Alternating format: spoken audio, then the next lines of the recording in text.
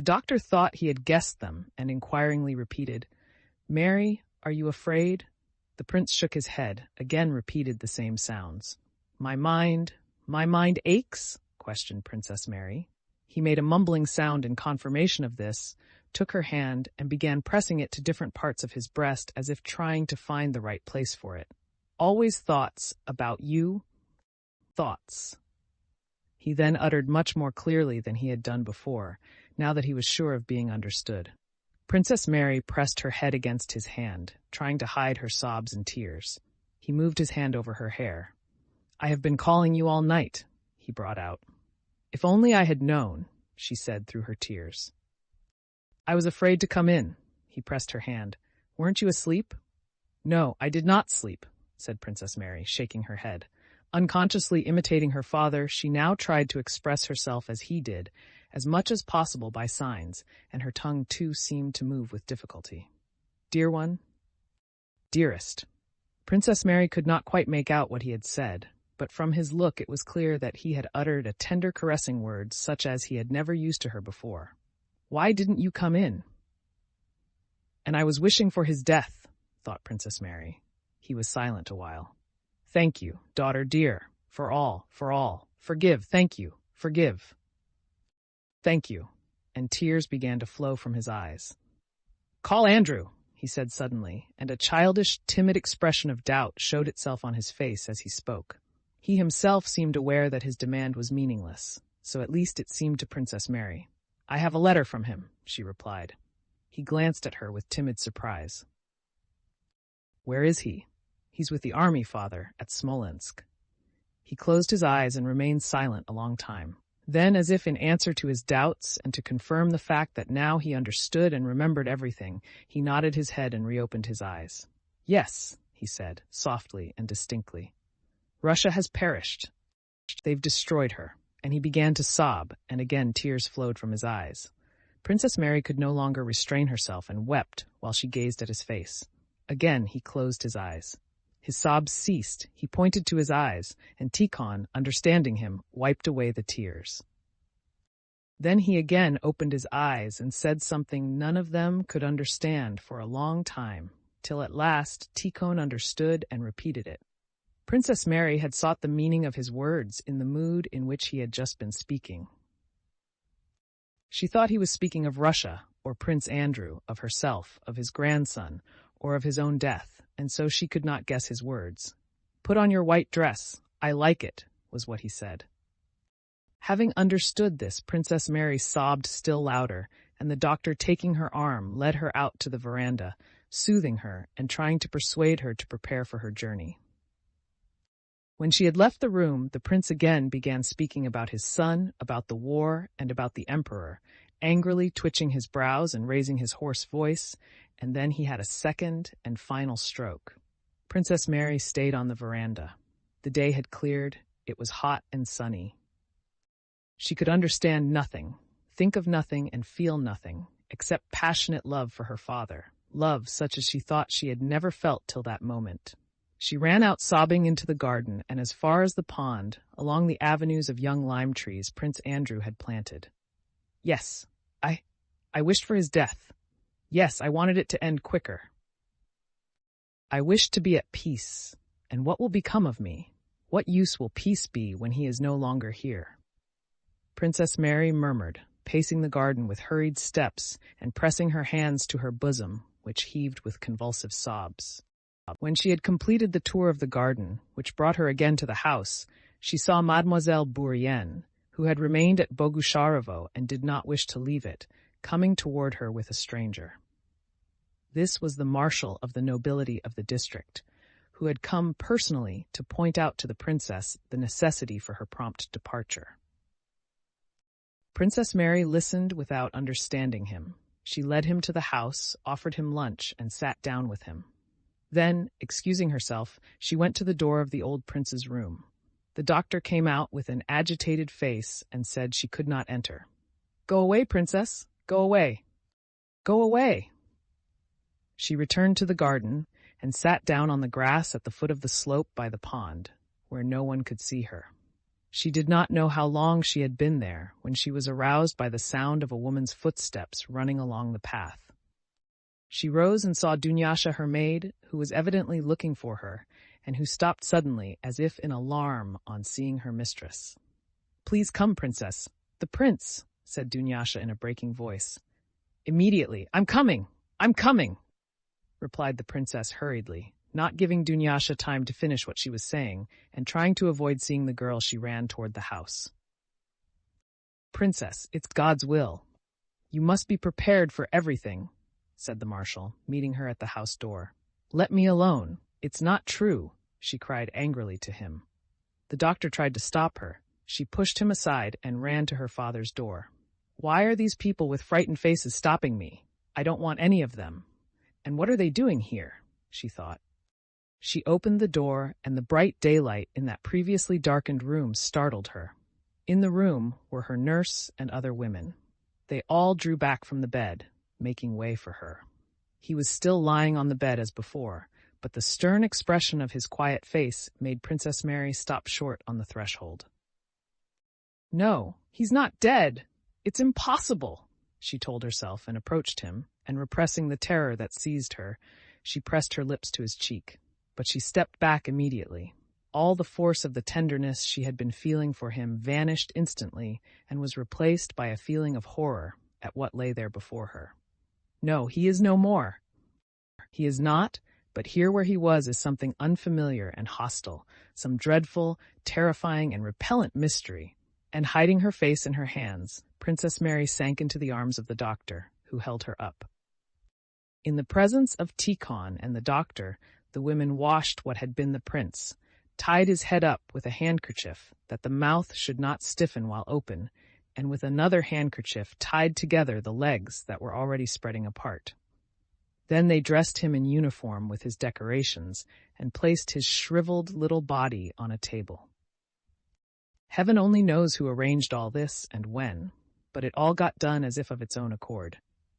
Toward night, candles were burning round his coffin, a pall was spread over it, the floor was strewn with sprays of juniper, a printed band was tucked in under his shriveled head, and in a corner of the room sat a chanter reading the Psalms. Just as horses shy and snort and gather about a dead horse, so the inmates of the house and strangers crowded into the drawing room round the coffin. The marshal, the village elder, peasant women, and all with fixed and frightened eyes, crossing themselves, bowed and kissed the old prince's cold and stiffened hand. Chapter 9. Until Prince Andrew settled in Bogucharovo, its owners had always been absentees, and its peasants were of quite a different character from those of Bald Hills. They differed from them in speech, dress, and disposition. They were called steppe peasants. The old prince used to approve of them for their endurance at work when they came to Bald Hills to help with the harvest, or to dig ponds and ditches, but he disliked them for their boorishness. Prince Andrew's last stay at Bogucharovo, when he introduced hospitals and schools and reduced the quitrent the peasants had to pay, had not softened their disposition, but had on the contrary strengthened in them the traits of character the old prince called boorishness. Various obscure rumors were always current among them. At one time a rumor that they would all be enrolled as Cossacks, at another of a new religion to which they were all to be converted. Then of some proclamation of the Tsars and of an oath to the Tsar Paul in 1797, in connection with which it was rumored that freedom had been granted them, but the landowners had stopped. Then of Peter Fedorovich's return to the throne in 7 years' time, when everything would be made free and so simple that there would be no restrictions.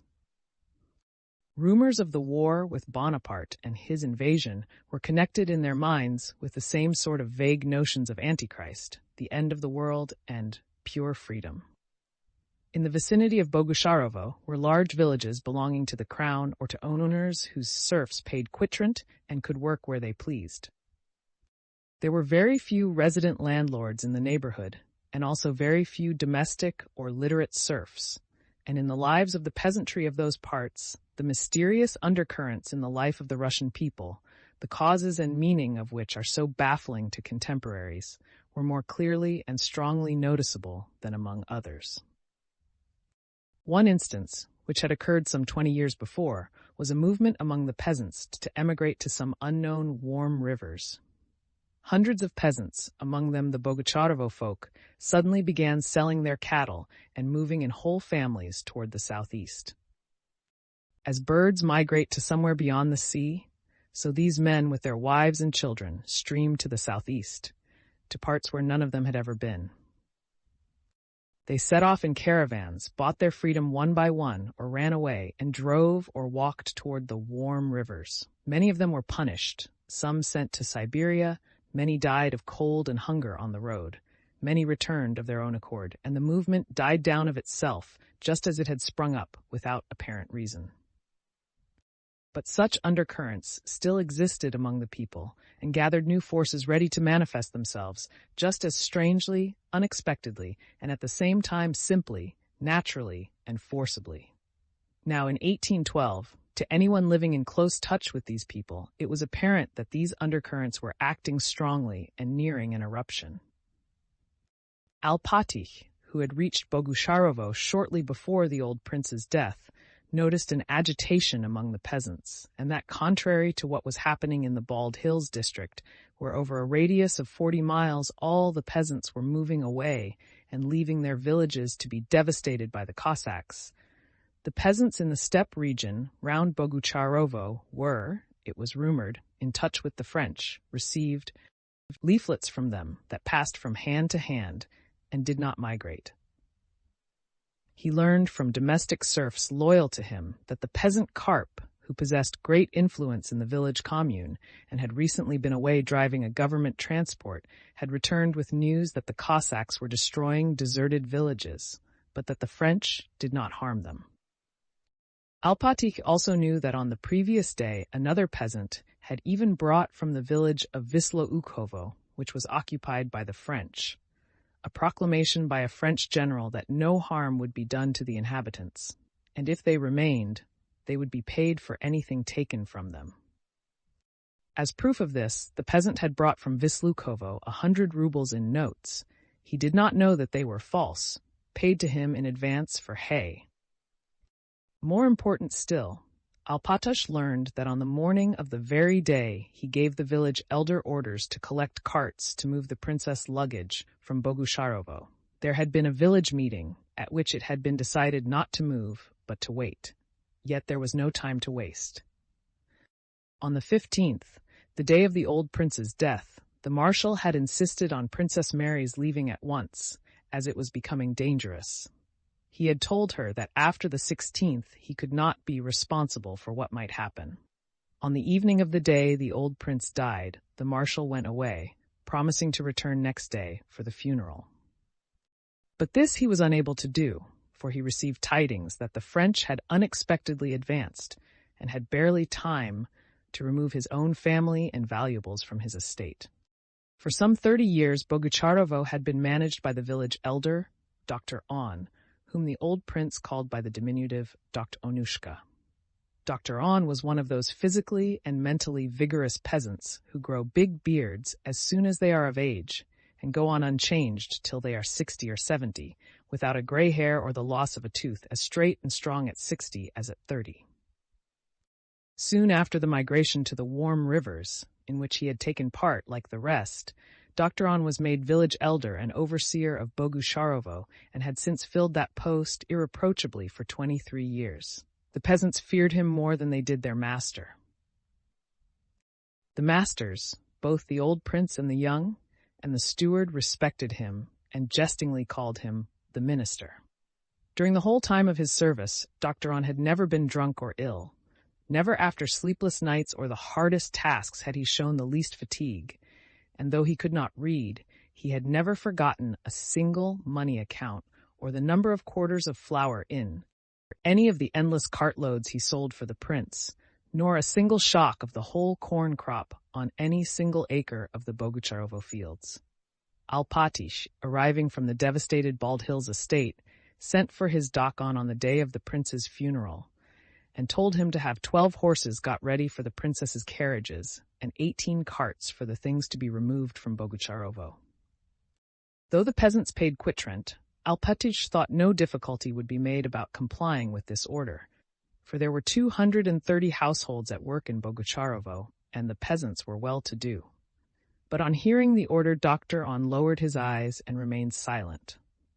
Alpatych named certain peasants he knew, from whom he told him to take the carts.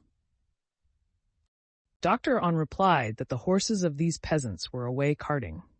Alpatych named others, but they too, according to Dr. On, had no horses available. Some horses were carting for the government, others were too weak, and others had died for want of fodder.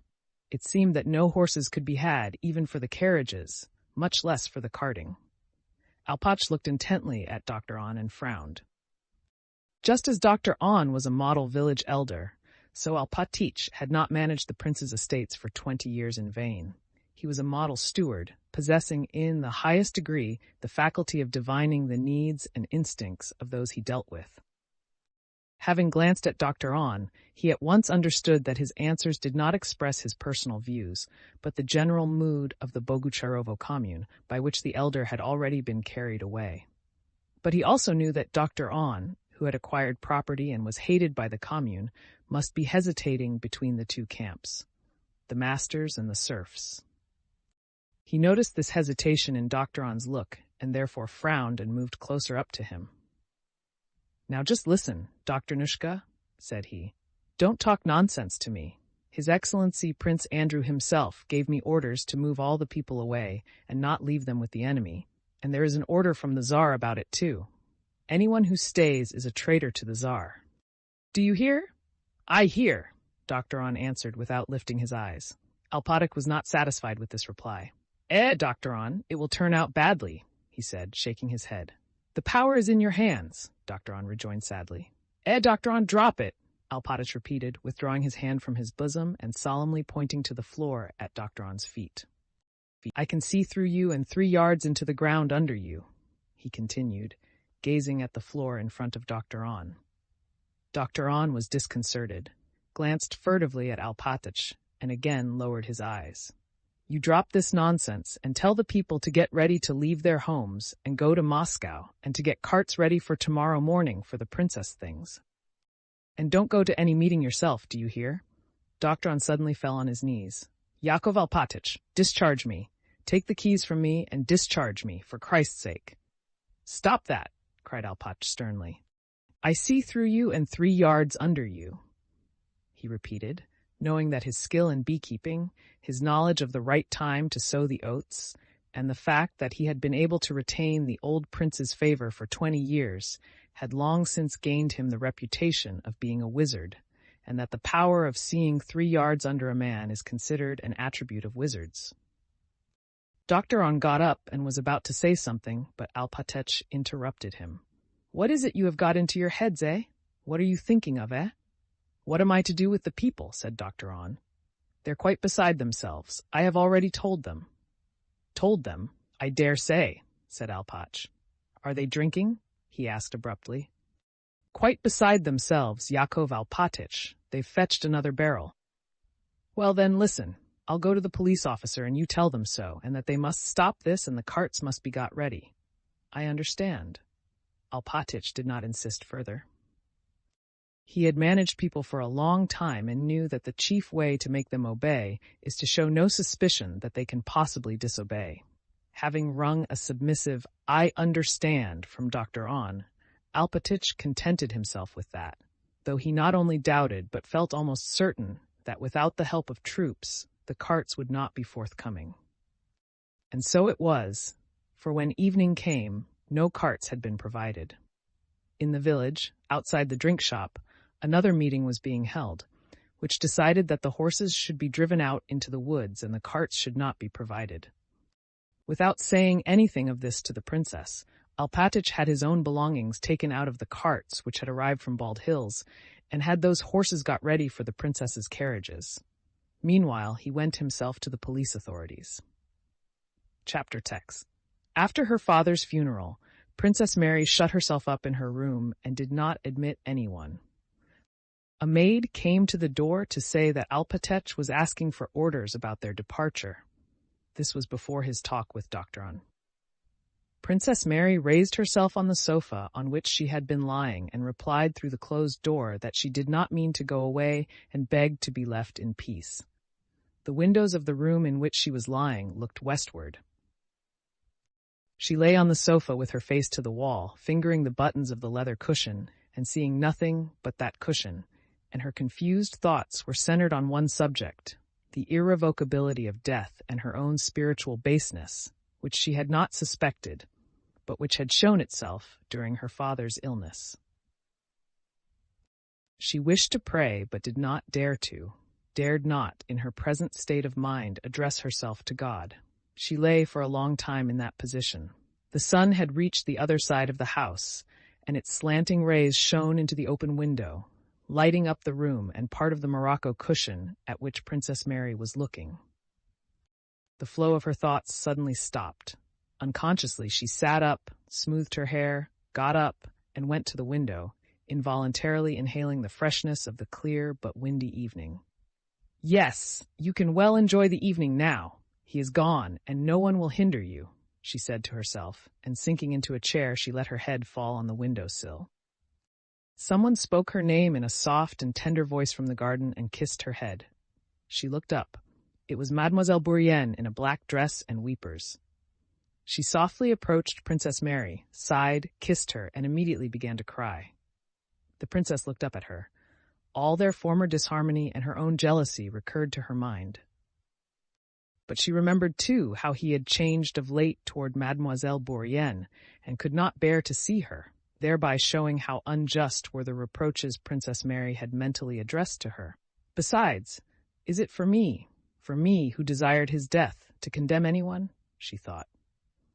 Princess Mary vividly pictured to herself the position of Mademoiselle Bourienne, whom she had of late kept at a distance, but who yet was dependent on her and living in her house.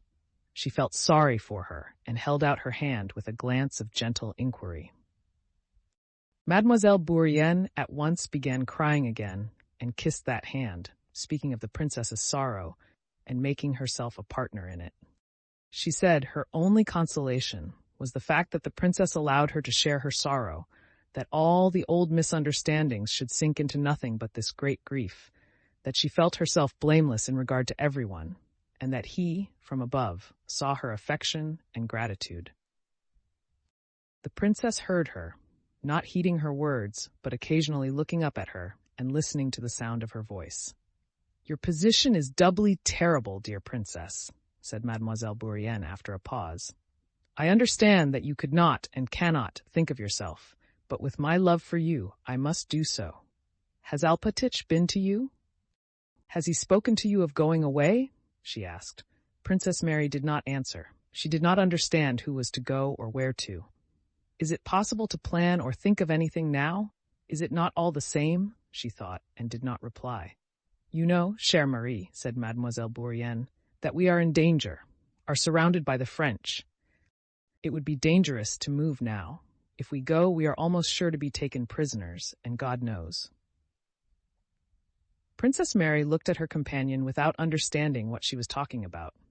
"Oh, if anyone knew how little anything matters to me now," she said. "Of course I would on no account wish to go away from him. Alpatych did say something about going." "Speak to him. I can do nothing, and don't want to."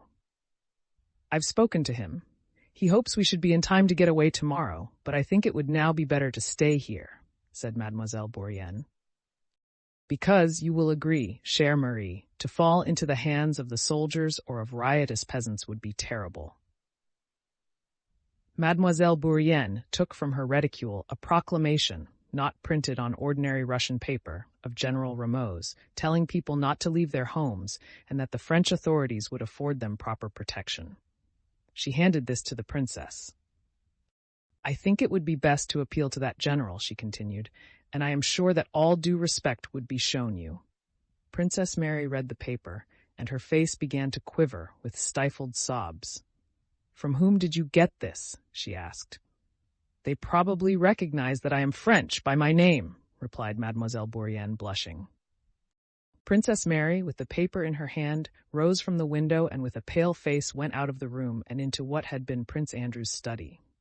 "Dunyasha, Send Alpatych, or Dr. Onushka, or somebody to me, she said, and tell Mademoiselle Bourienne not to come to me, she added, hearing Mademoiselle Bourienne's voice.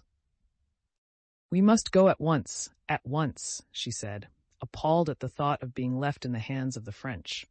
If Prince Andrew heard that I was in the power of the French, that I, the daughter of Prince Nicholas Bolkonsky, asked General Rameau for protection and accepted his favor. This idea horrified her, made her shudder, blush, and feel such a rush of anger and pride as she had never experienced before. All that was distressing, and especially all that was humiliating, in her position rose vividly to her mind. They, the French, would settle in this house? Le Général Rameau would occupy Prince Andrew's study and amuse himself by looking through and reading his letters and papers. Mademoiselle Bourienne would do the honors of Bogucharovo for him. I should be given a small room as a favor. The soldiers would violate my father's newly dug grave to steal his crosses and stars. They would tell me of their victories over the Russians and would pretend to sympathize with my sorrow, thought Princess Mary, not thinking her own thoughts, but feeling bound to think like her father and her brother. For herself, she did not care where she remained or what happened to her, but she felt herself the representative of her dead father and of Prince Andrew. Involuntarily, she thought their thoughts and felt their feelings. What they would have said and what they would have done, she felt bound to say and do. She went into Prince Andrew's study, trying to enter completely into his ideas, and considered her position. The demands of life, which had seemed to her annihilated by her father's death, all at once rose before her with a new, previously unknown force and took possession of her. Agitated and flushed, she paced the room, sending now for Michael Ivanovitch and now for Tikhon or Dr. On. Dunyasha, the nurse, and the other maids could not say in how far Mademoiselle Bourienne's statement was correct. Alpatych was not at home. He had gone to the police. Neither could the architect Michael Ivanovitch, who on being sent for came in with sleepy eyes, tell Princess Mary anything. With just the same smile of agreement with which for 15 years he had been accustomed to answer the old prince without expressing views of his own, he now replied to Princess Mary, so that nothing definite could be got from his answers. The old valet Tikhon, with sunken, emaciated face that bore the stamp of inconsolable grief, replied, "Yes, Princess," to all Princess Mary's questions, and hardly refrained from sobbing as he looked at her. At length Dr. On, the village elder, entered the room, and with a deep bow to Princess Mary came to a halt by the doorpost. Princess Mary walked up and down the room and stopped in front of him. "Dr. Nushka," she said, regarding as a sure friend this Dr. Nushka, who always used to bring a special kind of gingerbread from his visit to the fair at Vyazma every year, and smilingly offer it to her. "Dr. Nushka, now since our misfortune," she began, but could not go on.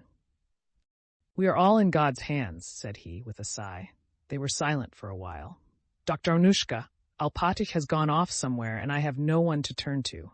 Is it true, as they tell me, that I can't even go away?" "Why shouldn't you go away, Your Excellency?" "You can go," said Dr. On.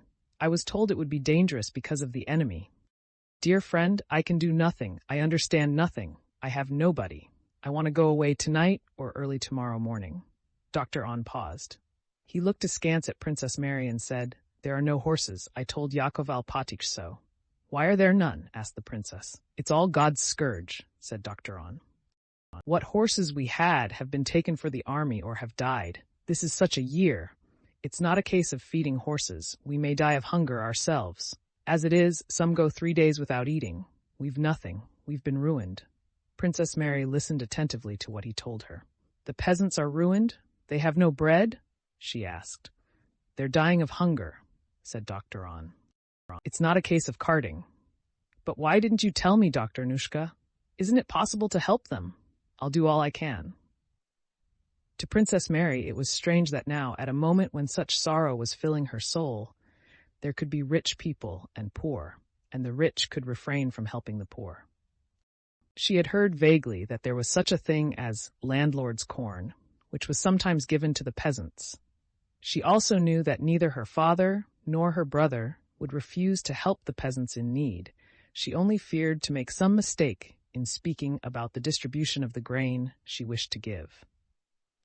She was glad such cares presented themselves, enabling her without scruple to forget her own grief.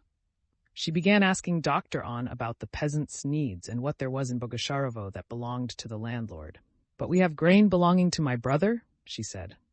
"The landlord's grain is all safe," replied Dr. On proudly. "Our prince did not order it to be sold. Give it to the peasants. Let them have all they need. I give you leave in my brother's name," said she. Dr. On made no answer but sighed deeply. "Give them that corn if there is enough of it. Distribute it all. I give this order in my brother's name, and tell them that what is ours is theirs. We do not grudge them anything. Tell them so." Dr. On looked intently at the princess while she was speaking. "Discharge me, little mother, for God's sake. Order the keys to be taken from me," said he. "I have served 23 years and have done no wrong. Discharge me, for God's sake." Princess Mary did not understand what he wanted of her or why he was asking to be discharged. She replied that she had never doubted his devotion, and that she was ready to do anything for him and for the peasants. Chapter the Sea. An hour later, Dunyasha came to tell the princess that Dr. On had come, and all the peasants had assembled at the barn by the princess' order and wished to have word with their mistress. "But I never told them to come," said Princess Mary. "I only told Dr. On to let them have the grain." "Only, for God's sake, princess dear, have them sent away and don't go out to them. It's all a trick," said Dunyasha, "and when Yakov Alpatych returns, let us get away, and please don't." "What is a trick?" asked Princess Mary in surprise. "I know it is. Only listen to me for God's sake. Ask nurse too. They say they don't agree to leave Bogosharovo as you ordered." "You're making some mistake. I never ordered them to go away," said Princess Mary. "Call Dr. Onushka." Dr. On came and confirmed Dunyasha's words. The peasants had come by the princess's order. "But I never sent for them," declared the princess. "You must have given my message wrong. I only said that you were to give them the grain." Dr. On only sighed in reply. "If you order it, they will go away," said he. No, I'll go out to them," said Princess Mary, and in spite of the nurses and Dunyasha's protests, she went out into the porch. Dunyasha, the nurse, and Michael Ivanovitch following her. "They probably think I am offering them the grain to bribe them to remain here, while I myself go away leaving them to the mercy of the French," thought Princess Mary. "I will offer them monthly rations and housing at our Moscow estate. I am sure Andrew would do even more in my place," she thought, as she went out in the twilight toward the crowd standing on the pasture by the barn. The men crowded closer together, stirred, and rapidly took off their hats. Princess Mary lowered her eyes and, tripping over her skirt, came close up to them. So many different eyes, old and young, were fixed on her, and there were so many different faces that she could not distinguish any of them, and, feeling that she must speak to them all at once, did not know how to do it. But again the sense that she represented her father and her brother gave her courage, and she boldly began her speech. "I am very glad you have come," she said without raising her eyes, and feeling her heart beating quickly and violently. "Dr. Nushka tells me that the war has ruined you. That is our common misfortune, and I shall grudge nothing to help you. I am myself going away because it is dangerous here. The enemy is near, because I am giving you everything, my friends, and I beg you to take everything, all our grain, so that you may not suffer want. And if you have been told that I am giving you the grain to keep you here, that is not true. On the contrary, I ask you to go with all your belongings to our estate near Moscow, and I promise you I will see to it that there you shall want for nothing. You shall be given food and lodging." The princess stopped. Sighs were the only sound heard in the crowd. "I am not doing this on my own account," she continued. "I do it in the name of my dead father, who was a good master to you, and of my brother and his son." Again she paused. No one broke the silence. "Ours is a common misfortune, and we will share it together. All that is mine is yours," she concluded, scanning the faces before her. All eyes were gazing at her with one and the same expression. She could not fathom whether it was curiosity, devotion, gratitude, or apprehension and distrust, but the expression on all the faces was identical. "We are all very thankful for your bounty," But it won't do for us to take the landlord's grain, said a voice at the back of the crowd. But why not? Asked the princess. No one replied, and Princess Mary, looking round at the crowd, found that every eye she met now was immediately dropped. But why don't you want to take it? She asked again. No one answered. The silence began to oppress the princess, and she tried to catch someone's eye. Why don't you speak? She inquired of a very old man who stood just in front of her, leaning on his stick. If you think something more is wanted, tell me. I will do anything, said she, catching his eye. But as if this angered him, he bent his head quite low and muttered, Why should we agree? We don't want the grain. Why should we give up everything? We don't agree. Don't agree. We are sorry for you, but we're not willing. Go away yourself alone, came from various sides of the crowd. And again all the faces in that crowd bore an identical expression, though now it was certainly not an expression of curiosity or gratitude, but of angry resolve. But you can't have understood me, said Princess Mary with a sad smile. Why don't you want to go? I promised to house and feed you, while here the enemy would ruin you. But her voice was drowned by the voices of the crowd. We're not willing. Let them ruin us. We won't take your grain. We don't agree. Again Princess Mary tried to catch someone's eye, but not a single eye in the crowd was turned to her. Evidently, they were all trying to avoid her look. She felt strange and awkward. Oh yes, an artful tale. Follow her into slavery. Pull down your houses and go into bondage. I dare say.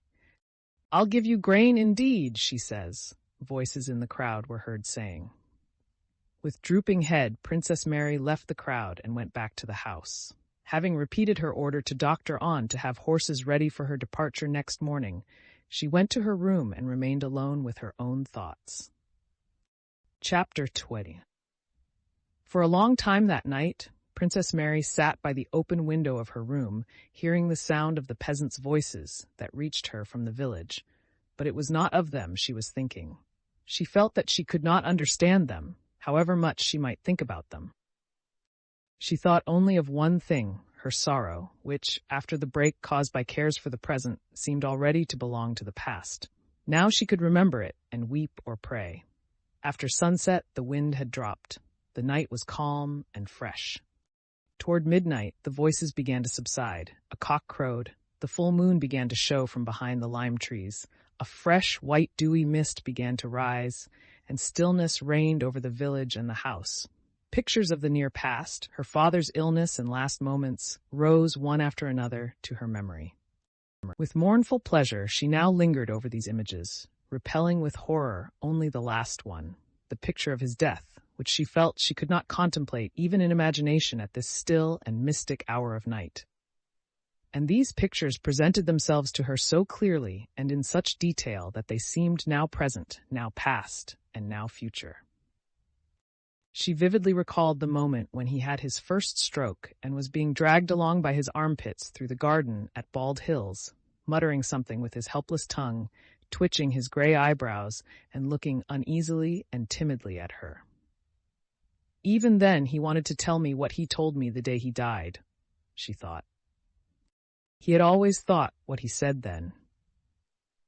And she recalled in all its detail the night at Bald Hills before he had the last stroke, when with a foreboding of disaster she had remained at home against his will. She had not slept, and had stolen downstairs on tiptoe, and going to the door of the conservatory where he slept that night, had listened at the door. In a suffering and weary voice, he was saying something to Tikhon, speaking of the Crimea and its warm nights and of the Empress. Evidently, he had wanted to talk. And why didn't he call me? Why didn't he let me be there instead of Tikhon? Princess Mary had thought and thought again now. Now he will never tell anyone what he had in his soul.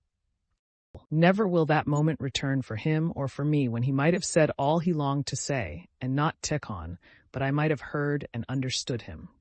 Why didn't I enter the room? She thought. Perhaps he would then have said to me what he said the day he died. While talking to Tikhon, he asked about me twice. He wanted to see me, and I was standing close by, outside the door. It was sad and painful for him to talk to Tikhon, who did not understand him. I remember how he began speaking to him about Lise as if she were alive. He had forgotten she was dead, and Tikhon reminded him that she was no more, and he shouted, "Fool!" He was greatly depressed. From behind the door I heard how he lay down on his bed, groaning, and loudly exclaimed, "My God! Why didn't I go in then? What could he have done to me? What could I have lost?"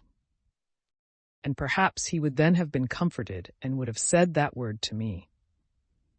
And Princess Mary uttered aloud the caressing word he had said to her on the day of his death. "Dear Est," she repeated, and began sobbing, with tears that relieved her soul. She now saw his face before her, and not the face she had known ever since she could remember and had always seen at a distance, but the timid, feeble face she had seen for the first time quite closely, with all its wrinkles and details, when she stooped near to his mouth to catch what he said. "Dear Est," she repeated again. What was he thinking when he uttered that word? What is he thinking now? This question suddenly presented itself to her, and in answer she saw him before her with the expression that was on his face as he lay in his coffin with his chin bound up with a white handkerchief. And the horror that had seized her when she touched him and convinced herself that that was not he, but something mysterious and horrible, seized her again. She tried to think of something else and to pray, but could do neither. With wide open eyes she gazed at the moonlight and the shadows, expecting every moment to see his dead face, and she felt that the silence brooding over the house and within it held her fast. "Dunyasha!" she whispered. "Dunyasha!" She screamed wildly, and tearing herself out of this silence, she ran to the servants' quarters to meet her old nurse and the maidservants who came running toward her. Chapter 13. On the 17th of August, Rostov and Ilyin, accompanied by Lavrushka, who had just returned from captivity, and by an hussar orderly, left their quarters at Yankovo, 10 miles from Bogusharovo, and went for a ride, to try a new horse Ilyin had bought, and to find out whether there was any hay to be had in the villages. For the last 3 days, Bogusharovo had lain between the two hostile armies, so that it was as easy for the Russian rearguard to get to it as for the French vanguard. Rostov, as a careful squadron commander, wished to take such provisions as remained at Bogucharovo before the French could get them. Rostov and Ilyin were in the merriest of moods. On the way to Bogusharovo, a princely estate with a dwelling house and farm where they hoped to find many domestic serfs and pretty girls, they questioned Lavrushka about Napoleon and laughed at his stories, and raced one another to try Ilyin's horse. Rostov had no idea that the village he was entering was the property of that very Bolkonsky who had been engaged to his sister. Rostov and Ilyin gave rein to their horses for a last race along the incline before reaching Bogusharovo, and Rostov, outstripping Ilyin, was the first to gallop into the village street. "You're first," cried Ilyin, flushed. "Yes, always first, both on the grassland and here," answered Rostov, stroking his heated Donets horse. "And I'd have won on my Frenchie, Your Excellency," said Lavrushka from behind, alluding to his shabby cart horse, "only I didn't wish to mortify you." They rode at a foot-pace to the barn, where a large crowd of peasants was standing. Some of the men bared their heads, others stared at the new arrivals without doffing their caps. 2 tall old peasants with wrinkled faces and scanty beards emerged from the tavern, smiling, staggering, and singing some incoherent song, and approached the officers. "Fine fellows," said Rostov, laughing. "Is there any hay here?" "And how like one another," said Ilyin. "A most me-uri." "Ko-umpa," sang one of the peasants with a blissful smile. One of the men came out of the crowd and went up to Rostov. "Who do you belong to?" he asked. "The French," replied Ilyin jestingly, "and here is Napoleon himself," and he pointed to Lavrushka. "Then you are Russians?" the peasant asked again. "And is there a large force of you here?" said another, a short man, coming up. "Very large," answered Rostov. "But why have you collected here?" he added. "Is it a holiday?" "The old men have met to talk over the business of the commune," replied the peasant, moving away. At that moment, on the road leading from the big house, 2 women and a man in a white hat were seen coming toward the officers. "The one in pink is mine, so keep off," said Ilyin, on seeing Dunyasha running resolutely toward him. "She'll be ours," said Lavrushka to Ilyin, winking. "What do you want, my pretty?" said Elin with a smile. "The princess ordered me to ask your regiment and your name." "This is Count Rostov, squadron commander, and I am your humble servant." "Ko ompani," roared the tipsy peasant with a beatific smile as he looked at Elin talking to the girl. Following Dunyasha, Alpatych advanced to Rostov, having bared his head while still at a distance. "May I make bold to trouble your honor?" said he respectfully, but with a shade of contempt for the youthfulness of this officer, and with a hand thrust into his bosom. "My mistress, daughter of General-in-Chief Prince Nicholas Bolkonsky, who died on the 15th of this month, finding herself in difficulties owing to the boorishness of these people," he pointed to the peasants, "asks you to come up to the house." "Won't you please ride on a little farther?" said Alpatych with a melancholy smile, "as it is not convenient in the presence of—" He pointed to the two peasants who kept as close to him as horseflies to a horse. "Ah, Alpatych! Ah, Yakov Alpatych! Grand! Forgive us for Christ's sake, eh?" said the peasants, smiling joyfully at him. Rostov looked at the tipsy peasants and smiled. "Or perhaps they amuse your honor," remarked Alpatych with a staid air, as he pointed at the old men with his free hand. "No, there's not much to be amused at here," said Rostov, and rode on a little way. "What's the matter?" he asked. "I make bold to inform your honor that the rude peasants here don't wish to let the mistress leave the estate, and threaten to unharness her horses, so that though everything has been packed up since morning, Her Excellency cannot get away." "Impossible!" exclaimed Rostov. "I have the honor to report to you the actual truth," said Alpatych. Rostov dismounted, gave his horse to the orderly, and followed Alpatych to the house, questioning him as to the state of affairs.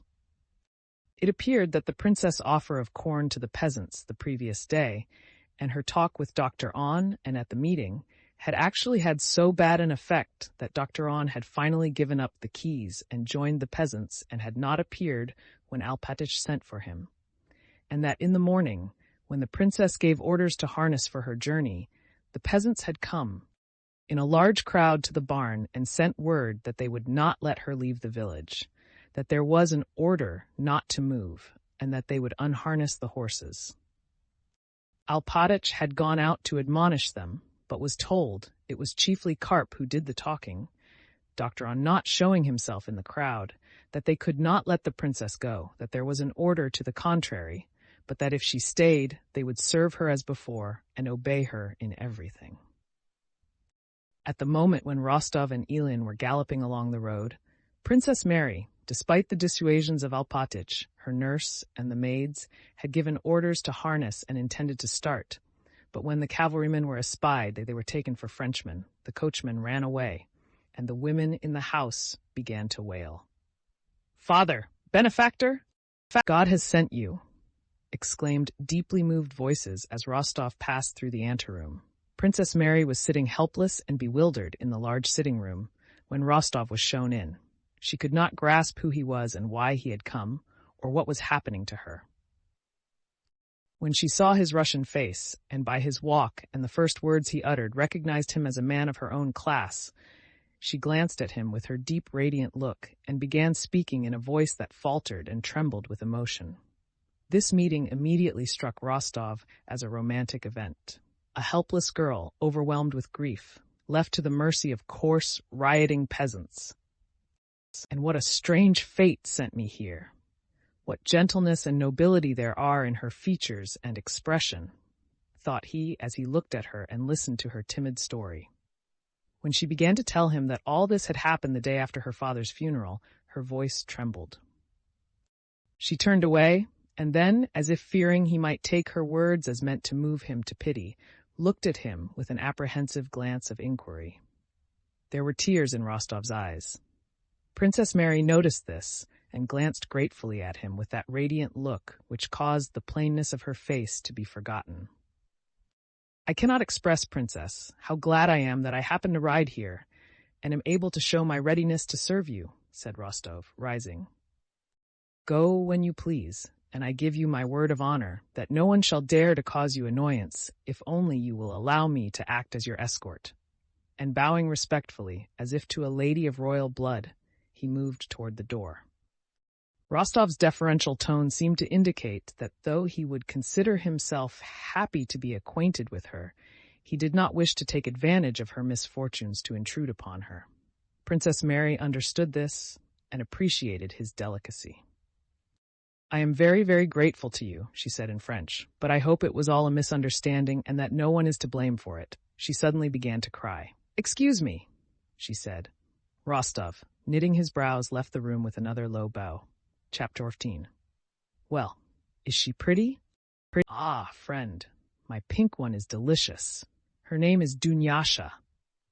But on glancing at Rostov's face, Eileen stopped short. He saw that his hero and commander was following quite a different train of thought. Rostov glanced angrily at Eileen, and without replying strode off with rapid steps to the village. "I'll show them, I'll give it to them, the brigands," said he to himself. Alpatic, at a gliding trot, only just managing not to run, kept up with him with difficulty. "What decision have you been pleased to come to?" said he. Rostov stopped and, clenching his fists, suddenly and sternly turned on Alpatic. "Decision? What decision? Old dotard," cried he. "What have you been about, eh? The peasants are rioting, and you can't manage them? You're a traitor yourself. I know you. I'll flay you all alive." And as if afraid of wasting his store of anger, he left Alpatic and went rapidly forward. Alpatic, mastering his offended feelings, kept pace with Rostov at a gliding gait and continued to impart his views.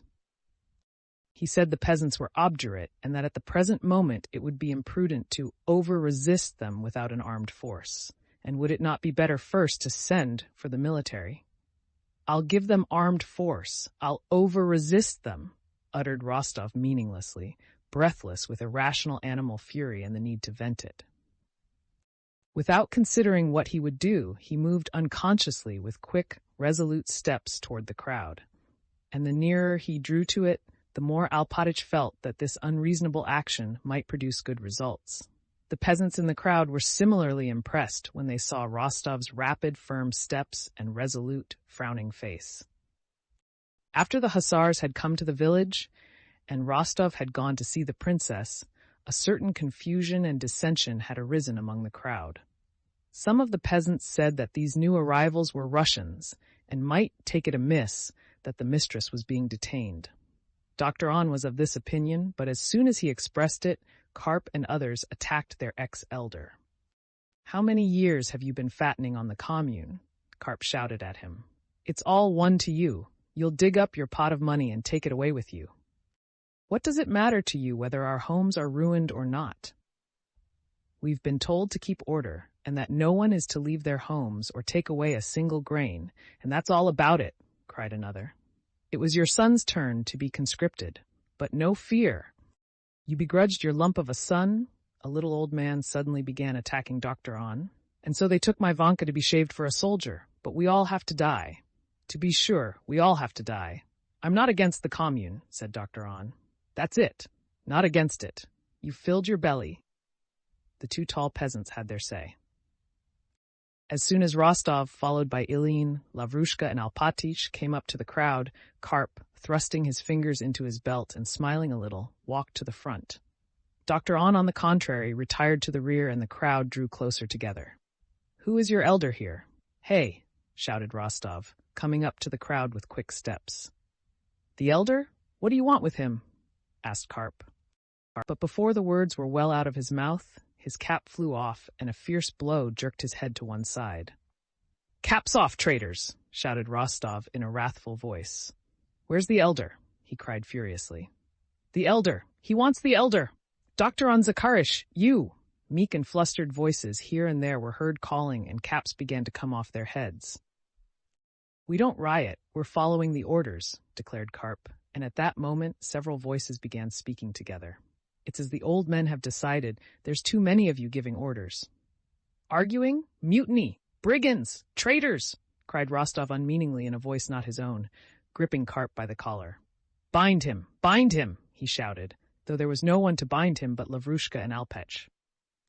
Lavrushka, however, ran up to Karp and seized him by the arms from behind. "Shall I call up our men from beyond the hill?" he called out. Alpatic turned to the peasants and ordered two of them by name to come and bind Karp. The men obediently came out of the crowd and began taking off their belts. "Where's the elder?" demanded Rostov in a loud voice. With a pale and frowning face, Dr. On stepped out of the crowd. "Are you the elder? Bind him, Lavrushka," shouted Rostov, as if that order, too, could not possibly meet with any opposition. And in fact, 2 more peasants began binding Dr. On, who took off his own belt and handed it to them, as if to aid them. "And you all listen to me," said Rostov to the peasants. "Be off to your houses at once, and don't let one of your voices be heard." "Why? We've not done any harm. We did it just out of foolishness. It's all nonsense. I said then that it was not in order," voices were heard bickering with one another. "There! What did I say?" said Alpatych, coming into his own again. "It's wrong, lads!" "All our stupidity, Yakov Alpech," came the answers, and the crowd began at once to disperse through the village. The 2 bound men were led off to the master's house. The 2 drunken peasants followed them. "Aye, when I look at you," said one of them to Karp. "How can one talk to the masters like that?" "What were you thinking of, you fool?" added the other. "A real fool." 2 hours later, the carts were standing in the courtyard of the Bogucharovo house. The peasants were briskly carrying out the proprietor's goods and packing them on the carts, and Dr. On, liberated at Princess Mary's wish from the cupboard where he had been confined, was standing in the yard directing the men. "Don't put it in so carelessly," said one of the peasants, a man with a round, smiling face, taking a casket from a housemaid. "You know it has cost money. How can you chuck it in like that, or shove it under the cord where it'll get rubbed? I don't like that way of doing things. Let it all be done properly, according to rule. Look here, put it under the bast matting and cover it with hay. That's the way." Books," said another peasant, bringing out Prince Andrew's library cupboards. "Don't catch up against it. It's heavy, lads, solid books." "Yes, they worked all day and didn't play," remarked the tall, round-faced peasant gravely, pointing with a significant wink at the dictionaries that were on the top. Unwilling to obtrude himself on the princess, Rostov did not go back to the house, but remained in the village awaiting her departure. When her carriage drove out of the house, he mounted and accompanied her 8 miles from Bogusharovo to where the road was occupied by our troops. At the inn at Yankovo, he respectfully took leave of her, for the first time permitting himself to kiss her hand. "How can you speak so?" he blushingly replied to Princess Mary's expressions of gratitude for her deliverance, as she termed what had occurred. "Any police officer would have done as much. If we had had only peasants to fight, we should not have let the enemy come so far," said he with a sense of shame and wishing to change the subject. "I am only happy to have had the opportunity of making your acquaintance. Goodbye, Princess. I wish you happiness and consolation and hope to meet you again in happier circumstances. If you don't want to make me blush, please don't thank me." But the princess, if she did not again thank him in words, thanked him with the whole expression of her face, radiant with gratitude and tenderness. She could not believe that there was nothing to thank him for. On the contrary, it seemed to her certain that had he not been there, she would have perished at the hands of the mutineers and of the French, and that he had exposed himself to terrible and obvious danger to save her. And even more certain was it that he was a man of lofty and noble soul, able to understand her position and her sorrow. His kind, honest eyes, with the tears rising in them when she herself had begun to cry as she spoke of her loss, did not leave her memory. When she had taken leave of him and remained alone, she suddenly felt her eyes filling with tears, and then not for the first time, the strange question presented itself to her. Did she love him? On the rest of the way to Moscow, though the princess' position was not a cheerful one, Dunyasha, who went with her in the carriage, more than once noticed that her mistress leaned out of the window and smiled at something with an expression of mingled joy and sorrow.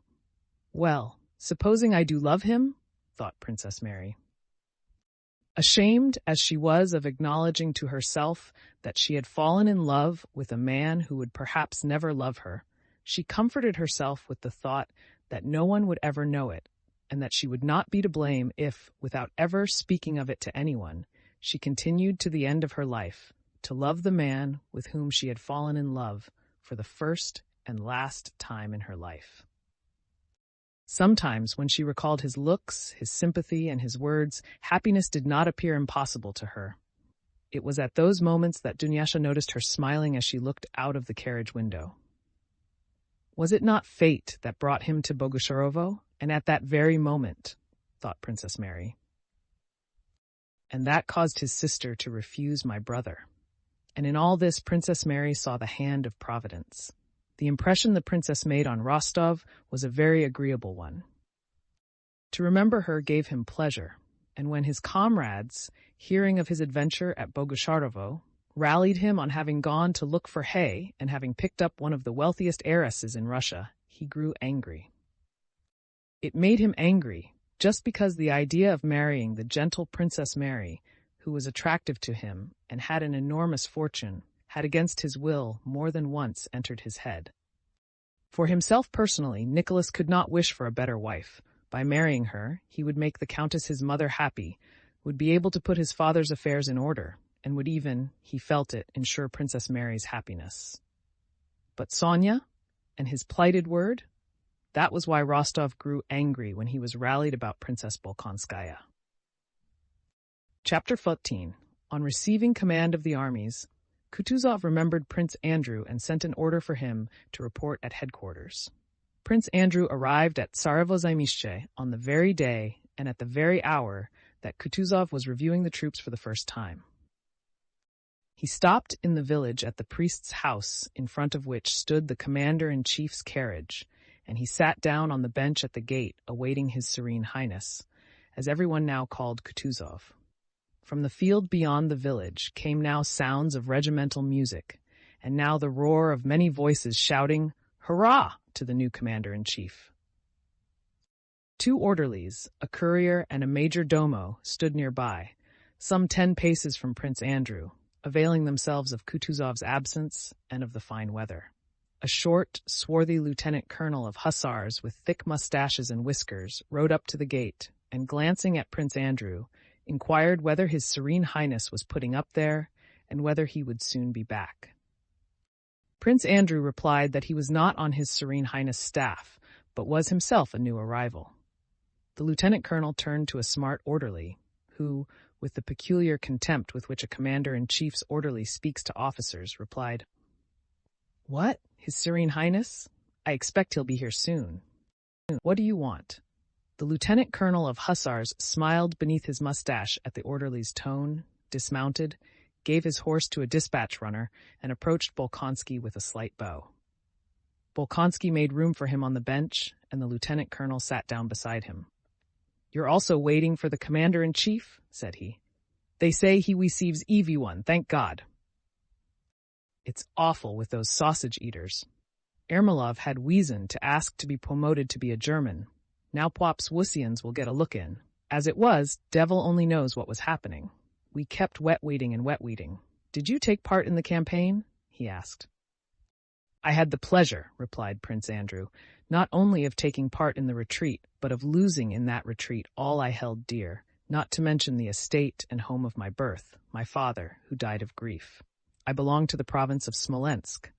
"Ah, you're Prince Bolkonsky? Very glad to make your acquaintance." "I'm Lieutenant Colonel Denisov, better known as Vaska," said Denisov, pressing Prince Andrew's hand and looking into his face with a particularly kindly attention. "Yes, I heard," said he sympathetically, and after a short pause added, "Yes, it's Scythian warfare. It's all very well, only not for those who get it in the neck. So you are Prince Andrew Bolkonsky?" He swayed his head. "Very pleased, Prince, to make your acquaintance," he repeated again, smiling sadly, and he again pressed Prince Andrew's hand. Prince Andrew knew Denisov from what Natasha had told him of her first suitor. This memory carried him sadly and sweetly back to those painful feelings of which he had not thought lately, but which still found place in his soul. Of late he had received so many new and very serious impressions, such as the retreat from Smolensk, his visit to Bald Hills, and the recent news of his father's death, and had experienced so many emotions that for a long time past those memories had not entered his mind, and now that they did not act on him with nearly their former strength. For Denisov, too, the memories awakened by the name of Bolkonsky belonged to a distant romantic past, when after supper and after Natasha's singing, he had proposed to a little girl of 15 without realizing what he was doing. He smiled at the recollection of that time and of his love for Natasha, and passed at once to what now interested him passionately and exclusively. This was a plan of campaign he had devised while serving at the outposts during the retreat. He had proposed that plan to Barclay de Tolly, and now wished to propose it to Kutuzov. The plan was based on the fact that the French line of operation was too extended, and it proposed that instead of, or concurrently with, action on the front to bar the advance of the French, we should attack their line of communication. He began explaining his plan to Prince Andrew. "They can't hold all that line. It's impossible. I will undertake to bweek thwoe. Give me 500 men, and I will bweek the line. That's certain. There's only one way, guerrilla warfare." Denisov rose and began gesticulating as he explained his plan to Bolkonsky. In the midst of his explanation, shouts were heard from the army, growing more incoherent and more diffused, mingling with music and songs, and coming from the field where the review was held. Sounds of hoofs and shouts were nearing the village. "He's coming! He's coming!" shouted a Cossack standing at the gate. Bolkonsky and Denisov moved to the gate, at which a knot of soldiers, a guard of honor, was standing, and they saw Kutuzov coming down the street, mounted on a rather small sorrel horse. A huge suite of generals rode behind him. Barclay was riding almost beside him, and a crowd of officers ran after and around them, shouting, "Hurrah!" His adjutants galloped into the yard before him. Kutuzov was impatiently urging on his horse, which ambled smoothly under his weight, and he raised his hand to his white horse-guard's cap with a red band and no peak, nodding his head continually. When he came up to the guard of honor, a fine set of grenadiers, mostly wearing decorations, who were giving him the salute, he looked at them silently and attentively for nearly a minute with the steady gaze of a commander, and then turned to the crowd of generals and officers surrounding him. Suddenly, his face assumed a subtle expression. He shrugged his shoulders with an air of perplexity. "And with such fine fellows to retreat and retreat, well, goodbye, General," he added, and rode into the yard past Prince Andrew and Denisov. "Hurrah, hurrah, hurrah!" shouted those behind him. Since Prince Andrew had last seen him, Kutuzov had grown still more corpulent, flaccid, and fat, but the bleached eyeball, the scar, and the familiar wariness of his expression were still the same. He was wearing the white horse-guard's cap and a military overcoat, with a whip hanging over his shoulder by a thin strap. He sat heavily and swayed limply on his brisk little horse. "Wah, wah, wah!" he whistled just audibly as he rode into the yard. His face expressed the relief of relaxed strain felt by a man who means to rest after a ceremony. He drew his left foot out of the stirrup and, lurching with his whole body and puckering his face with the effort, raised it with difficulty onto the saddle, leaned on his knee, groaned, and slipped down into the arms of the Cossacks and adjutants who stood ready to assist him. He pulled himself together, looked round, screwing up his eyes, glanced at Prince Andrew, and, evidently not recognizing him, moved with his waddling gait to the porch. "Whoo, whoo, whoo," he whistled, and again glanced at Prince Andrew. As often occurs with old men, it was only after some seconds that the impression produced by Prince Andrew's face linked itself up with Kutuzov's remembrance of his personality. "Ah, how do you do, my dear prince? How do you do, my dear boy? Come along," said he, glancing wearily round, and he stepped onto the porch, which creaked under his weight. He unbuttoned his coat and sat down on a bench in the porch. "And how's your father?" "I received news of his death yesterday," replied Prince Andrew abruptly. Kutuzov looked at him with eyes wide open with dismay, and then took off his cap and crossed himself. "May the kingdom of heaven be his. God's will be done to us all." He sighed deeply, his whole chest heaving, and was silent for a while.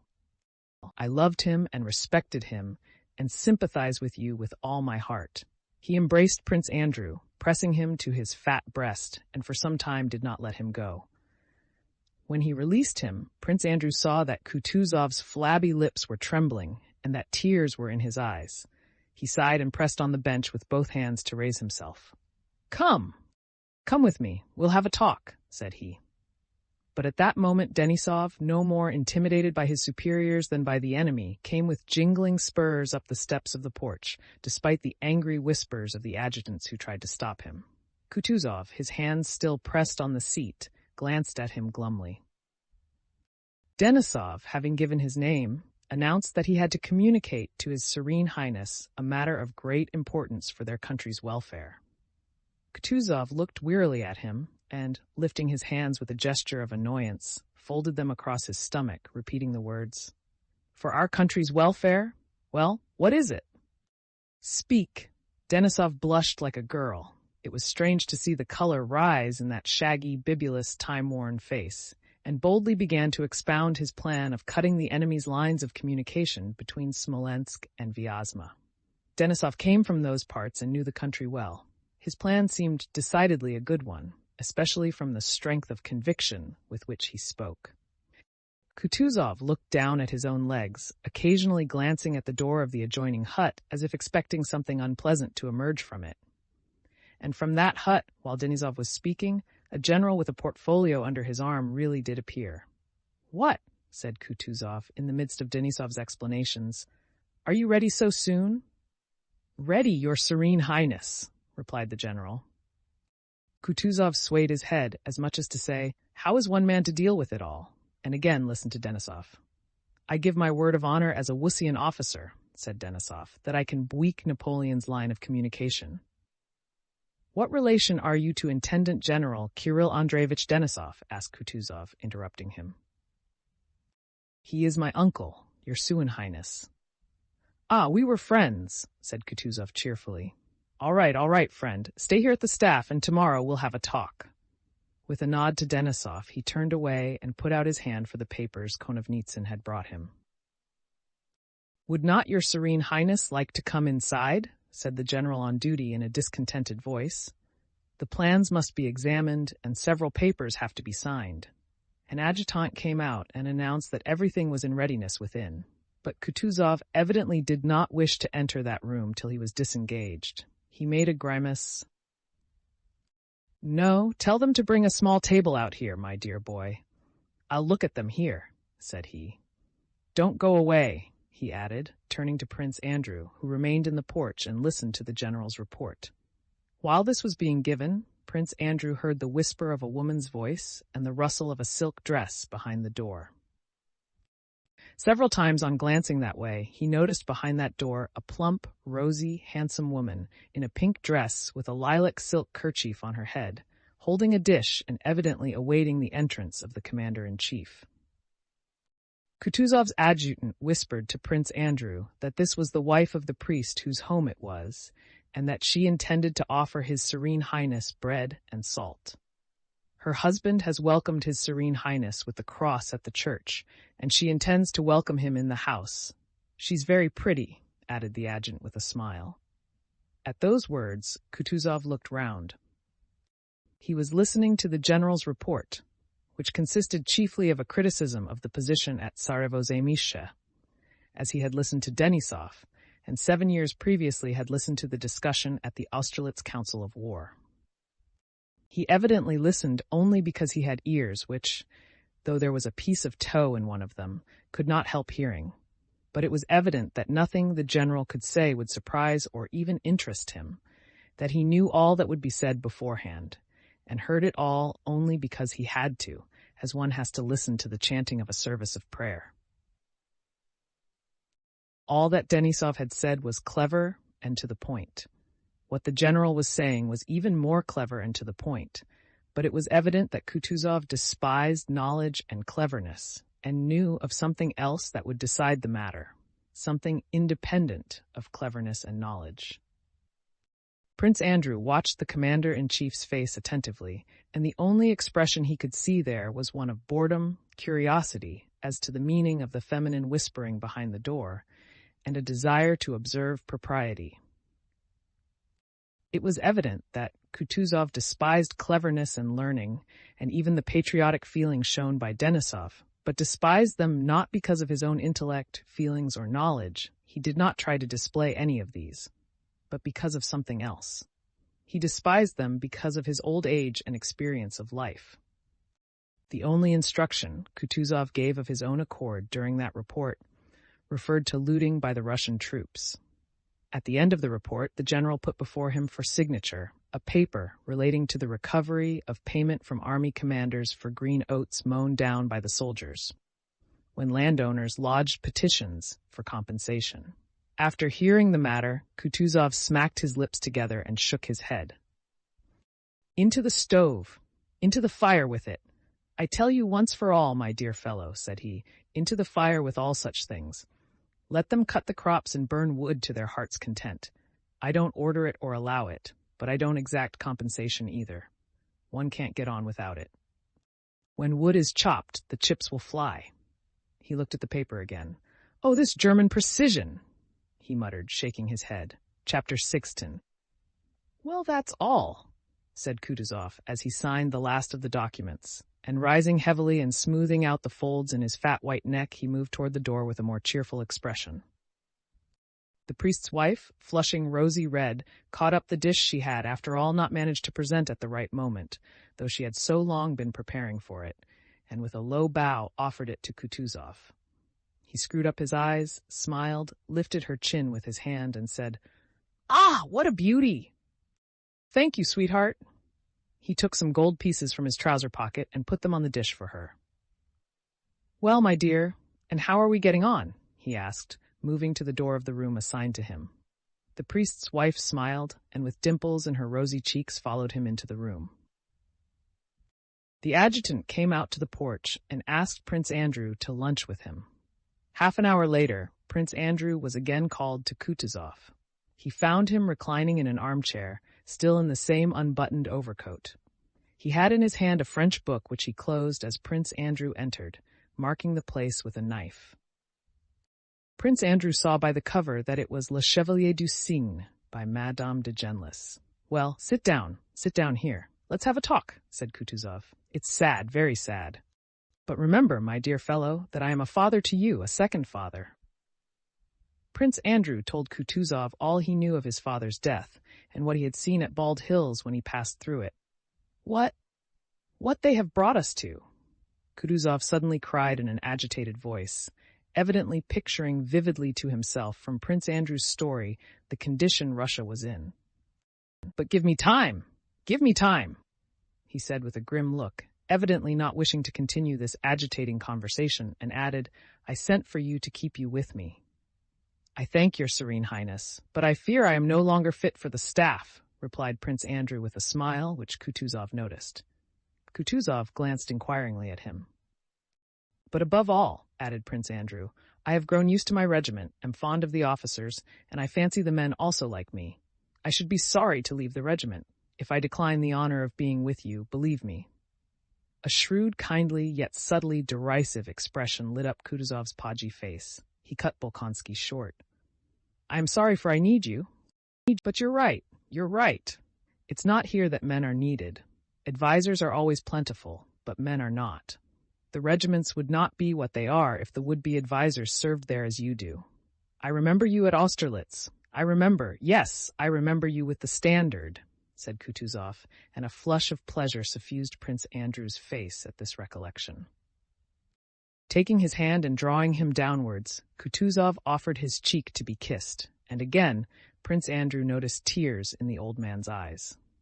Though Prince Andrew knew that Kutuzov's tears came easily, and that he was particularly tender to and considerate of him from a wish to show sympathy with his loss, yet this reminder of Austerlitz was both pleasant and flattering to him.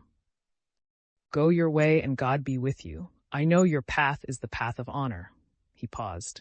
"I missed you at Bucharest, but I needed someone to send." And changing the subject, Kutuzov began to speak of the Turkish war and the peace that had been concluded. "Yes, I have been much blamed," he said, "both for that war and the peace. But everything came at the right time. Tout vient à point à celui qui sait attendre. And there were as many advisors there as here," he went on, returning to the subject of advisors, which evidently occupied him. "Ah, those advisors," said he. "If we had listened to them all, we should not have made peace with Turkey and should not have been through with that war. Everything in haste, but more haste, less speed. Kamensky would have been lost if he had not died. He stormed fortresses with 30,000 men. It is not difficult to capture a fortress, but it is difficult to win a campaign. For that, not storming and attacking, but patience and time are wanted. Kamensky sent soldiers to Rustchuk, but I only employed these two things and took more fortresses than Kamensky and made them Turks eat horseflesh. He swayed his head.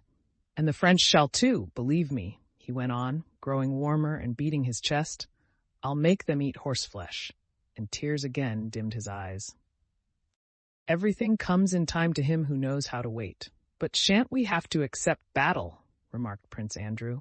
We shall if everybody wants it, can't be helped. But believe me, my dear boy, there is nothing stronger than those two. Patience and time, they will do it all. But the advisers n'entendent pas de cette oreille, voilà le mal. Some want a thing, others don't. What's one to do? He asked, evidently expecting an answer. Well, what do you want us to do? He repeated, and his eyes shone with a deep, shrewd look. I'll tell you what to do, he continued, as Prince Andrew still did not reply. I will tell you what to do, and what I do. Dans le doute, mon cher, he paused. Abstiens-toi, he articulated the French proverb deliberately. Don't see it that way, that's the trouble. 2. When in doubt, my dear fellow, do nothing. Well, goodbye, my dear fellow. Remember that with all my heart I share your sorrow, and that for you I am not a serene highness, nor a prince, nor a commander-in-chief, but a father. If you want anything, come straight to me. Goodbye, my dear boy. Again he embraced and kissed Prince Andrew, but before the latter had left the room, Kutuzov gave a sigh of relief and went on with his unfinished novel, Le Chevalier du Cygne by Madame de Genlis. Prince Andrew could not have explained how or why it was, but after that interview with Kutuzov, he went back to his regiment reassured as to the general course of affairs and as to the man to whom it had been entrusted. The more he realized the absence of all personal motive in that old man, in whom there seemed to remain only the habit of passions, and in place of an intellect, grouping events and drawing conclusions, only the capacity calmly to contemplate the course of events, the more reassured he was that everything would be as it should. He will not bring in any plan of his own. He will not devise or undertake anything, thought Prince Andrew, but he will hear everything, remember everything, and put everything in its place. He will not hinder anything useful, nor allow anything harmful. He understands that there is something stronger and more important than his own will, the inevitable course of events, and he can see them and grasp their significance, and seeing that significance can refrain from meddling and renounce his personal wish directed to something else. And above all, thought Prince Andrew, one believes in him because he's Russian, despite the novel by Genlis and the French proverbs, and because his voice shook when he said, "What they have brought us to," and had a sob in it when he said he would make them eat horseflesh. On such feelings, more or less dimly shared by all, the unanimity and general approval were founded with which, despite court influences, the popular choice of Kutuzov as commander-in-chief was received. Chapter Sweat. After the emperor had left Moscow, life flowed on there in its usual course, and its course was so very usual that it was difficult to remember the recent days of patriotic elation and ardor.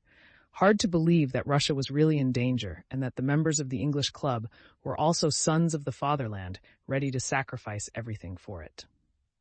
The one thing that recalled the patriotic fervor everyone had displayed during the emperor's stay was the call for contributions of men and money, a necessity that as soon as the promises had been made assumed a legal, official form and became unavoidable.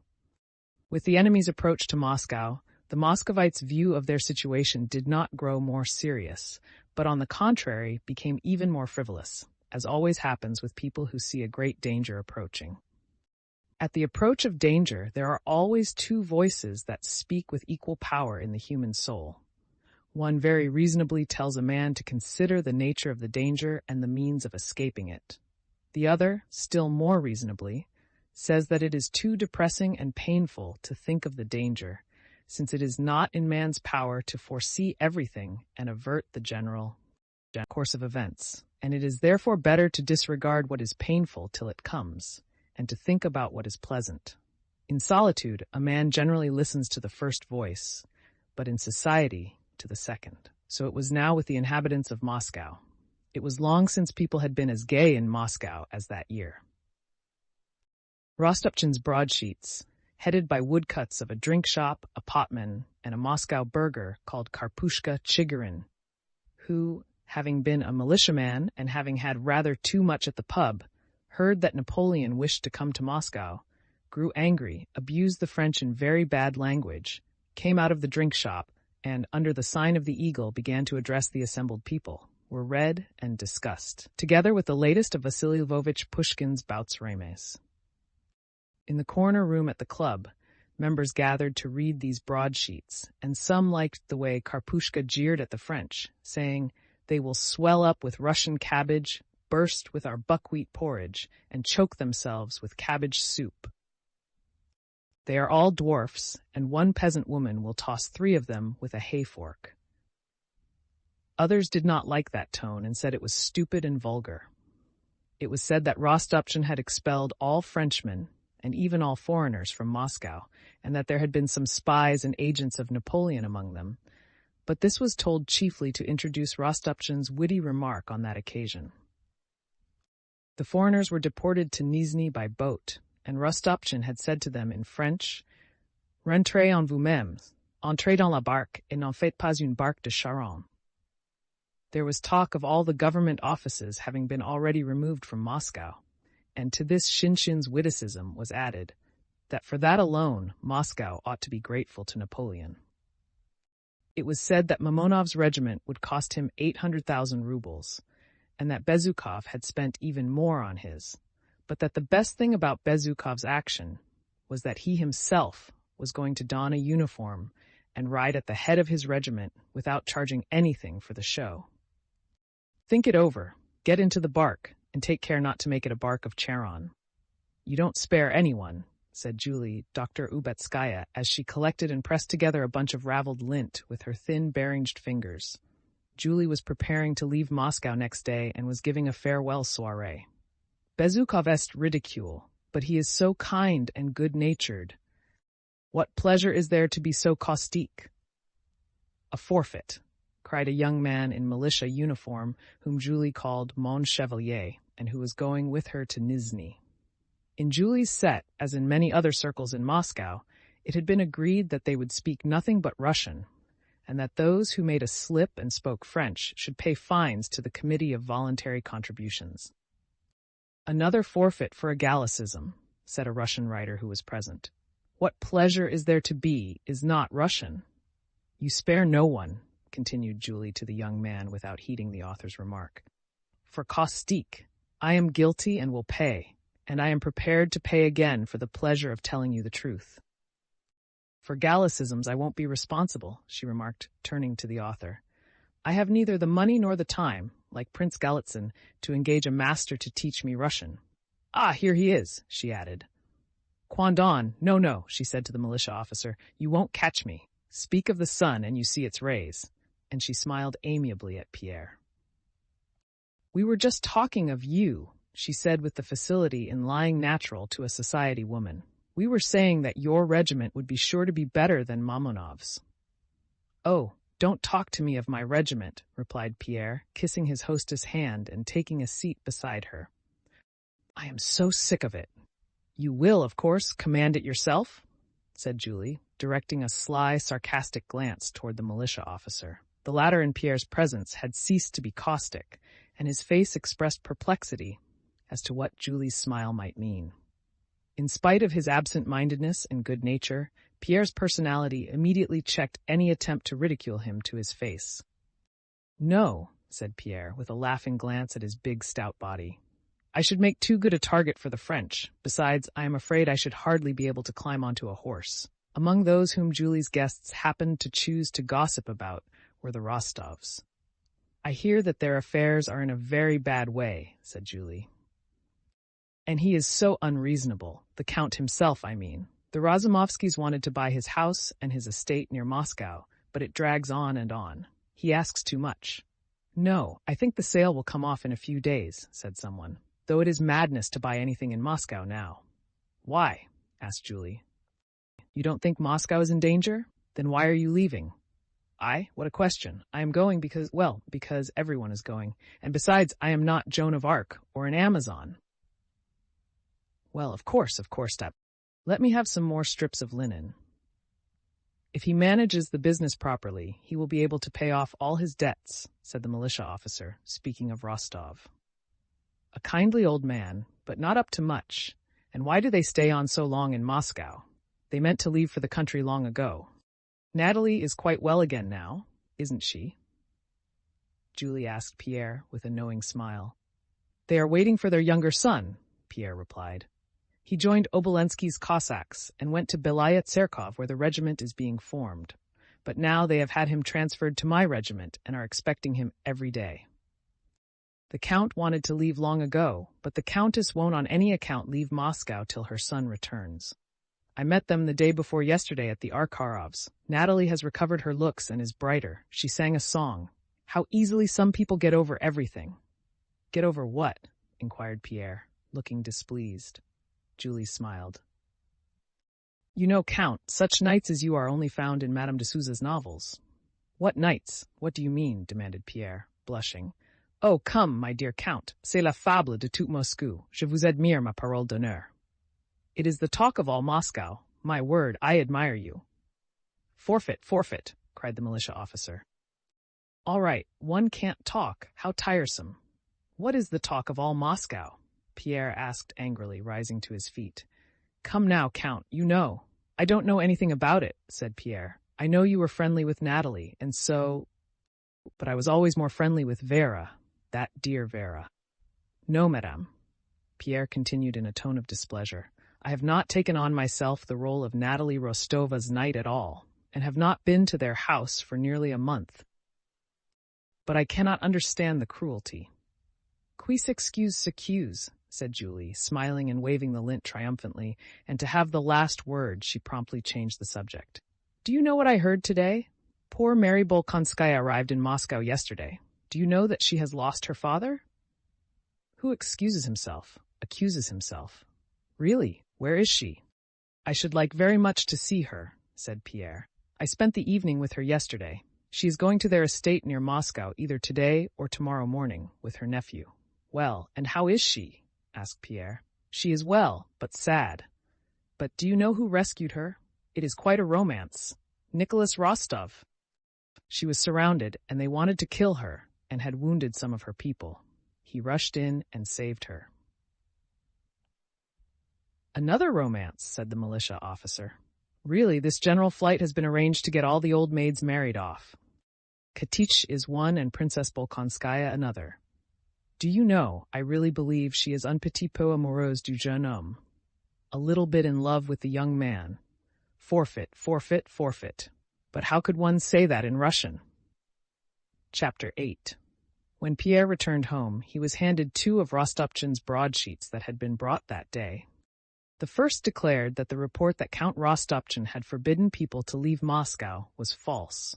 On the contrary, he was glad that ladies and tradesmen's wives were leaving the city. There will be less panic and less gossip, ran the broadsheet, but I will stake my life on it, that scoundrel will not enter Moscow. These words showed Pierre clearly for the first time that the French would enter Moscow. The second broadsheet stated that our headquarters were at Vyazma, that Count Wittgenstein had defeated the French, but that as many of the inhabitants of Moscow wished to be armed, weapons were ready for them at the arsenal. Sabers, pistols, and muskets, which could be had at a low price. The tone of the proclamation was not as jocose as in the former Chigirin talks. Pierre pondered over these broadsheets. Evidently, the terrible storm cloud he had desired with the whole strength of his soul, but which yet aroused involuntary horror in him, was drawing near. Shall I join the army and enter the service, or wait? He asked himself for the 100th time. He took a pack of cards that lay on the table and began to lay them out for a game of patience. If this patience comes out, he said to himself after shuffling the cards, holding them in his hand and lifting his head, if it comes out, it means What does it mean? He had not decided what it should mean when he heard the voice of the eldest princess at the door, asking whether she might come in. Then it will mean that I must go to the army, said Pierre to himself. Come in, he added to the princess. Only the eldest princess, the one with the stony face and long waist, was still living in Pierre's house. The two younger ones had both married.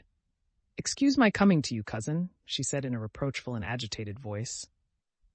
You know some decision must be come to. What is going to happen? Everyone has left Moscow and the people are rioting. How is it that we are staying on? On the contrary, things seem satisfactory, ma cousine, said Pierre in the bantering tone he habitually adopted toward her, always feeling uncomfortable in the role of her benefactor. Satisfactory indeed, very satisfactory. Barbara Ivanovna told me today how our troops are distinguishing themselves. It certainly does them credit. And the people, too, are quite mutinous.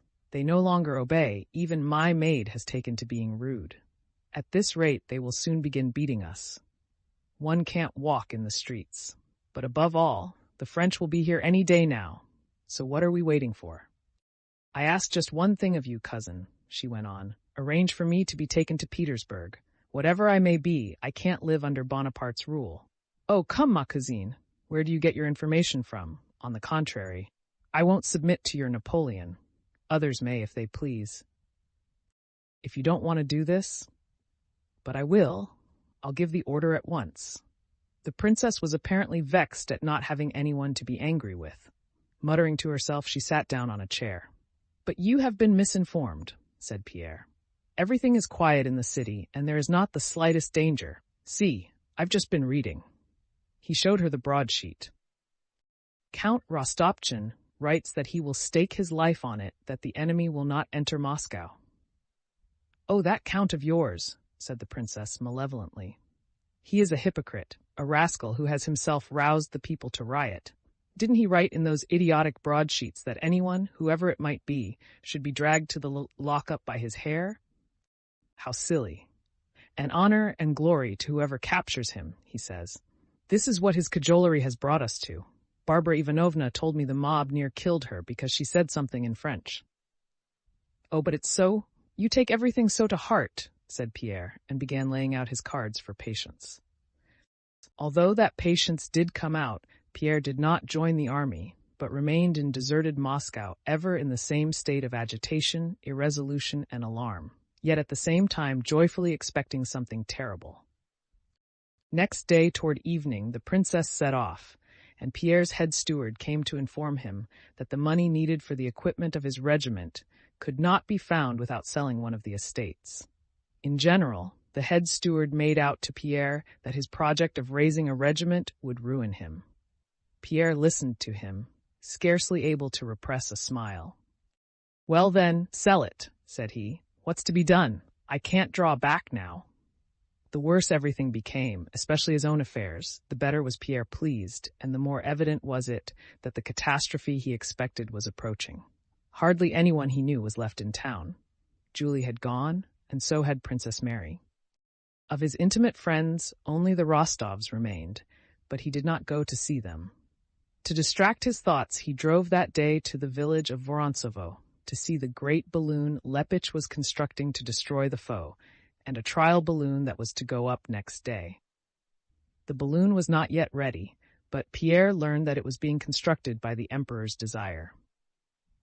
The Emperor had written to Count Rostopchin as follows: As soon as Lepich is ready, get together a crew of reliable and intelligent men for his car, and send a courier to General Kutuzov to let him know. I have informed him of the matter. Please impress upon Lepich to be very careful where he descends for the first time, that he may not make a mistake and fall into the enemy's hands. It is essential for him to combine his movements with those of the commander-in-chief. On his way home from Vorontsov, as he was passing the Bolotnoy place, Pierre, seeing a large crowd round the Lubno place, stopped and got out of his trap. A French cook accused of being a spy was being flogged. The flogging was only just over, and the executioner was releasing from the flogging bench a stout man with red whiskers, in blue stockings and a green jacket, who was moaning piteously. Another criminal, thin and pale, stood near. Judging by their faces, they were both Frenchmen. With a frightened and suffering look resembling that on the thin Frenchman's face, Pierre pushed his way in through the crowd. "What is it? Who is it? What is it for?" he kept asking. But the attention of the crowd, officials, burghers, shopkeepers, peasants, and women in cloaks and in pelisse, was so eagerly centered on what was passing in Lobno Place that no one answered him. The stout man rose, frowned, shrugged his shoulders, and evidently trying to appear firm, began to pull on his jacket without looking about him. But suddenly his lips trembled, and he began to cry, in the way full-blooded grown-up men cry, though angry with himself for doing so. In the crowd, people began talking loudly, to stifle their feelings of pity, as it seemed to Pierre. "He's cooked to some prince.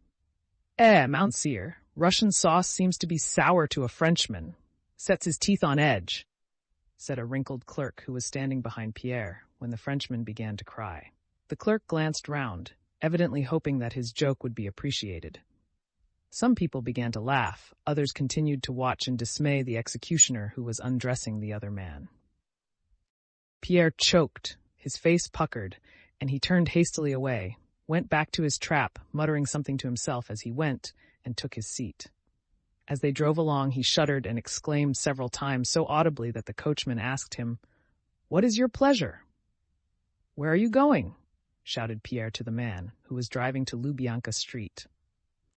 "To the governor's as you ordered," answered the coachman. "Fool! Idiot!" shouted Pierre, abusing his coachman, a thing he rarely did. "Home, I told you, and drive faster, blockhead! I must get away this very day," he murmured to himself.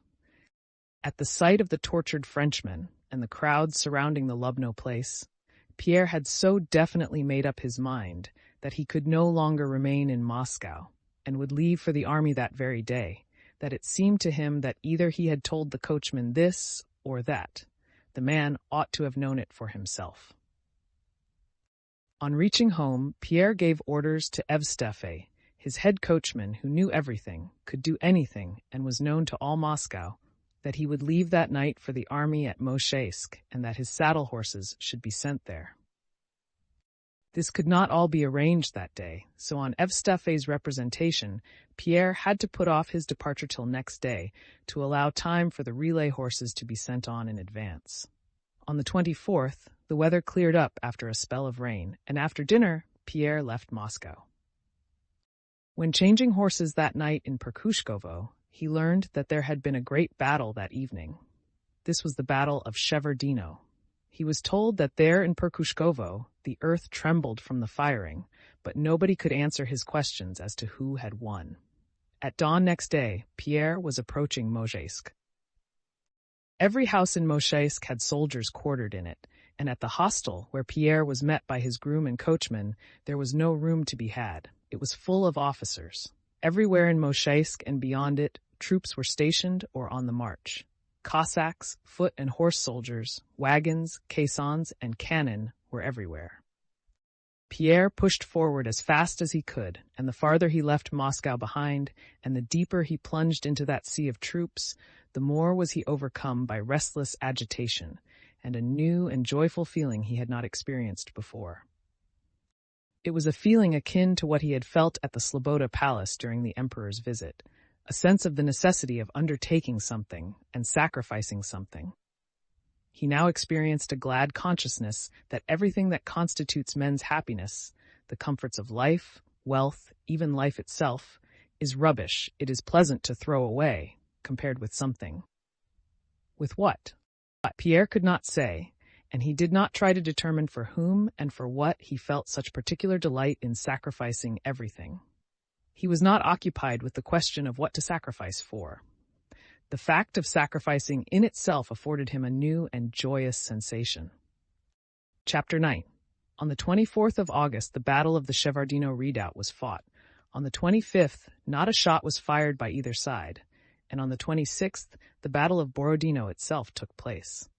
Why and how were the battles of Shevardino and Borodino given and accepted? Why was the Battle of Borodino fought? There was not the least sense in it for either the French or the Russians. Its immediate result for the Russians was, and was bound to be, that we were brought nearer to the destruction of Moscow, which we feared more than anything in the world. And for the French, its immediate result was that they were brought nearer to the destruction of their whole army, which they feared more than anything in the world. What the result must be was quite obvious, and yet Napoleon offered and Kutuzov accepted that battle. If the commanders had been guided by reason, it would seem that it must have been obvious to Napoleon that by advancing 1,300 miles and giving battle with a probability of losing a quarter of his army, he was advancing to certain destruction. And it must have been equally clear to Kutuzov that by accepting battle and risking the loss of a quarter of his army, he would certainly lose Moscow. For Kutuzov, this was mathematically clear, as it is that if when playing draughts I have one man less and go on exchanging, I shall certainly lose, and therefore should not exchange. When my opponent has 16 men and I have 14, I am only 1/8 weaker than he, but when I have exchanged 13 more men, he will be 3 times as strong as I am. Before the Battle of Borodino, our strength in proportion to the French was about as 5 to 6, but after that battle it was little more than 1 to 2. Previously, we had 100,000 against 120,000. Afterwards, little more than 50,000 against 100,000. Yet the shrewd and experienced Kutuzov accepted the battle, while Napoleon, who was said to be a commander of genius, gave it, losing a quarter of his army and lengthening his lines of communications still more. If it is said that he expected to end the campaign by occupying Moscow, as he had ended a previous campaign by occupying Vienna, there is much evidence to the contrary. Napoleon's historians themselves tell us that from Smolensk onwards he wished to stop, knew the danger of his extended position, and knew that the occupation of Moscow would not be the end of the campaign, for he had seen at Smolensk the state in which Russian towns were left to him, and had not received a single reply to his repeated announcements of his wish to negotiate. In giving and accepting battle at Borodino, Kutuzov acted involuntarily and irrationally.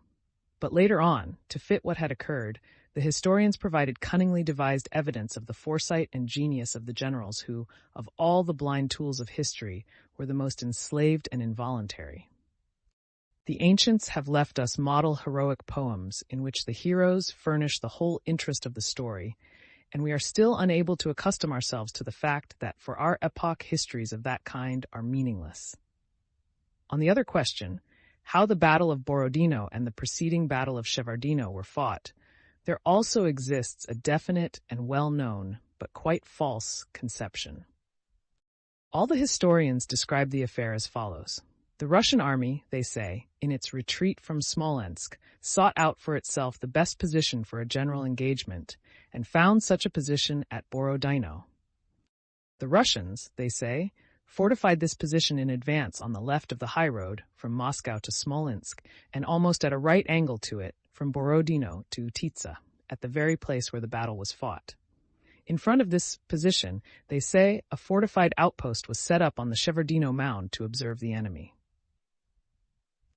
On the 24th, we are told, Napoleon attacked this advanced post and took it, and on the 26th attacked the whole Russian army, which was in position on the field of Borodino.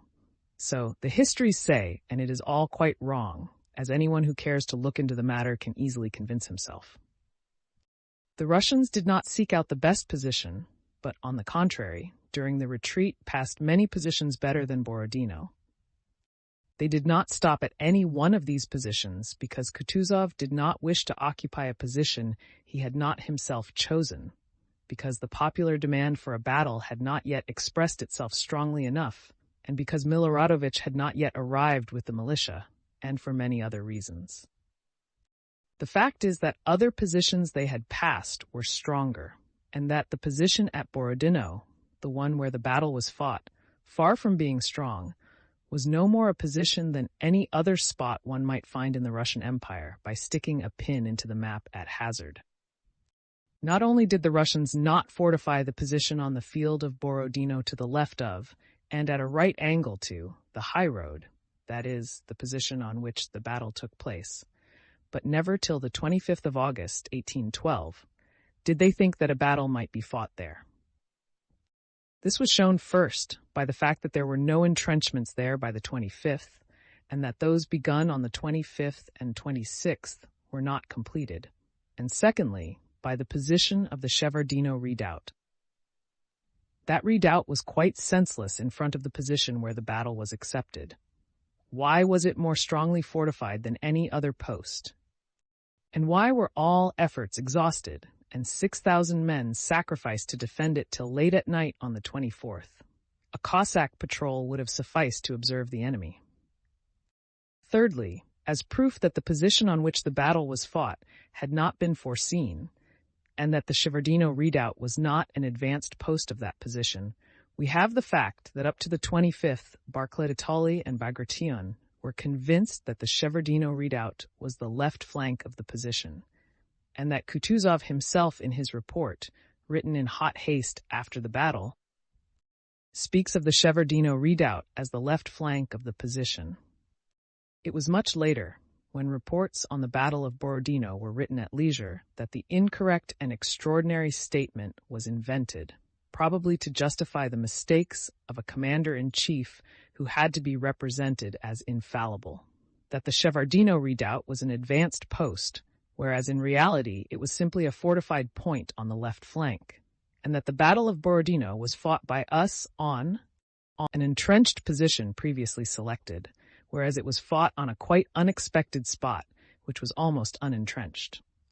The case was evidently this. A position was selected along the river Kolocha, which crosses the high road not at a right angle, but at an acute angle, so that the left flank was at Shevardino, the right flank near the village of Novo, and the center at Borodino at the confluence of the rivers Kolocha and Voina.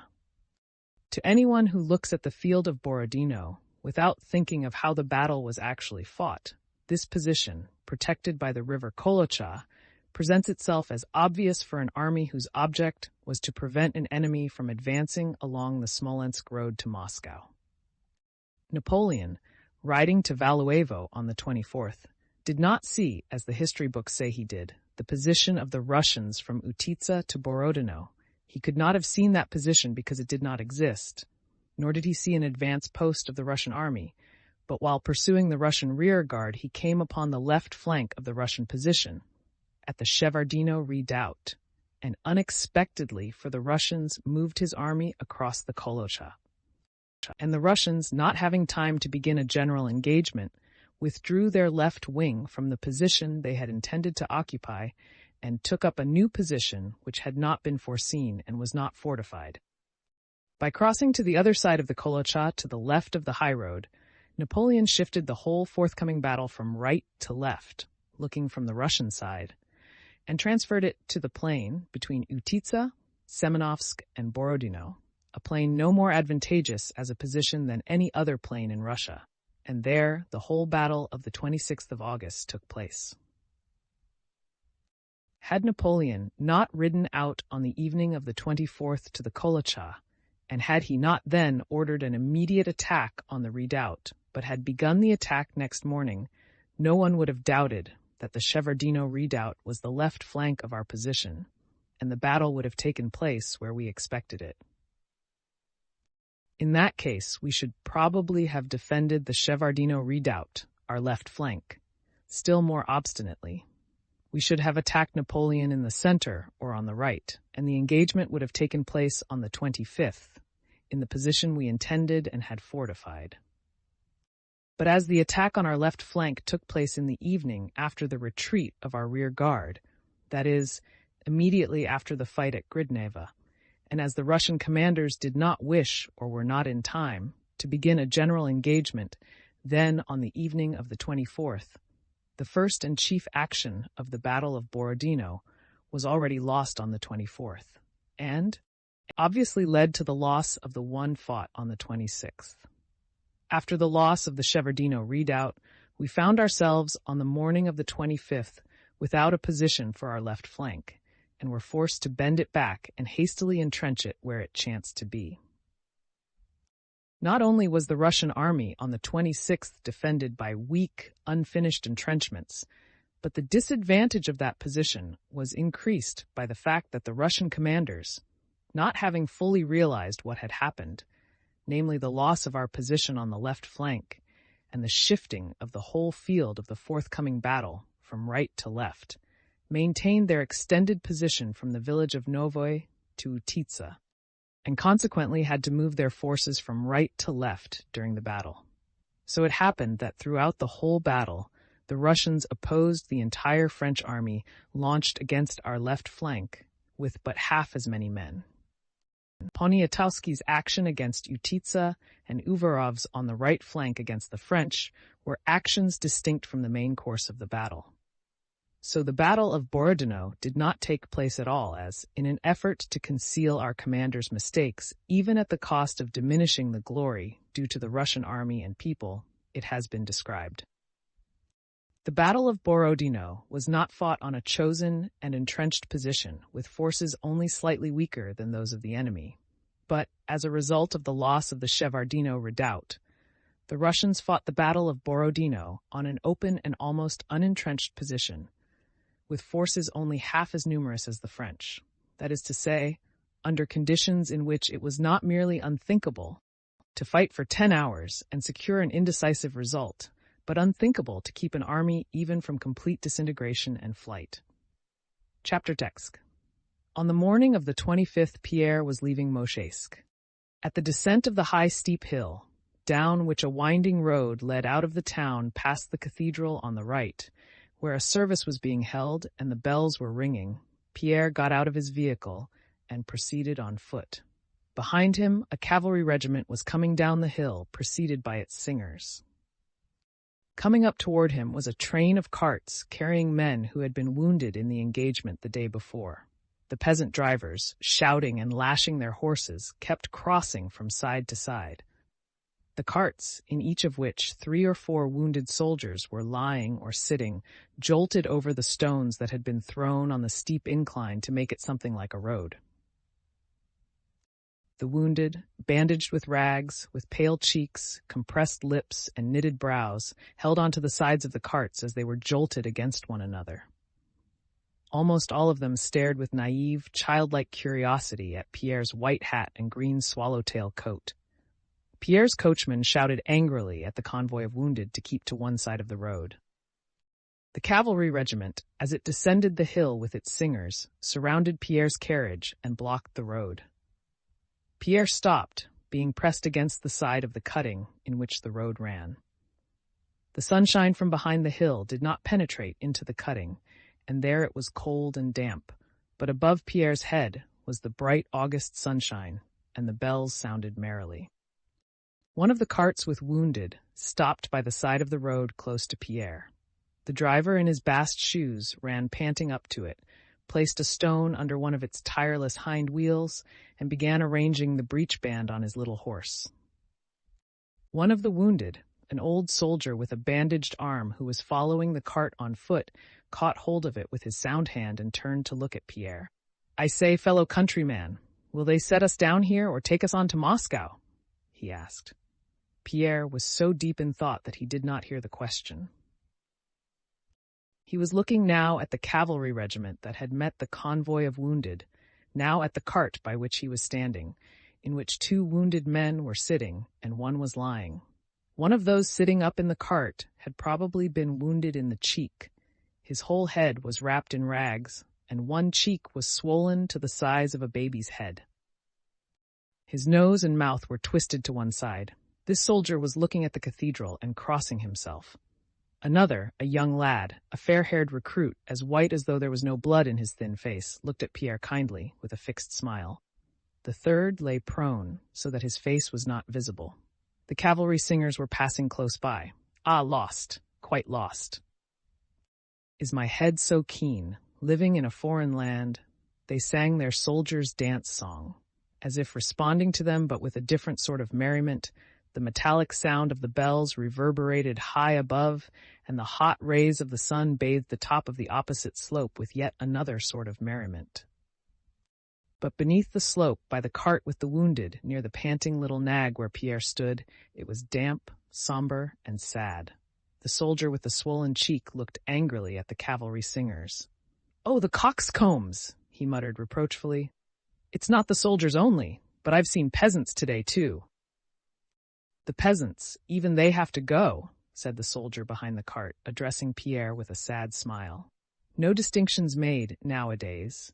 They want the whole nation to fall on them. In a word, it's Moscow. They want to make an end of it." In spite of the obscurity of the soldier's words, Pierre understood what he wanted to say and nodded approval. The road was clear again. Pierre descended the hill and drove on. He kept looking to either side of the road for familiar faces, but only saw everywhere the unfamiliar faces of various military men of different branches of the service, who all looked with astonishment at his white hat and green tailcoat. Having gone nearly 3 miles, he at last met an acquaintance and eagerly addressed him. This was one of the head army doctors. He was driving toward Pierre in a covered gig, sitting beside a young surgeon, and on recognizing Pierre, he told the Cossack who occupied the driver's seat to pull up. "Count! Your Excellency, how come you to be here?" asked the doctor. "Well, I wanted to see." Yes, there will be something to see." Pierre got out and talked to the doctor, explaining his intention of taking part in a battle. The doctor advised him to apply direct to Kutuzov. "Why should you be God knows where out of sight during the battle?" he said, exchanging glances with his young companion. "Anyhow, His Serene Highness knows you and will receive you graciously. That's what you must do." The doctor seemed tired and in a hurry. "You think so?" I also wanted to ask you where our position is exactly," said Pierre. "The position?" repeated the doctor. "Well, that's not my line. Doctor, I've passed Tatarinova. A lot of digging is going on there. Go up the hillock and you'll see." "Can one see from there?" "If you would." But the doctor interrupted him and moved toward his gig. "I would go with you, but on my honor I'm up to here," and he pointed to his throat. "I'm galloping to the commander of the corps. How do matters stand? Count, there'll be a battle tomorrow. Out of an army of 100,000, we must expect at least 20,000 wounded, and we haven't stretchers or bunks or dressers or doctors enough for 6,000. We have 10,000 carts, but we need other things as well. We must manage as best we can." The strange thought that of the thousands of men, young and old, who had stared with merry surprise at his hat, perhaps the very men he had noticed, 20,000 were inevitably doomed to wounds and death, amazed Pierre. They may die tomorrow. Why are they thinking of anything but death? And by some latent sequence of thought, the descent of the Mochaisk hill, the carts with the wounded, the ringing bells, the slanting rays of the sun, and the songs of the cavalrymen vividly recurred to his mind. The cavalry ride to battle and meet the wounded, and do not for a moment think of what awaits them, but pass by, winking at the wounded. Yet from among these men 20,000 are doomed to die, and they wonder at my hat. Strange, thought Pierre, continuing his way to Tatarinova. In front of a landowner's house to the left of the road stood carriages, wagons, and crowds of orderlies and sentinels. The commander-in-chief was putting up there, but just when Pierre arrived, he was not in, and hardly any of the staff were there. They had gone to the church service.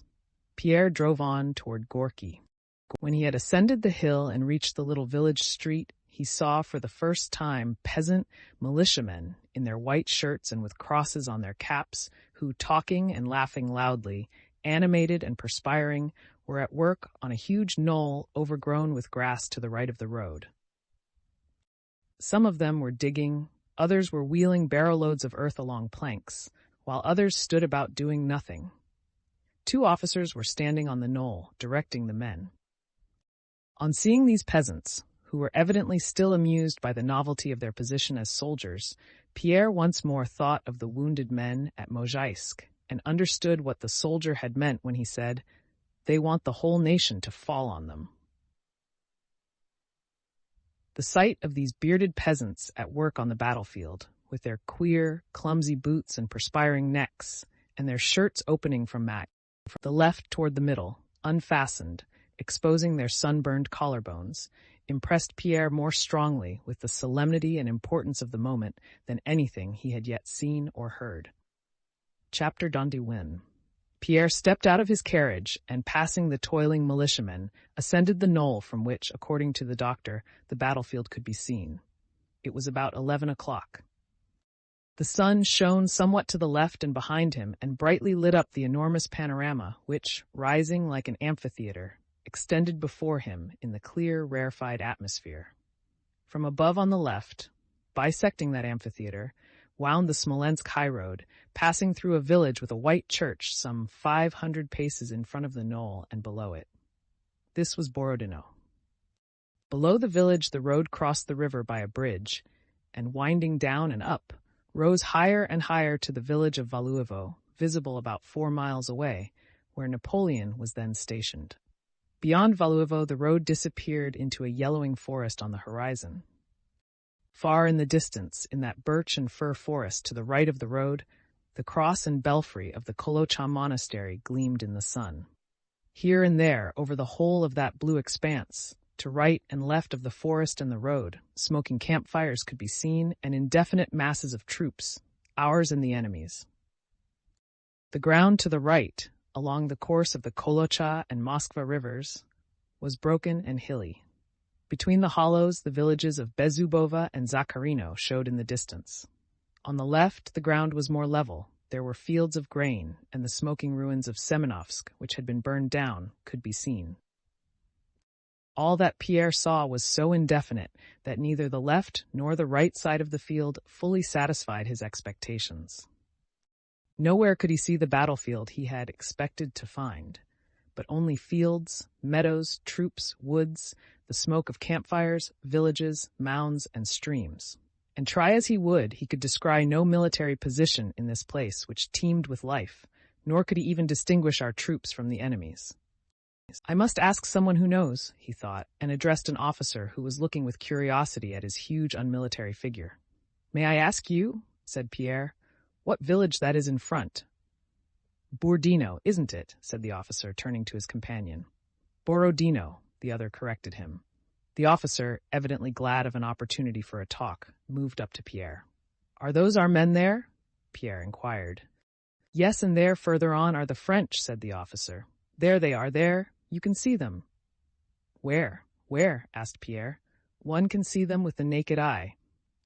Why, there! The officer pointed with his hand to the smoke visible on the left beyond the river, and the same stern and serious expression that Pierre had noticed on many of the faces he had met came into his face. Ah, those are the French, and over there. Pierre pointed to a knoll on the left, near which some troops could be seen. Those are ours. Ah, ours!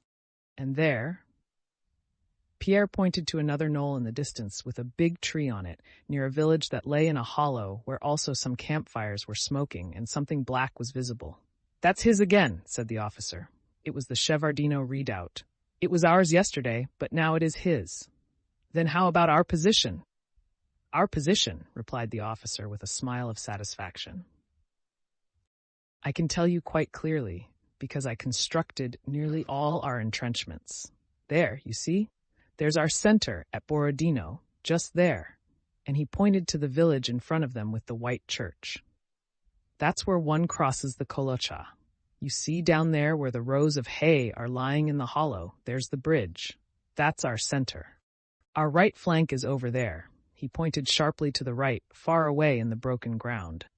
That's where the Moskva River is, and we have thrown up 3 redoubts there, very strong ones. The left flank, here the officer paused. Well, you see, that's difficult to explain. Yesterday our left flank was there at Shevardino, you see, where the oak is, but now we have withdrawn our left wing. Now it is over there. Do you see that village in the smoke? That's Semenovsk, yes, there. He pointed to Ravsky's knoll. But the battle will hardly be there. His having moved his troops there is only a ruse. He will probably pass round to the right of the Moskva. But wherever it may be, many a man will be missing tomorrow, he remarked. An elderly sergeant who had approached the officer while he was giving these explanations had waited in silence for him to finish speaking, but at this point, evidently not liking the officer's remark, interrupted him. Gabions must be sent for, said he sternly. The officer appeared abashed, as though he understood that one might think of how many men would be missing tomorrow, but ought not to speak of it. "Well, send number 3 company again," the officer replied hurriedly. "And you, are you one of the doctors?" "No, I've come on my own," answered Pierre, and he went down the hill again, passing the militiamen. "Oh, those damned fellows," muttered the officer who followed him, holding his nose as he ran past the men at work. "There they are, bringing her. Coming? There they are. They'll be here in a minute," voices were suddenly heard saying, and officers, soldiers, and militiamen began running forward along the road. A church procession was coming up the hill from Borodino. First along the dusty road came the infantry in ranks, bareheaded and with arms reversed. From behind them came the sound of church singing. Soldiers and militiamen ran bareheaded past Pierre toward the procession. "They are bringing her, our protectress, the Iberian Mother of God," someone cried. "The Smolensk Mother of God," another corrected him. The militiamen, both those who had been in the village and those who had been at work on the battery, threw down their spades and ran to meet the church procession. Following the battalion that marched along the dusty road came priests in their vestments, one little old man in a hood with attendants and singers. Behind them, soldiers and officers bore a large, dark-faced icon with an embossed metal cover. This was the icon that had been brought from Smolensk and had since accompanied the army. Behind, before, and on both sides, crowds of militiamen with bared heads walked, ran, and bowed to the ground. At the summit of the hill, they stopped with the icon. The men who had been holding it up by the linen bands attached to it were relieved by others. The chanters relit their censers, and service began. The hot rays of the sun beat down vertically, and a fresh, soft wind played with the hair of the bared heads and with the ribbons decorating the icon. The singing did not sound loud under the open sky. An immense crowd of bareheaded officers, soldiers, and militiamen surrounded the icon. Behind the priest and a chanter stood the notabilities on a spot reserved for them. A bald general with a St. George's cross on his neck stood just behind the priest's back, and without crossing himself, he was evidently a German, patiently awaited the end of the service, which he considered it necessary to hear to the end, probably to arouse the patriotism of the Russian people. Another general stood in a martial pose, crossing himself by shaking his hand in front of his chest while looking about him. Standing among the crowd of peasants, Pierre recognized several acquaintances among these notables, but did not look at them. His whole attention was absorbed in watching the serious expression on the faces of the crowd of soldiers and militiamen, who were all gazing eagerly at the icon. As soon as the tired chanters, who were singing the service for the 20th time that day, began lazily and mechanically to sing, "Save from calamity thy servants, O Mother of God," and the priest and deacon chimed in, "For to thee under God we all flee as to an inviolable bulwark and protection." There again kindled in all those faces the same expression of consciousness of the solemnity of death, the impending moment that Pierre had seen on the faces at the foot of the hill at Moshesk, and momentarily on many and many faces he had met that morning. And heads were bowed more frequently, and hair tossed back, and sighs and the sound men made as they crossed themselves were heard. The crowd round the icon suddenly parted and pressed against Pierre. Someone, a very important personage, judging by the haste with which way was made for him, was approaching the icon. It was Kutuzov, who had been riding round the position and on his way back to Tatarinova had stopped where the service was being held. Pierre recognized him at once by his peculiar figure, which distinguished him from everybody else. With a long overcoat on his exceedingly stout, round-shouldered body, with uncovered white head and puffy face showing the white ball of the eye he had lost, Kutuzov walked with plunging, swaying gait into the crowd and stopped behind the priest. He crossed himself with an accustomed movement, bent till he touched the ground with his hand, and bowed his white head with a deep sigh. Behind Kutuzov was Bennigsen and the suite. Despite the presence of the commander-in-chief, who attracted the attention of all the superior officers, the militiamen and soldiers continued their prayers without looking at him. When the service was over, Kutuzov stepped up to the icon sank heavily to his knees, bowed to the ground, and for a long time tried vainly to rise, but could not do so on account of his weakness and weight. His white head twitched with the effort. At last he rose, kissed the icon as a child does with naively pouting lips, and again bowed till he touched the ground with his hand. The other generals followed his example, then the officers, and after them with excited faces, pressing on one another, crowding, panting and pushing, scrambled the soldiers and militiamen. Staggering amid the crush, Pierre looked about him. "Count Peter Kirillovitch, how did you get here?" said a voice. Pierre looked round. Boris Doktrubetskoy, brushing his knees with his hand, he had probably soiled them when he too had knelt before the icon, came up to him smiling. Boris was elegantly dressed, with a slightly martial touch appropriate to a campaign. He wore a long coat and, like Kutuzov, had a whip slung across his shoulder. Meanwhile, Kutuzov had reached the village and seated himself in the shade of the nearest house, on a bench which one Cossack had run to fetch, and another had hastily covered with a rug. An immense and brilliant suite surrounded him. The icon was carried further, accompanied by the throng. Pierre stopped some 30 paces from Kutuzov, talking to Boris. He explained his wish to be present at the battle and to see the position. "This is what you must do," said Boris. "I will do the honors of the camp to you. You will see everything best from where Count Bennigsen will be. I am in attendance on him, you know. I'll mention it to him. But if you want to ride round the position, come along with us. We are just going to the left flank. Then when we get back, do spend the night with me, and we'll arrange a game of cards. Of course you know Dmitri Sergeyevich? Those are his quarters," and he pointed to the third house in the village of Gorky. "But I should like to see the right flank. They say it's very strong," said Pierre.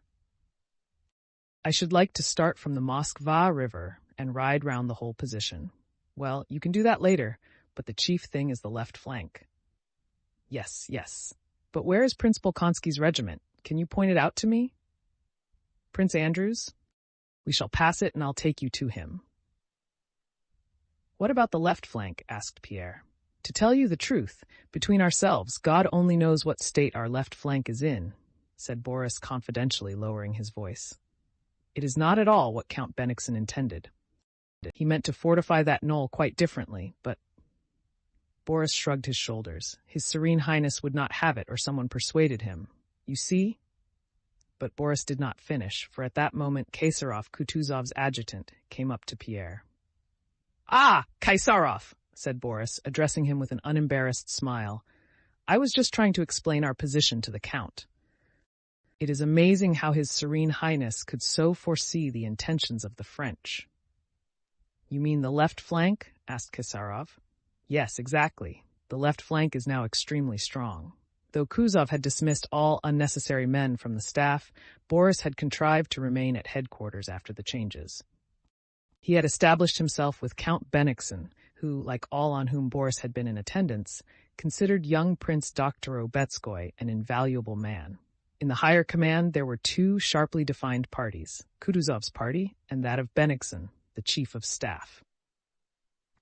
Boris belonged to the latter, and no one else, while showing servile respect to Kutuzov, could so create an impression that the old fellow was not much good, and that Bennigsen managed everything. Now the decisive moment of battle had come when Kutuzov would be destroyed and the power passed to Bennigsen, or even if Kutuzov won the battle, it would be felt that everything was done by Bennigsen. In any case, many great rewards would have to be given for tomorrow's action, and new men would come to the front. So Boris was full of nervous vivacity all day. After Kaysarov, others whom Pierre knew came up to him, and he had not time to reply to all the questions about Moscow that were showered upon him, or to listen to all that was told him. The faces all expressed animation and apprehension, but it seemed to Pierre that the cause of the excitement shown in some of these faces lay chiefly in questions of personal success. His mind, however, was occupied by the different expression he saw on other faces, an expression that spoke not of personal matters, but of the universal questions of life and death. Kutuzov noticed Pierre's figure, and the group gathered round him. "Call him to me," said Kutuzov. An adjutant told Pierre of his Serene Highness's wish, and Pierre went toward Kutuzov's bench. But a militiaman got there before him. It was Dolokhov. "How did that fellow get here?" asked Pierre. "He's a creature that wriggles in anywhere," was the answer. "He has been degraded, you know. Now he wants to bob up again. He's been proposing some scheme or other and has crawled into the enemy's picket line at night. He's a brave fellow." Pierre took off his hat and bowed respectfully to Kutuzov. "I concluded that if I reported to your Serene Highness, you might send me away or say that you knew what I was reporting, but then I shouldn't lose anything," Dolokhov was saying. Yes. But if I were right, I should be rendering a service to my fatherland for which I am ready to die." Yes. And should your Serene Highness require a man who will not spare his skin, please think of me. Perhaps I may prove useful to your Serene Highness." Yes, Kutuzov repeated, his laughing eye narrowing more and more as he looked at Pierre. Just then Boris, with his courtier-like adroitness, stepped up to Pierre's side near Kutuzov, and in a most natural manner, without raising his voice, said to Pierre, as though continuing an interrupted conversation, "The militia have put on clean white shirts to be ready to die. What heroism, Count!" Boris evidently said this to Pierre in order to be overheard by his Serene Highness. He knew Kutuzov's attention would be caught by those words, and so it was. "What are you saying about the militia?" he asked Boris. "Preparing for tomorrow, your Serene Highness? For death, they have put on clean shirts." "Ah, a wonderful, a matchless people," said Kutuzov, and he closed his eyes and swayed his head. "A matchless people," he repeated with a sigh. "So you want to smell gunpowder?" he said to Pierre. "Yes, it's a pleasant smell. I have the honor to be one of your wife's adorers. Is she well? My quarters are at your service." And as often happens with old people, Kutuzov began looking about absent-mindedly, as if forgetting all he wanted to say or do. Then, evidently remembering what he wanted, he beckoned to Andrew Kaysarov, his adjutant's brother. Those verses of Marin's, how do they go, eh?" "Those he wrote about Gerakov, lectures for the corps inditing." Recite them, said he, evidently preparing to laugh. Kaysarov recited. Kutuzov smilingly nodded his head to the rhythm of the verses. When Pierre had left Kutuzov, Dolokhov came up to him and took his hand. "I am very glad to meet you here, Count," he said aloud, regardless of the presence of strangers, and in a particularly resolute and solemn tone. "On the eve of a day when God alone knows who of us is fated to survive, I am glad of this opportunity to tell you that I regret the misunderstandings that occurred between us, and should wish you not to have any ill feeling for me. I beg you to forgive me." Pierre looked at Dolokhov with a smile, not knowing what to say to him. With tears in his eyes, Dolokhov embraced Pierre and kissed him. Boris said a few words to his general, and Count Bennigsen turned to Pierre and proposed that he should ride with him along the line. "It will interest you," said he. "Yes, very much," replied Pierre. Half an hour later, Kutuzov left for Tatarinova, and Bennigsen and his suite, with Pierre among them, set out on their ride along the line. Chapter 13. From Gorky, Bennigsen descended the high road to the bridge which, when they had looked at it from the hill, the officer had pointed out as being the center of our position, and where rows of fragrant new-mown hay lay by the riverside. They rode across that bridge into the village of Borodino, and thence turned to the left, passing an enormous number of troops and guns, and came to a high knoll where militiamen were digging. This was the redoubt, as yet unnamed, which afterwards became known as the Raevsky Redoubt, or the Knoll Battery, but Pierre paid no special attention to it. He did not know that it would become more memorable to him than any other spot on the plain of Borodino. They then crossed the hollow to Semenovsk, where the soldiers were dragging away the last logs from the huts and barns. Then they rode downhill and uphill, across a rye field trodden and beaten down as if by hail, following a track freshly made by the artillery over the furrows of the plowed land, and reached some flèches which were still being dug. A kind of entrenchment. At the flèches Bennigsen stopped and began looking at the Shevardino redoubt opposite, which had been ours the day before, and where several horsemen could be descried. The officers said that Either Napoleon or Murat was there, and they all gazed eagerly at this little group of horsemen. Pierre also looked at them, trying to guess which of the scarcely discernible figures was Napoleon. At last, those mounted men rode away from the mound and disappeared. Bennigsen spoke to a general who approached him and began explaining the whole position of our troops. Pierre listened to him, straining each faculty to understand the essential points of the impending battle, but was mortified to feel that his mental capacity was inadequate for the task. He could make nothing of it. Bennigsen stopped speaking and, noticing that Pierre was listening, suddenly said to him, "I don't think this interests you?" "On the contrary, it's very interesting," replied Pierre not quite truthfully. From the flèches they rode still farther to the left, along a road winding through a thick, low-growing birch-wood. In the middle of the wood, a brown hare with white feet sprang out, and, scared by the tramp of the many horses, grew so confused that it leaped along the road in front of them for some time, arousing general attention and laughter, and only when several voices shouted at it did it dart to one side and disappear in the thicket. After going through the wood for about 1.5 miles, they came out on a glade where troops of Tushkov's corps were stationed to defend the left flank. Here, at the extreme left flank, Bennigsen talked a great deal and with much heat, and, as it seemed to Pierre, gave orders of great military importance. In front of Tushkov's troops was some high ground not occupied by troops. Bennigsen loudly criticized this mistake, saying that it was madness to leave a height which commanded the country around unoccupied and to place troops below it. Some of the generals expressed the same opinion. One in particular declared with martial heat that they were put there to be slaughtered. Bennigsen, on his own authority, ordered the troops to occupy the high ground. This disposition on the left flank increased Pierre's doubt of his own capacity to understand military matters. Listening to Bennigsen and the generals criticizing the position of the troops behind the hill, he quite understood them and shared their opinion, but for that very reason, he could not understand how the man who put them there behind the hill could have made so gross and palpable a blunder.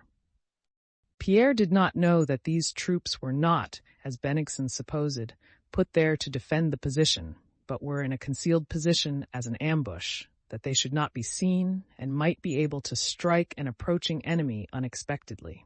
Bennigsen did not know this and moved the troops forward according to his own ideas without mentioning the matter to the commander-in-chief.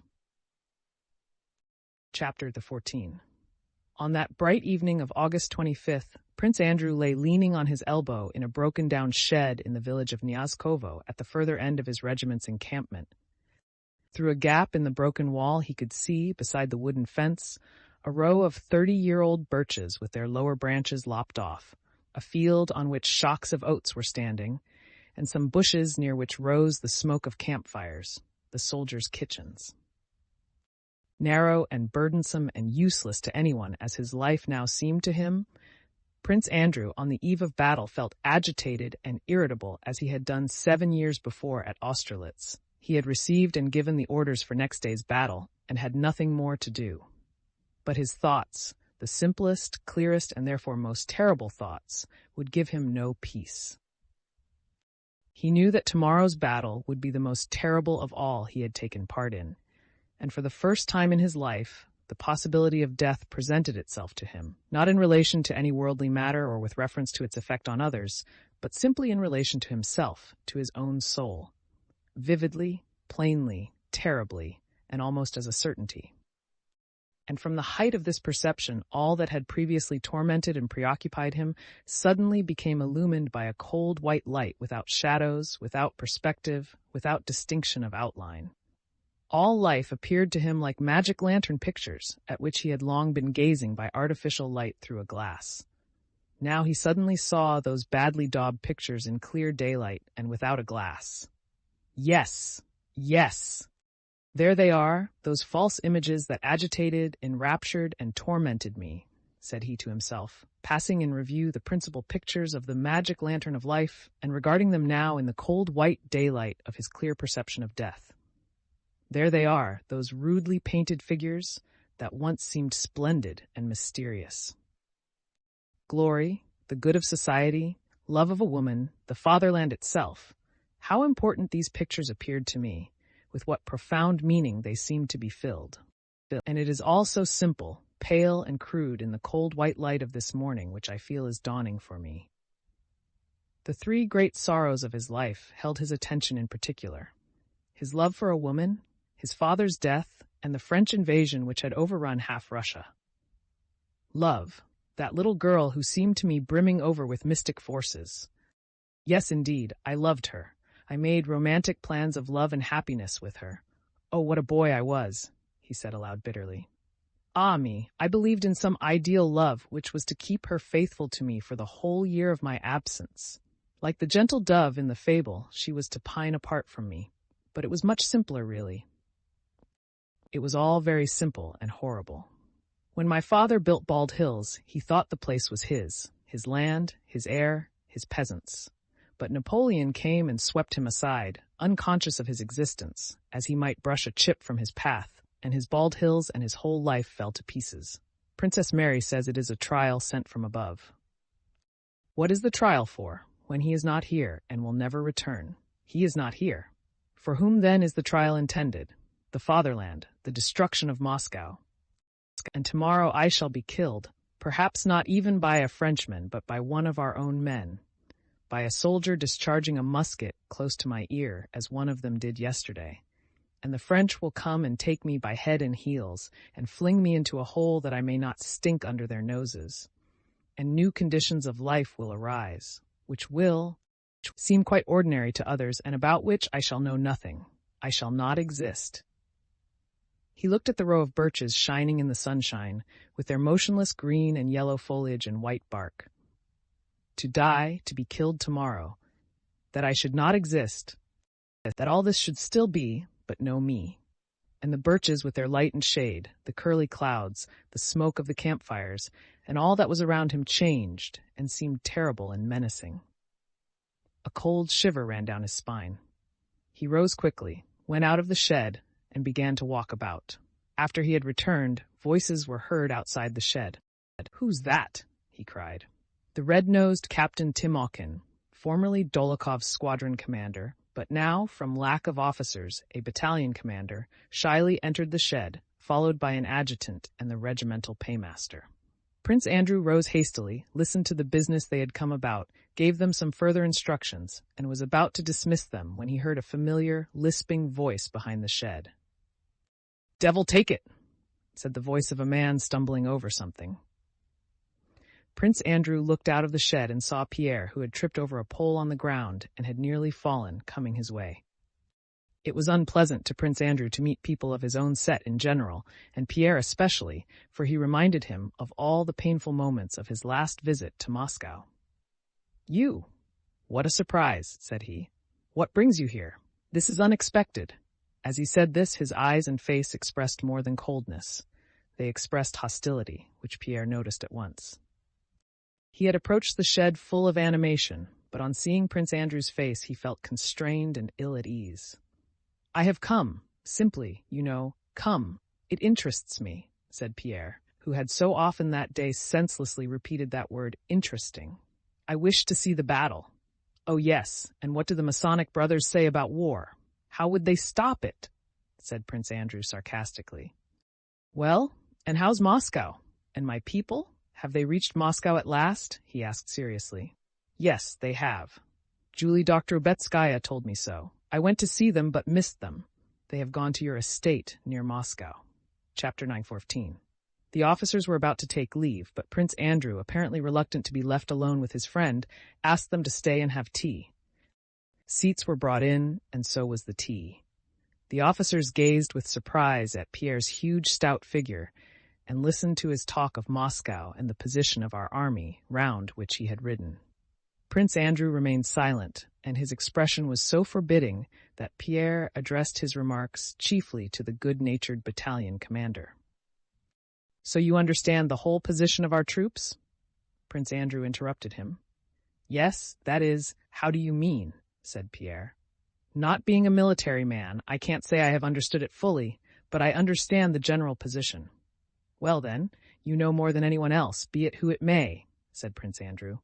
Oh, said Pierre, looking over his spectacles in perplexity at Prince Andrew. Well, and what do you think of Kutuzov's appointment? He asked.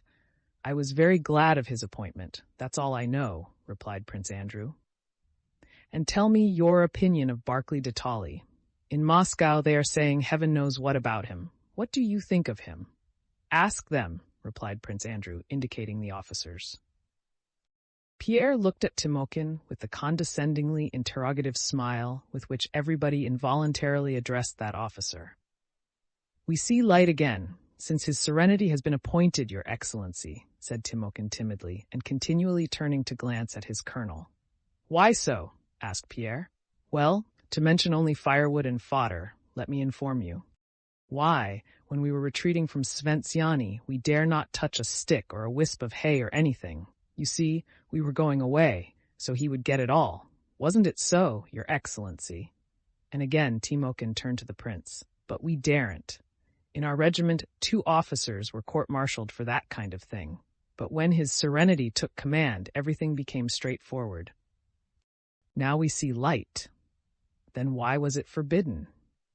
Timokhin looked about in confusion, not knowing what or how to answer such a question. Pierre put the same question to Prince Andrew. Why, so as not to lay waste the country we were abandoning to the enemy, said Prince Andrew with venomous irony. It is very sound. One can't permit the land to be pillaged and accustom the troops to marauding.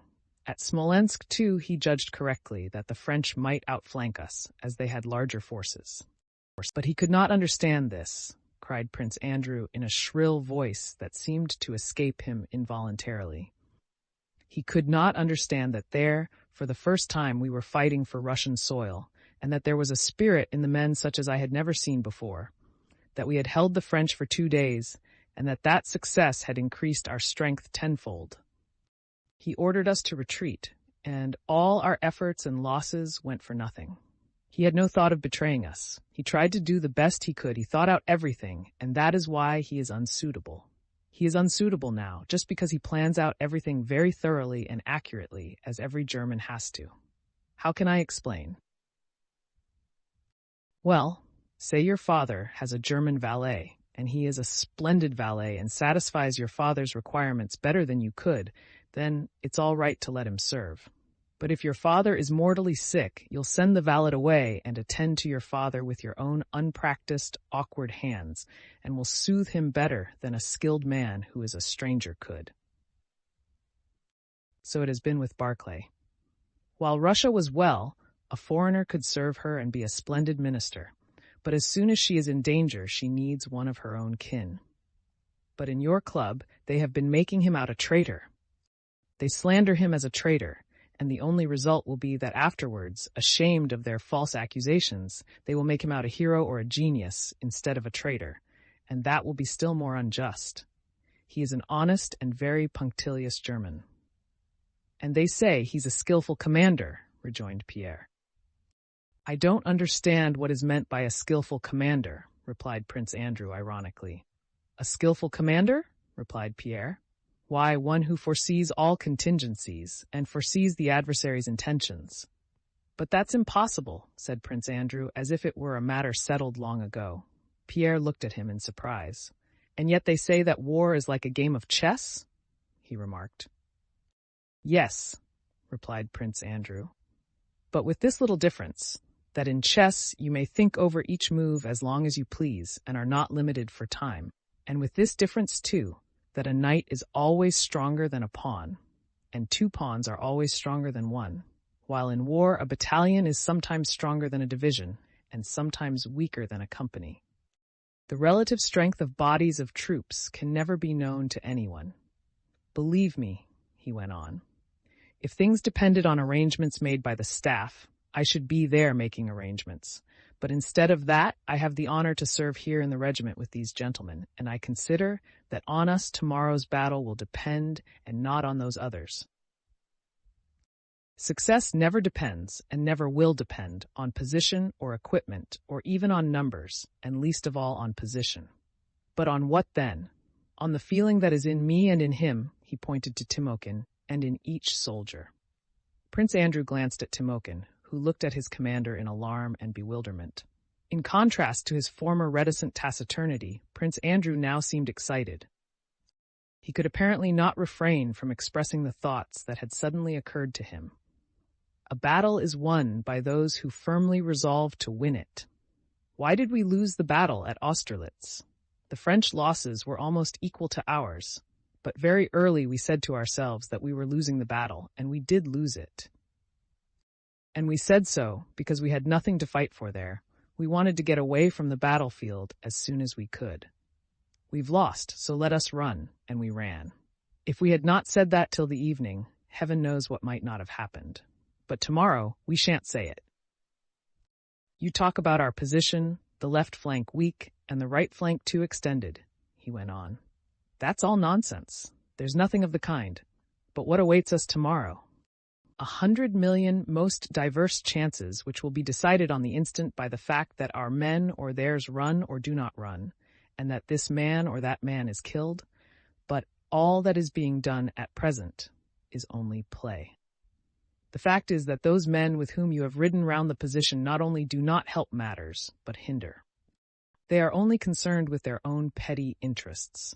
At such a moment, said Pierre reproachfully. At such a moment, Prince Andrew repeated. To them it is only a moment affording opportunities to undermine a rival and obtain an extra cross or ribbon. For me, tomorrow means this. A Russian army of 100,000 and a French army of 100,000 have met to fight. And the thing is that these 200,000 men will fight, and the side that fights more fiercely and spares itself least will win. And if you like, I will tell you that whatever happens and whatever muddles those at the top may make, we shall win tomorrow's battle. Tomorrow, happen what may, we shall win. There now, Your Excellency. That's the truth, the real truth, said Timokhin. Who would spare himself now? The soldiers in my battalion, believe me, wouldn't drink their vodka. It's not the day for that, they say. All were silent. The officers rose. Prince Andrew went out of the shed with them, giving final orders to the adjutant. After they had gone, Pierre approached Prince Andrew and was about to start a conversation when they heard the clatter of 3 horses' hoofs on the road not far from the shed. And looking in that direction, Prince Andrew recognized Wolzogen and Clausewitz, accompanied by a Cossack.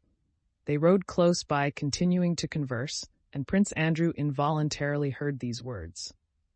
Der Krieg muss in Raum verlegt werden. Der Ansicht kann ich nicht genug preisgeben, said one of them. The war must be extended widely. I cannot sufficiently commend that view. Oh, ja, said the other. Der Zweck ist nur, den Feind zu schwächen, so kann man gewiss nicht den Verlust der Privatpersonen in Achtung nehmen. Oh, yes, the only aim is to weaken the enemy, so of course one cannot take into account the loss of private individuals. Oh no, agreed the other. Extend widely, said Prince Andrew with an angry snort when they had ridden past. In that extend were my father, son, and sister at Bald Hills. That's all the same to him. That's what I was saying to you. Those German gentlemen won't win the battle tomorrow, but will only make all the mess they can, because they have nothing in their German heads but theories not worth an empty eggshell and haven't in their hearts the one thing needed tomorrow, that which Timokhin has. They have yielded up all Europe to him and have now come to teach us. Fine teachers. And again his voice grew shrill. So you think we shall win tomorrow's battle? Asked Pierre. Yes, yes, answered Prince Andrew absently. One thing I would do if I had the power, he began again. I would not take prisoners.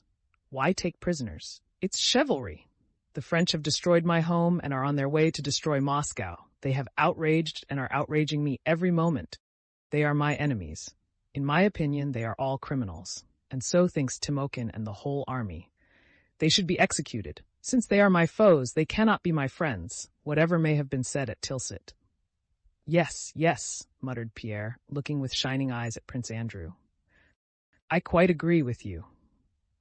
The question that had perturbed Pierre on the Mochaisk hill and all that day now seemed to him quite clear and completely solved. He now understood the whole meaning and importance of this war and of the impending battle. All he had seen that day, all the significant and stern expressions on the faces he had seen in passing, were lit up for him by a new light. He understood that latent heat, as they say in physics, of patriotism which was present in all these men he had seen, and this explained to him why they all prepared for death calmly, and as it were light-heartedly. "Not take prisoners," Prince Andrew continued. "That by itself would quite change the whole war and make it less cruel. As it is, we have played at war. That's what's vile. We play at magnanimity and all that stuff. Such magnanimity and sensibility are like the magnanimity and sensibility of a lady who faints when she sees a calf being killed. She is so kind-hearted that she can't look at blood, but enjoys eating the calf served up with sauce. They talk to us of the rules of war, of chivalry, of flags of truce, of mercy to the unfortunate, and so on. It's all rubbish. I saw chivalry and flags of truce in 1805. They humbugged us, and we humbugged them. They plunder other people's houses, issue false paper money, and worst of all, they kill my children and my father, and then talk of rules of war and magnanimity to foes. Take no prisoners, but kill and be killed. He who has come to this as I have, through the same sufferings." Prince Andrew, who had thought it was all the same to him whether or not Moscow was taken as Smolensk had been, was suddenly checked in his speech by an unexpected cramp in his throat. He paced up and down a few times in silence, but his eyes glittered feverishly, and his lips quivered as he began speaking. "If there was none of this magnanimity in war, we should go to war only when it was worthwhile going to certain death, as now. Then there would not be war because Paul Ivanovitch had offended Michael Ivanovitch. And when there was a war like this one, it would be war. And then the determination of the troops would be quite different. Then all these Westphalians and Hessians whom Napoleon is leading would not follow him into Russia, and we should not go to fight in Austria and Prussia without knowing why. War is not courtesy, but the most horrible thing in life, and we ought to understand that and not play at war. We ought to accept this terrible necessity sternly and seriously. It all lies in that. Get rid of falsehood, and let war be war and not a game. As it is now, war is the favorite pastime of the idle and frivolous. The military calling is the most highly honored. But what is war? What is needed for success in warfare? What are the habits of the military? The aim of war is murder. The methods of war are spying, treachery, and their encouragement, the ruin of a country's inhabitants, robbing them or stealing to provision the army, and fraud and falsehood termed military craft. The habits of the military class are the absence of freedom, that is, discipline, idleness, ignorance, cruelty, debauchery, and drunkenness. And in spite of all this, it is the highest class, respected by everyone. All the kings except the Chinese wear military uniforms, and he who kills most people receives the highest rewards. They meet, as we shall meet tomorrow, to murder one another. They kill and maim tens of thousands, and then have Thanksgiving services for having killed so many people. They even exaggerate the number, and they announce a victory, supposing that the more people they have killed, the greater their achievement. How does God above look at them and hear them?" exclaimed Prince Andrew in a shrill, piercing voice. "Ah, my friend, it has of late become hard for me to live. I see that I have begun to understand too much, and it doesn't do for man to taste of the tree of knowledge of good and evil. Ah, well, it's not for long," he added. "However, you're sleepy, and it's time for me to sleep. Go back to Gorky," said Prince Andrew suddenly. "Oh, no," Pierre replied, looking at Prince Andrew with frightened, compassionate eyes. "Go, go. Before a battle, one must have one's sleep out," repeated Prince Andrew. He came quickly up to Pierre and embraced and kissed him.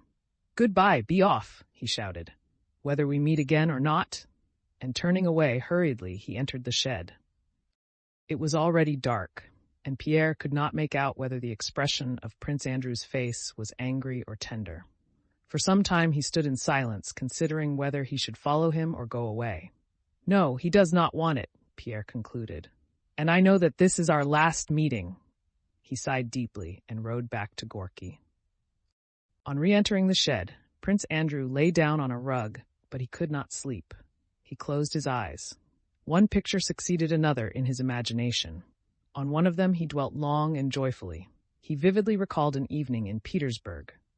Natasha, with animated and excited face, was telling him how she had gone to look for mushrooms the previous summer and had lost her way in the big forest. She incoherently described the depths of the forest, her feelings, and a talk with a beekeeper she met, and constantly interrupted her story to say, "No, I can't. I'm not telling it right. No, you don't understand," though he encouraged her by saying that he did understand, and he really had understood all she wanted to say. But Natasha was not satisfied with her own words. She felt that they did not convey the passionately poetic feeling she had experienced that day and wished to convey. He was such a delightful old man, and it was so dark in the forest, and he had such kind— "No, I can't describe it," she had said, flushed and excited. Prince Andrew smiled now, the same happy smile as then when he had looked into her eyes. I understood her, he thought. I not only understood her, but it was just that inner spiritual force, that sincerity, that frankness of soul, that very soul of hers which seemed to be fettered by her body. It was that soul I loved in her, loved so strongly and happily. And suddenly he remembered how his love had ended. He did not need anything of that kind. He neither saw nor understood anything of the sort. He only saw in her a pretty and fresh young girl, with whom he did not deign to unite his fate. And he is still alive and gay. Prince Andrew jumped up as if someone had burned him, and again began pacing up and down in front of the shed. Chapter 6.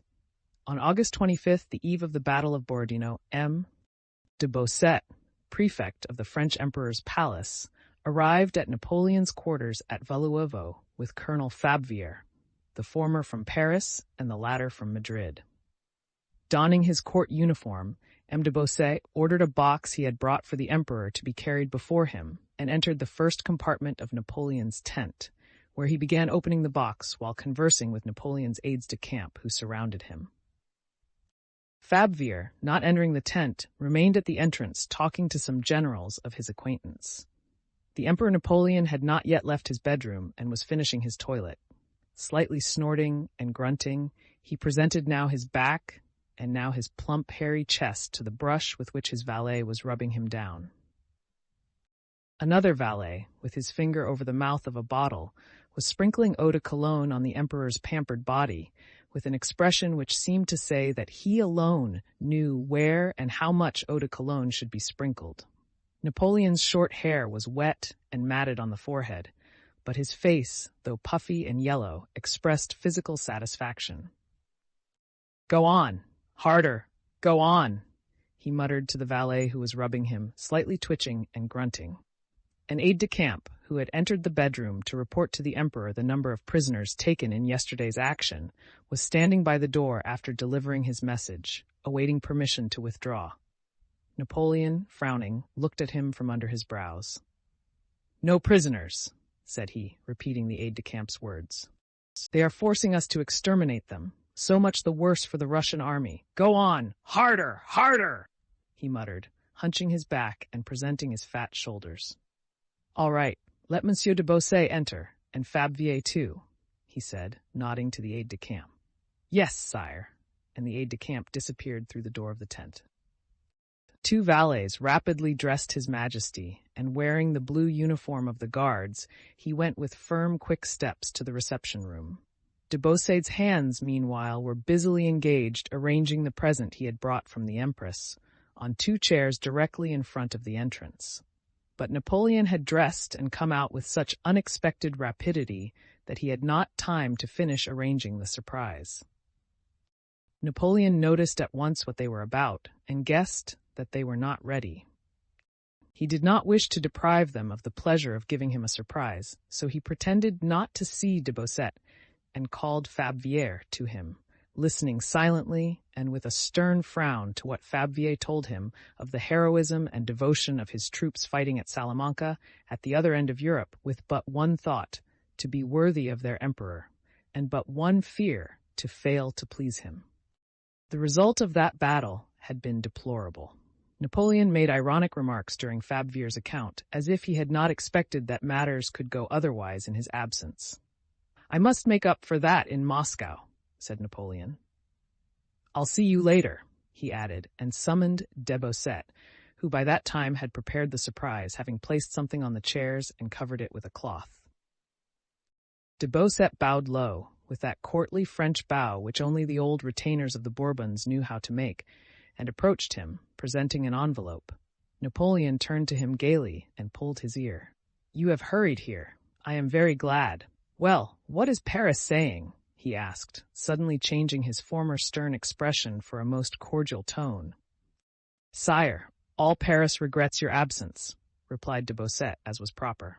But though Napoleon knew that de Beausset had to say something of this kind, and though in his lucid moments he knew it was untrue, he was pleased to hear it from him. Again he honored him by touching his ear. "I am very sorry to have made you travel so far," said he. "Sire, I expected nothing less than to find you at the gates of Moscow," replied de Beausset. Napoleon smiled and, lifting his head absent-mindedly, glanced to the right. An aide-de-camp approached with gliding steps and offered him a gold snuff-box, which he took. "Yes, it has happened luckily for you," he said, raising the open snuff-box to his nose. "You are fond of travel, and in 3 days you will see Moscow. You surely did not expect to see that Asiatic capital. You will have a pleasant journey." De Beausset bowed gratefully at this regard for his taste for travel, of which he had not till then been aware. "Ha! What's this?" asked Napoleon, noticing that all the courtiers were looking at something concealed under a cloth. With courtly adroitness, de Beausset half-turned, and without turning his back to the emperor, retired 2 steps, twitching off the cloth at the same time, and said, "A present to your majesty from the empress." It was a portrait, painted in bright colors by Gérard, of the son born to Napoleon by the daughter of the Emperor of Austria, the boy whom for some reason everyone called the King of Rome. A very pretty curly-headed boy, with a look of the Christ in the Sistine Madonna, was depicted playing at stick and ball. The ball represented the terrestrial globe, and the stick, in his other hand, a scepter. Though it was not clear what the artist meant to express by depicting the so-called King of Rome spiking the earth with a stick, the allegory apparently seemed to Napoleon, as it had done to all who had seen it in Paris, quite clear and very pleasing. "The King of Rome," he said, pointing to the portrait with a graceful gesture. "Admirable!" With the natural capacity of an Italian for changing the expression of his face at will, he drew nearer to the portrait and assumed a look of pensive tenderness. He felt that what he now said and did would be historical, and it seemed to him that it would now be best for him, whose grandeur enabled his son to play stick and ball with the terrestrial globe, to show, in contrast to that grandeur, the simplest paternal tenderness. His eyes grew dim, he moved forward, glanced round at a chair, which seemed to place itself under him, and sat down on it before the portrait. At a single gesture from him, everyone went out on tiptoe, leaving the great man to himself and his emotion. Having sat still for a while, he touched, himself not knowing why, the thick spot of paint representing the highest light in the portrait, rose, and recalled de Beausset and the officer on duty. He ordered the portrait to be carried outside his tent, that the old guard stationed round it might not be deprived of the pleasure of seeing the King of Rome, the son and heir of their adored monarch. And while he was doing M. de Beausset the honor of breakfasting with him, they heard, as Napoleon had anticipated, the rapturous cries of the officers and men of the old guard who had run up to see the portrait. "Vive l'Empereur! Vive le roi de Rome! Vive l'Empereur!" came those ecstatic cries. After breakfast, Napoleon, in de Beausset's presence, dictated his order of the day to the army. "Short and energetic," he remarked when he had read over the proclamation, which he had dictated straight off without corrections. It ran, "Soldiers, this is the battle you have so longed for. Victory depends on you. It is essential for us. It will give us all we need, comfortable quarters and a speedy return to our country. Behave as you did at Austerlitz, Friedland, Vitebsk, and Smolensk. Let our remotest posterity recall your achievements this day with pride. Let it be said of each of you, he was in the great battle before Moscow."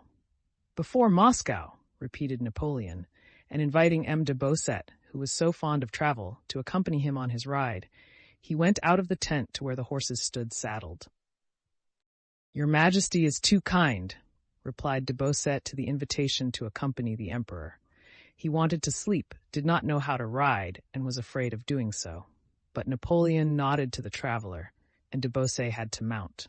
When Napoleon came out of the tent, the shouting of the guards before his son's portrait grew still louder. Napoleon frowned. "Take him away," he said, pointing with a gracefully majestic gesture to the portrait. "It is too soon for him to see a field of battle." De Beausset closed his eyes, bowed his head, and sighed deeply, to indicate how profoundly he valued and comprehended the emperor's words. Chapter 27. On the 25th of August, so as historians tell us, Napoleon spent the whole day on horseback inspecting the locality, considering plans submitted to him by his marshals, and personally giving commands to his generals. The original line of the Russian forces along the river Kolocha had been dislocated by the capture of the Shevardino redoubt on the 24th, and part of the line, the left flank, had been drawn back. That part of the line was not entrenched, and in front of it the ground was more open and level than elsewhere. It was evident to anyone, military or not, that it was here the French should attack.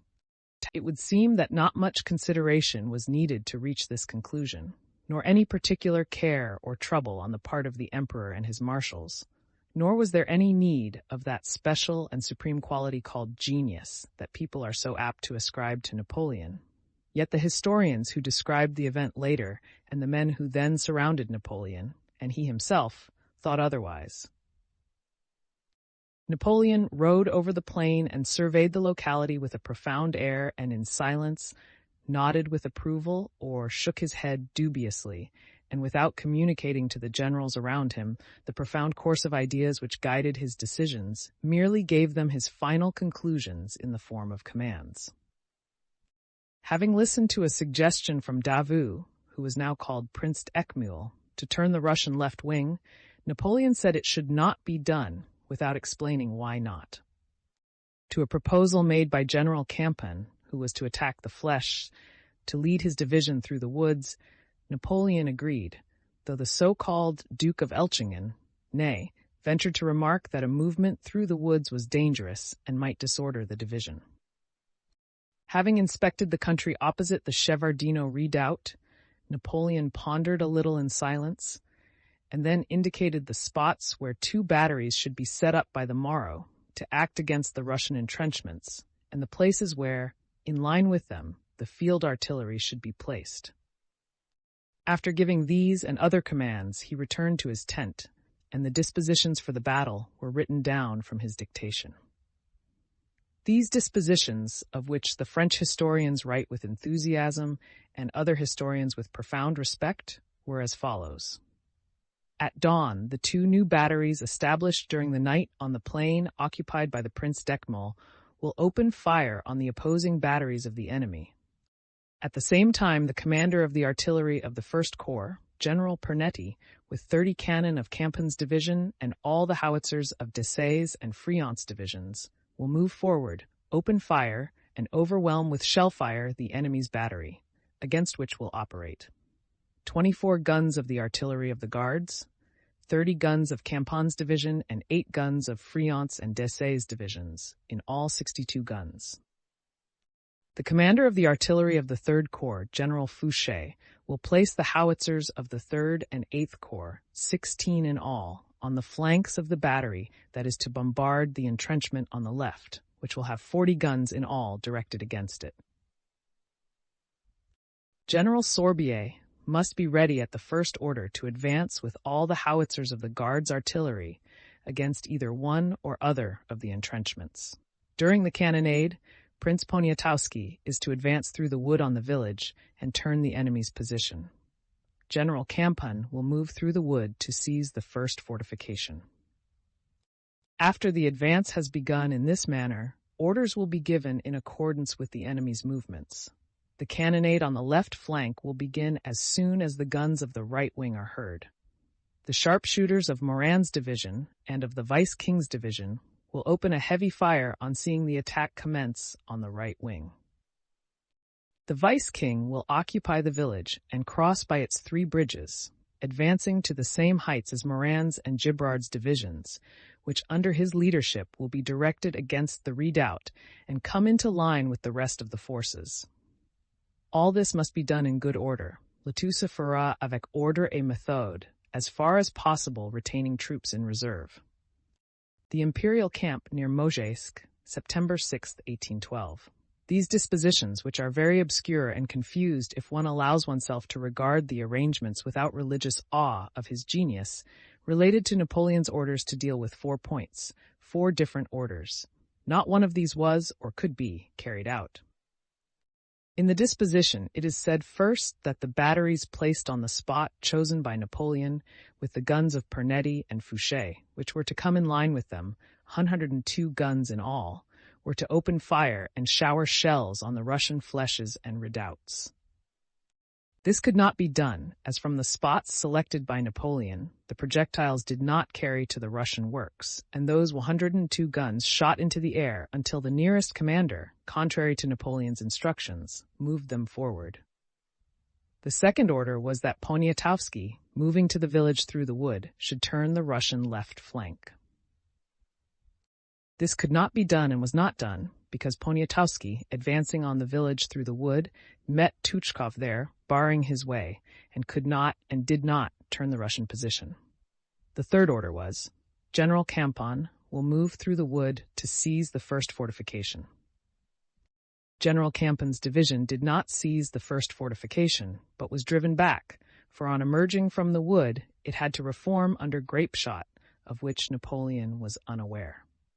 The fourth order was, the Vice-King will occupy the village, Borodino, and cross by its 3 bridges, advancing to the same heights as Morand's and Gérard's divisions, for whose movements no directions are given, which under his leadership will be directed against the redoubt and come into line with the rest of the forces. As far as one can make out, not so much from this unintelligible sentence, as from the attempts the Vice-King made to execute the orders given him, he was to advance from the left through Borodino to the redoubt, while the divisions of Morand and Gérard were to advance simultaneously from the front. All this, like the other parts of the disposition, was not and could not be executed.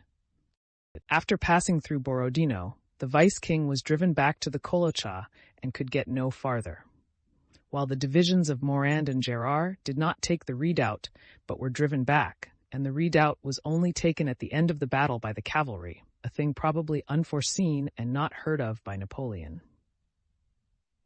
So not one of the orders in the disposition was, or could be, executed. But in the disposition it is said that after the fight has commenced in this manner, orders will be given in accordance with the enemy's movements, and so it might be supposed that all necessary arrangements would be made by Napoleon during the battle. But this was not and could not be done, for during the whole battle, Napoleon was so far away that, as appeared later, he could not know the course of the battle, and not one of his orders during the fight could be executed. Chapter 8. Many historians say that the French did not win the Battle of Borodino because Napoleon had a cold, and that if he had not had a cold, the orders he gave before and during the battle would have been still more full of genius, and Russia would have been lost, and the face of the world have been changed.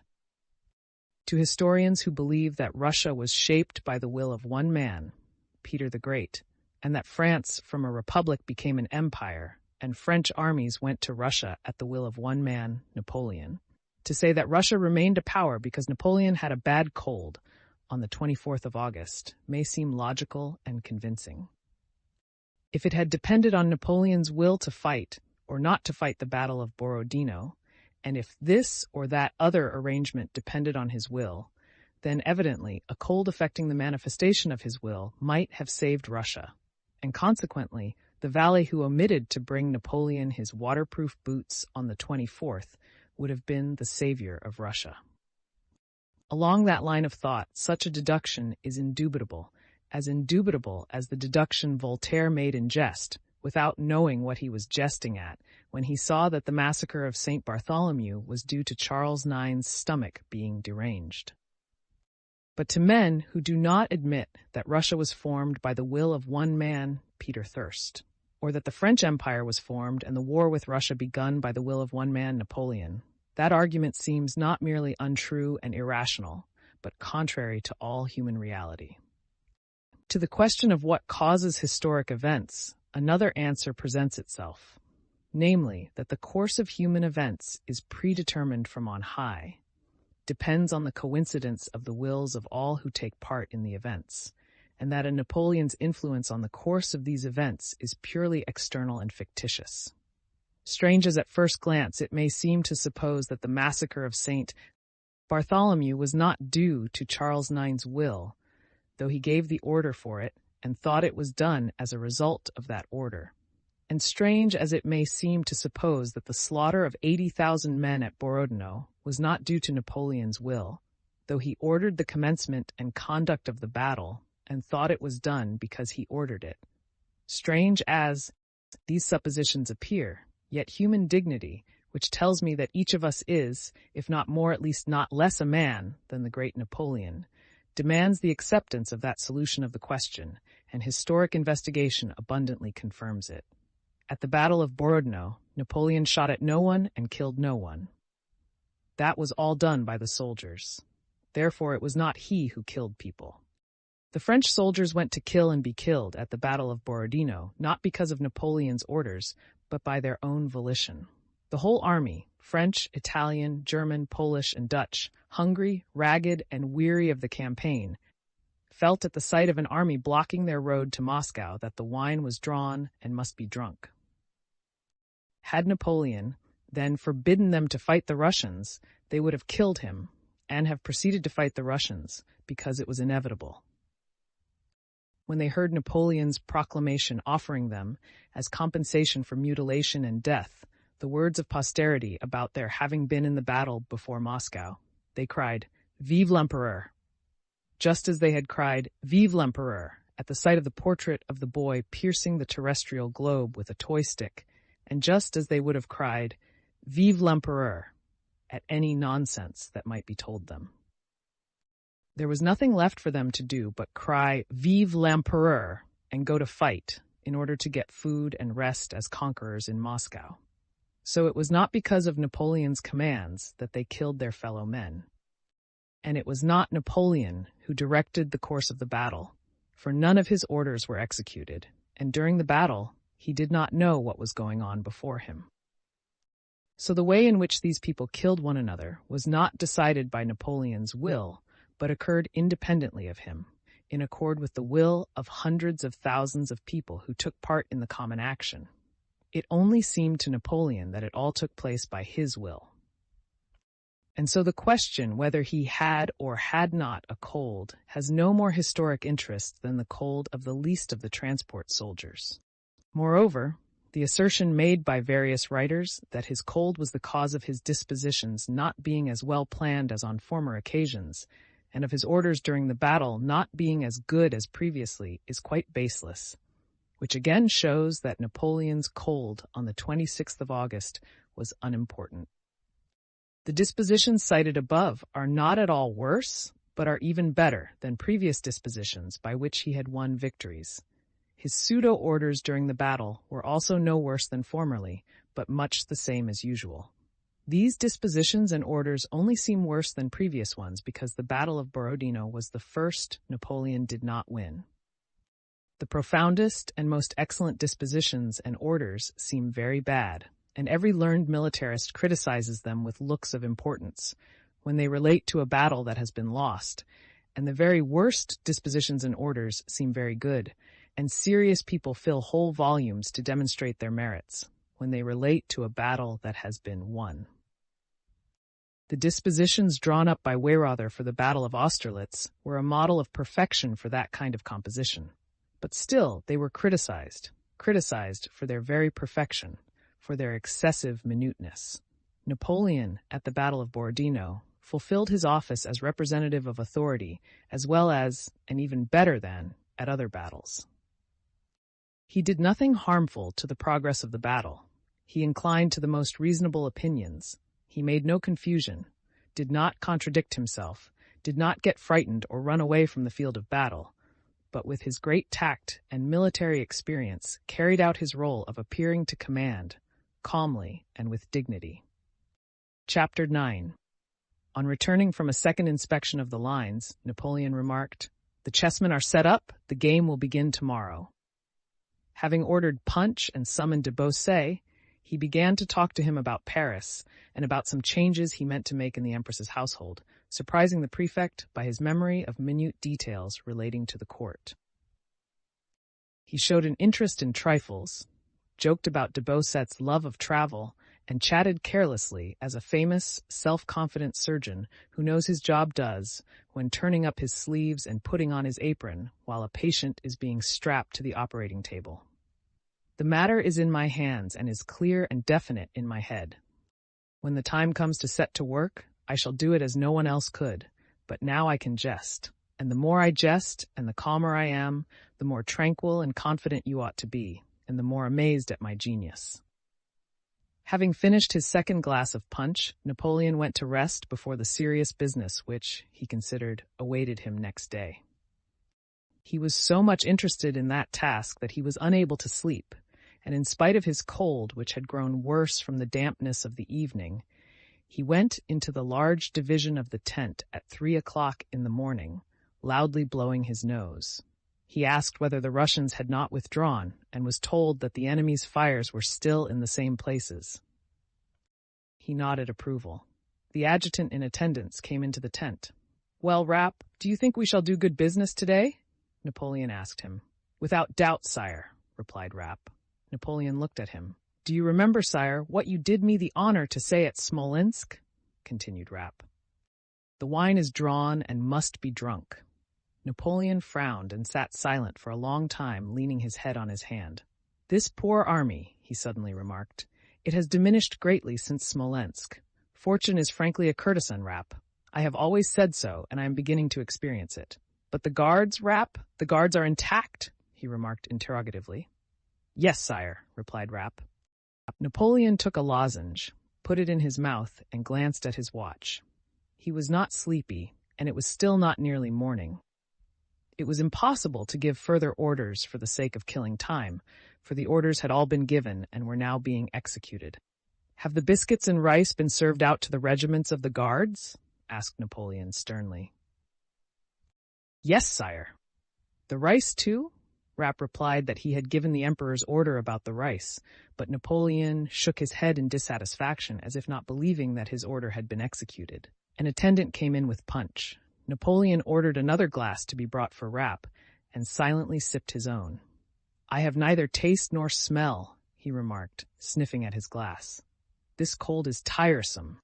They talk about medicine. What is the good of medicine when it can't cure a cold? Corvisart gave me these lozenges, but they don't help at all. What can doctors cure? One can't cure anything. Our body is a machine for living. It is organized for that. It is its nature. Let life go on in it unhindered, and let it defend itself. It will do more than if you paralyze it by encumbering it with remedies. Our body is like a perfect watch that should go for a certain time. The watchmaker cannot open it. He can only adjust it by fumbling, and that blindfold. Yes, our body is just a machine for living, that is all." And having entered on the path of definition, of which he was fond, Napoleon suddenly and unexpectedly gave a new one. "Do you know, Rapp, what military art is?" asked he. "It is the art of being stronger than the enemy at a given moment. That's all."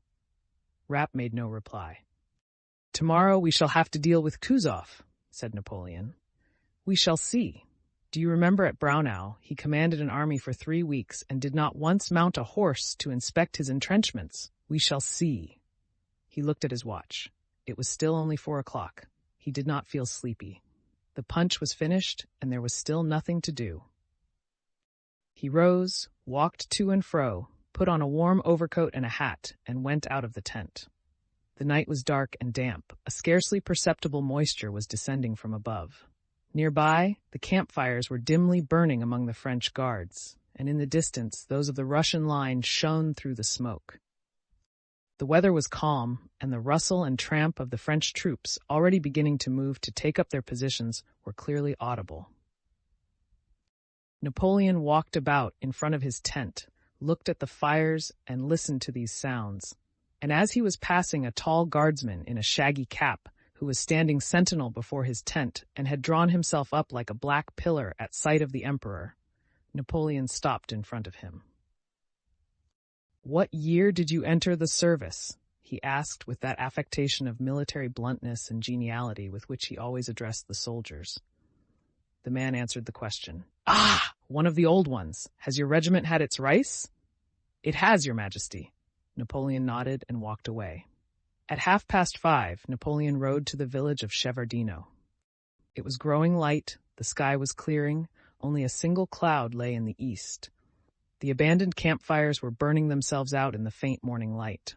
On the right, a single deep report of a cannon resounded and died away in the prevailing silence. Some minutes passed.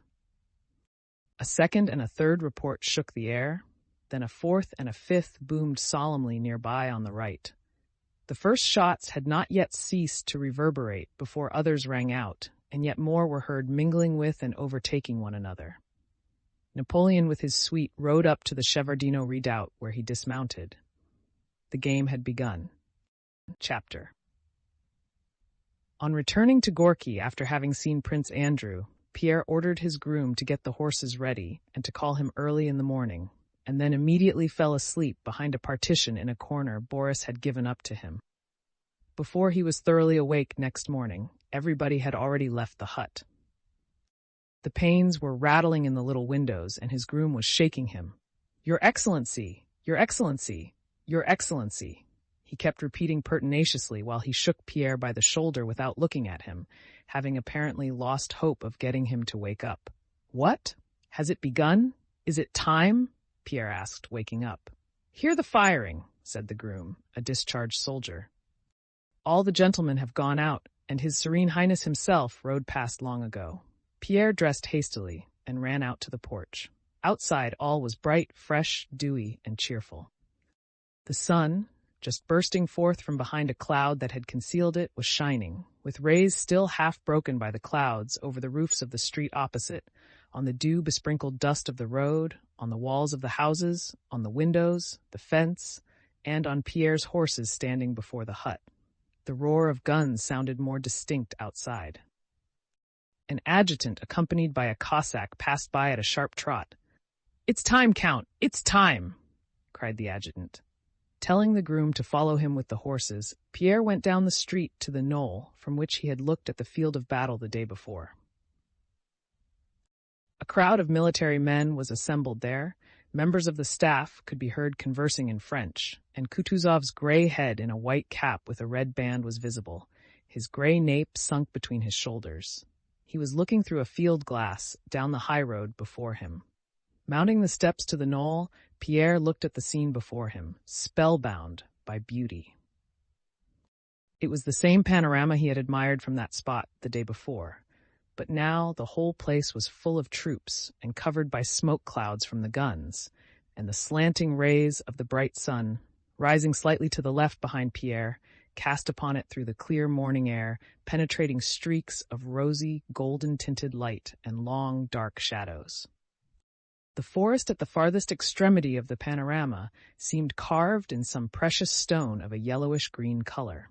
Its undulating outline was silhouetted against the horizon and was pierced beyond Valuevo by the Smolensk highroad crowded with troops. Nearer at hand glittered golden cornfields interspersed with copses.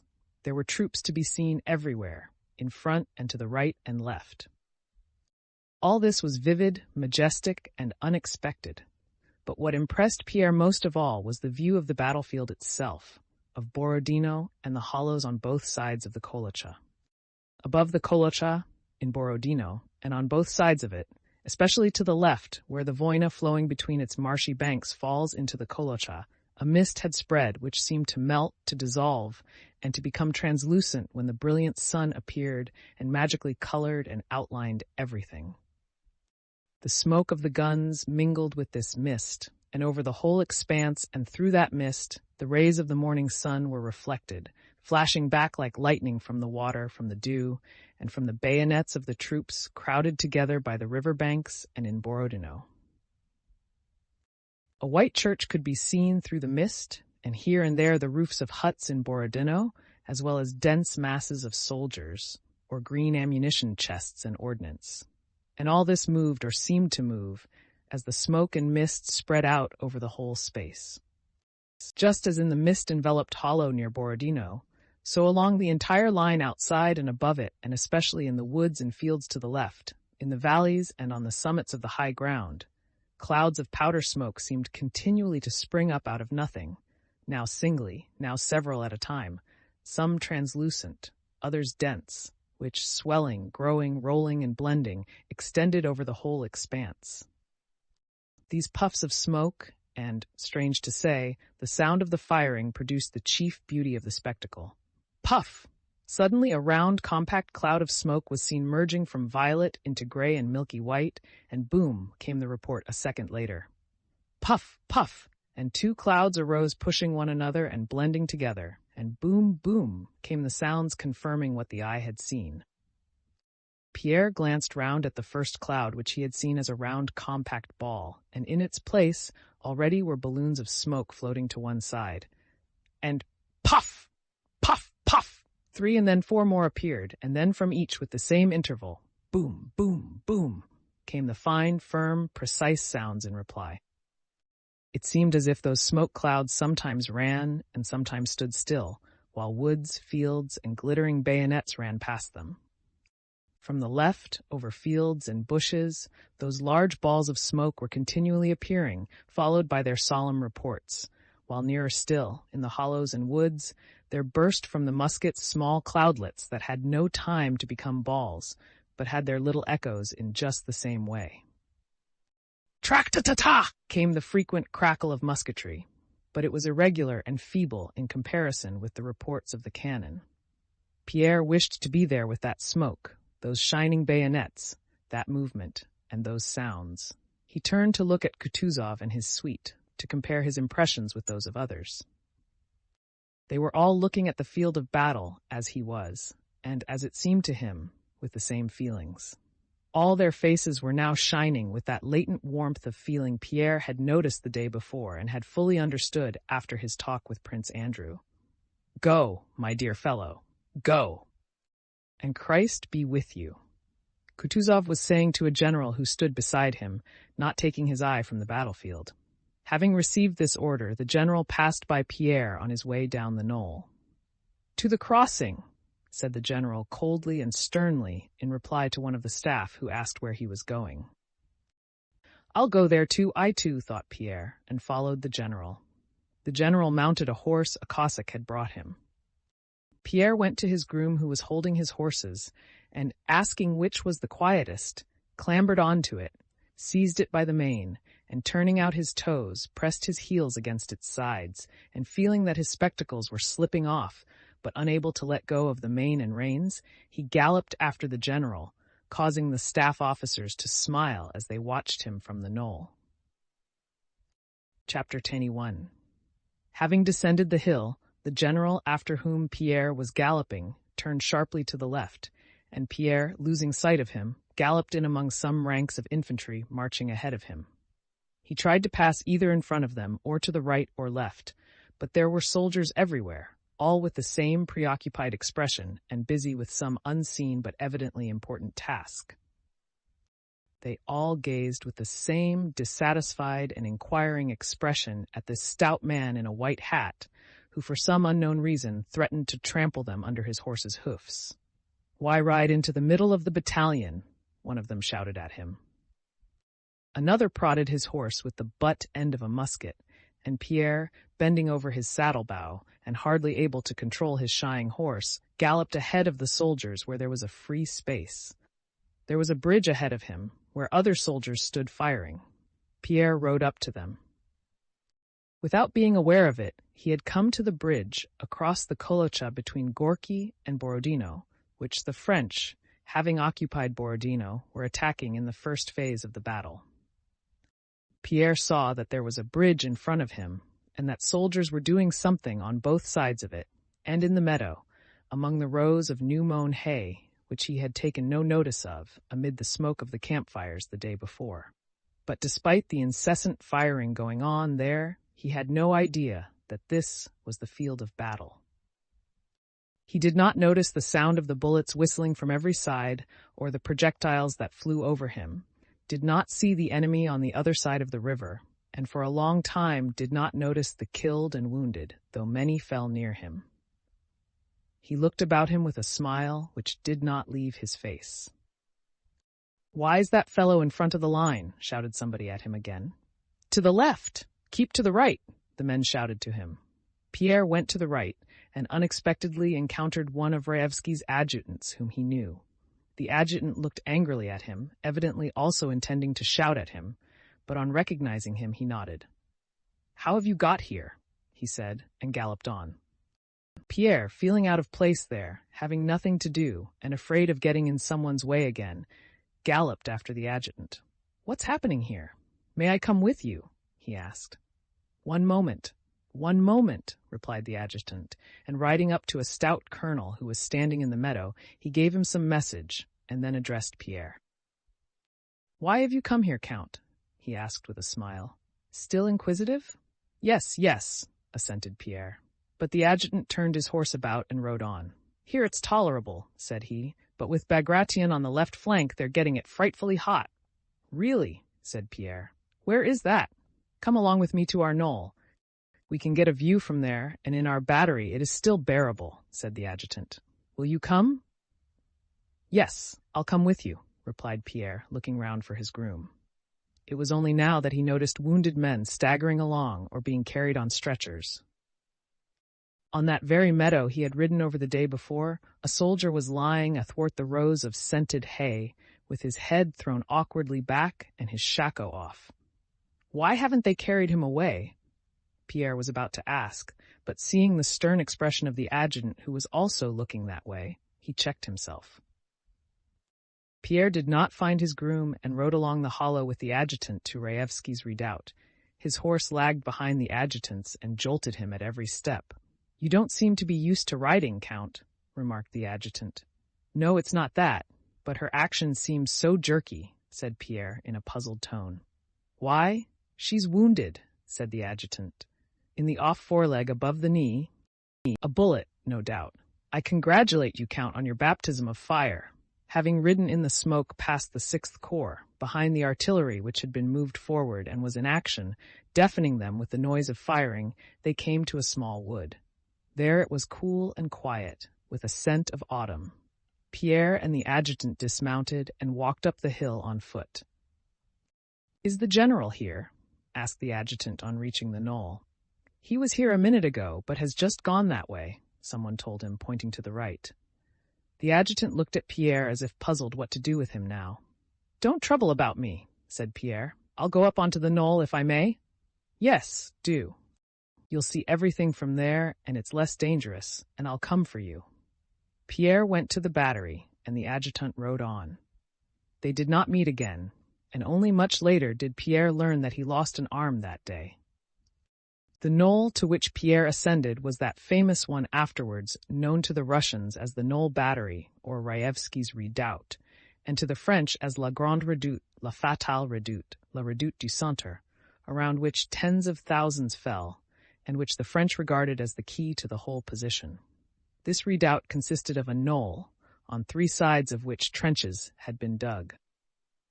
Within the entrenchment stood 10 guns that were being fired through openings in the earthwork. In line with the knoll on both sides stood other guns, which also fired incessantly. A little behind the guns stood infantry. When ascending that knoll, Pierre had no notion that this spot, on which small trenches had been dug and from which a few guns were firing, was the most important point of the battle. On the contrary, just because he happened to be there, he thought it one of the least significant parts of the field. Having reached the knoll, Pierre sat down at one end of a trench surrounding the battery and gazed at what was going on around him with an unconsciously happy smile. Occasionally he rose and walked about the battery still with that same smile, trying not to obstruct the soldiers who were loading, hauling the guns, and continually running past him with bags and charges. The guns of that battery were being fired continually one after another with a deafening roar, enveloping the whole neighborhood in powder smoke. In contrast with the dread felt by the infantrymen placed in support, here in the battery, where a small number of men busy at their work were separated from the rest by a trench, everyone experienced a common and, as it were, family feeling of animation. The intrusion of Pierre's non-military figure in a white hat made an unpleasant impression at first. The soldiers looked askance at him with surprise and even alarm as they went past him.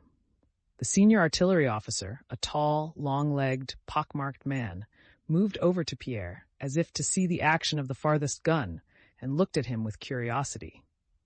A young, round-faced officer, quite a boy still and evidently only just out of the cadet college, who was zealously commanding the 2 guns entrusted to him, addressed Pierre sternly.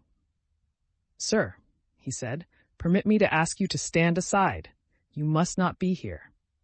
The soldiers shook their heads disapprovingly as they looked at Pierre.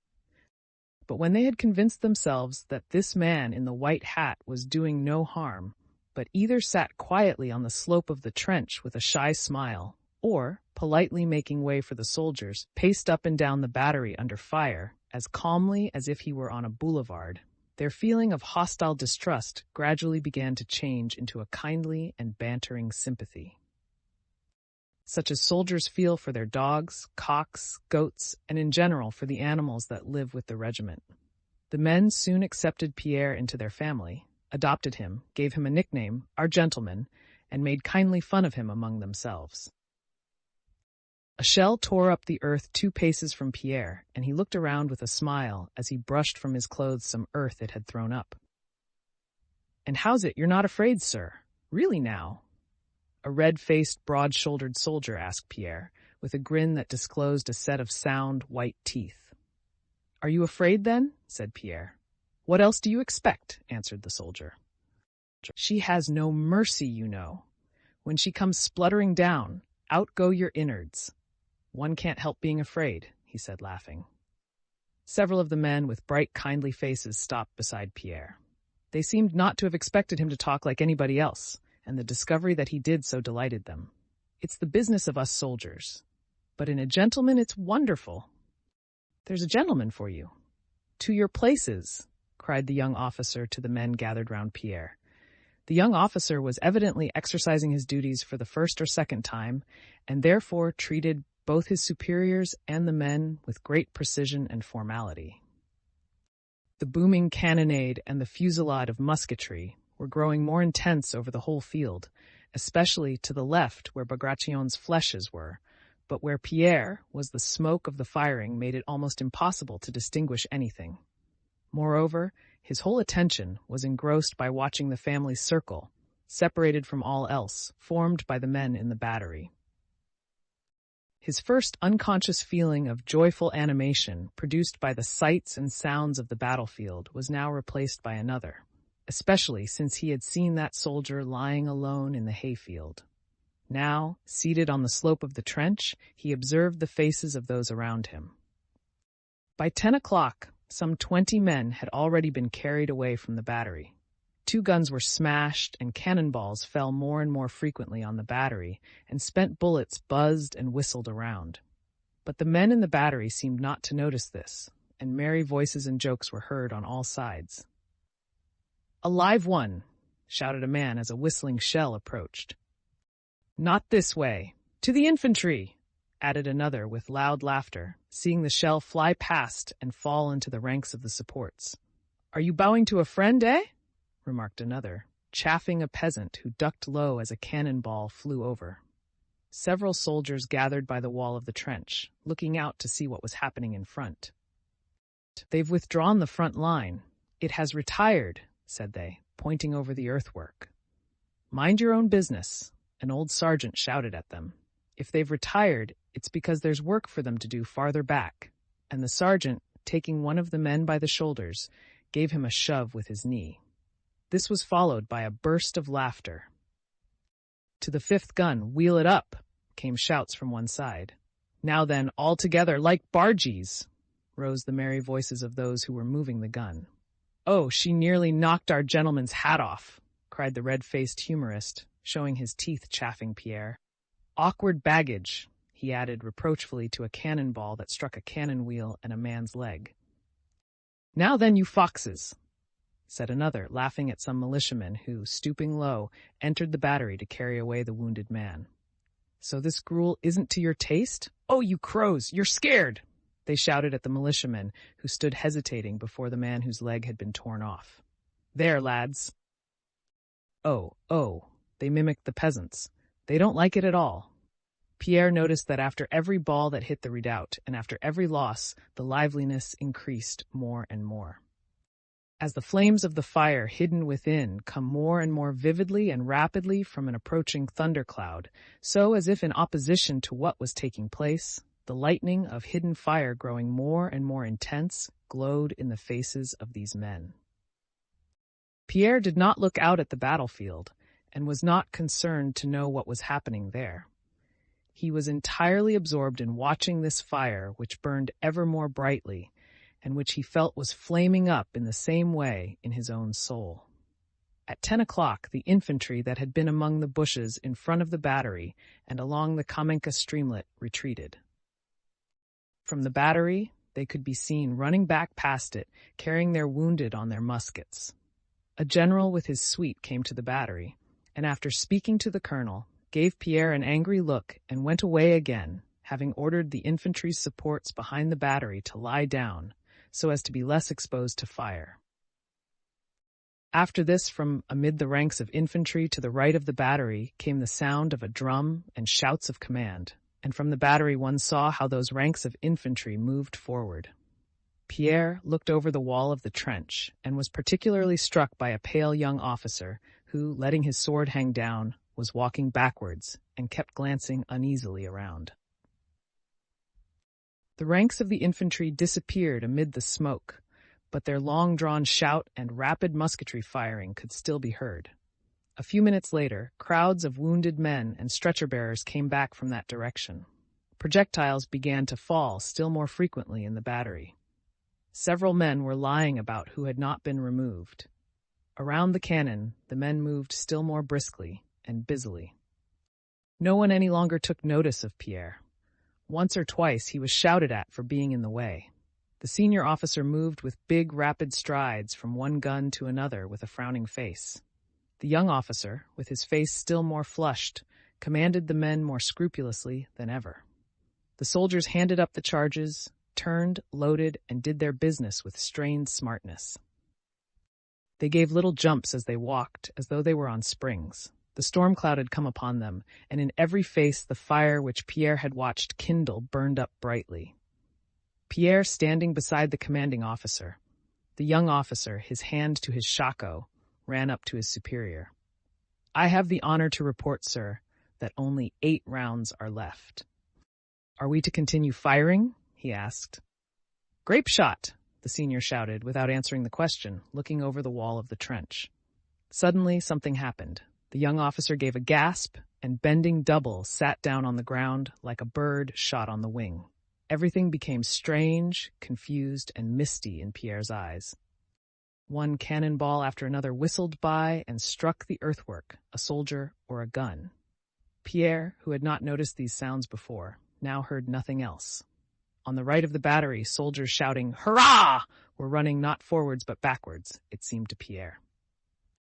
A cannonball struck the very end of the earthwork by which he was standing, crumbling down the earth. A black ball flashed before his eyes, and at the same instant plumped into something.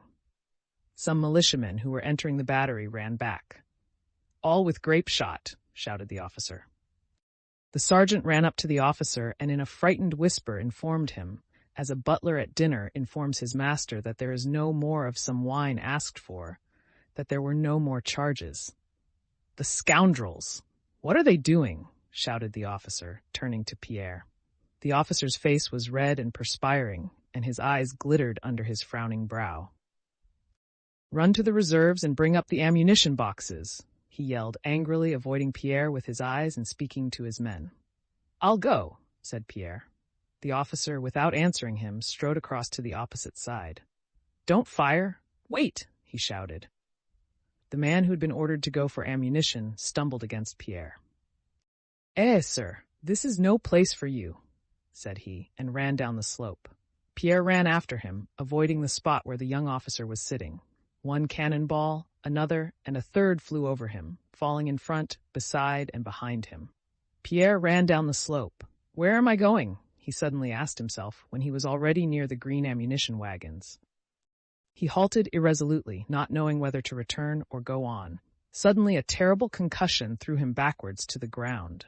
At the same instant, he was dazzled by a great flash of flame, and immediately a deafening roar, crackling and whistling made his ears tingle. When he came to himself, he was sitting on the ground, leaning on his hands. The ammunition wagons he had been approaching no longer existed. Only charred green boards and rags littered the scorched grass. And a horse, dangling fragments of its shaft behind it, galloped past, while another horse lay like Pierre on the ground, uttering prolonged and piercing cries. Chapter 22. Beside himself with terror, Pierre jumped up and ran back to the battery, as to the only refuge from the horrors that surrounded him. On entering the earthwork, he noticed that there were men doing something there, but that no shots were being fired from the battery. He had no time to realize who these men were. He saw the senior officer lying on the earth wall, with his back turned, as if he were examining something down below, and that one of the soldiers he had noticed before was struggling forward, shouting, "Brothers!" and trying to free himself from some men who were holding him by the arm. He also saw something else that was strange. But he had not time to realize that the colonel had been killed, that the soldier shouting "Brothers" was a prisoner, and that another man had been bayoneted in the back before his eyes, for hardly had he run into the redoubt before a thin, sallow-faced, perspiring man in a blue uniform rushed on him sword in hand, shouting something. Instinctively guarding against the shock, for they had been running together at full speed before they saw one another, Pierre put out his hands and seized the man, a French officer, by the shoulder with one hand and by the throat with the other. The officer, dropping his sword, seized Pierre by his collar. For some seconds they gazed with frightened eyes at one another's unfamiliar faces, and both were perplexed at what they had done and what they were to do next. "Am I taken prisoner, or have I taken him prisoner?" Each was thinking. But the French officer was evidently more inclined to think he had been taken prisoner, because Pierre's strong hand, impelled by instinctive fear, squeezed his throat ever tighter and tighter. The Frenchman was about to say something, when just above their heads, terrible and low, a cannonball whistled, and it seemed to Pierre that the French officer's head had been torn off, so swiftly had he ducked it. Pierre too bent his head and let his hands fall. Without further thought as to who had taken whom prisoner, the Frenchman ran back to the battery, and Pierre ran down the slope, stumbling over the dead and wounded, who, it seemed to him, caught at his feet. But before he reached the foot of the knoll, he was met by a dense crowd of Russian soldiers who, stumbling, tripping up, and shouting, ran merrily and wildly toward the battery. This was the attack for which Ermolov claimed the credit, declaring that only his courage and good luck made such a feat possible. It was the attack in which he was said to have thrown some St. George's crosses he had in his pocket into the battery for the first soldiers to take who got there. The French who had occupied the battery fled, and our troops shouting "Hurrah!" pursued them so far beyond the battery that it was difficult to call them back. The prisoners were brought down from the battery, and among them was a wounded French general, whom the officers surrounded. Crowds of wounded, some known to Pierre and some unknown, Russians and French, with faces distorted by suffering, walked, crawled, and were carried on stretchers from the battery. Pierre again went up onto the knoll, where he had spent over an hour, and of that family circle which had received him as a member, he did not find a single one. There were many dead whom he did not know, but some he recognized. The young officer still sat in the same way, bent double, in a pool of blood at the edge of the earth wall. The red-faced man was still twitching, but they did not carry him away. Pierre ran down the slope once more. "Now they will stop it. Now they will be horrified at what they have done," he thought, aimlessly going toward a crowd of stretcher-bearers moving from the battlefield. But behind the veil of smoke, the sun was still high. and in front, and especially to the left, near Semenovsk, something seemed to be seething in the smoke, and the roar of cannon and musketry did not diminish, but even increased to desperation, like a man who, straining himself, shrieks with all his remaining strength. The chief action of the Battle of Borodino was fought within the 7,000 feet between Borodino and Bagration's flèches. Beyond that space, there was, on the one side, a demonstration made by the Russians with Uvarov's cavalry at midday, and on the other side, beyond Utitsa, Poniatowski's collision with Tushkov. But these two were detached and feeble actions in comparison with what took place in the center of the battlefield. On the field between Borodino and the Fleche, beside the wood, the chief action of the day took place on an open space visible from both sides and was fought in the simplest and most artless way. The battle began on both sides with a cannonade from several hundred guns. Then, when the whole field was covered with smoke, two divisions, Campon's and Desaix's, advanced from the French right, while Murat's troops advanced on Borodino from their left. From the Shevardino redoubt, where Napoleon was standing, the Fleches were 2/3 of a mile away, and it was more than a mile as the crow flies to Borodino, so that Napoleon could not see what was happening there, especially as the smoke mingling with the mist hid the whole locality. The soldiers of Desaix's division, advancing against the Fleche, could only be seen till they had entered the hollow that lay between them and the Fleches. As soon as they had descended into that hollow, the smoke of the guns and musketry on the Fleche grew so dense that it covered the whole approach on that side of it. Through the smoke glimpses could be caught of something black, probably men, and at times the glint of bayonets. But whether they were moving or stationary, whether they were French or Russian, could not be discovered from the Shevardino redoubt. The sun had risen brightly, and its slanting rays struck straight into Napoleon's face, as, shading his eyes with his hand, he looked at the Fleches. The smoke spread out before them, and at times it looked as if the smoke were moving, at times as if the troops moved. Sometimes shouts were heard through the firing, but it was impossible to tell what was being done there. Napoleon, standing on the knoll, looked through a field glass, and in its small circlet saw smoke and men, sometimes his own and sometimes Russians, but when he looked again with the naked eye, he could not tell where what he had seen was. He descended the knoll and began walking up and down before it. Occasionally he stopped, listened to the firing, and gazed intently at the battlefield. But not only was it impossible to make out what was happening from where he was standing down below, or from the knoll above on which some of his generals had taken their stand, but even from the Fleches themselves, in which by this time there were now Russian and now French soldiers, alternately or together, dead, wounded, alive, frightened, or maddened. Even at those Fleches themselves, it was impossible to make out what was taking place. There for several hours, amid incessant cannon and musketry fire, now Russians were seen alone, now Frenchmen alone, now infantry, and now cavalry. They appeared, fired, fell, collided, not knowing what to do with one another, screamed, and ran back again. From the battlefield adjutants he had sent out, and orderlies from his marshals, kept galloping up to Napoleon with reports of the progress of the action. But all these reports were false, both because it was impossible in the heat of battle to say what was happening at any given moment, and because many of the adjutants did not go to the actual place of conflict, but reported what they had heard from others, and also because while an adjutant was riding more than a mile to Napoleon, circumstances changed and the news he brought was already becoming false. Thus an adjutant galloped up from Murat with tidings that Borodino had been occupied and the bridge over the Kolocha was in the hands of the French. The adjutant asked whether Napoleon wished the troops to cross it. Napoleon gave orders that the troops should form up on the farther side and wait.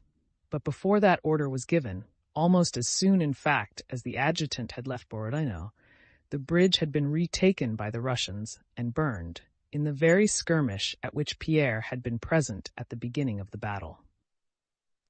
An adjutant galloped up from the Fleches with a pale and frightened face and reported to Napoleon that their attack had been repulsed, Campan wounded, and Davout killed.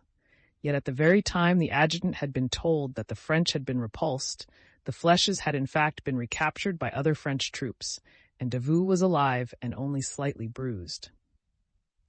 On the basis of these necessarily untrustworthy reports, Napoleon gave his orders, which had either been executed before he gave them, or could not be, and were not executed.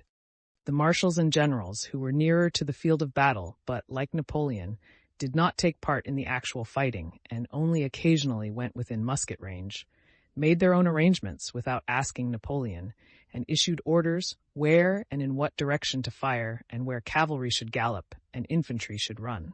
But even their orders, like Napoleon's, were seldom carried out, and then but partially. For the most part, things happened contrary to their orders. Soldiers ordered to advance ran back on meeting grapeshot. Soldiers ordered to remain where they were, suddenly seeing Russians unexpectedly before them, sometimes rushed back and sometimes forward, and the cavalry dashed without orders in pursuit of the flying Russians. In this way, 2 cavalry regiments galloped through the Semenovsk hollow, and as soon as they reached the top of the incline, turned round and galloped full speed back again. The infantry moved in the same way, sometimes running to quite other places than those they were ordered to go to. All orders as to where and when to move the guns, when to send infantry to shoot, or horsemen to ride down the Russian infantry, all such orders were given by the officers on the spot nearest to the units concerned, without asking either Ney, Davout, or Murat, much less Napoleon.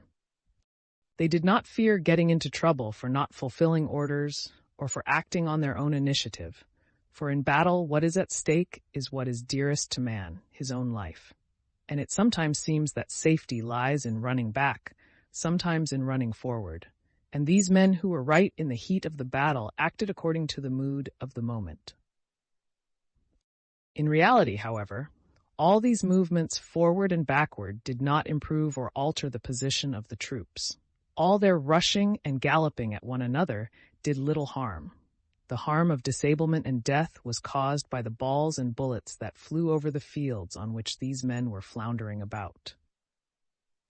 As soon as they left the place where the balls and bullets were flying about, their superiors, located in the background, reformed them and brought them under discipline, and under the influence of that discipline, led them back to the zone of fire, where under the influence of fear of death, they lost their discipline and rushed about according to the chance promptings of the throng. Chapter 14. Napoleon's generals. Davout, Ney, and Murat, who were near that region of fire and sometimes even entered it, repeatedly led into it huge masses of well-ordered troops. But contrary to what had always happened in their former battles, instead of the news they expected of the enemy's flight, these orderly masses returned thence as disorganized and terrified mobs. The generals reformed them, but their numbers constantly decreased. In the middle of the day, Murat sent his adjutant to Napoleon to demand reinforcements. Napoleon sat at the foot of the knoll, drinking punch, when Murat's adjutant galloped up with an assurance that the Russians would be routed if His Majesty would let him have another division. "Reinforcements?" said Napoleon in a tone of stern surprise, looking at the adjutant, a handsome lad with long black curls arranged like Murat's own, as though he did not understand his words. "Reinforcements," thought Napoleon to himself. "How can they need reinforcements when they already have half the army directed against a weak, unentrenched Russian wing? Tell the King of Naples," said he sternly, "that it is not noon yet, and I don't yet see my chessboard clearly. Go." The handsome boy adjutant with the long hair sighed deeply without removing his hand from his hat and galloped back to where men were being slaughtered. Napoleon rose, and having summoned Caulaincourt and Berthier, began talking to them about matters unconnected with the battle. In the midst of this conversation, which was beginning to interest Napoleon, Berthier's eyes turned to look at a general with a suite, who was galloping toward the knoll on a lathering horse. It was Belliard. Having dismounted, he went up to the emperor with rapid strides, and in a loud voice began boldly demonstrating the necessity of sending reinforcements. He swore on his honor that the Russians were lost if the emperor would give another division. Napoleon shrugged his shoulders and continued to pace up and down without replying. Belliard began talking loudly and eagerly to the generals of the suite around him. "You are very fiery, Belliard," said Napoleon when he again came up to the general. "In the heat of a battle, it is easy to make a mistake. Go and have another look, and then come back to me." Before Belliard was out of sight, a messenger from another part of the battlefield galloped up. "Now then, what do you want?" asked Napoleon in the tone of a man irritated at being continually disturbed. "Sire, the prince," began the adjutant. "Asks for reinforcements?" said Napoleon with an angry gesture. The adjutant bent his head affirmatively and began to report, but the emperor turned from him, took a couple of steps, stopped, came back, and called Berthier. "We must give reserves," he said, moving his arm slightly apart. "Who do you think should be sent there?" he asked of Berthier, whom he subsequently termed "that gosling I have made an eagle." "Send Clapared's division, sire," replied Berthier, who knew all the division's regiments and battalions by heart. Napoleon nodded assent. The adjutant galloped to Clapared's division, and a few minutes later the young guards stationed behind the knoll moved forward. Napoleon gazed silently in that direction. "No," he suddenly said to Berthier. "I can't send Clapared. Send Friant's division." Though there was no advantage in sending Friant's division instead of Clapared's, and even an obvious inconvenience and delay in stopping Clapared and sending Friant now, the order was carried out exactly. Napoleon did not notice that in regard to his army, he was playing the part of a doctor who hinders by his medicines, a role he so justly understood and condemned. Friant's division disappeared, as the others had done, into the smoke of the battlefield. From all sides, adjutants continued to arrive at a gallop, and as if by agreement, all said the same thing. They all asked for reinforcements, and all said that the Russians were holding their positions and maintaining a hellish fire under which the French army was melting away. Napoleon sat on a camp stool, wrapped in thought. M. de Beausset, the man so fond of travel, having fasted since morning, came up to the emperor and ventured respectfully to suggest lunch to his majesty. "I hope I may now congratulate your majesty on a victory," said he. Napoleon silently shook his head in negation. Assuming the negation to refer only to the victory and not to the lunch, M. de Beausset ventured with respectful jocularity to remark that there is no reason for not having lunch when one can get it. "Go away!" exclaimed Napoleon suddenly and morosely, and turned aside. A beatific smile of regret, repentance, and ecstasy beamed on M. de Beausset's face, and he glided away to the other generals. Napoleon was experiencing a feeling of depression, like that of an ever-lucky gambler, who, after recklessly flinging money about and always winning, suddenly, just when he has calculated all the chances of the game, finds that the more he considers his play, the more surely he loses. His troops were the same, his generals the same preparations had been made, the same dispositions, and the same proclamation courte et énergique. He himself was still the same. He knew that, and knew that he was now even more experienced and skillful than before. Even the enemy was the same as at Austerlitz and Friedland, yet the terrible stroke of his arm had supernaturally become impotent. All the old methods that had been unfailingly crowned with success, the concentration of batteries on one point, an attack by reserves to break the enemy's line, and a cavalry attack by the men of iron, all these methods had already been employed. Yet not only was there no victory, but from all sides came the same news of generals killed and wounded, of reinforcements needed, of the impossibility of Warsath, driving back the Russians, and of disorganization among his own troops. Formerly, after he had given 2 or 3 orders and uttered a few phrases, marshals and adjutants had come galloping up with congratulations and happy faces, announcing the trophies taken, the corps of prisoners, bundles of enemy eagles and standards, cannon and stores, and Murat had only begged leave to loose the cavalry to gather in the baggage wagons. So it had been at Lodi, Marengo, Arcola, Jena, Austerlitz, Wagram, and so on. But now something strange was happening to his troops. Despite news of the capture of the Fleches, Napoleon saw that this was not the same, not at all the same, as what had happened in his former battles. He saw that what he was feeling was felt by all the men about him, experienced in the art of war. All their faces looked dejected, and they all shunned one another's eyes. Only a de Beausset could fail to grasp the meaning of what was happening. But Napoleon, with his long experience of war, well knew the meaning of a battle not gained by the attacking side in 8 hours, after all efforts had been expended. He knew that it was a lost battle, and that the least accident might now, with the fight balanced on such a strained center, destroy him and his army. When he ran his mind over the whole of this strange Russian campaign, in which not one battle had been won, and in which not a flag, or cannon, or army corps had been captured in 2 months, when he looked at the concealed depression on the faces around him, and heard reports of the Russians still holding their ground, a terrible feeling like a nightmare took possession of him. And all the unlucky accidents that might destroy him occurred to his mind.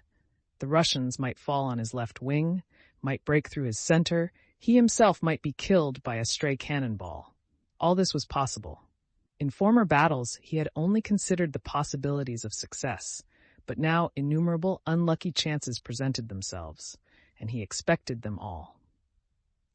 Yes, it was like a dream in which a man fancies that a ruffian is coming to attack him, and raises his arm to strike that ruffian a terrible blow which he knows should annihilate him, but then feels that his arm drops powerless and limp like a rag, and the horror of unavoidable destruction seizes him in his helplessness.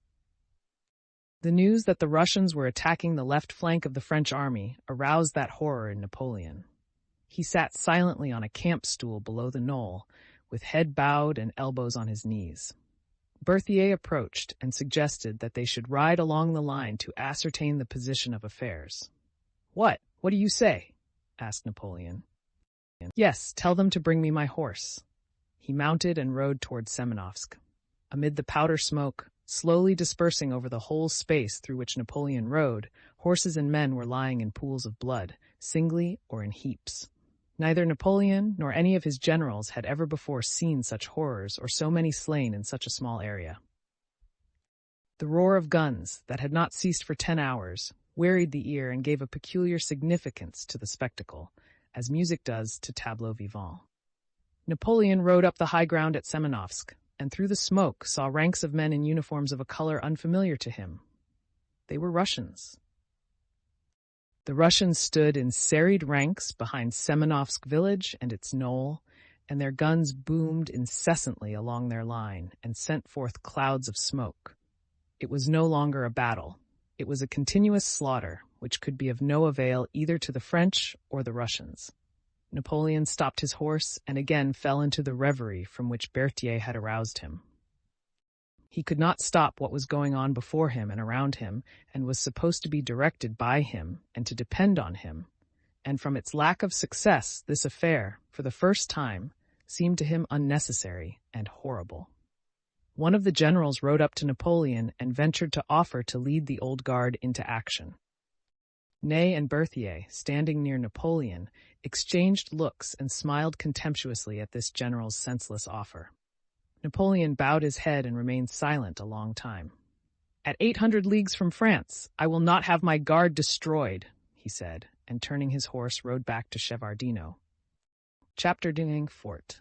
On the rug-covered bench where Pierre had seen him in the morning sat Kutuzov, his gray head hanging, his heavy body relaxed.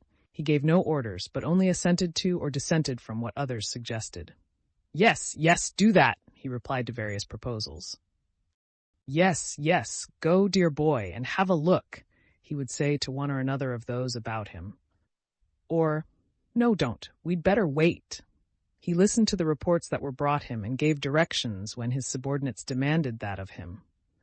But when listening to the reports, it seemed as if he were not interested in the import of the words spoken, but rather in something else, in the expression of face and tone of voice of those who were reporting. By long years of military experience he knew, and with the wisdom of age understood, that it is impossible for one man to direct hundreds of thousands of others struggling with death. And he knew that the result of a battle is decided not by the orders of a commander-in-chief, nor the place where the troops are stationed, nor by the number of cannon or of slaughtered men, but by that intangible force called the spirit of the army, and he watched this force and guided it in as far as that was in his power. Kutuzov's general expression was one of a concentrated, quiet attention, and his face wore a strained look as if he found it difficult to master the fatigue of his old and feeble body. At 11 o'clock, they brought him news that the flesh captured by the French had been retaken, but that Prince Bagration was wounded. Kutuzov groaned and swayed his head. "Ride over to Prince Peter Ivanovitch and find out about it exactly," he said to one of his adjutants, and then turned to the Duke of Württemberg, who was standing behind him. "Will your Highness please take command of the First Army?" Soon after the Duke's departure, before he could possibly have reached Semenovsk, his adjutant came back from him and told Kutuzov that the Duke asked for more troops. Kutuzov made a grimace and sent an order to Dokhturov to take over the command of the First Army and a request to the Duke, whom he said he could not spare at such an important moment, to return to him. When they brought him news that Murat had been taken prisoner and the staff officers congratulated him, Kutuzov smiled. "Wait a little, gentlemen," said he.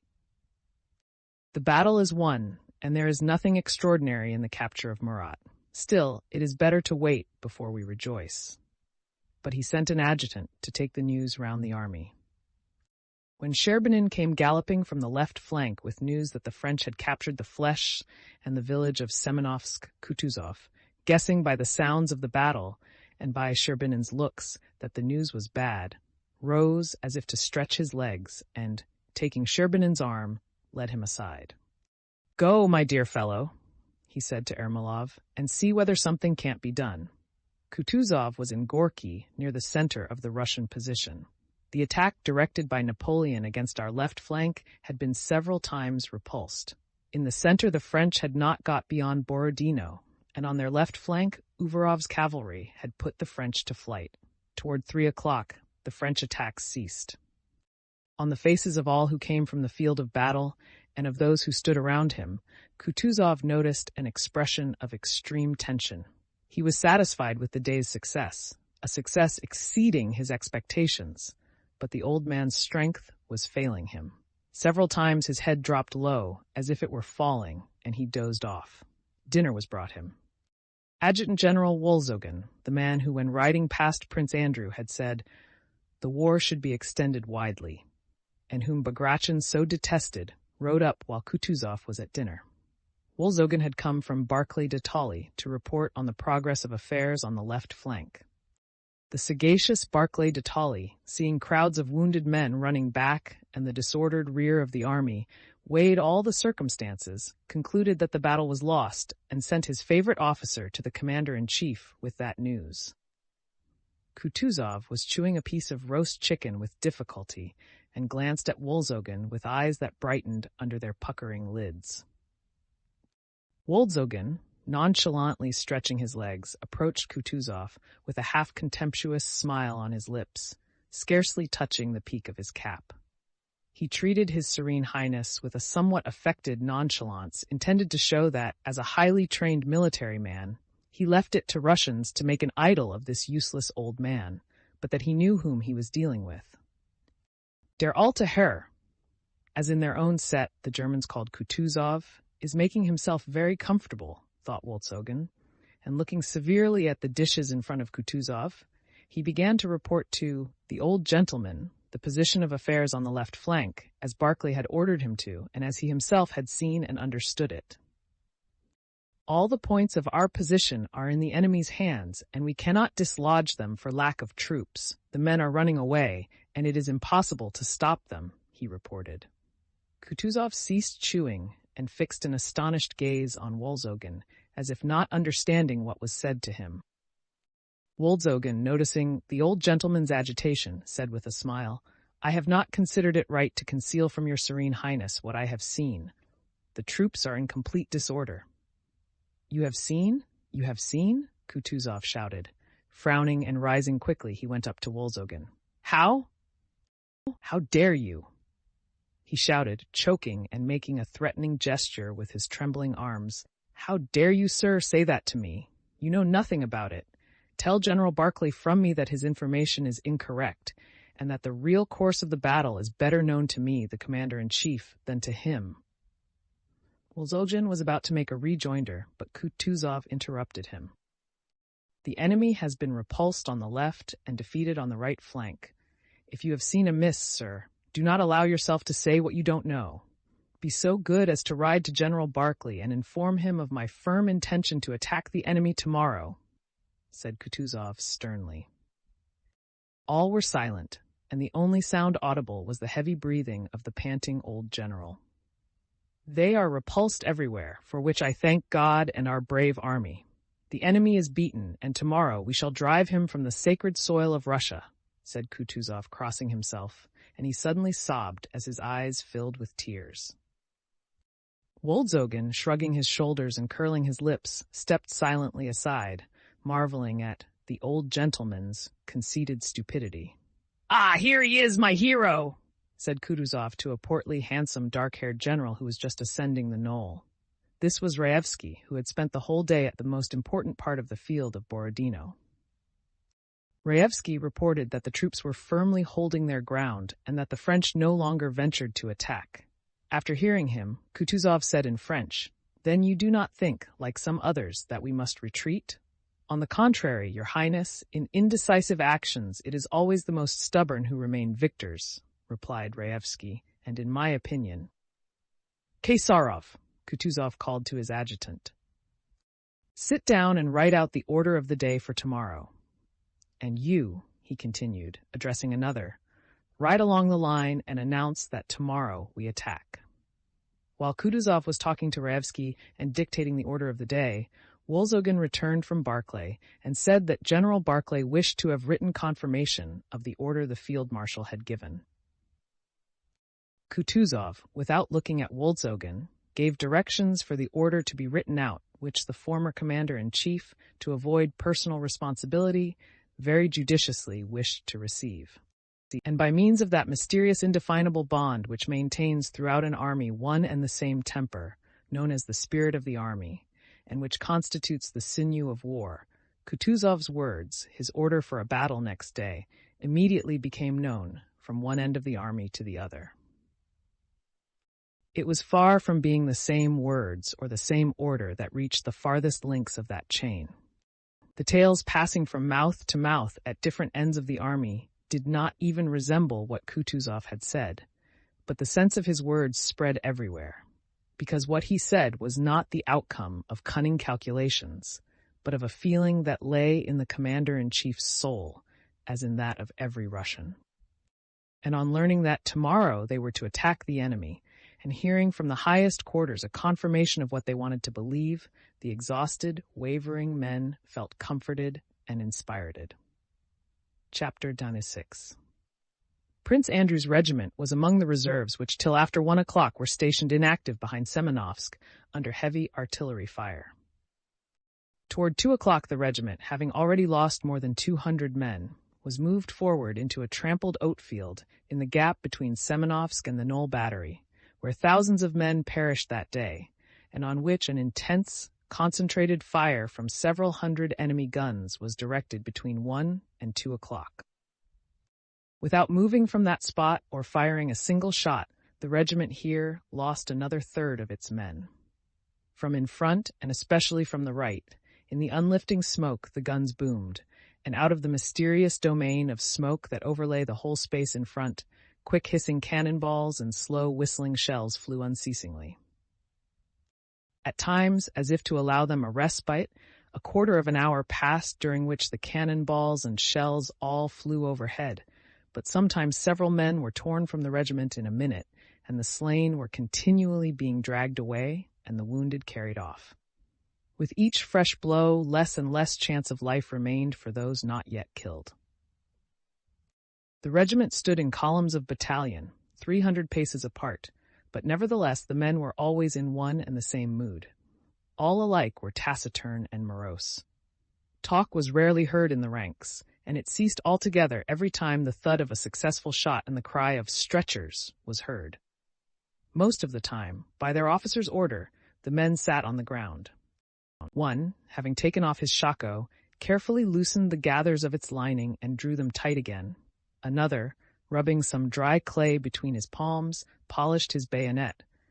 Another fingered the strap and pulled the buckle of his bandolier, while another smoothed and refolded his leg bands and put his boots on again. Some built little houses of the tufts in the plowed ground, or plaited baskets from the straw in the cornfield. All seemed fully absorbed in these pursuits. When men were killed or wounded, when rows of stretchers went past, when some troops retreated, and when great masses of the enemy came into view through the smoke, no one paid any attention to these things. But when our artillery or cavalry advanced, or some of our infantry were seen to move forward, words of approval were heard on all sides. But the liveliest attention was attracted by occurrences quite apart from and unconnected with the battle. It was as if the minds of these morally exhausted men found relief in everyday, commonplace occurrences. A battery of artillery was passing in front of the regiment. The horse of an ammunition cart put its leg over a trace. "Hey, look at the trace horse. Get her leg out, she'll fall. Ah, they don't see it," came identical shouts from the ranks all along the regiment. Another time, general attention was attracted by a small brown dog, coming heaven knows whence, which trotted in a preoccupied manner in front of the ranks, with tail stiffly erect till suddenly a shell fell close by, when it yelped, tucked its tail between its legs, and darted aside. Yells and shrieks of laughter rose from the whole regiment. But such distractions lasted only a moment, and for 8 hours the men had been inactive, without food, in constant fear of death, and their pale and gloomy faces grew ever paler and gloomier. Prince Andrew, pale and gloomy like everyone in the regiment, paced up and down from the border of one patch to another, at the edge of the meadow beside an oat field, with head bowed and arms behind his back. There was nothing for him to do, and no orders to be given. Everything went on of itself. The killed were dragged from the front, the wounded carried away, and the ranks closed up. If any soldiers ran to the rear, they returned immediately and hastily. At first, Prince Andrew, considering it his duty to rouse the courage of the men and to set them an example, walked about among the ranks. But he soon became convinced that this was unnecessary and that there was nothing he could teach them. All the powers of his soul, as of every soldier there, were unconsciously bent on avoiding the contemplation of the horrors of their situation. He walked along the meadow, dragging his feet, rustling the grass, and gazing at the dust that covered his boots. Now he took big strides, trying to keep to the footprints left on the meadow by the mowers. Then he counted his steps, calculating how often he must walk from one strip to another to walk a mile. Then he stripped the flowers from the wormwood that grew along a boundary rut, rubbed them in his palms, and smelled their pungent, sweetly bitter scent. Nothing remained of the previous day's thoughts. He thought of nothing. He listened with weary ears to the ever-recurring sounds, distinguishing the whistle of flying projectiles from the booming of the reports, glanced at the tiresomely familiar faces of the men of the 1st Battalion, and waited. Here it comes. This one is coming our way again, he thought, listening to an approaching whistle in the hidden region of smoke. One, another, again, it has hit. He stopped and looked at the ranks. No, it has gone over, but this one has hit. And again he started trying to reach the boundary strip in 16 paces. A whiz and a thud. 5 paces from him, a cannonball tore up the dry earth and disappeared. A chill ran down his back. Again he glanced at the ranks. Probably many had been hit. A large crowd had gathered near the 2nd Battalion. "Adjutant," he shouted, "order them not to crowd together." The adjutant, having obeyed this instruction, approached Prince Andrew. From the other side, a battalion commander rode up. "Look out!" came a frightened cry from a soldier, and, like a bird, whirring in rapid flight and alighting on the ground, a shell dropped with little noise within 2 steps of Prince Andrew and close to the battalion commander's horse. The horse first, regardless of whether it was right or wrong to show fear, snorted, reared almost throwing the major, and galloped aside. The horse's terror infected the men. "Lie down!" cried the adjutant, throwing himself flat on the ground. Prince Andrew hesitated. The smoking shell spun like a top between him and the prostrate adjutant, near a wormwood plant between the field and the meadow. "Can this be death?" thought Prince Andrew, looking with a quite new, envious glance at the grass, the wormwood, and the streamlet of smoke that curled up from the rotating black ball. I do not wish to die. I love life. I love this grass, this earth, this air. He thought this, and at the same time remembered that people were looking at him. It's shameful, sir, he said to the adjutant. What? He did not finish speaking. At one and the same moment came the sound of an explosion, a whistle of splinters as from a breaking window frame, a suffocating smell of powder, and Prince Andrew started to one side, raising his arm, and fell on his chest. Several officers ran up to him. From the right side of his abdomen, blood was welling out, making a large stain on the grass. The militiamen with stretchers who were called up stood behind the officers. Prince Andrew lay on his chest with his face in the grass, breathing heavily and noisily. What are you waiting for? Come along. The peasants went up and took him by his shoulders and legs, but he moaned piteously, and, exchanging looks, they set him down again. Pick him up, lift him. It's all the same, cried someone. They again took him by the shoulders and laid him on the stretcher. Ah, God! My God! What is it? The stomach? That means death! My God! Voices among the officers were heard saying. It flew a hair's breadth past my ear, said the adjutant. The peasants, adjusting the stretcher to their shoulders, started hurriedly along the path they had trodden down, to the dressing station. Keep in step! Ah! Those peasants! Shouted an officer, seizing by their shoulders and checking the peasants, who were walking unevenly and jolting the stretcher. Get into step, Fedor! I say, Fedor! Said the foremost peasant. Now that's right, said the one behind joyfully when he had got into step. Your Excellency, Prince, said the trembling voice of Timokhin, who had run up and was looking down on the stretcher. Prince Andrew opened his eyes and looked up at the speaker from the stretcher, into which his head had sunk deep, and again his eyelids drooped. The militiamen carried Prince Andrew to the dressing station by the wood, where wagons were stationed. The dressing station consisted of 3 tents with flaps turned back, pitched at the edge of a birch wood. In the wood, wagons and horses were standing. The horses were eating oats from their movable troughs, and sparrows flew down and pecked the grains that fell. Some crows, scenting blood, flew among the birch trees, cawing impatiently. Around the tents, over more than 5 acres, blood-stained men in various garbs stood, sat, or lay. Around the wounded stood crowds of soldier stretcher-bearers with dismal and attentive faces, whom the officers keeping order tried in vain to drive from the spot. Disregarding the officers' orders, the soldiers stood leaning against their stretchers and gazing intently, as if trying to comprehend the difficult problem of what was taking place before them. From the tents came now loud, angry cries, and now plaintive groans. Occasionally, dressers ran out to fetch water, or to point out those who were to be brought in next. The wounded men awaiting their turn outside the tents groaned, sighed, wept, screamed, swore, or asked for vodka. Some were delirious. Prince Andrew's bearers, stepping over the wounded who had not yet been bandaged, took him, as a regimental commander, close up to one of the tents, and there stopped, awaiting instructions. Prince Andrew opened his eyes, and for a long time could not make out what was going on around him. He remembered the meadow, the wormwood, the field, the whirling black ball, and his sudden rush of passionate love of life. 2 steps from him, leaning against a branch and talking loudly and attracting general attention, stood a tall, handsome, black-haired, non-commissioned officer with a bandaged head. He had been wounded in the head and leg by bullets. Around him, eagerly listening to his talk, a crowd of wounded and stretcher-bearers was gathered. We kicked him out from there so that he chucked everything. We grabbed the king himself, cried he, looking around him with eyes that glittered with fever. If only reserves had come up just then, lads, there wouldn't have been nothing left of him. I tell you surely. Like all the others near the speaker, Prince Andrew looked at him with shining eyes and experienced a sense of comfort. But isn't it all the same now? Thought he. And what will be there, and what has there been here? Why was I so reluctant to part with life?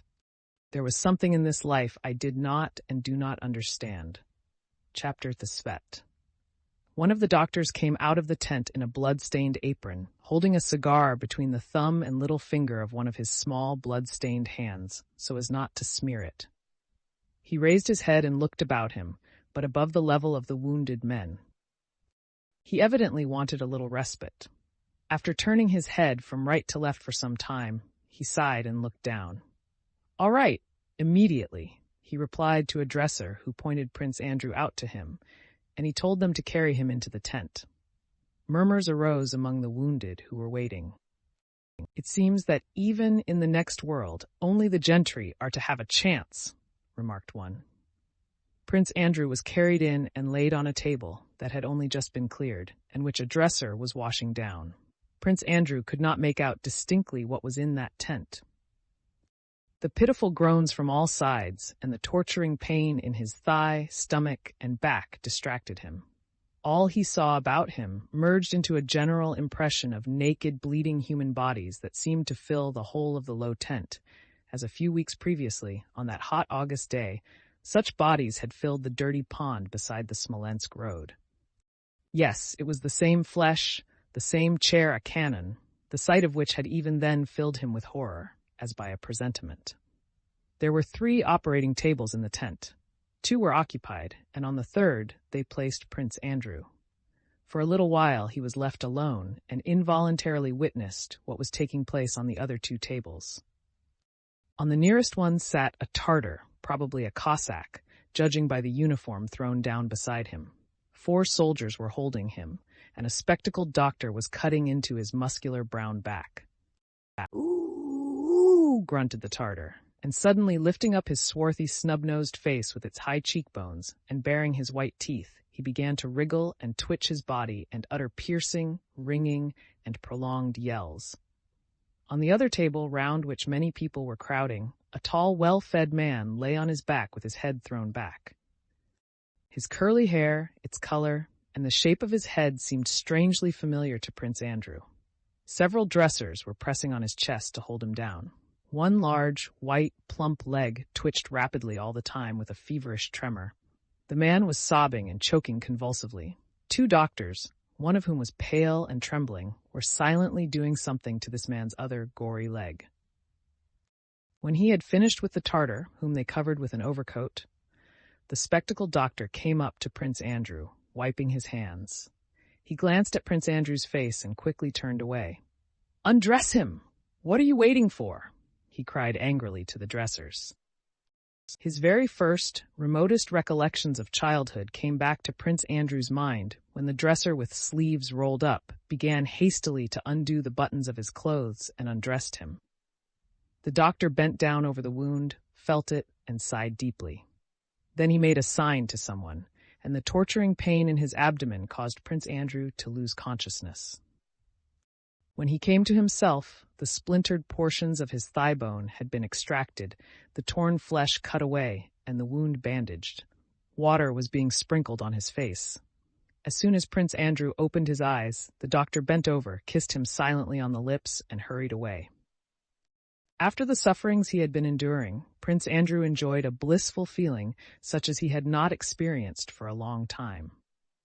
All the best and happiest moments of his life, especially his earliest childhood, when he used to be undressed and put to bed, and when leaning over him his nurse sang him to sleep, and he, burying his head in the pillow, felt happy in the mere consciousness of life, returned to his memory, not merely as something past, but as something present.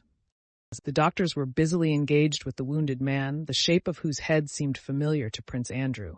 They were lifting him up and trying to quiet him. "Show it to me. Oh, ooh, oh, oh, ooh." His frightened moans could be heard, subdued by suffering and broken by sobs.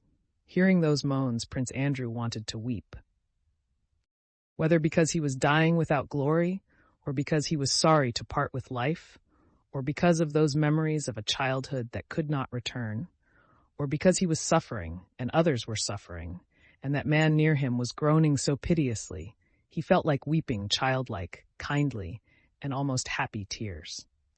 The wounded man was shown his amputated leg stained with clotted blood and with the boot still on. "Oh, oh, ooh," he sobbed like a woman. The doctor who had been standing beside him, preventing Prince Andrew from seeing his face, moved away. "My God, what is this? Why is he here?" said Prince Andrew to himself. In the miserable, sobbing, enfeebled man whose leg had just been amputated, he recognized Anatole Kuragin. Men were supporting him in their arms and offering him a glass of water, but his trembling, swollen lips could not grasp its rim. Anatole was sobbing painfully. "Yes, it is he! Yes, that man is somehow closely and painfully connected with me," thought Prince Andrew, not yet clearly grasping what he saw before him. "What is the connection of that man with my childhood and life?" he asked himself without finding an answer. And suddenly a new unexpected memory from that realm of pure and loving childhood presented itself to him. He remembered Natasha as he had seen her for the first time at the ball in 1810, with her slender neck and arms and with a frightened, happy face ready for rapture, and love and tenderness for her, stronger and more vivid than ever, awoke in his soul. He now remembered the connection that existed between himself and this man who was dimly gazing at him through tears that filled his swollen eyes. He remembered everything, and ecstatic pity and love for that man overflowed his happy heart. Prince Andrew could no longer restrain himself, and wept tender, loving tears for his fellow men, for himself, and for his own and their errors. Compassion, love of our brothers, for those who love us and for those who hate us, love of our enemies. Yes, that love which God preached on earth and which Princess Mary taught me and I did not understand. That is what made me sorry to part with life. That is what remained for me had I lived. But now it is too late. I know it. Chapter 8.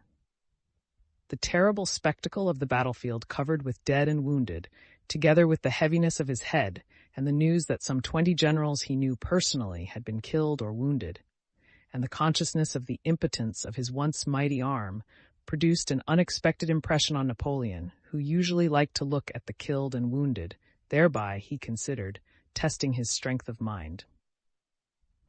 This day the horrible appearance of the battlefield overcame that strength of mind which he thought constituted his merit and his greatness.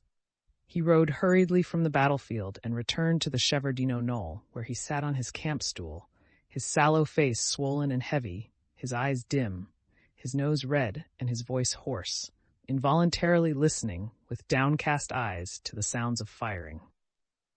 With painful dejection, he awaited the end of this action, in which he regarded himself as a participant and which he was unable to arrest. A personal, human feeling for a brief moment got the better of the artificial phantasm of life he had served so long.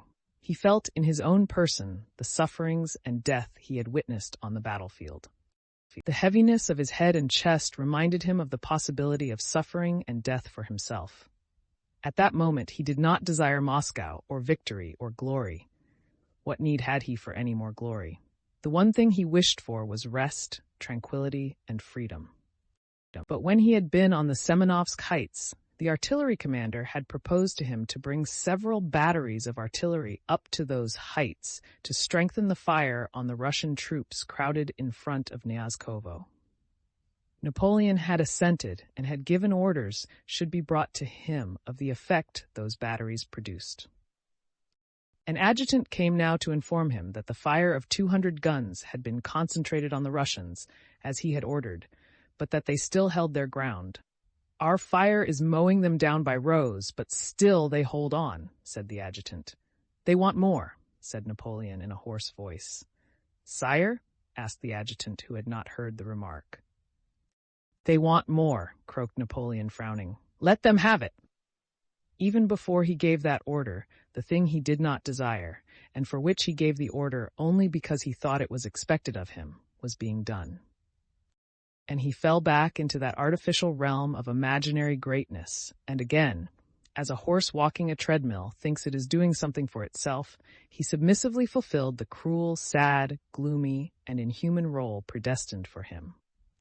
And not for that day and hour alone were the mind and conscience darkened of this man, on whom the responsibility for what was happening lay more than on all the others who took part in it.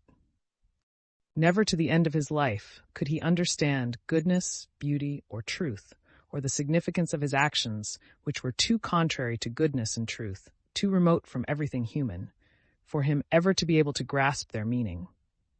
He could not disavow his actions, belauded as they were by half the world, and so he had to repudiate truth, goodness, and all humanity.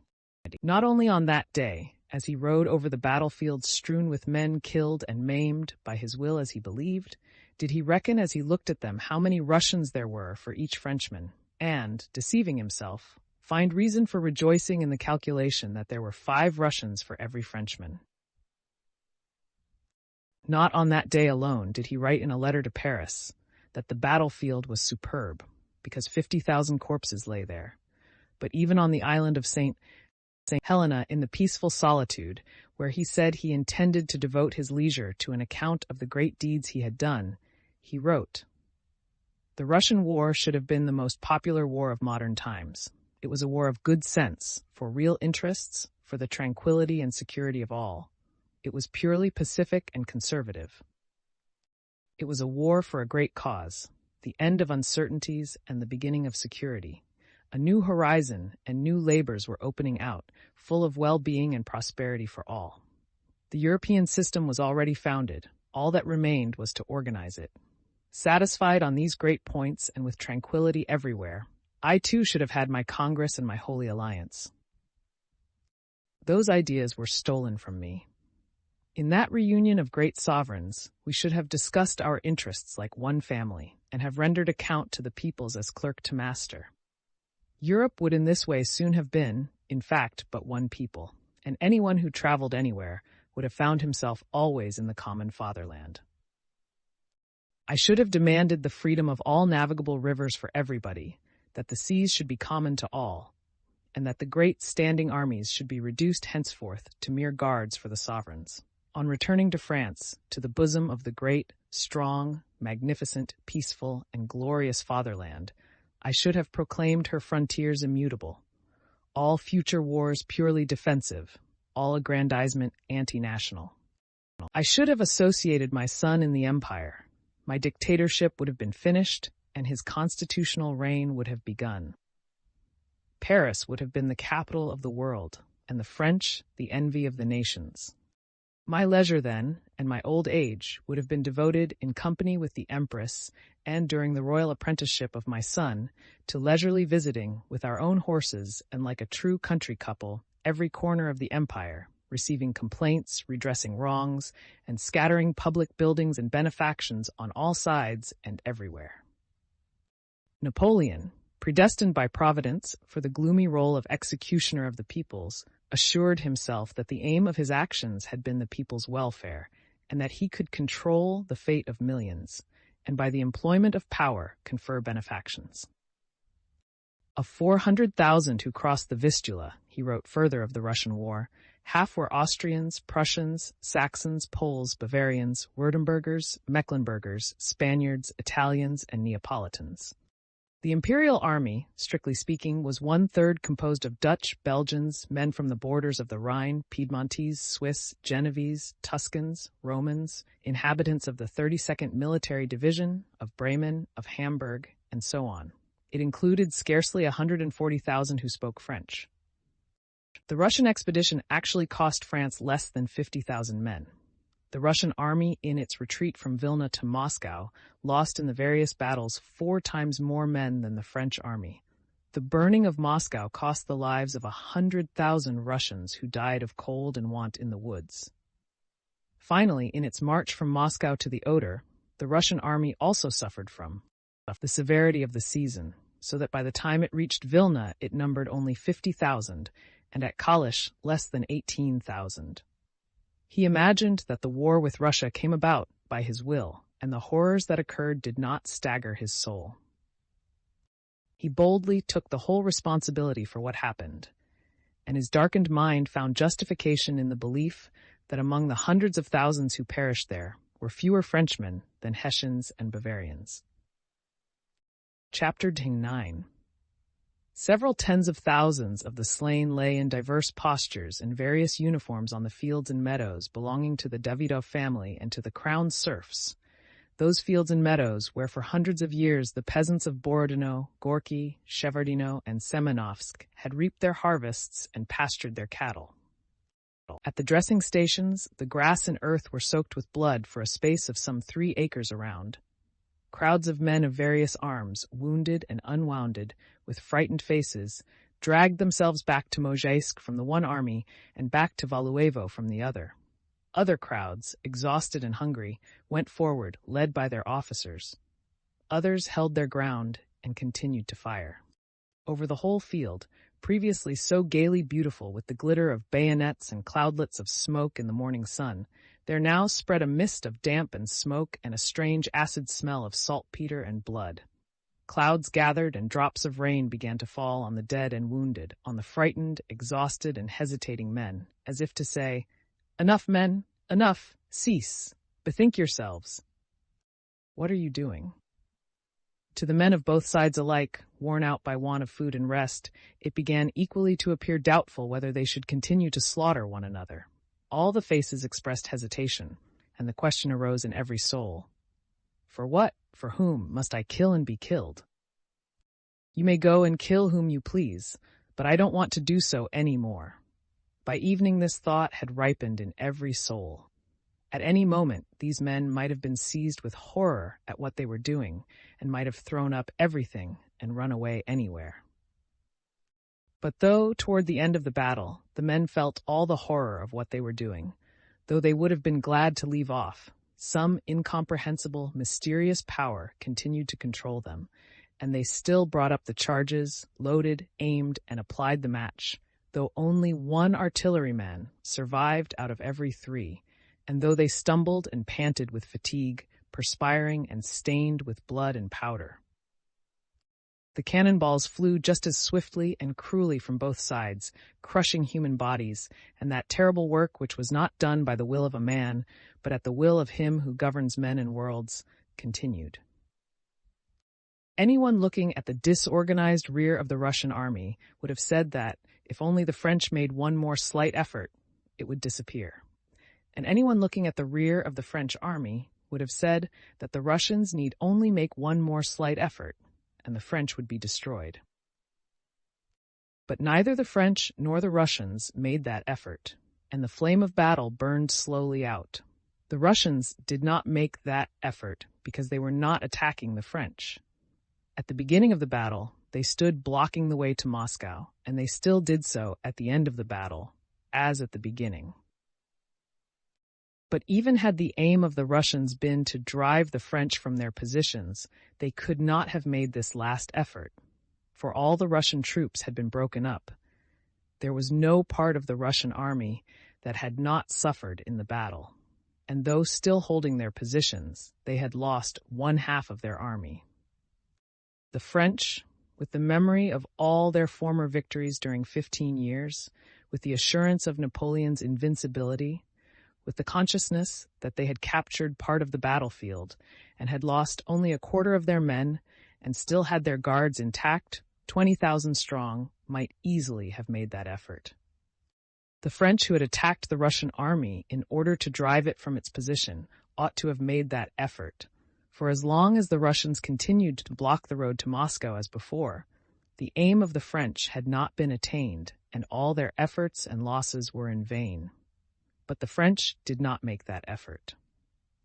Some historians say that Napoleon need only have used his old guards, who were intact, and the battle would have been won. To speak of what would have happened had Napoleon sent his guards is like talking of what would happen if autumn became spring. It could not be. Napoleon did not give his guards, not because he did not want to, but because it could not be done.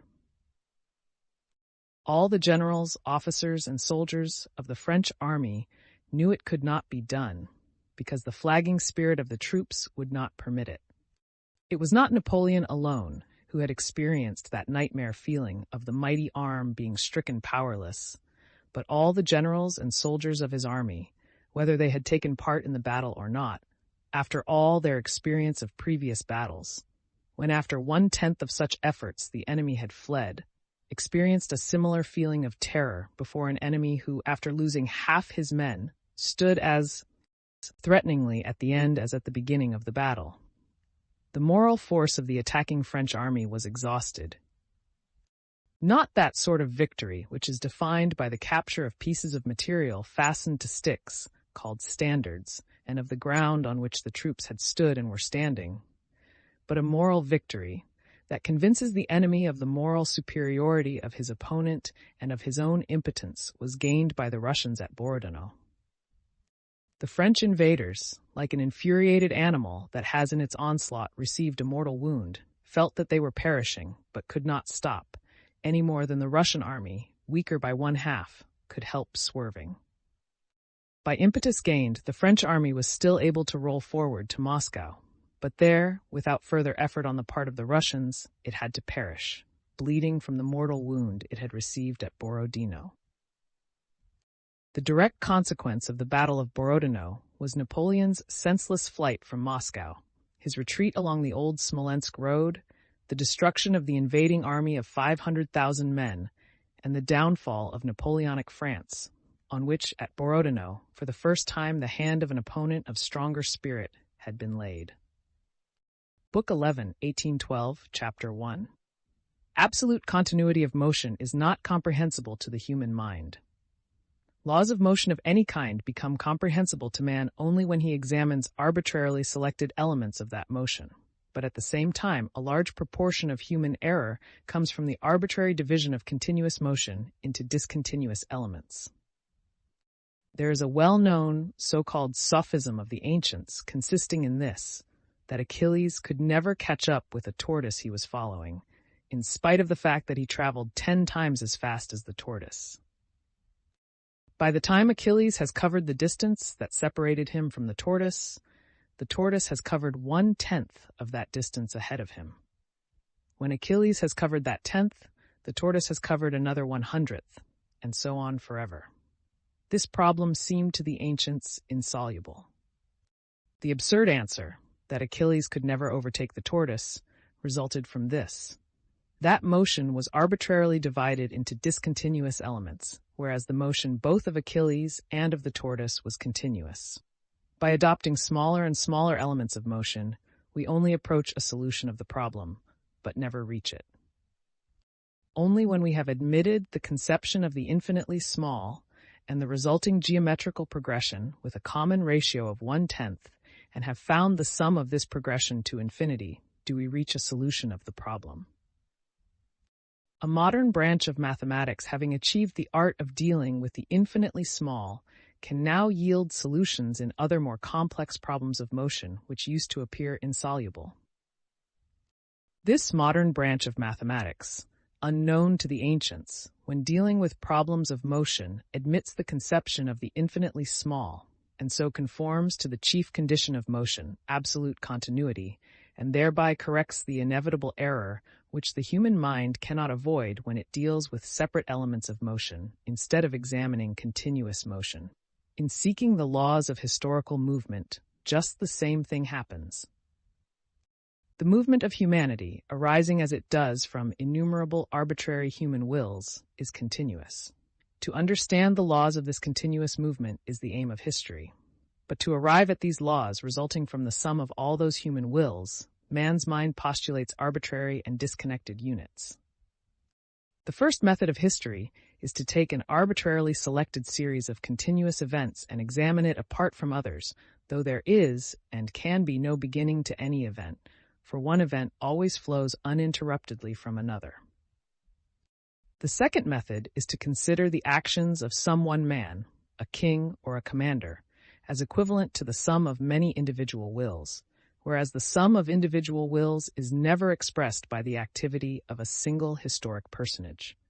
Historical science, in its endeavor to draw nearer to truth, continually takes smaller and smaller units for examination. But however small the units it takes, we feel that to take any unit disconnected from others, or to assume a beginning of any phenomenon, or to say that the will of many men is expressed by the actions of any one historic personage, is in itself false. It needs no critical exertion to reduce utterly to dust any deductions drawn from history. It is merely necessary to select some larger or smaller unit as the subject of observation, as criticism has every right to do, seeing that whatever unit history observes must always be arbitrarily selected. Only by taking infinitesimally small units for observation, the differential of history, that is, the individual tendencies of men, and attaining to the art of integrating them, that is, finding the sum of these infinitesimals, can we hope to arrive at the laws of history. The first 15 years of the 19th century in Europe present an extraordinary movement of millions of people. Men leave their customary pursuits, hasten from one side of Europe to the other, plunder and slaughter one another, triumph and are plunged in despair, and for some years the whole course of life is altered and presents an intensive movement which first increases and then slackens. What was the cause of this movement? By what laws was it governed? Asks the mind of man. The historians, replying to this question, lay before us the sayings and doings of a few dozen men in a building in the city of Paris, calling these sayings and doings the Revolution. Then they give a detailed biography of Napoleon and of certain people favorable or hostile to him, tell of the influence some of these people had on others, and say, that is why this movement took place, and those are its laws. But the mind of man not only refuses to believe this explanation, but plainly says that this method of explanation is fallacious, because in it a weaker phenomenon is taken as the cause of a stronger. The sum of human wills produced the Revolution and Napoleon, and only the sum of those wills first tolerated and then destroyed them. But every time there have been conquests, there have been conquerors. Every time there has been a revolution in any state, there have been great men, says history. And indeed, human reason replies, every time conquerors appear, there have been wars, but this does not prove that the conquerors caused the wars, and that it is possible to find the laws of a war in the personal activity of a single man. Whenever I look at my watch and its hands point to 10, I hear the bells of the neighboring church. But because the bells begin to ring when the hands of the clock reach 10, I have no right to assume that the movement of the bells is caused by the position of the hands of the watch. Whenever I see the movement of a locomotive, I hear the whistle and see the valves opening and wheels turning. But I have no right to conclude that the whistling and the turning of wheels are the cause of the movement of the engine. The peasants say that a cold wind blows in late spring because the oaks are budding, and really every spring cold winds do blow when the oak is budding.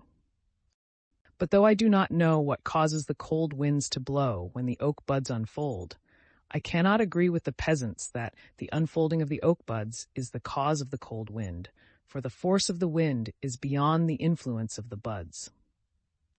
I see only a coincidence of occurrences such as happens with all the phenomena of life, and I see that however much and however carefully I observe the hands of the watch and the valves and wheels of the engine and the oak, I shall not discover the cause of the bells ringing, the engine moving, or of the winds of spring. To that I must entirely change my point of view and study the laws of the movement of steam, of the bells, and of the wind. History must do the same, and attempts in this direction have already been made. To study the laws of history, we must completely change the subject of our observation, must leave aside kings, ministers, and generals, and study the common infinitesimally small elements by which the masses are moved. No one can say in how far it is possible for man to advance in this way toward an understanding of the laws of history, but it is evident that only along that path does the possibility of discovering the laws of history lie, and that as yet not a millionth part as much mental effort has been applied in this direction by historians as has been devoted to describing the actions of various kings, commanders, and ministers, and propounding the historian's own reflections concerning these actions. Chapter 2. The forces of a dozen European nations burst into Russia. The Russian army and people avoided a collision till Smolensk was reached, and again from Smolensk to Borodino. The French army pushed on to Moscow, its goal, its impetus ever increasing as it neared its aim, just as the velocity of a falling body increases as it approaches the earth. Behind it were 700 miles of hunger-stricken hostile country. Ahead were a few dozen miles separating it from its goal. Every soldier in Napoleon's army felt this, and the invasion moved on by its own momentum. The more the Russian army retreated, the more fiercely a spirit of hatred of the enemy flared up, and while it retreated, the army increased and consolidated. At Borodino, a collision took place. Neither army was broken up, but the Russian army retreated immediately after the collision, as inevitably as a ball recoils after colliding with another having a greater momentum, and with equal inevitability, the ball of invasion that had advanced with such momentum rolled on for some distance, though the collision had deprived it of all its force. The Russians retreated 80 miles to beyond Moscow, and the French reached Moscow and there came to a standstill. For 5 weeks after that, there was not a single battle. The French did not move. As a bleeding, mortally wounded animal licks its wounds, they remained inert in Moscow for 5 weeks, and then suddenly, with no fresh reason, fled back. They made a dash for the Kaluga road, and after a victory, for at Maloyaroslavets the field of conflict again remained theirs, without undertaking a single serious battle, they fled still more rapidly back to Smolensk, beyond the Berezina, beyond Vilna, and farther still. On the evening of the 26th of August, Kutuzov and the whole Russian army were convinced that the Battle of Borodino was a victory. Kutuzov reported so to the emperor. He gave orders to prepare for a fresh conflict to finish the enemy, and did this not to deceive anyone, but because he knew that the enemy was beaten, as everyone who had taken part in the battle knew it. But all that evening and next day reports came in one after another of unheard-of losses, of the loss of half the army, and a fresh battle proved physically impossible. It was impossible to give battle before information had been collected, the wounded gathered in, the supplies of ammunition replenished, the slain reckoned up, new officers appointed to replace those who had been killed, and before the men had had food and sleep. And meanwhile, the very next morning after the battle, the French army advanced of itself upon the Russians, carried forward by the force of its own momentum, now seemingly increased in inverse proportion to the square of the distance from its aim. Kutuzov's wish was to attack next day, and the whole army desired to do so. But to make an attack the wish to do so is not sufficient. There must also be a possibility of doing it, and that possibility did not exist. It was impossible not to retreat a day's march, and then, in the same way, it was impossible not to retreat another and a third day's march. And at last, on the 1st of September, when the army drew near Moscow, despite the strength of the feeling that had arisen in all ranks, the force of circumstances compelled it to retire beyond Moscow. And the troops retired one more, last day's march and abandoned Moscow to the enemy. For people accustomed to think that plans of campaign and battles are made by generals, as any one of us sitting over a map in his study may imagine how he would have arranged things in this or that battle, the questions present themselves. Why did Kutuzov during the retreat not do this or that? Why did he not take up a position before reaching Fili? Why did he not retire at once by the Kaluga road, abandoning Moscow? And so on. People accustomed to think in that way forget or do not know the inevitable conditions which always limit the activities of any commander-in-chief. The activity of a commander-in-chief does not at all resemble the activity we imagine to ourselves when we sit at ease in our studies, examining some campaign on the map, with a certain number of troops on this and that side in a certain known locality, and begin our plans from some given moment. A commander-in-chief is never dealing with the beginning of any event, the position from which we always contemplate it. The commander-in-chief is always in the midst of a series of shifting events, and so he never can at any moment consider the whole import of an event that is occurring. Moment by moment, the event is imperceptibly shaping itself, and at every moment of this continuous, uninterrupted shaping of events, the commander-in-chief is in the midst of a most complex play of intrigues, worries, contingencies, authorities, projects, counsels, threats, and deceptions, and is continually obliged to reply to innumerable questions addressed to him, which constantly conflict with one another. Learned military authorities quite seriously tell us that Kutuzov should have moved his army to the Kaluga road long before reaching Fili, and that somebody actually submitted such a proposal to him. But a commander-in-chief, especially at a difficult moment, has always before him not one proposal, but dozens simultaneously. And all these proposals, based on strategics and tactics, contradict each other. A commander-in-chief's business, it would seem, is simply to choose one of these projects. But even that he cannot do. Events and time do not wait. For instance, on the 28th, it is suggested to him to cross to the Kaluga road, but just then an adjutant gallops up from Miloradovich, asking whether he is to engage the French or retire. An order must be given him at once, that instant, and the order to retreat carries us past the turn to the Kaluga road. And after the adjutant comes the commissary general asking where the stores are to be taken, and the chief of the hospitals asks where the wounded are to go. And a courier from Petersburg brings a letter from the sovereign which does not admit of the possibility of abandoning Moscow, and the commander-in-chief's rival, the man who is undermining him. And there are always not merely one, but several such, presents a new project diametrically opposed to that of turning to the Kaluga road, and the commander-in-chief himself needs sleep and refreshment to maintain his energy, and a respectable general who has been overlooked in the distribution of rewards comes to complain, and the inhabitants of the district pray to be defended. And an officer sent to inspect the locality comes in and gives a report, quite contrary to what was said by the officer previously sent, and a spy, a prisoner, and a general who has been on reconnaissance all describe the position of the enemy's army differently.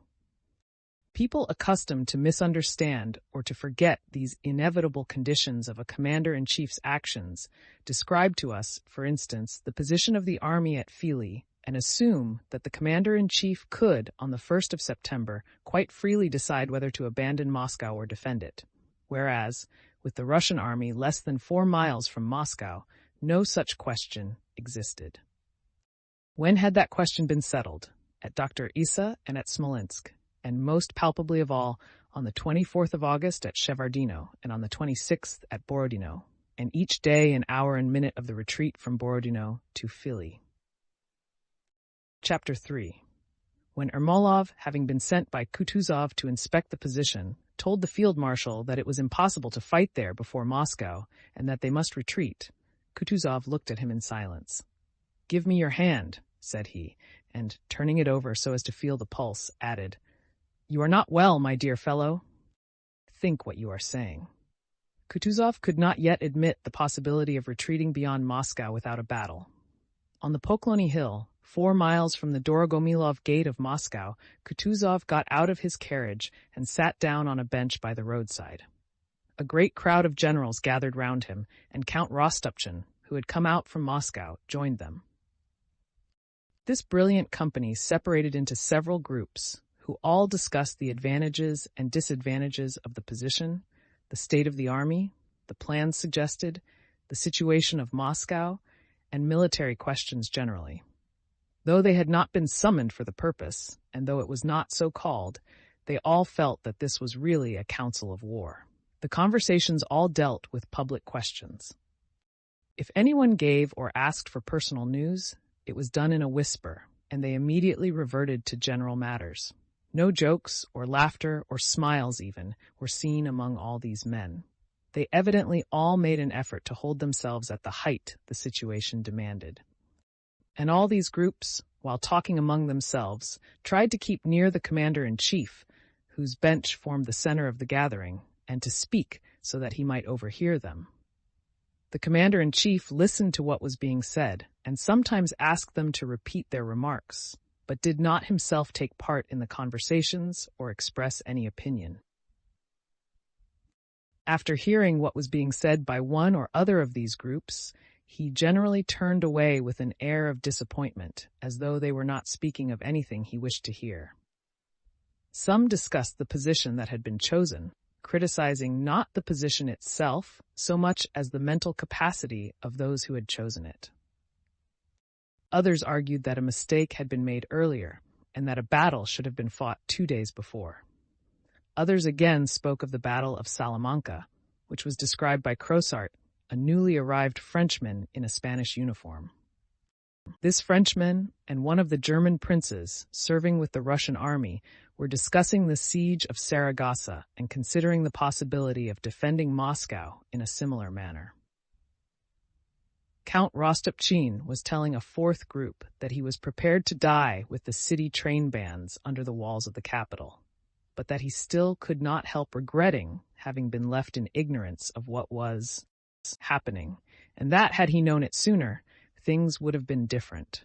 A fifth group, displaying the profundity of their strategic perceptions, discussed the direction the troops would now have to take. A sixth group was talking absolute nonsense. Kutuzov's expression grew more and more preoccupied and gloomy. From all this talk, he saw only one thing, that to defend Moscow was a physical impossibility in the full meaning of those words. That is to say, so utterly impossible that if any senseless commander were to give orders to fight, confusion would result, but the battle would still not take place. It would not take place because the commanders not merely all recognized the position to be impossible, but in their conversations were only discussing what would happen after its inevitable abandonment. How could the commanders lead their troops to a field of battle they considered impossible to hold? The lower grade officers and even the soldiers, who too reason, also considered the position impossible and therefore could not go to fight, fully convinced as they were of defeat. If Bennigsen insisted on the position being defended and others still discussed it, the question was no longer important in itself, but only as a pretext for disputes and intrigue. This Kutuzov knew well. Bennigsen, who had chosen the position, warmly displayed his Russian patriotism. Kutuzov could not listen to this without wincing, by insisting that Moscow must be defended. His aim was as clear as daylight to Kutuzov. If the defense failed, to throw the blame on Kutuzov, who had brought the army as far as the Sparrow Hills without giving battle. If it succeeded, to claim the success as his own, or if battle were not given, to clear himself of the crime of abandoning Moscow. But this intrigue did not now occupy the old man's mind. One terrible question absorbed him, and to that question he heard no reply from anyone. The question for him now was, have I really allowed Napoleon to reach Moscow, and when did I do so? When was it decided? Can it have been yesterday when I ordered Platov to retreat, or was it the evening before when I had a nap and told Bennigsen to issue orders? Or was it earlier still? When was this terrible affair decided? Moscow must be abandoned, the army must retreat, and the order to do so must be given. To give that terrible order seemed to him equivalent to resigning the command of the army.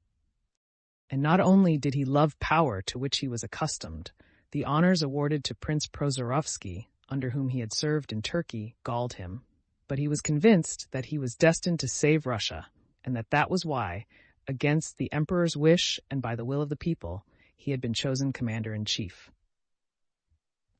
He was convinced that he alone could maintain command of the army in these difficult circumstances, and that in all the world he alone could encounter the invincible Napoleon without fear, and he was horrified at the thought of the order he had to issue.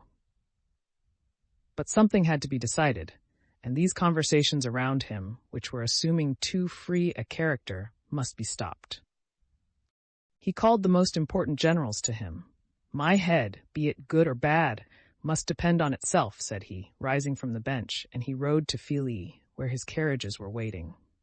Chapter 4. The Council of War began to assemble at 2 p.m. in the better and roomier part of Andrew Sevastianov's hut. The men, women, and children of the large peasant family crowded into the back room across the passage. Only Malasha, Andrew's 6-year-old granddaughter, whom His Serene Highness had petted and to whom he had given a lump of sugar while drinking his tea, remained on the top of the brick oven in the larger room. Malasha looked down from the oven with shy delight at the faces, uniforms, and decorations of the generals, who one after another came into the room and sat down on the broad benches in the corner under the icons. Grandad himself, as Malasha in her own mind called Kutuzov, sat apart in a dark corner behind the oven. He sat, sunk deep in a folding armchair, and continually cleared his throat and pulled at the collar of his coat, which, though it was unbuttoned, still seemed to pinch his neck. Those who entered went up one by one to the field marshal. He pressed the hands of some and nodded to others. His adjutant Kaysarov was about to draw back the curtain of the window facing Kutuzov, but the latter moved his hand angrily, and Kaysarov understood that His Serene Highness did not wish his face to be seen. Round the peasants' deal table, on which lay maps, plans, pencils, and papers, so many people gathered that the orderlies brought in another bench and put it beside the table.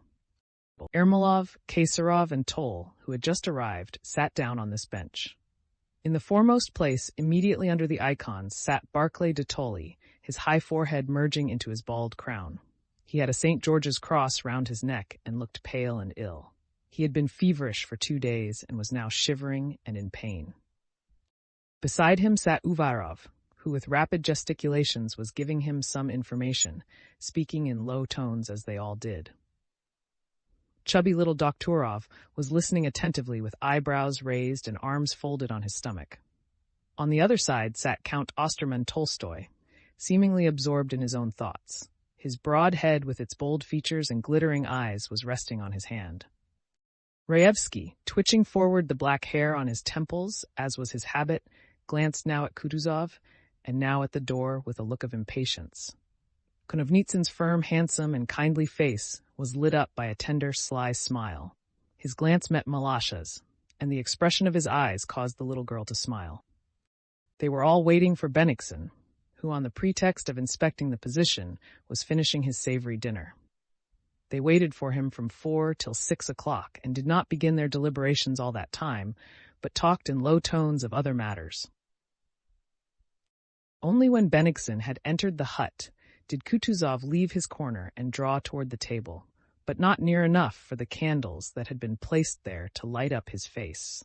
Bennigsen opened the council with the question, "Are we to abandon Russia's ancient and sacred capital without a struggle, or are we to defend it?"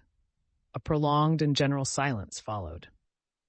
There was a frown on every face, and only Kutuzov's angry grunts and occasional cough broke the silence. All eyes were gazing at him. Malasha, too, looked at Grandad. She was nearest to him and saw how his face puckered. He seemed about to cry, but this did not last long. "Russia's ancient and sacred capital," he suddenly said, repeating Bennigsen's words in an angry voice and thereby drawing attention to the false note in them. "Allow me to tell you, Your Excellency, that question has no meaning for a Russian." He lurched his heavy body forward. "Such a question cannot be put. It is senseless. The question I have asked these gentlemen to meet to discuss is a military one. The question is that of saving Russia. Is it better to give up Moscow without a battle, or by accepting battle to risk losing the army as well as Moscow? That is the question on which I want your opinion." And he sank back in his chair. The discussion began. Bennigsen did not yet consider his game lost. Admitting the view of Barclay and others that a defensive battle at Fili was impossible, but imbued with Russian patriotism and the love of Moscow, he proposed to move troops from the right to the left flank during the night and attack the French right flank the following day. Opinions were divided and arguments were advanced for and against that project. Ermolov, Doktorov, and Raevsky agreed with Bennigsen. Whether feeling it necessary to make a sacrifice before abandoning the capital or guided by other personal considerations, these generals seemed not to understand that this council could not alter the inevitable course of events and that Moscow was in effect already abandoned. The other generals, however, understood it and, leaving aside the question of Moscow, spoke of the direction the army should take in its retreat. Malasha, who kept her eyes fixed on what was going on before her, understood the meaning of the council differently. It seemed to her that it was only a personal struggle between Grandad and Longcoat, as she termed Bennigsen. She saw that they grew spiteful when they spoke to one another, and in her heart she sided with Grandad. In the midst of the conversation she noticed Grandad give Bennigsen a quick, subtle glance, and then to her joys she saw that Grandad said something to Longcoat, which settled him. Bennigsen suddenly reddened and paced angrily up and down the room. What so affected him was Kutuzov's calm and quiet comment on the advantage or disadvantage of Bennigsen's proposal to move troops by night from the right to the left flank to attack the French right wing. "Gentlemen," said Kutuzov, "I cannot approve of the Count's plan. Moving troops in close proximity to an enemy is always dangerous, and military history supports that view.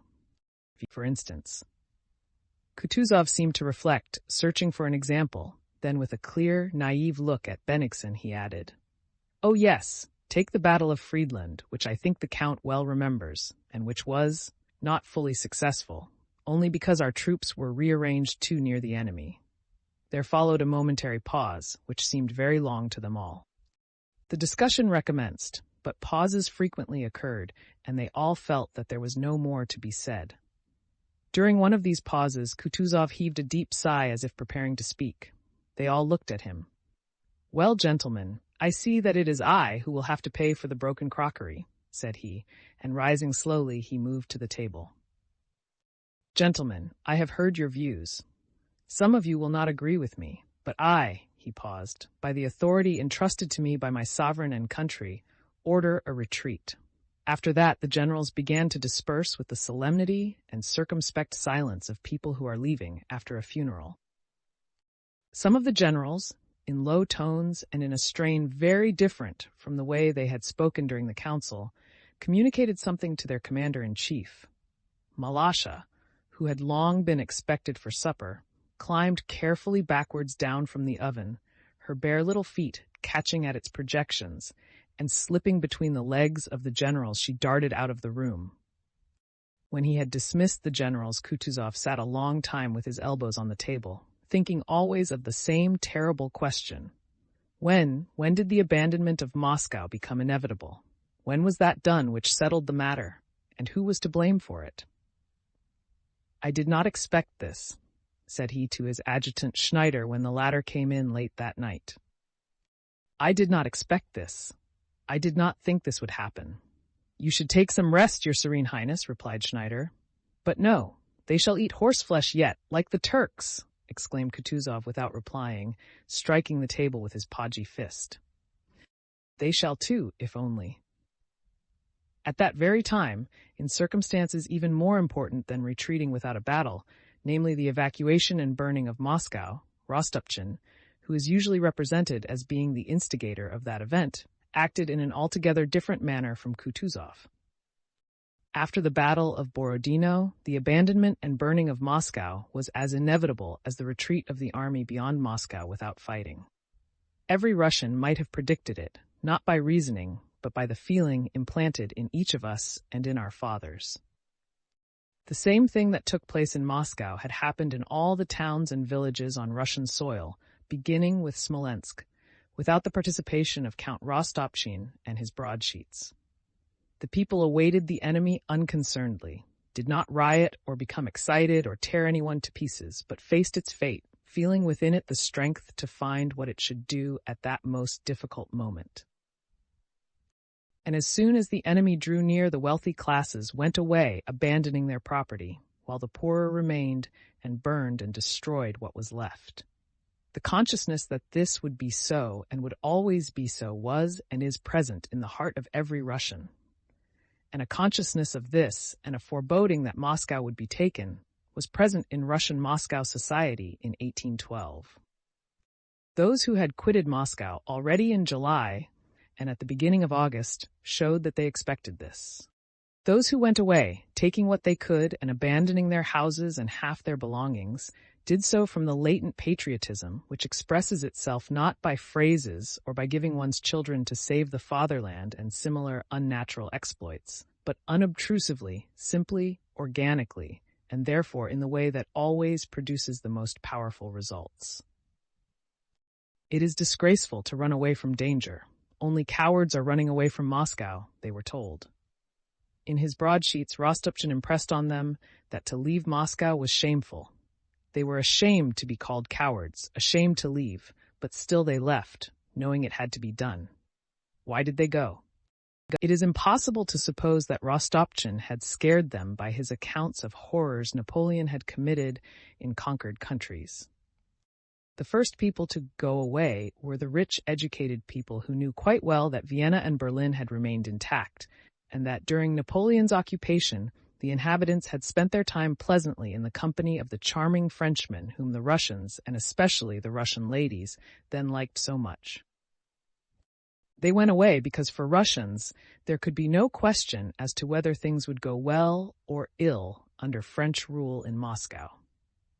It was out of the question to be under French rule. It would be the worst thing that could happen.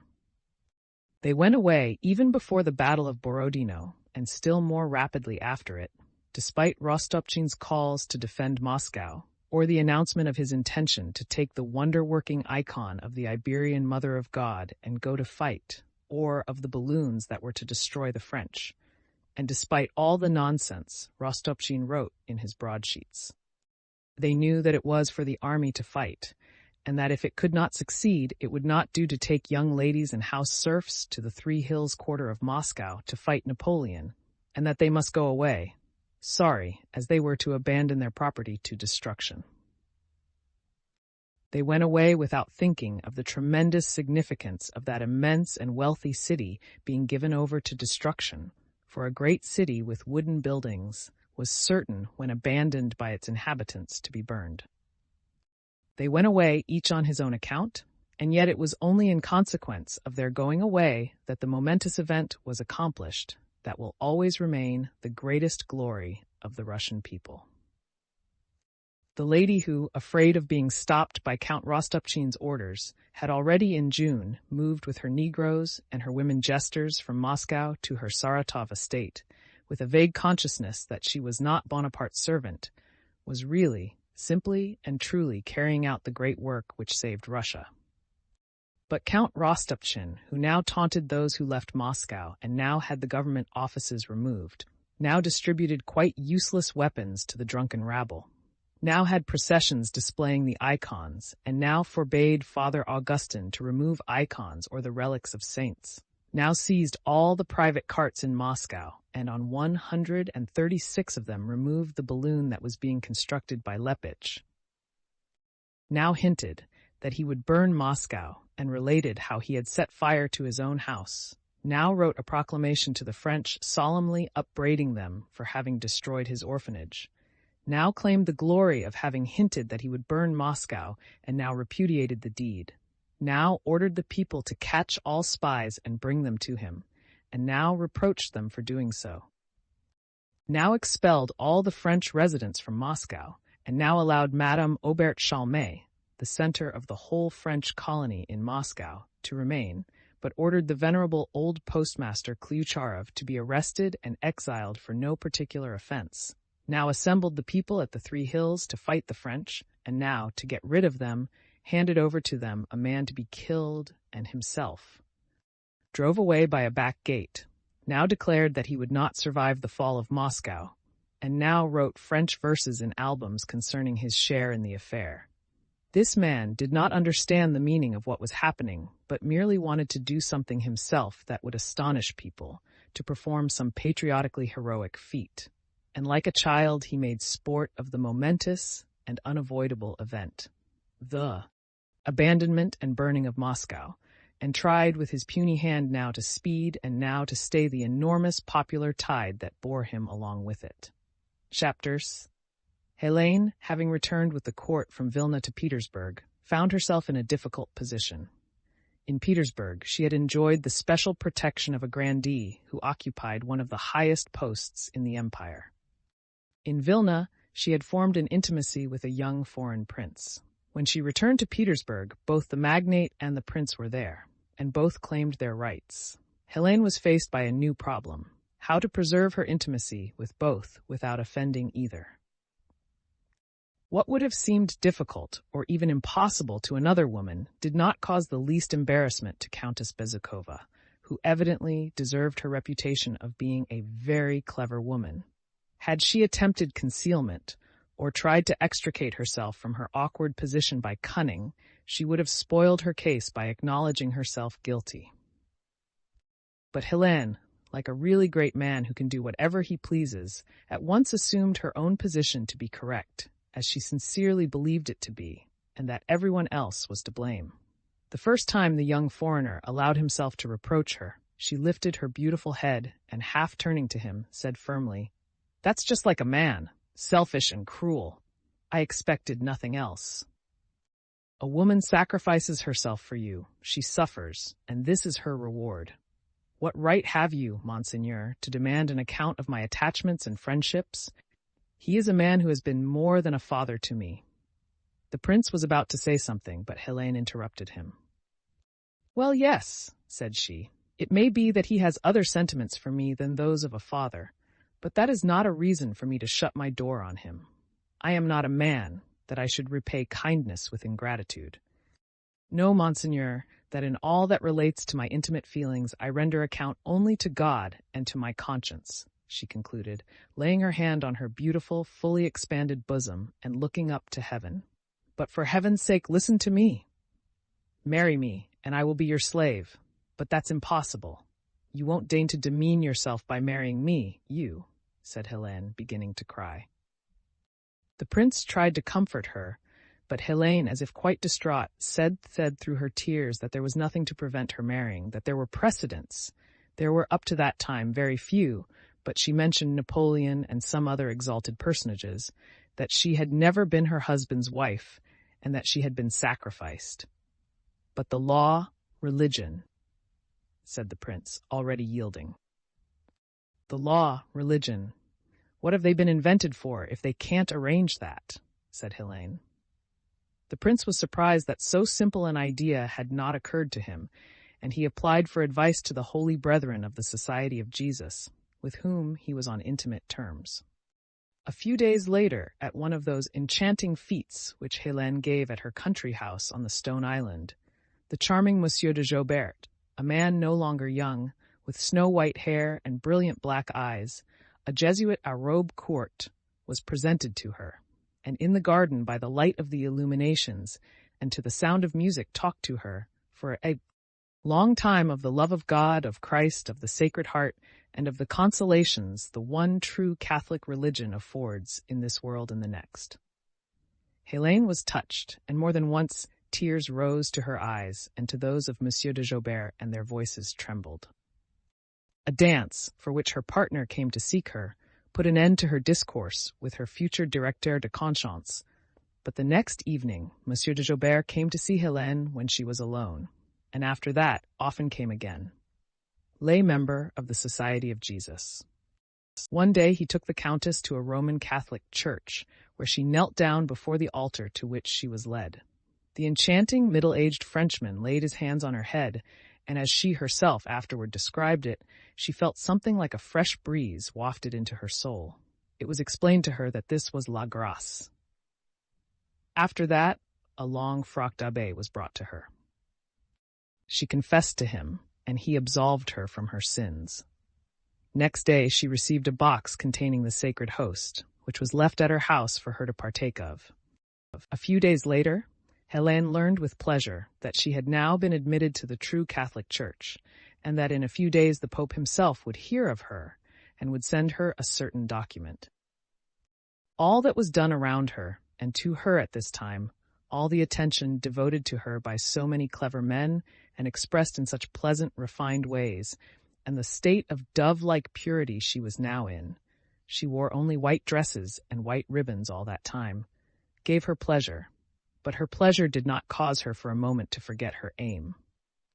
And as it always happens in contests of cunning that a stupid person gets the better of cleverer ones, Helene, having realized that the main object of all these words and all this trouble was, after converting her to Catholicism, to obtain money from her for Jesuit institutions, as to which she received indications, before parting with her money, insisted that the various operations necessary to free her from her husband should be performed. In her view, the aim of every religion was merely to preserve certain proprieties while affording satisfaction to human desires. And with this aim, in one of her talks with her father confessor, she insisted on an answer to the question, in how far was she bound by her marriage? They were sitting in the twilight by a window in the drawing-room. The scent of flowers came in at the window. Hélène was wearing a white dress, transparent over her shoulders and bosom. The abbé, a well-fed man with a plump, clean-shaven chin, a pleasant firm mouth, and white hands meekly folded on his knees, sat close to Hélène, and with a subtle smile on his lips and a peaceful look of delight at her beauty, occasionally glanced at her face as he explained his opinion on the subject. Hélène, with an uneasy smile, looked at his curly hair and his plump, clean-shaven, blackish cheeks, and every moment expected the conversation to take a fresh turn. But the abbé, though he evidently enjoyed the beauty of his companion, was absorbed in his mastery of the matter.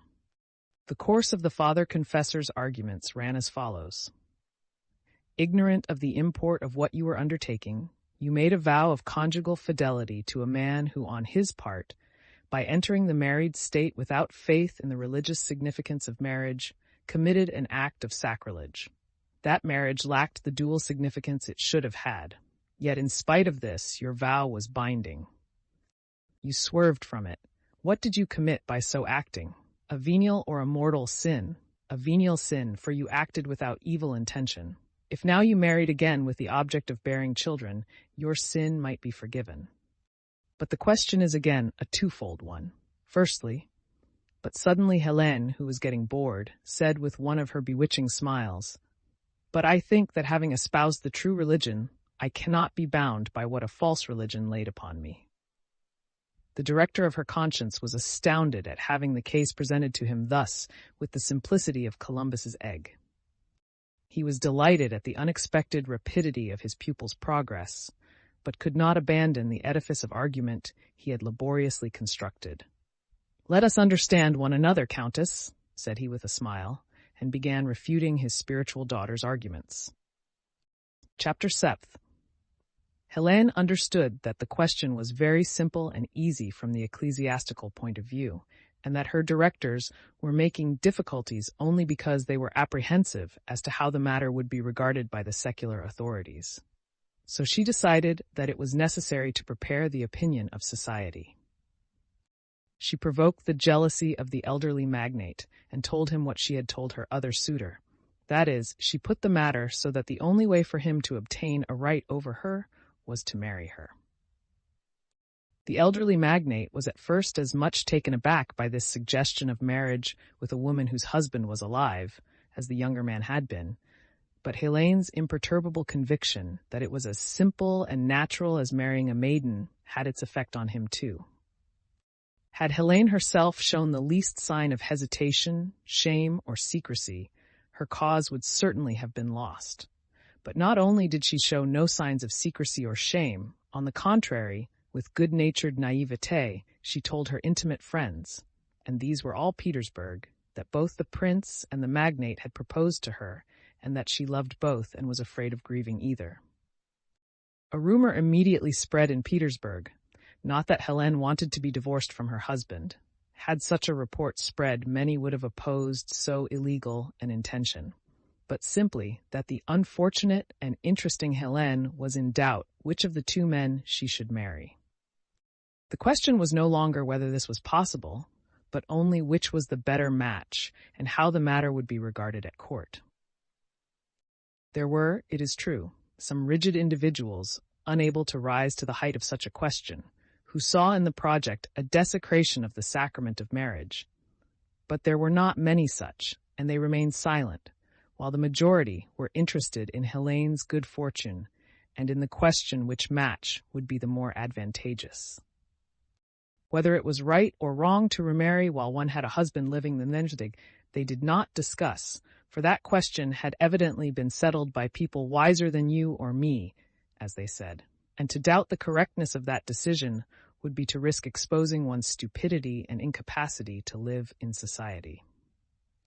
Only Maria Dmitrievna Akrasimova, who had come to Petersburg that summer to see one of her sons, allowed herself plainly to express an opinion contrary to the general one. Meeting Hélène at a ball, she stopped her in the middle of the room and, amid general silence, said in her gruff voice, "So wives of living men have started marrying again. Perhaps you think you have invented a novelty? You have been forestalled, my dear. It was thought of long ago. It is done in all the brothels, And with these words, Maria Dmitrievna, turning up her wide sleeves with her usual threatening gesture and glancing sternly round, moved across the room. Though people were afraid of Maria Dmitrievna, she was regarded in Petersburg as a buffoon, and so of what she had said they only noticed, and repeated in a whisper, the one coarse word she had used, supposing the whole sting of her remark to lie in that word. Prince Vasily, who of late very often forgot what he had said and repeated one and the same thing 100 times, remarked to his daughter whenever he chanced to see her, "Helene, I have a word to say to you," and he would lead her aside, drawing her hand downward. "I have heard of certain projects concerning, you know. Well, my dear child, you know how your father's heart rejoices to know that you have suffered so much.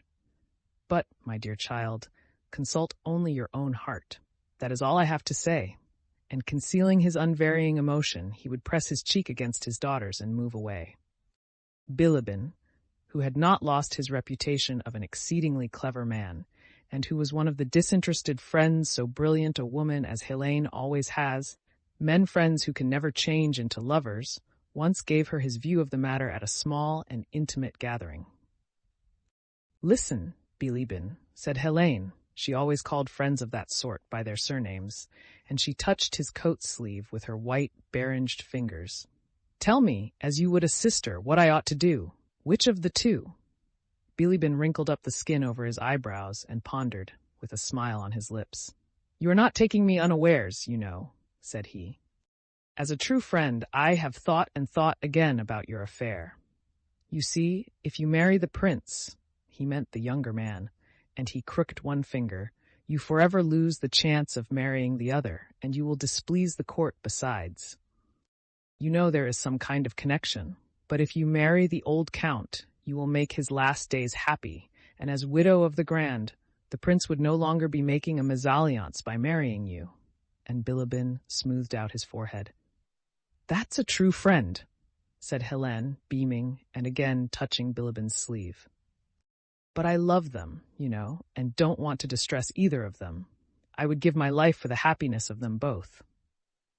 Bilibin shrugged his shoulders, as much as to say that not even he could help in that difficulty. "Une maîtresse femme, that's what is called putting things squarely. She would like to be married to all three at the same time," thought he. "A masterly woman. But tell me, how will your husband look at the matter?" Bilibin asked, his reputation being so well established that he did not fear to ask so naive a question. "Will he agree?" "Oh, he loves me so," said Helene, who for some reason imagined that Pierre too loved her. "He will do anything for me."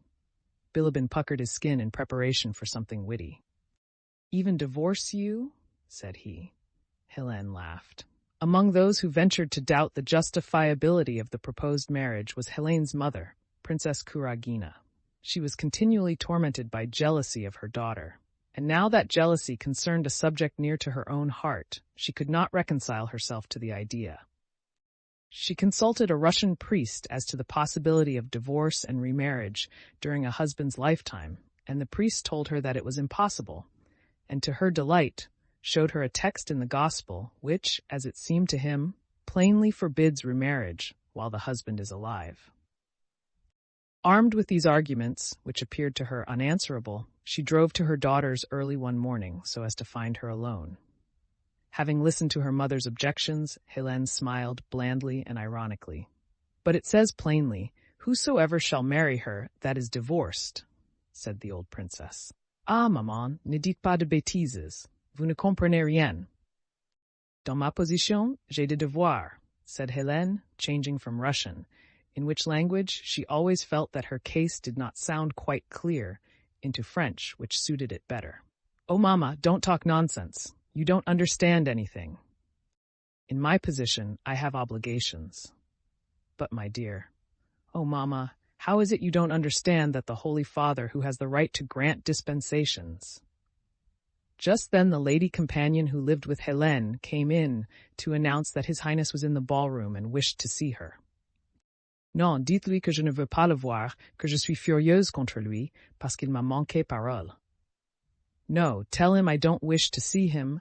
I am furious with him for not keeping his word to me."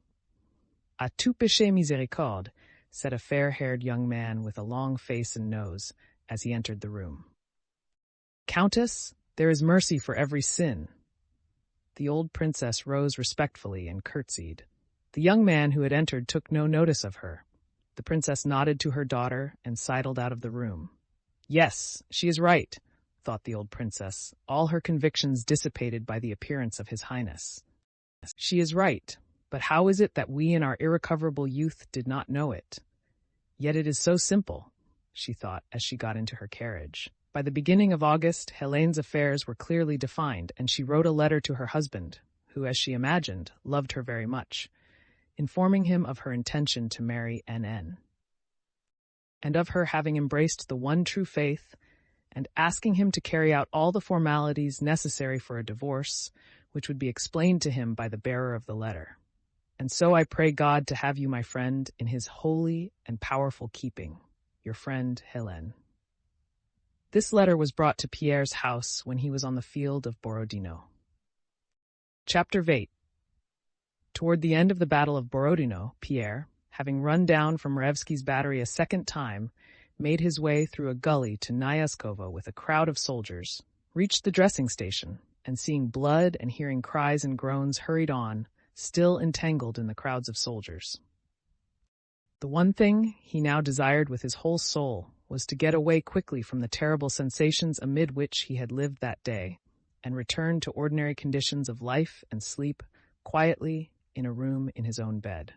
He felt that only in the ordinary conditions of life would he be able to understand himself and all he had seen and felt. But such ordinary conditions of life were nowhere to be found. Though shells and bullets did not whistle over the road along which he was going, still on all sides there was what there had been on the field of battle.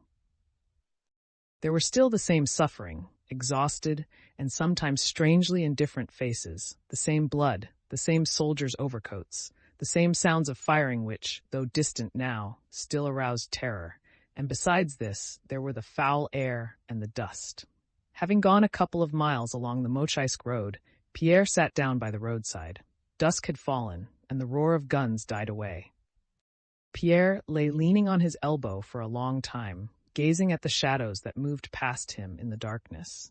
He was continually imagining that a cannonball was flying toward him with a terrific whiz, and then he shuddered and sat up. He had no idea how long he had been there. In the middle of the night, 3 soldiers, having brought some firewood, settled down near him and began lighting a fire. The soldiers, who threw sidelong glances at Pierre, got the fire to burn and placed an iron pot on it, into which they broke some dried bread and put a little dripping. The pleasant odor of greasy viands mingled with the smell of smoke. Pierre sat up and sighed. The 3 soldiers were eating and talking among themselves, taking no notice of him. "And who may you be?" one of them suddenly asked Pierre, evidently meaning what Pierre himself had in mind, namely, "If you want to eat, we'll give you some food. Only let us know whether you are an honest man."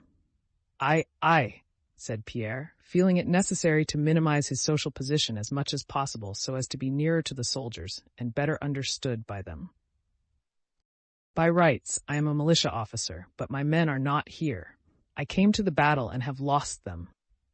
"There now," said one of the soldiers. Another shook his head.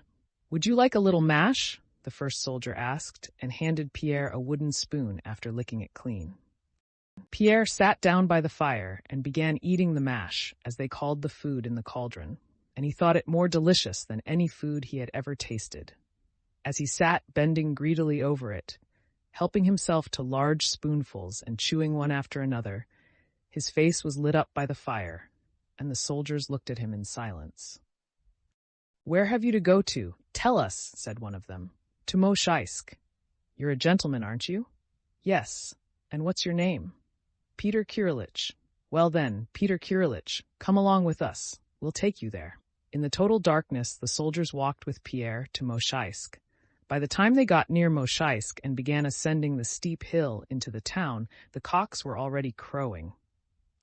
Pierre went on with the soldiers, quite forgetting that his inn was at the bottom of the hill and that he had already passed it. He would not soon have remembered this. Such was his state of forgetfulness, had he not halfway up the hill stumbled upon his groom, who had been to look for him in the town and was returning to the inn.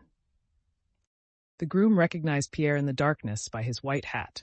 "Your Excellency," he said, "why, we were beginning to despair. How is it you are on foot? And where are you going, please?" "Oh, yes," said Pierre.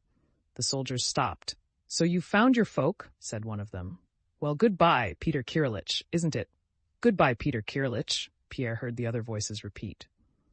"Goodbye," he said, and turned with his groom toward the inn. "I ought to give them something," he thought, and felt in his pocket.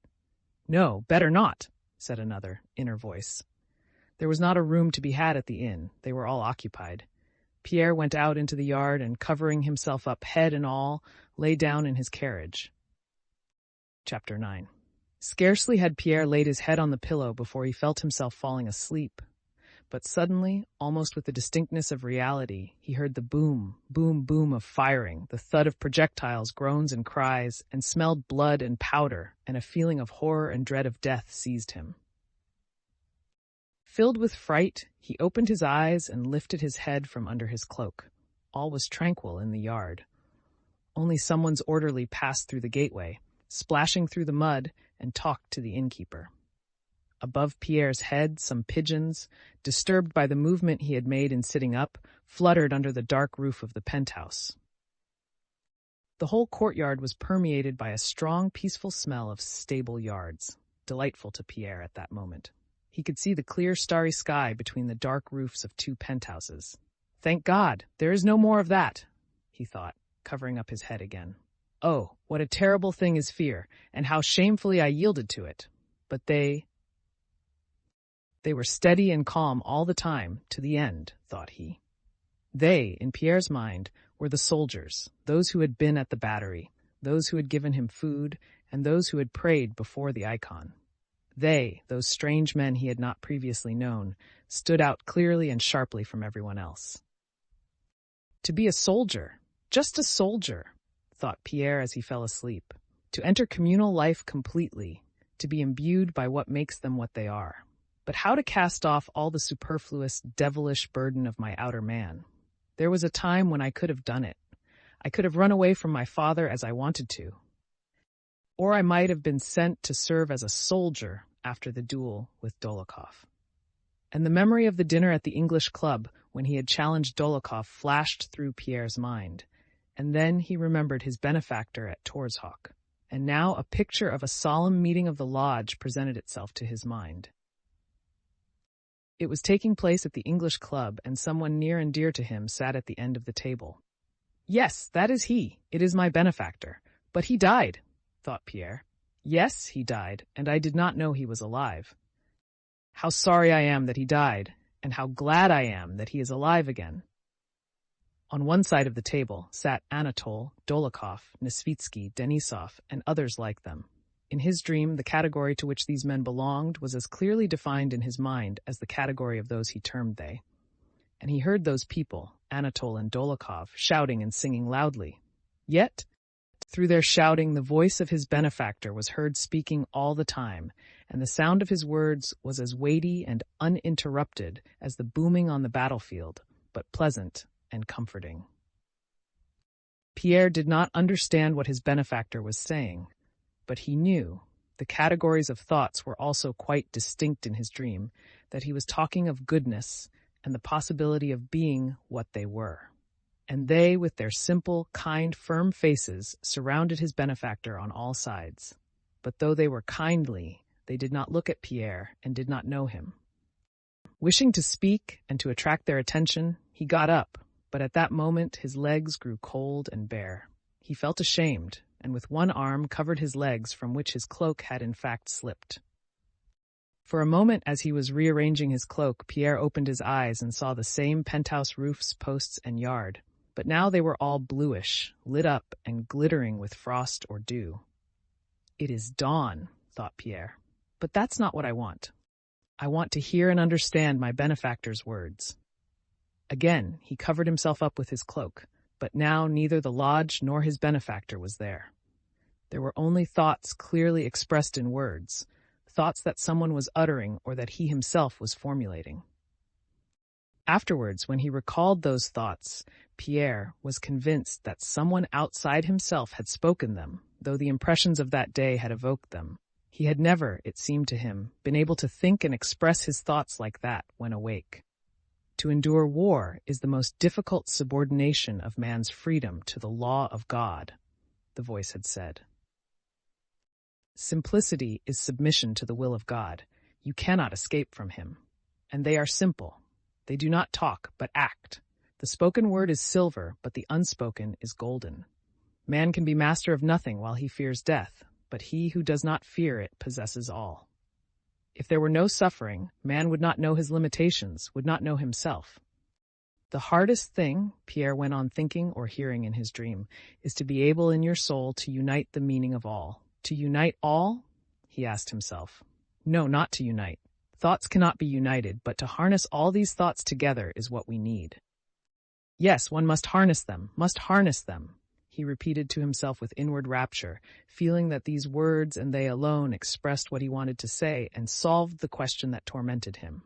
Yes, one must harness. It is time to harness. Time to harness. Time to harness, Your Excellency. Your Excellency, some voice was repeating. We must harness. It is time to harness. It was the voice of the groom trying to wake him. The sun shone straight into Pierre's face. He glanced at the dirty inn-yard in the middle of which soldiers were watering their lean horses at the pump, while carts were passing out of the gate. Pierre turned away with repugnance, and closing his eyes quickly fell back on the carriage seat. No, I don't want that. I don't want to see and understand that. I want to understand what was revealing itself to me in my dream. 1 second more and I should have understood it all. But what am I to do? Harness. But how can I harness everything? And Pierre felt with horror that the meaning of all he had seen and thought in the dream had been destroyed. The groom, the coachman, and the innkeeper told Pierre that an officer had come with news that the French were already near Moshaïsk and that our men were leaving it. Pierre got up and, having told them to harness and overtake him, went on foot through the town. The troops were moving on, leaving about 10,000 wounded behind them. There were wounded in the yards, at the windows of the houses, and the streets were crowded with them. In the streets, around carts that were to take some of the wounded away, shouts, curses, and blows could be heard. Pierre offered the use of his carriage, which had overtaken him, to a wounded general he knew, and drove with him to Moscow. On the way, Pierre was told of the death of his brother-in-law, Anatole, and of that of Prince Andrew. Chapter 10. On the 30th of August, Pierre reached Moscow. Close to the gates of the city, he was met by Count Rostopchin's adjutant. "We have been looking for you everywhere," said the adjutant. "The Count wants to see you particularly. He asks you to come to him at once on a very important matter." Without going home, Pierre took a cab and drove to see the Moscow commander-in-chief. Count Rostopchin had only that morning returned to town from his summer villa at Sokolniki. The anteroom and reception room of his house were full of officials who had been summoned or had come for orders. Vasilchikov and Platov had already seen the Count and explained to him that it was impossible to defend Moscow and that it would have to be surrendered. Though this news was being concealed from the inhabitants, the officials, the heads of the various government departments, knew that Moscow would soon be in the enemy's hands, just as Count Rostopchin himself knew it, and to escape personal responsibility, they had all come to the governor to ask how they were to deal with their various departments. As Pierre was entering the reception room, a courier from the army came out of Rostopchin's private room. In answer to questions with which he was greeted, the courier made a despairing gesture with his hand and passed through the room. While waiting in the reception room, Pierre with weary eyes watched the various officials, old and young, military and civilian, who were there. They all seemed dissatisfied and uneasy. Pierre went up to a group of men, one of whom he knew. After greeting Pierre, they continued their conversation. If they're sent out and brought back again later on, it will do no harm. But as things are now, one can't answer for anything. But you see what he writes. said another, pointing to a printed sheet he held in his hand. That's another matter. That's necessary for the people, said the first. What is it? Asked Pierre. Oh, it's a fresh broadsheet. Pierre took it and began reading. His Serene Highness has passed through Moshesk in order to join up with the troops moving toward him, and has taken up a strong position where the enemy will not soon attack him. 48 guns with ammunition have been sent him from here, and His Serene Highness says he will defend Moscow to the last drop of blood and is even ready to fight in the streets. Do not be upset, brothers, that the law courts are closed. Things have to be put in order, and we will deal with villains in our own way. When the time comes, I shall want both town and peasant lads, and will raise the cry a day or two beforehand. But they are not wanted yet, so I hold my peace. An axe will be useful, a hunting spear not bad, but a 3-pronged fork will be best of all. A Frenchman is no heavier than a sheaf of rye. Tomorrow after dinner, I shall take the Iberian icon of the Mother of God to the wounded in the Catherine Hospital, where we will have some water blessed. That will help them to get well quicker. I, too, am well now. One of my eyes was sore, but now I am on the lookout with both. But military men have told me that it is impossible to fight in the town, said Pierre, and that the position— Well, of course, that's what we were saying, replied the first speaker. And what does he mean by, one of my eyes was sore, but now I am on the lookout with both? Asked Pierre. The Count had a sty, replied the adjutant, smiling, and was very much upset when I told him people had come to ask what was the matter with him. By the by, Count, he added suddenly, addressing Pierre with a smile, we heard that you have family troubles and that the Countess, your wife— I have heard nothing, Pierre replied unconcernedly. But what have you heard? Oh, well, you know people often invent things. I only say what I heard. But what did you hear? Well, they say, continued the adjutant with the same smile, that the Countess, your wife, is preparing to go abroad. I expect it's nonsense. Possibly, remarked Pierre, looking about him absent-mindedly. And who is that? He asked, indicating a short old man in a clean blue peasant overcoat with a big snow-white beard and eyebrows and a ruddy face. He? That's a tradesman, that is to say, he's the restaurant keeper, Vereshchagin. Perhaps you have heard of that affair with the proclamation. Oh, so that is Vereshchagin, said Pierre, looking at the firm, calm face of the old man and seeking any indication of his being a traitor. That's not he himself. That's the father of the fellow who wrote the proclamation, said the adjutant. The young man is in prison, and I expect it will go hard with him. An old gentleman wearing a star and another official, a German wearing a cross round his neck, approached the speaker. It's a complicated story, you know, said the adjutant. That proclamation appeared about 2 months ago. The Count was informed of it. He gave orders to investigate the matter. Gabriel Ivanovitch here made the inquiries. The proclamation had passed through exactly 63 hands. He asked one, "From whom did you get it?" "From so-and-so." He went to the next one. "From whom did you get it?" And so on, till he reached Vereshchagin, a half-educated tradesman, you know, a pet of a trader, said the adjutant, smiling. They asked him, "Who gave it you?" And the point is that we knew whom he had it from. He could only have had it from the postmaster. But evidently they had come to some understanding. He replied, "From no one. I made it up myself. They threatened and questioned him, but he stuck to that. I made it up myself."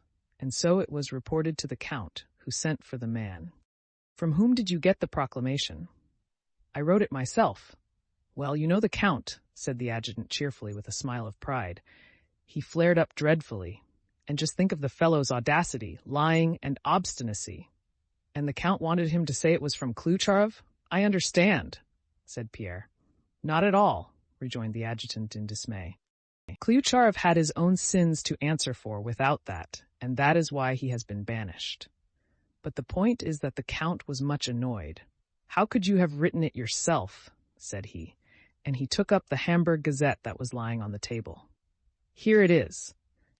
You did not write it yourself, but translated it, and translated it abominably because you don't even know French, you fool. And what do you think? No, said he, I have not read any papers. I made it up myself. If that's so, you're a traitor, and I'll have you tried, and you'll be hanged. Say from whom you had it. I have seen no papers. I made it up myself. And that was the end of it. The Count had the father fetched, but the fellow stuck to it. He was sent for trial and condemned to hard labor, I believe. Now the father has come to intercede for him. But he's a good-for-nothing lad. You know, that sort of tradesman's son, a dandy and lady killer. He attended some lectures somewhere and imagines that the devil is no match for him. That's the sort of fellow he is. His father keeps a cookshop here by the stone bridge, and you know there was a large icon of God Almighty painted with a scepter in one hand and an orb in the other. Well, he took that icon home with him for a few days, and what did he do? He found some scoundrel of a painter. Chapter Listen. In the middle of this fresh tale, Pierre was summoned to the commander-in-chief. When he entered the private room, Count Rostopchin, puckering his face, was rubbing his forehead and eyes with his hand. A short man was saying something, but when Pierre entered, he stopped speaking and went out. "Ah, how do you do, great warrior?" said Rostopchin as soon as the short man had left the room. "We have heard of your prowess, but that's not the point. Between ourselves, mon cher, do you belong to the Masons?" He went on severely, as though there were something wrong about it, which he nevertheless intended to pardon. Pierre remained silent. "I am well informed, my friend, but I am aware that there are Masons, and I hope that you are not one of those who, on pretense of saving mankind, wish to ruin Russia." "Yes, I am a Mason," Pierre replied. "There, you see, mon cher, I expect you know that Messrs. Speransky and Magnitsky have been deported to their proper place. Mr. Klyucharov has been treated in the same way, and so have others who, on the plea of building up the Temple of Solomon, have tried to destroy the temple of their fatherland. You can understand that there are reasons for this, and that I could not have exiled the postmaster had he not been a harmful person. It has now come to my knowledge that you lent him your carriage for his removal from town, and that you have even accepted papers from him for safe custody. I like you and don't wish you any harm, and, as you are only half my age, I advise you, as a father would, to cease all communication with men of that stamp and to leave here as soon as possible." "But what did Klyucharov do wrong?" asked Pierre. "That is for me to know, but not for you to ask," shouted Rostopchin. "If he is accused of circulating Napoleon's proclamation, it is not proved that he did so," said Pierre without looking at Rostopchin. "And Vereshchagin." "There we are!" Rostopchin shouted at Pierre louder than before, frowning suddenly. "Vereshchagin is a renegade and a traitor who will be punished as he deserves," said he with the vindictive heat with which people speak when recalling an insult. "But I did not summon you to discuss my actions, but to give you advice, or an order if you prefer it. I beg you to leave the town and break off all communication with such men as Klyucharov, and I will knock the nonsense out of anybody." But probably realizing that he was shouting at Bezukov, who so far was not guilty of anything, he added, taking Pierre's hand in a friendly manner, "We are on the eve of a public disaster, and I haven't time to be polite to everybody who has business with me. My head is sometimes in a whirl." "Well, mon cher, what are you doing personally?" "Why, nothing," answered Pierre without raising his eyes or changing the thoughtful expression of his face. The Count frowned. "A word of friendly advice, mon cher. Be off as soon as you can. That's all I have to tell you. Happy he who has ears to hear. Goodbye, my dear fellow." "Oh, by the by!" he shouted through the doorway after Pierre. "Is it true that the Countess has fallen into the clutches of the Holy Fathers of the Society of Jesus?" Pierre did not answer and left Rostopchin's room more sullen and angry than he had ever before shown himself. When he reached home, it was already getting dark. Some 8 people had come to see him that evening. The secretary of a committee, the colonel of his battalion, his steward, his major domo, and various petitioners. They all had business with Pierre and wanted decisions from him.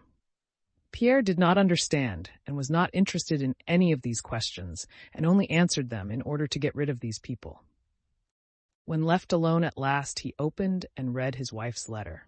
They, the soldiers at the battery, Prince Andrew killed. That old man. Simplicity is submission to God. Suffering is necessary. The meaning of all, one must harness. My wife is getting married. One must forget and understand. And going to his bed, he threw himself on it without undressing and immediately fell asleep. When he awoke next morning, the major domo came to inform him that a special messenger, a police officer, had come from Count Rostopchin to know whether Count Bezukov had left or was leaving the town. A dozen persons who had business with Pierre were awaiting him in the drawing room. Pierre dressed hurriedly and, instead of going to see them, went to the back porch and out through the gate.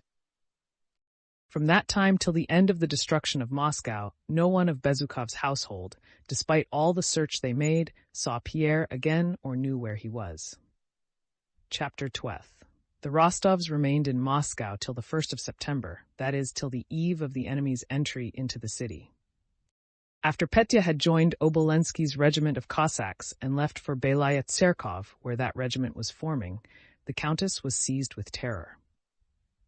The thought that both her sons were at the war, had both gone from under her wing, that today or tomorrow either or both of them might be killed like the 3 sons of one of her acquaintances, struck her that summer for the first time with cruel clearness. She tried to get Nicholas back and wished to go herself to join Petya or to get him an appointment somewhere in Petersburg, but neither of these proved possible.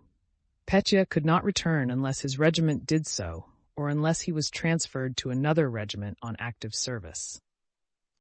Nicholas was somewhere with the army and had not sent a word since his last letter, in which he had given a detailed account of his meeting with Princess Mary. The Countess did not sleep at night, or when she did fall asleep, dreamed that she saw her sons lying dead. After many consultations and conversations, the Count at last devised means to tranquilize her. He got Petya transferred from Obolensky's regiment to Bezukov's, which was in training near Moscow. Though Petya would remain in the service, this transfer would give the Countess the consolation of seeing at least one of her sons under her wing, and she hoped to arrange matters for her Petya so as not to let him go again, but always get him appointed to places where he could not possibly take part in a battle. As long as Nicholas alone was in danger, the Countess imagined that she loved her firstborn more than all her other children, and even reproached herself for it. But when her youngest, the scapegrace who had been bad at lessons, was always breaking things in the house and making himself a nuisance to everybody, that snub-nosed Petya, with his merry black eyes and fresh rosy cheeks where soft down was, just beginning to show, when he was thrown amid those big, dreadful, cruel men who were fighting somewhere about something and apparently finding pleasure in it, then his mother thought she loved him more, much more, than all her other children. The nearer the time came for Petya to return, the more uneasy grew the Countess. She began to think she would never live to see such happiness. The presence of Sonia, of her beloved Natasha, or even of her husband irritated her. What do I want with them? I want no one but Petya, she thought. At the end of August, the Rostovs received another letter from Nicholas. He wrote from the province of Voronezh, where he had been sent to procure remounts, but that letter did not set the Countess at ease. Knowing that one son was out of danger, she became the more anxious about Petya. Though by the 20th of August, nearly all the Rostovs' acquaintances had left Moscow, and though everybody tried to persuade the Countess to get away as quickly as possible, she would not hear of leaving before her treasure, her adored Petya, returned. On the 28th of August he arrived. The passionate tenderness with which his mother received him did not please the 16-year-old officer. Though she concealed from him her intention of keeping him under her wing, Petya guessed her designs, and instinctively fearing that he might give way to emotion when with her, might become womanish, as he termed it to himself, he treated her coldly, avoided her, and during his stay in Moscow attached himself exclusively to Natasha, for whom he had always had a particularly brotherly tenderness, almost lover-like. Owing to the Count's customary carelessness, nothing was ready for their departure by the 28th of August, and the carts that were to come from their Ryazan and Moscow estates to remove their household belongings did not arrive till the 30th. From the 28th, till the 31st, all Moscow was in a bustle and commotion. Every day, thousands of men wounded at Borodino were brought in by the Dorogomilov gate and taken to various parts of Moscow, and thousands of carts conveyed the inhabitants and their possessions out by the other gates. In spite of Rostopchin's broadsheets, or because of them or independently of them, the strangest and most contradictory rumors were current in the town. Some said that no one was to be allowed to leave the city. Others, on the contrary, said that all the icons had been taken out of the churches and everybody was to be ordered to leave. Some said there had been another battle after Borodino, at which the French had been routed, while others, on the contrary, reported that the Russian army had been destroyed. Some talked about the Moscow militia, which, preceded by the clergy, would go to the Three Hills.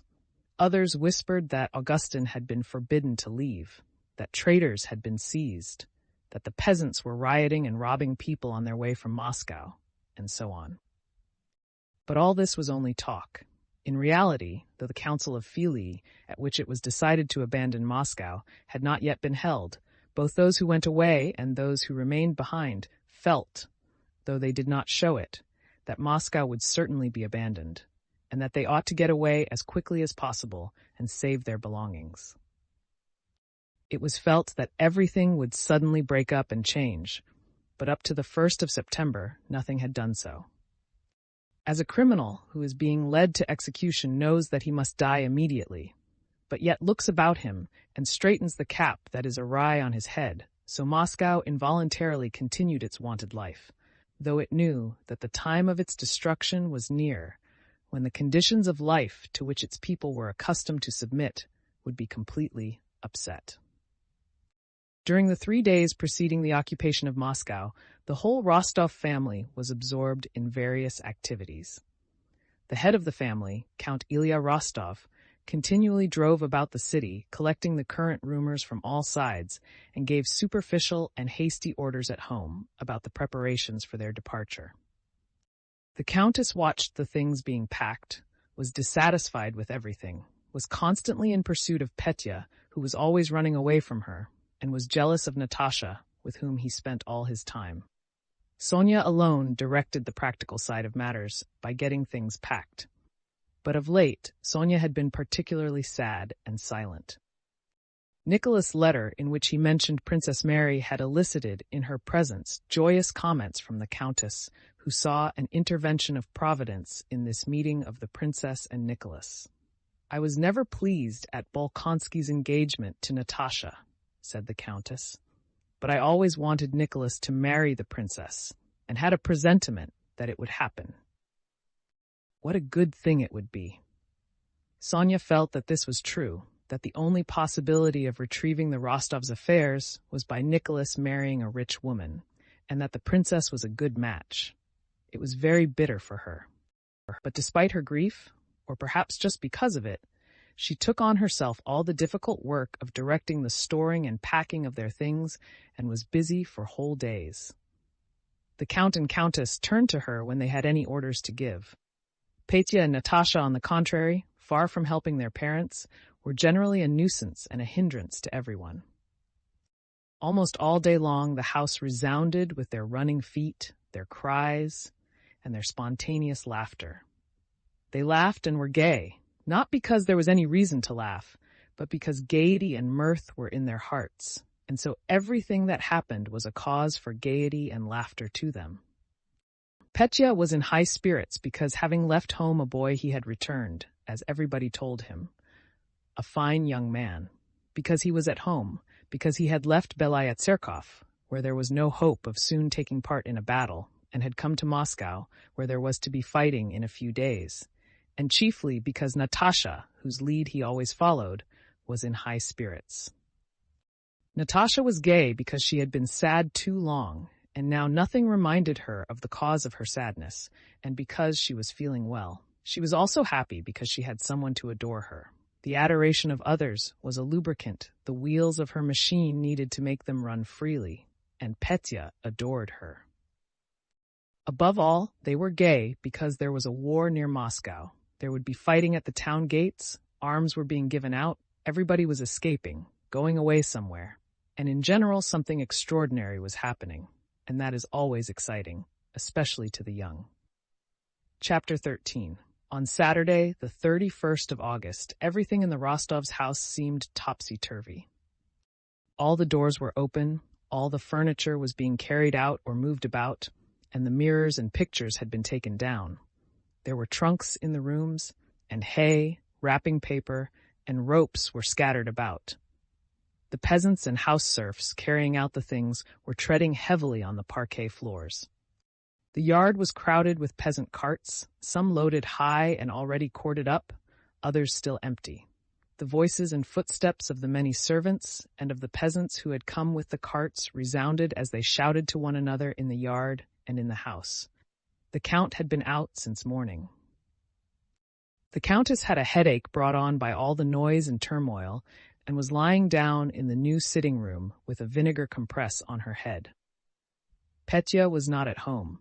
He had gone to visit a friend with whom he meant to obtain a transfer from the militia to the active army.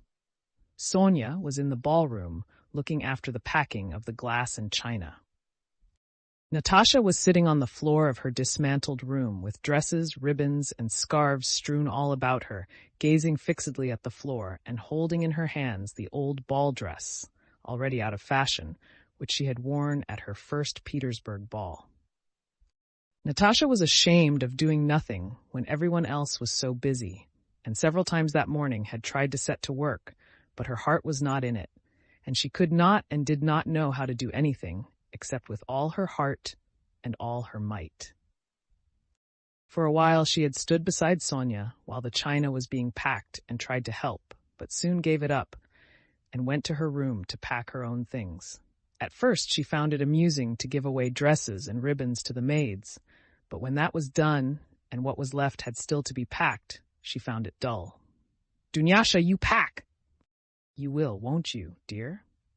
And when Dunyasha willingly promised to do it all for her, Natasha sat down on the floor, took her old ball dress, and fell into a reverie quite unrelated to what ought to have occupied her thoughts now. She was roused from her reverie by the talk of the maids in the next room, which was theirs, and by the sound of their hurried footsteps going to the back porch. Natasha got up and looked out of the window. An enormously long row of carts full of wounded men had stopped in the street.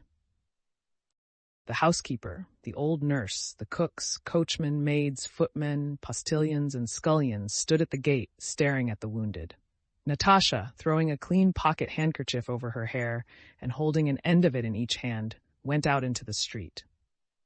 The former housekeeper, old Mavra Kuzminishna, had stepped out of the crowd by the gate, gone up to a cart with a hood constructed of bast mats, and was speaking to a pale young officer who lay inside. Natasha moved a few steps forward and stopped shyly, still holding her handkerchief, and listened to what the housekeeper was saying. "Then you have nobody in Moscow?" she was saying. "You would be more comfortable somewhere in a house, in ours, for instance. The family are leaving." "I don't know if it would be allowed," replied the officer in a weak voice. "Here is our commanding officer. Ask him."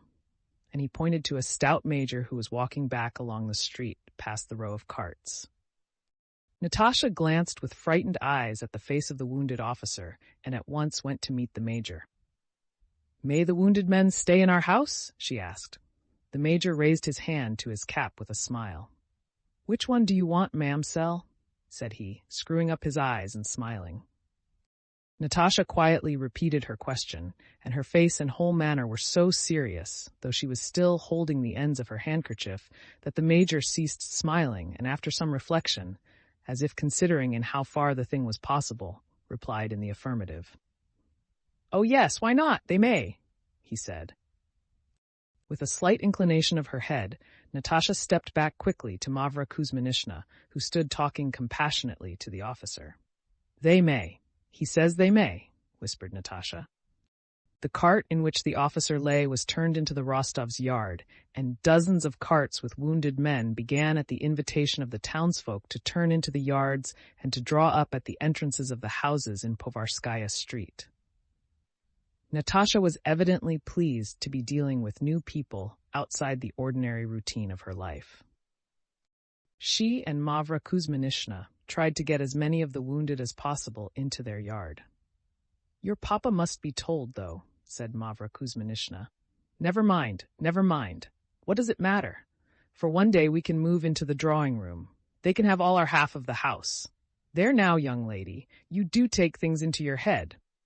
Even if we put them into the wing, the men's room, or the nurse's room, we must ask permission." "Well, I'll ask." Natasha ran into the house and went on tiptoe through the half-open door into the sitting room, where there was a smell of vinegar and Hoffman's drops. "Are you asleep, Mamma?" "Oh, what, sleep?" said the Countess, waking up just as she was dropping into a doze. "Mamma, darling," said Natasha, kneeling by her mother and bringing her face close to her mother's. "I am sorry. Forgive me. I'll never do it again. I woke you up. Mavra Kuzminishna has sent me. They have brought some wounded here. Officers. Will you let them come? They have nowhere to go." "I knew you'd let them come," she said quickly, all in one breath. "What officers? Whom have they brought?" "I don't understand anything about it," said the Countess. Natasha laughed, and the Countess too smiled slightly. "I knew you'd give permission, so I'll tell them," and, having kissed her mother, Natasha got up and went to the door. In the hall she met her father, who had returned with bad news. "We've stayed too long," said the Count with involuntary vexation. "The club is closed and the police are leaving." "Papa, is it all right? I've invited some of the wounded into the house," said Natasha. "Of course it is," he answered absently. "That's not the point. I beg you not to indulge in trifles now, but to help to pack, and tomorrow we must go. And the Count gave a similar order to the major domo and the servants. At dinner, Petya, having returned home, told them the news he had heard. He said the people had been getting arms in the Kremlin, and that though Rostopchin's broadsheet had said that he would sound a call 2 or 3 days in advance, the order had certainly already been given for everyone to go armed to the 3 hills tomorrow, and that there would be a big battle there. The Countess looked with timid horror at her son's eager, excited face as he said this. She realized that if she said a word about his not going to the battle, she knew he enjoyed the thought of the impending engagement. He would say something about men, honor, and the fatherland, something senseless, masculine, and obstinate, which there would be no contradicting, and her plans would be spoiled. And so, hoping to arrange to leave before then and take Petya with her as their protector and defender, she did not answer him, but after dinner called the Count aside and implored him with tears to take her away quickly, that very night if possible. With a woman's involuntary loving cunning, she, who till then had not shown any alarm, said that she would die of fright if they did not leave that very night. Without any pretense, she was now afraid of everything. Chapter 14. Madame Schoss, who had been out to visit her daughter, increased the Countess's fears still more by telling what she had seen at a spirit dealer's in Myasnitsky Street. When returning by that street, she had been unable to pass because of a drunken crowd rioting in front of the shop. She had taken a cab and driven home by a side street, and the cabman had told her that the people were breaking open the barrels at the drink store, having received orders to do so. After dinner, the whole Rostov household set to work with enthusiastic haste, packing their belongings and preparing for their departure. The old Count, suddenly setting to work, kept passing from the yard to the house and back again, shouting confused instructions to the hurrying people and flurrying them still more. Petya directed things in the yard. Sonia, owing to the Count's contradictory orders, lost her head and did not know what to do. The servants ran noisily about the house and yard, shouting and disputing. Natasha, with the ardor characteristic of all she did, suddenly set to work too. At first, her intervention in the business of packing was received skeptically. Everybody expected some prank from her and did not wish to obey her.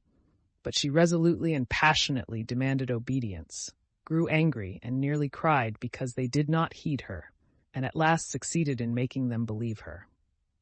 Her first exploit, which cost her immense effort and established her authority, was the packing of the carpets. The Count had valuable Gobelin tapestries and Persian carpets in the house. When Natasha set to work, 2 cases were standing open in the ballroom, one almost full up with crockery, the other with carpets.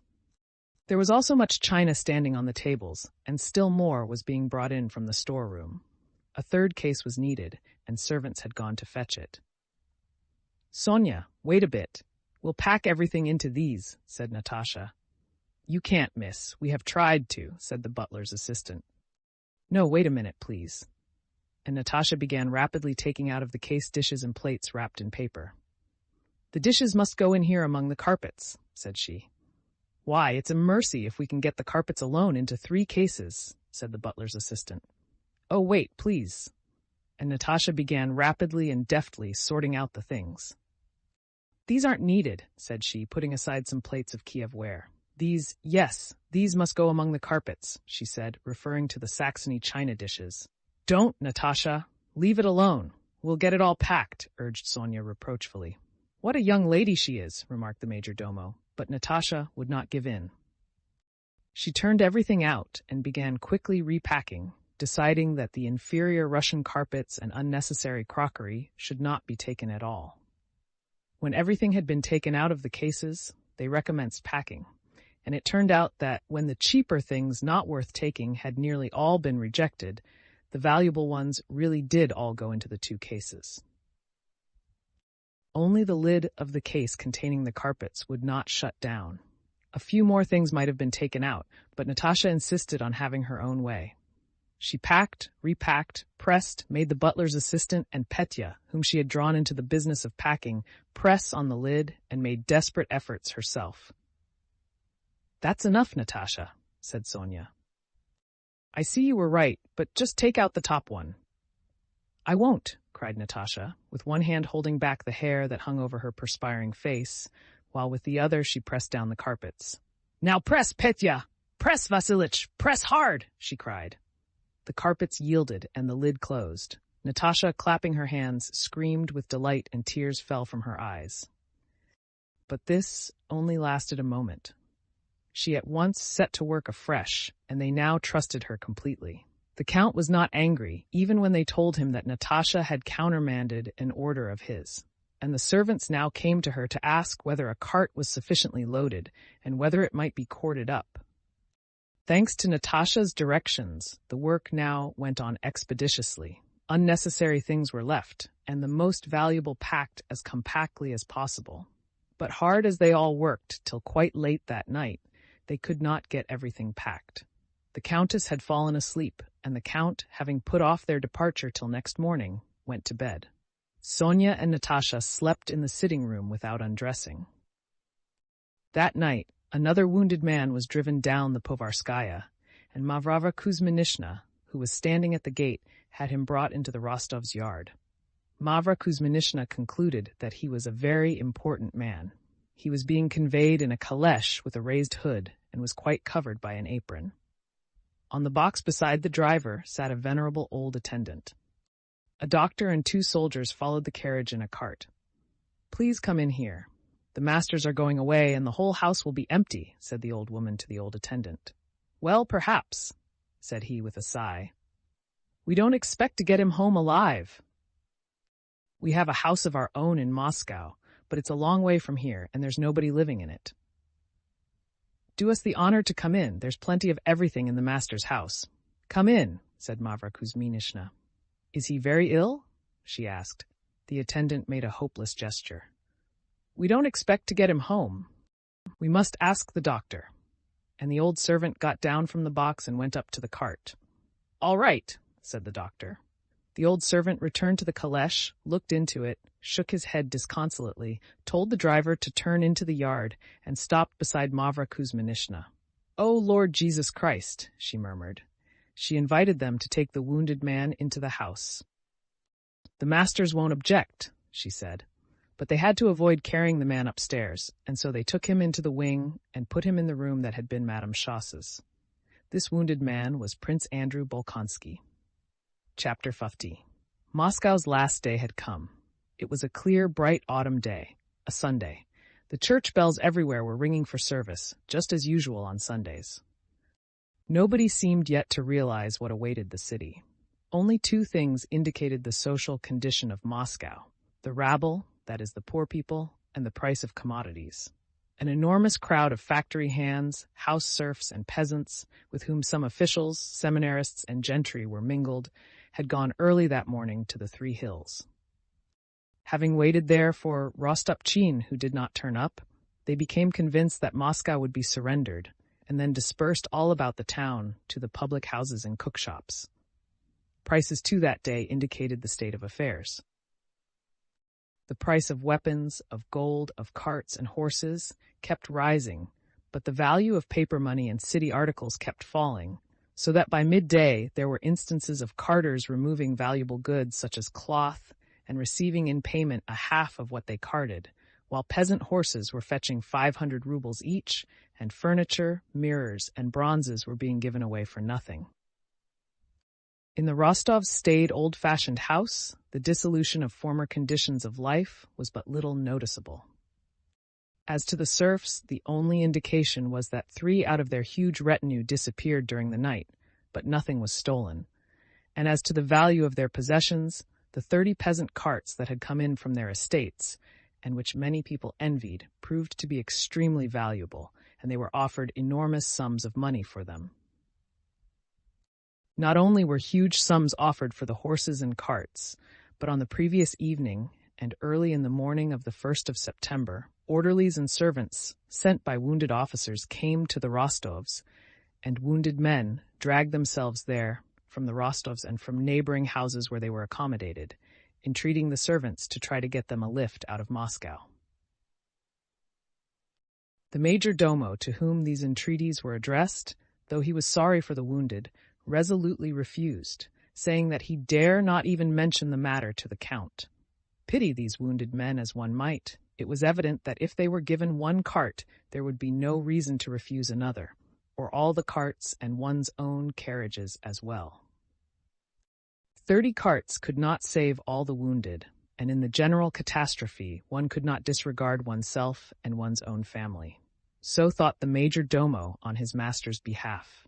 On waking up that morning, Count Ilya Rostov left his bedroom softly, so as not to wake the countess who had fallen asleep only toward morning, and came out to the porch in his lilac silk dressing gown. In the yard stood the carts ready corded. The carriages were at the front porch. The major domo stood at the porch talking to an elderly orderly and to a pale young officer with a bandaged arm. On seeing the count, the major domo made a significant and stern gesture to them both to go away. "Well, Vasilich, is everything ready?" asked the count, and stroking his bald head, he looked good-naturedly at the officer and the orderly and nodded to them. He liked to see new faces. "We can harness at once, Your Excellency." "Well, that's right. As soon as the countess wakes, we'll be off, God willing. What is it, gentlemen?" he added, turning to the officer. "Are you staying in my house?" The officer came nearer, and suddenly his face flushed crimson. "Count, be so good as to allow me, for God's sake, to get into some corner of one of your carts. I have nothing here with me. I shall be all right on a loaded cart."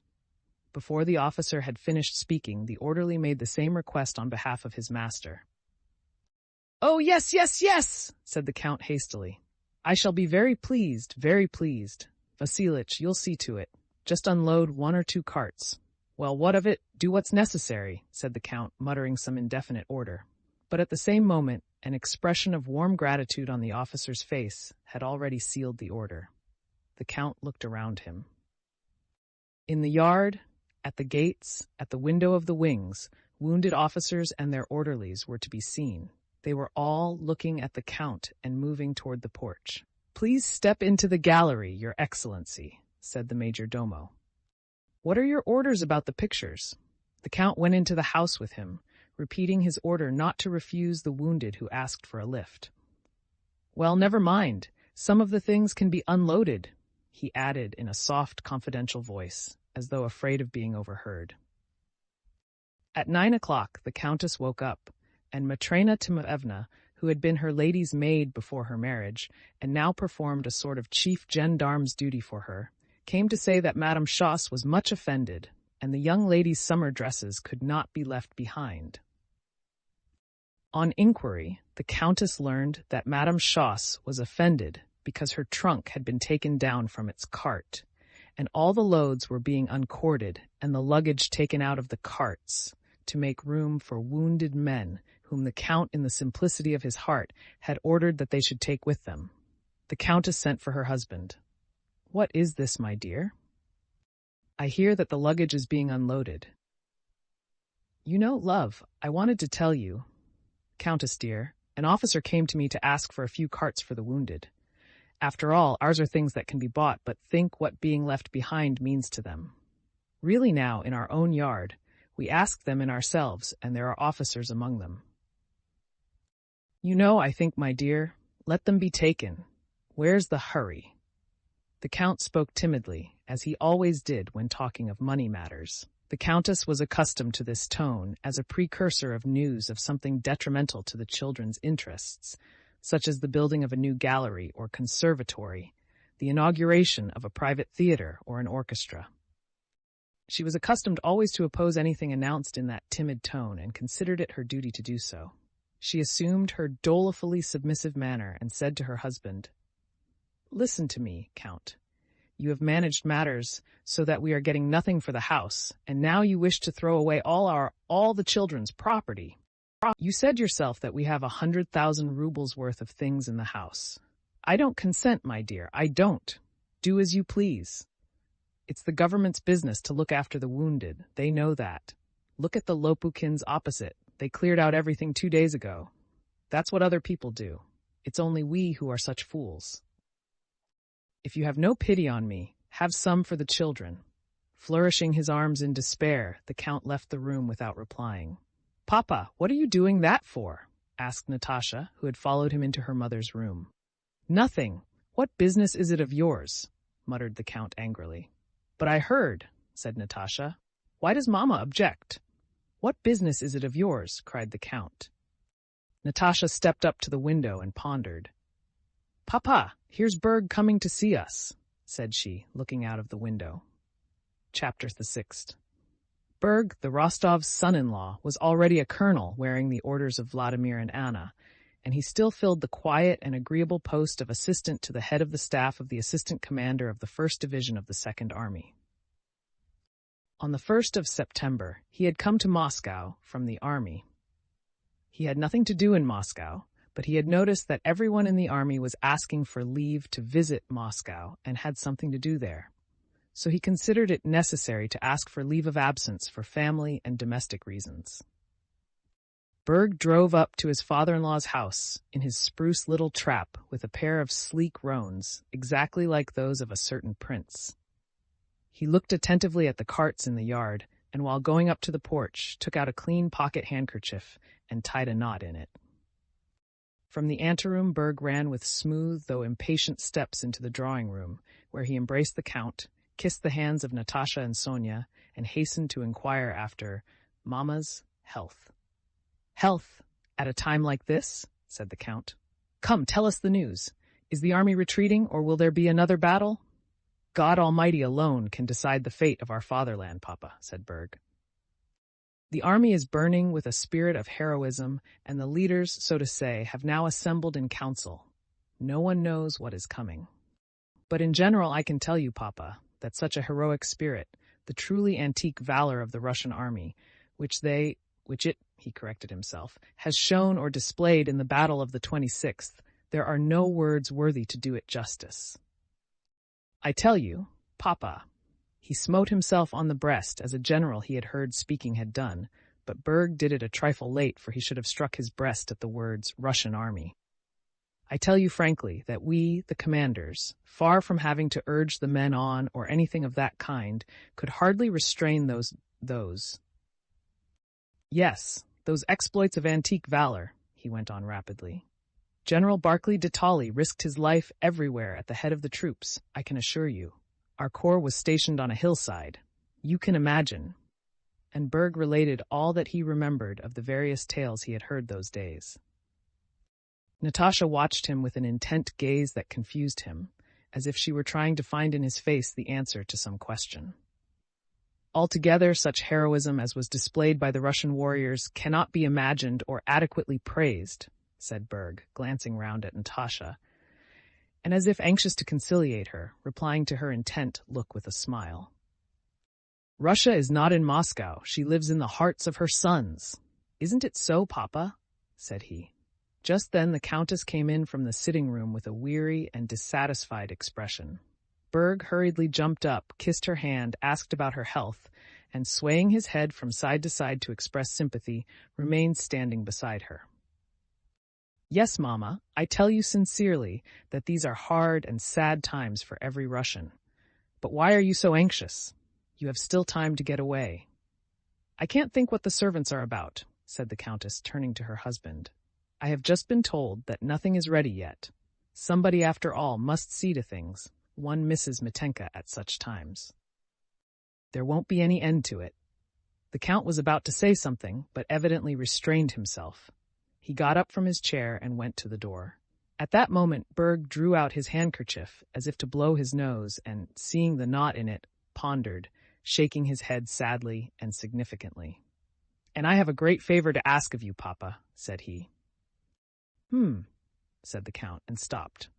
I was driving past Yusupov's house just now, said Berg with a laugh, when the steward, a man I know, ran out and asked me whether I wouldn't buy something.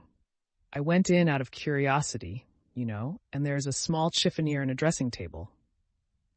You know how dear Vera wanted a chiffonier like that, and how we had a dispute about it.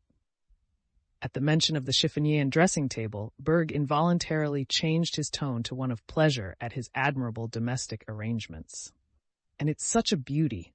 It pulls out and has a secret English drawer, you know, and dear Vera has long wanted one. I wish to give her a surprise, you see. I saw so many of those peasant carts in your yard. Please let me have one. I will pay the man well, and... The Count frowned and coughed. Ask the Countess. I don't give orders.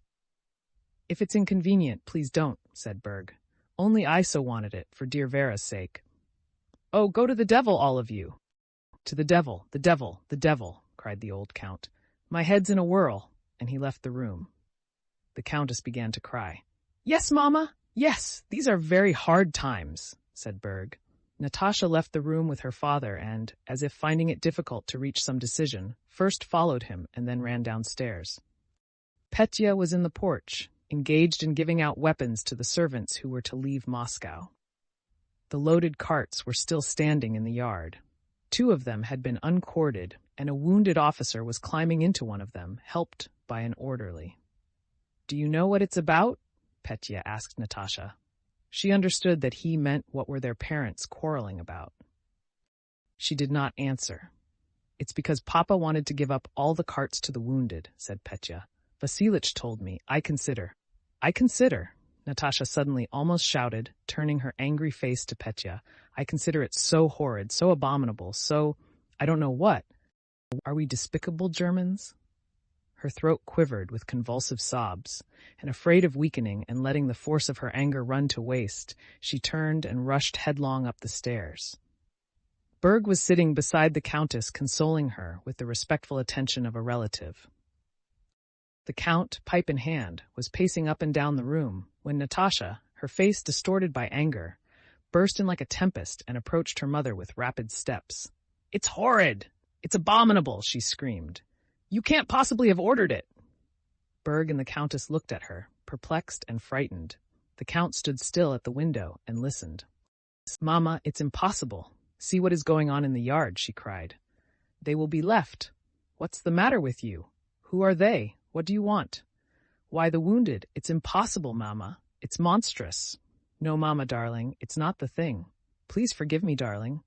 Mamma, what does it matter what we take away? Only look what is going on in the yard. Mamma. It's impossible. The Count stood by the window and listened without turning round. Suddenly he sniffed and put his face closer to the window. The Countess glanced at her daughter, saw her face full of shame for her mother, saw her agitation, and understood why her husband did not turn to look at her now, and she glanced round quite disconcerted. Oh, do as you like. Am I hindering anyone? She said, not surrendering at once. Mamma, darling, forgive me. But the Countess pushed her daughter away and went up to her husband. My dear, you order what is right? You know I don't understand about it, said she, dropping her eyes shamefacedly. The eggs? The eggs are teaching the hen, muttered the Count through tears of joy, and he embraced his wife, who was glad to hide her look of shame on his breast. Papa, Mama, may I see to it? May I? Asked Natasha. We will still take all the most necessary things. The Count nodded affirmatively, and Natasha, at the rapid pace at which she used to run when playing at tag, ran through the ballroom to the anteroom and downstairs into the yard. The servants gathered round Natasha, but could not believe the strange order she brought them, until the Count himself, in his wife's name, confirmed the order to give up all the carts to the wounded and take the trunks to the storerooms. When they understood that order, the servants set to work at this new task with pleasure and zeal.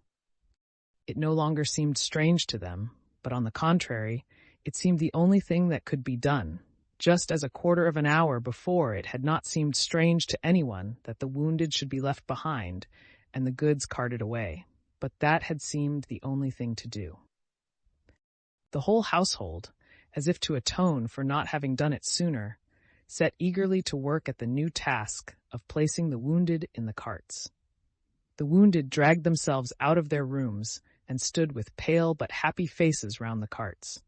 The news that carts were to be had spread to the neighboring houses, from which wounded men began to come into the Rostovs' yard. Many of the wounded asked them not to unload the carts, but only to let them sit on the top of the things. But the work of unloading, once started, could not be arrested. It seemed not to matter whether all or only half the things were left behind. Cases full of china, bronzes, pictures, and mirrors that had been so carefully packed the night before now lay about the yard, and still they went on searching for and finding possibilities of unloading this or that and letting the wounded have another and yet another cart. "We can take 4 more men," said the steward. "They can have my trap, or else what is to become of them?" "Let them have my wardrobe cart," said the Countess. "Dunyasha can go with me in the carriage." They unloaded the wardrobe cart and sent it to take wounded men from a house 2 doors off. The whole household, servants included, was bright and animated. Natasha was in a state of rapturous excitement such as she had not known for a long time. "What could we fasten this onto?" asked the servants, trying to fix a trunk on the narrow footboard behind a carriage. "We must keep at least 1 cart." "What's in it?" asked Natasha. "The Count's books." "Leave it, Vasilich will put it away." "It's not wanted." The phaeton was full of people, and there was a doubt as to where Count Peter could sit. "On the box. You'll sit on the box, won't you, Petya?" cried Natasha. Sonia, too, was busy all this time, but the aim of her efforts was quite different from Natasha's. She was putting away the things that had to be left behind and making a list of them as the Countess wished, and she tried to get as much taken away with them as possible. Chapter 30. Before 2 o'clock in the afternoon, the Rostovs' 4 carriages, packed full and with the horses harnessed, stood at the front door. One by one, the carts with the wounded had moved out of the yard. The caleche in which Prince Andrew was being taken attracted Sonia's attention as it passed the front porch. With the help of a maid, she was arranging a seat for the Countess in the huge, high coach that stood at the entrance. "Whose caleche is that?" she inquired, leaning out of the carriage window. "Why, didn't you know, miss?" replied the maid. "The wounded prince. He spent the night in our house and is going with us." "But who is it? What's his name?" "It's our intended, that was, Prince Bolkonsky himself. They say he is dying," replied the maid with a sigh. Sonia jumped out of the coach and ran to the Countess. The Countess, tired out and already dressed in shawl and bonnet for her journey, was pacing up and down the drawing-room, waiting for the household to assemble for the usual silent prayer with closed doors before starting. Natasha was not in the room. "Mamma," said Sonia, "Prince Andrew is here, mortally wounded. He is going with us." The Countess opened her eyes in dismay and, seizing Sonia's arm, glanced around. "Natasha?" she murmured. At that moment, this news had only one significance for both of them. They knew their Natasha. An alarm as to what would happen if she heard this news stifled all sympathy for the man they both liked. "Natasha does not know yet, but he is going with us," said Sonia. "You say he is dying?" Sonia nodded. The Countess put her arms around Sonia and began to cry. The ways of God are past finding out, she thought, feeling that the almighty hand, hitherto unseen, was becoming manifest in all that was now taking place. Well, Mama, everything is ready. What's the matter? Asked Natasha, as with animated face she ran into the room.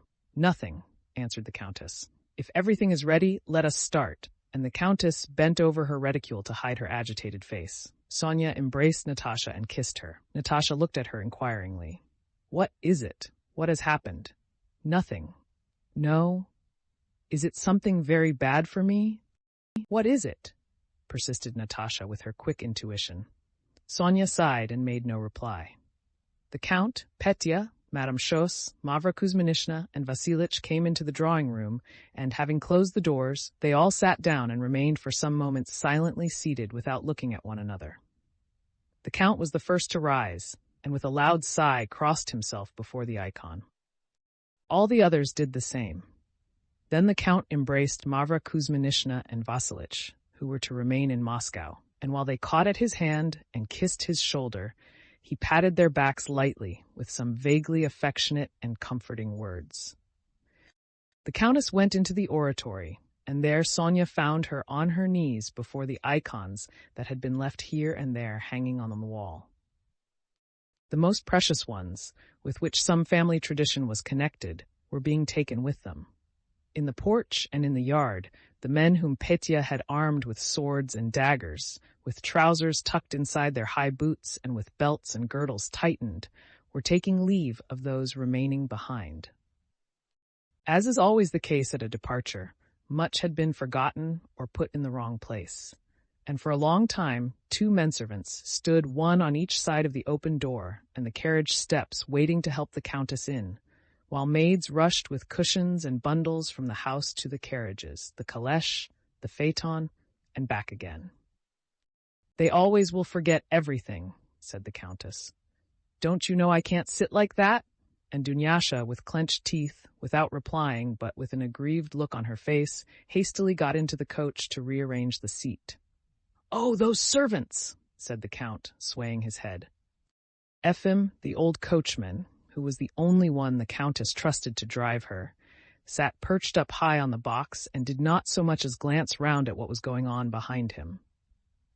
From 30 years' experience, he knew it would be some time yet before the order, "Be off, in God's name," would be given him, and he knew that even when it was said, he would be stopped once or twice more while they sent back to fetch something that had been forgotten, and even after that, he would again be stopped, and the Countess herself would lean out of the window and beg him for the love of heaven to drive carefully down the hill. He knew all this, and therefore waited calmly for what would happen, with more patience than the horses, especially the near one, the chestnut falcon, who was pawing the ground and champing his bit. At last all were seated. The carriage steps were folded and pulled up, the door was shut, somebody was sent for a traveling case, and the Countess leaned out and said what she had to say. Then Efim deliberately doffed his hat and began crossing himself. The postilion and all the other servants did the same. "Off, in God's name," said Efim, putting on his hat. "Start." The postilion started the horses. The off-pole horse tugged at his collar, the high springs creaked, and the body of the coach swayed. The footman sprang onto the box of the moving coach, which jolted as it passed out of the yard onto the uneven roadway. The other vehicles jolted in their turn, and the procession of carriages moved up the street. In the carriages, the calèche and the phaeton all crossed themselves as they passed the church opposite the house. Those who were to remain in Moscow walked on either side of the vehicles, seeing the travelers off. Rarely had Natasha experienced so joyful a feeling as now, sitting in the carriage beside the Countess and gazing at the slowly receding walls of forsaken, agitated Moscow. Occasionally, she leaned out of the carriage window and looked back and then forward at the long train of wounded in front of them. Almost at the head of the line, she could see the raised hood of Prince Andrew's calèche. She did not know who was in it, but each time she looked at the procession, her eyes sought that calèche. She knew it was right in front. In Kudrino, from the Nikitsky, Presnya, and Podnovinsk streets, came several other trains of vehicles similar to the Rostovs, and as they passed along the Sadovaya street, the carriages and carts formed 2 rows abreast. As they were going round the Sukharev water tower, Natasha, who was inquisitively and alertly scrutinizing the people driving or walking past, suddenly cried out in joyful surprise, "Dear me! Mama Sonia, look, it's he." "Who? Look." "Yes, on my word, it's Bezukov," said Natasha, putting her head out of the carriage and staring at a tall, stout man in a coachman's long coat, who from his manner of walking and moving was evidently a gentleman in disguise, and who was passing under the arch of the Sukharev tower, accompanied by a small, sallow-faced, beardless old man in a frieze coat. "Yes, it really is Bezukov in a coachman's coat, with a queer-looking old boy, really," said Natasha. "Look, look. No, it's not he. How can you talk such nonsense?" "Mama," screamed Natasha, "I'll stake my head it's he, I assure you. Stop, stop!" she cried to the coachman. But the coachman could not stop, for from the Meshchansky street came more carts and carriages, and the Rostovs were being shouted at to move on and not block the way. In fact, however, though now much farther off than before, the Rostovs all saw Pierre, or someone extraordinarily like him, in a coachman's coat, going down the street with head bent and a serious face beside a small, beardless old man who looked like a footman.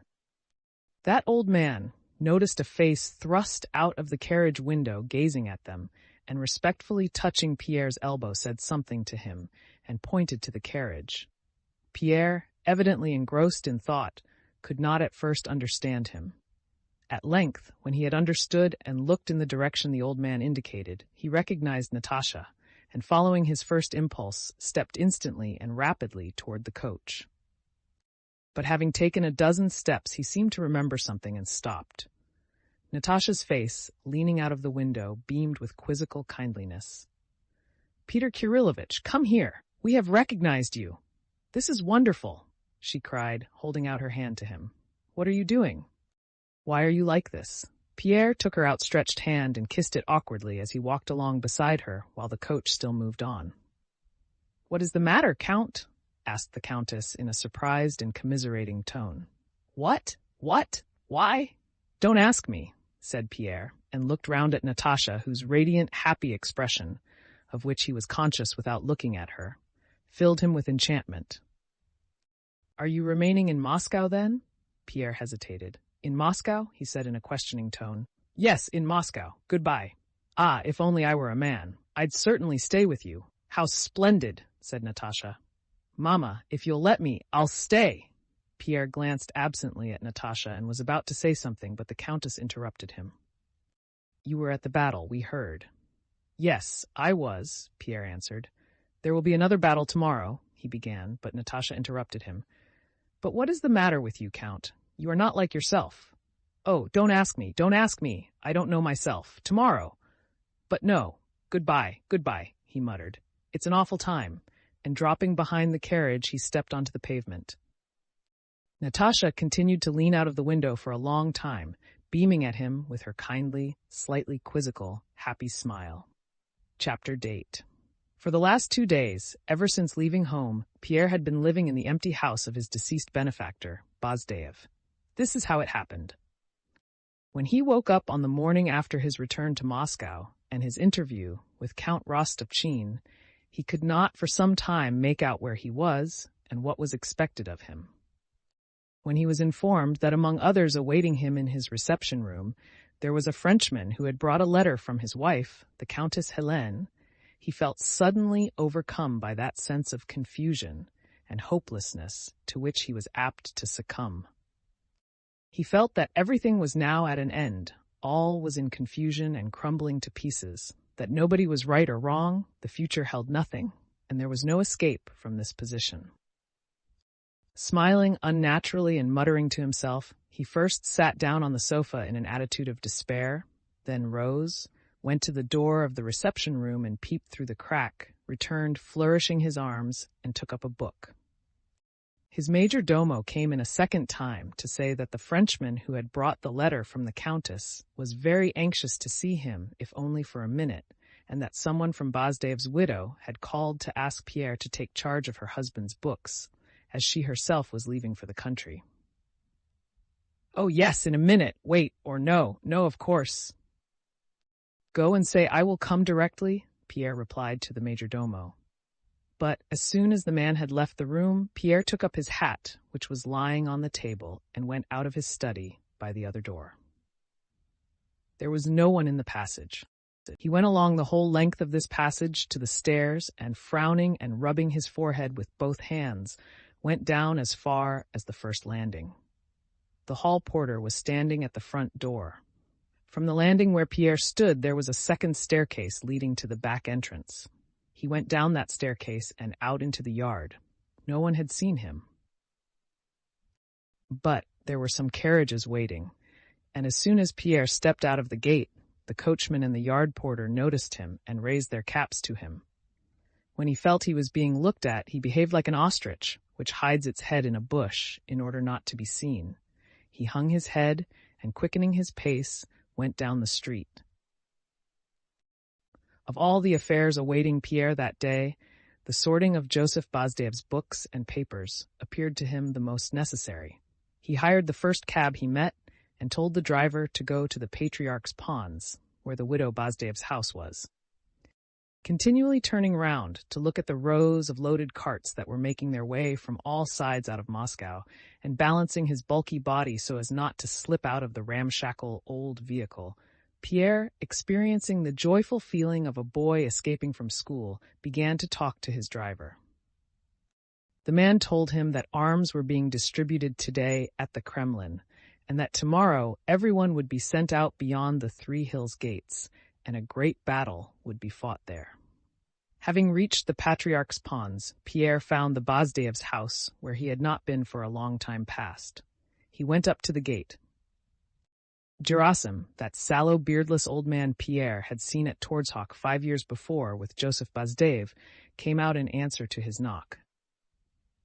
"At home?" asked Pierre. "Owing to the present state of things, Sofia Danilovna has gone to the Torzhok estate with the children, Your Excellency." "I will come in all the same. I have to look through the books," said Pierre. "Be so good as to step in. Makar Alexeyevich, the brother of my late master, may the kingdom of heaven be his, has remained here, but he is in a weak state, as you know," said the old servant. Pierre knew that Makar Alexeyevich was Joseph Bazdev's half-insane brother and a hard drinker. Yes, I know. Let us go in," said Pierre, and entered the house. A tall, bald-headed old man with a red nose, wearing a dressing gown and with galoshes on his bare feet, stood in the anteroom. On seeing Pierre, he muttered something angrily and went away along the passage. "He was a very clever man, but has now grown quite feeble, as your honor sees," said Gerasim. "Will you step into the study?" Pierre nodded. "As it was sealed up, so it has remained, but Sofia Danilovna gave orders that if anyone should come from you, they were to have the books." Pierre went into that gloomy study which he had entered with such trepidation in his benefactor's lifetime. The room, dusty and untouched since the death of Joseph Bazdev, was now even gloomier. Gerasim opened one of the shutters and left the room on tiptoe. Pierre went round the study, approached the cupboard in which the manuscripts were kept, and took out what had once been one of the most important, the Holy of Holies of the order. This was the authentic Scotch Acts with Bazdev's notes and explanations. He sat down at the dusty writing table, and having laid the manuscripts before him, opened them out, closed them, finally pushed them away, and resting his head on his hand, sank into meditation. Gerasim looked cautiously into the study several times, and saw Pierre always sitting in the same attitude. More than 2 hours passed, and Gerasim took the liberty of making a slight noise at the door to attract his attention, but Pierre did not hear him. "Is the cabman to be discharged, Your Honor?" "Oh, yes," said Pierre, rousing himself and rising hurriedly. "Look here," he added, taking Gerasim by a button of his coat and looking down at the old man with moist, shining, and ecstatic eyes. "I say, do you know that there is going to be a battle tomorrow?" "We heard so," replied the man. "I beg you not to tell anyone who I am, and to do what I ask you." "Yes, Your Excellency," replied Gerasim. "Will you have something to eat?" "No, but I want something else." I want peasant clothes and a pistol, said Pierre, unexpectedly blushing. Yes, Your Excellency, said Gerasim after thinking for a moment.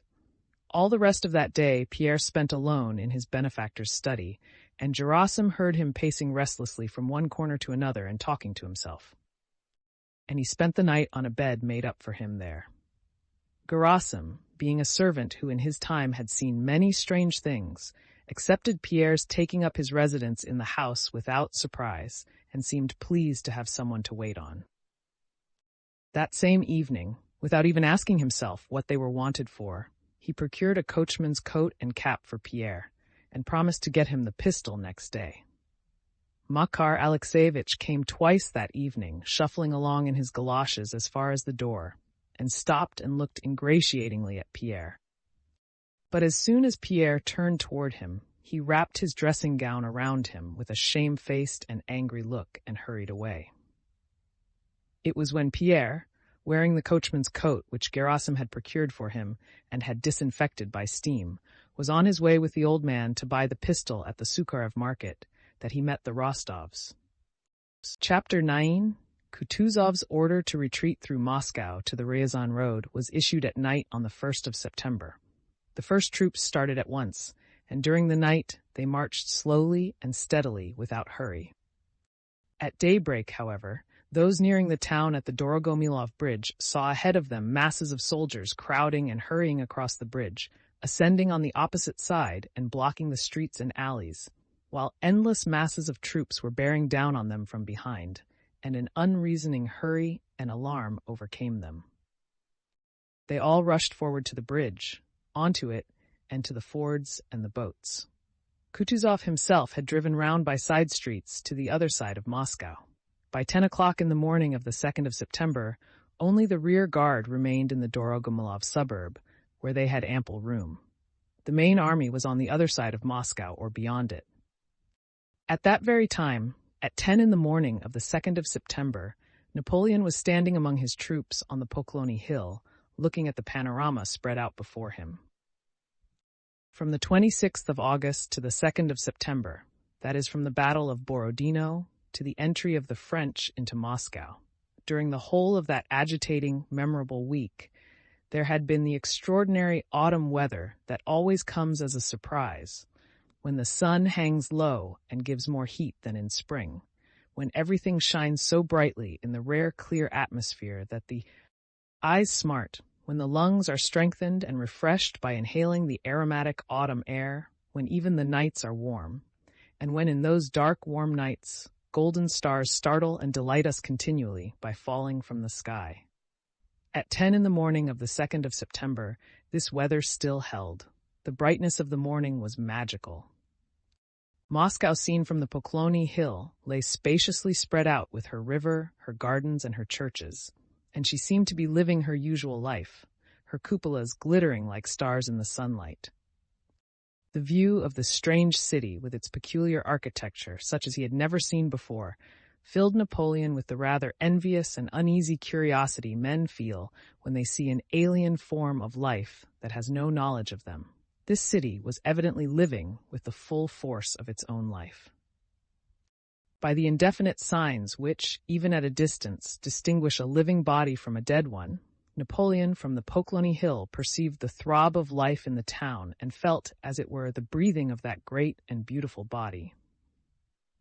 Every Russian looking at Moscow feels her to be a mother. Every foreigner who sees her, even if ignorant of her significance as the mother city, must feel her feminine character, and Napoleon felt it. Cette ville asiatique aux innombrables églises, Moscou la Sainte. La voilà donc enfin, cette fameuse ville. Il était temps, said he, and dismounting, he ordered a plan of Moscow to be spread out before him, and summoned Le Lorgne d'Ideville, the interpreter. That Asiatic city of the innumerable churches, holy Moscow, here it is then at last, that famous city. It was high time. A town captured by the enemy is like a maid who has lost her honor, thought he. He had said so to Tushkov at Smolensk. From that point of view, he gazed at the oriental beauty he had not seen before. It seemed strange to him that his long-felt wish, which had seemed unattainable, had at last been realized. In the clear morning light he gazed now at the city and now at the plan, considering its details, and the assurance of possessing it agitated and awed him. But could it be otherwise, he thought. Here is this capital at my feet. Where is Alexander now? And of what is he thinking? A strange, beautiful, and majestic city, and a strange and majestic moment. In what light must I appear to them? Thought he, thinking of his troops. Here she is, the reward for all those faint-hearted men, he reflected, glancing at those near him and at the troops who were approaching and forming up. One word from me, one movement of my hand, and that ancient capital of the Tsars would perish. But my clemency is always ready to descend upon the vanquished. I must be magnanimous and truly great. But no, it can't be true that I am in Moscow, he suddenly thought. Yet here she is lying at my feet, with her golden domes and crosses scintillating and twinkling in the sunshine. But I shall spare her. On the ancient monuments of barbarism and despotism, I will inscribe great words of justice and mercy. It is just this which Alexander will feel most painfully. I know him. It seemed to Napoleon that the chief import of what was taking place lay in the personal struggle between himself and Alexander. From the height of the Kremlin, yes, there is the Kremlin, yes, I will give them just laws. I will teach them the meaning of true civilization. I will make generations of boyars remember their conqueror with love.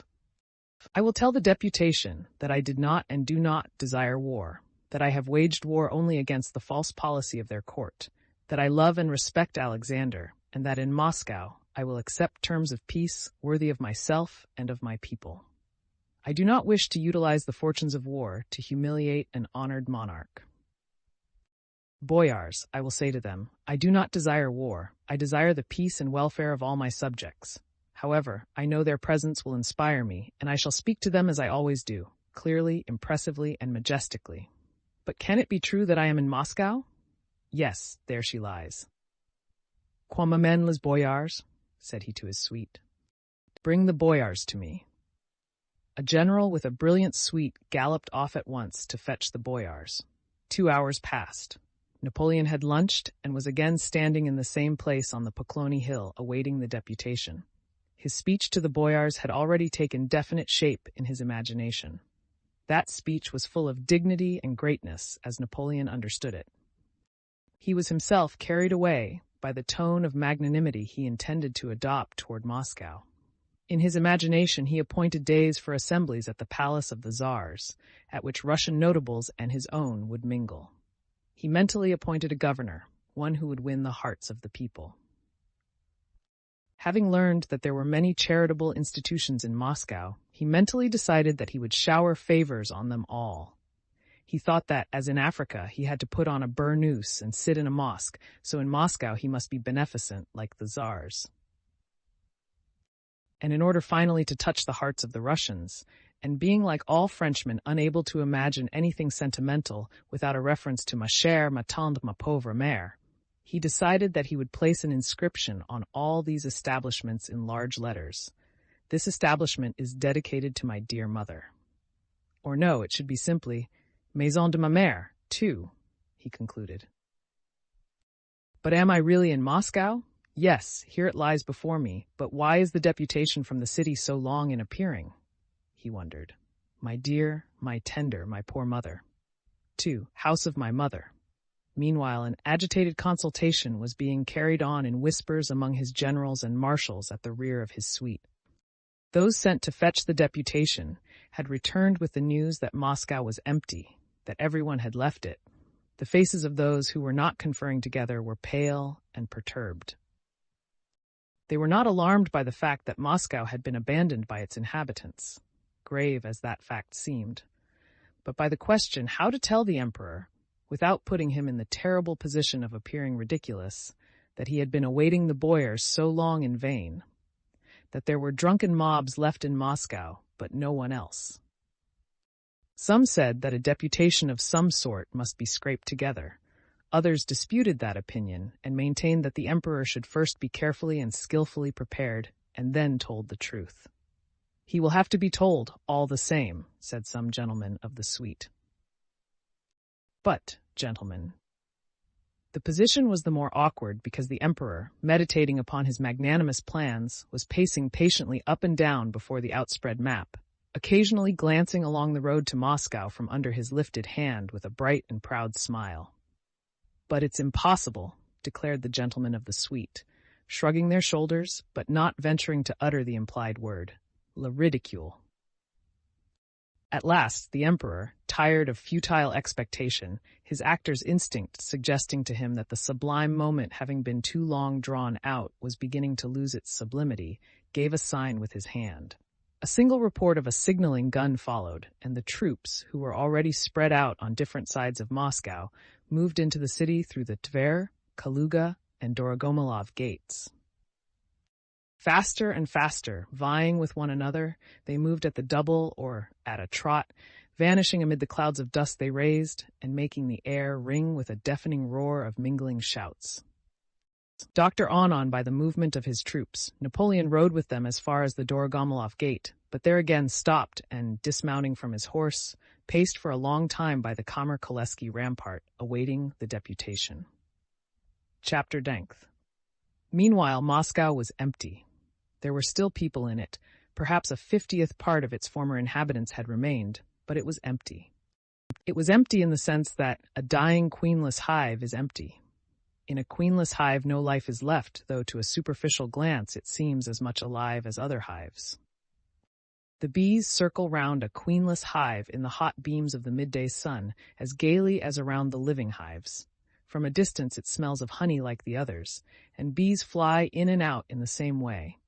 But one has only to observe that hive to realize that there is no longer any life in it. The bees do not fly in the same way. The smell and the sound that meet the beekeeper are not the same. To the beekeeper's tap on the wall of the sick hive, instead of the former instant unanimous humming of tens of thousands of bees with their abdomens threateningly compressed, and producing by the rapid vibration of their wings an aerial living sound, the only reply is a disconnected buzzing from different parts of the deserted hive. From the alighting board, instead of the former spirituous fragrant smell of honey and venom, and the warm whiffs of crowded life, comes an odor of emptiness and decay, mingling with the smell of honey. There are no longer sentinels sounding the alarm with their abdomens raised, and ready to die in defense of the hive. There is no longer the measured, quiet sound of throbbing activity, like the sound of boiling water, but diverse, discordant sounds of disorder. In and out of the hive, long black robber bees smeared with honey fly timidly and shiftily. They do not sting, but crawl away from danger. Formerly only bees laden with honey flew into the hive, and they flew out empty. Now they fly out laden. The beekeeper opens the lower part of the hive and peers in. Instead of black, glossy bees, tamed by toil, clinging to one another's legs and drawing out the wax with a ceaseless hum of labor that used to hang in long clusters down to the floor of the hive, drowsy, shriveled bees crawl about separately in various directions on the floor and walls of the hive. Instead of a neatly glued floor, swept by the bees with the fanning of their wings, there is a floor littered with bits of wax, excrement, dying bees scarcely moving their legs, and dead ones that have not been cleared away. The beekeeper opens the upper part of the hive and examines the super. Instead of serried rows of bees sealing up every gap in the combs and keeping the brood warm, he sees the skillful, complex structures of the combs, but no longer in their former state of purity. All is neglected and foul. Black robber bees are swiftly and stealthily prowling about the combs, and the short home bees, shriveled and listless as if they were old, creep slowly about without trying to hinder the robbers, having lost all motive and all sense of life. Doctor ones, bumblebees, wasps, and butterflies knock awkwardly against the walls of the hive in their flight. Here and there, among the cells containing dead brood and honey, an angry buzzing can sometimes be heard. Here and there, a couple of bees, by force of habit and custom, cleaning out the brood cells, with efforts beyond their strength, laboriously drag away a dead bee or bumblebee without knowing why they do it. In another corner, two old bees are languidly fighting, or cleaning themselves, or feeding one another, without themselves knowing whether they do it with friendly or hostile intent.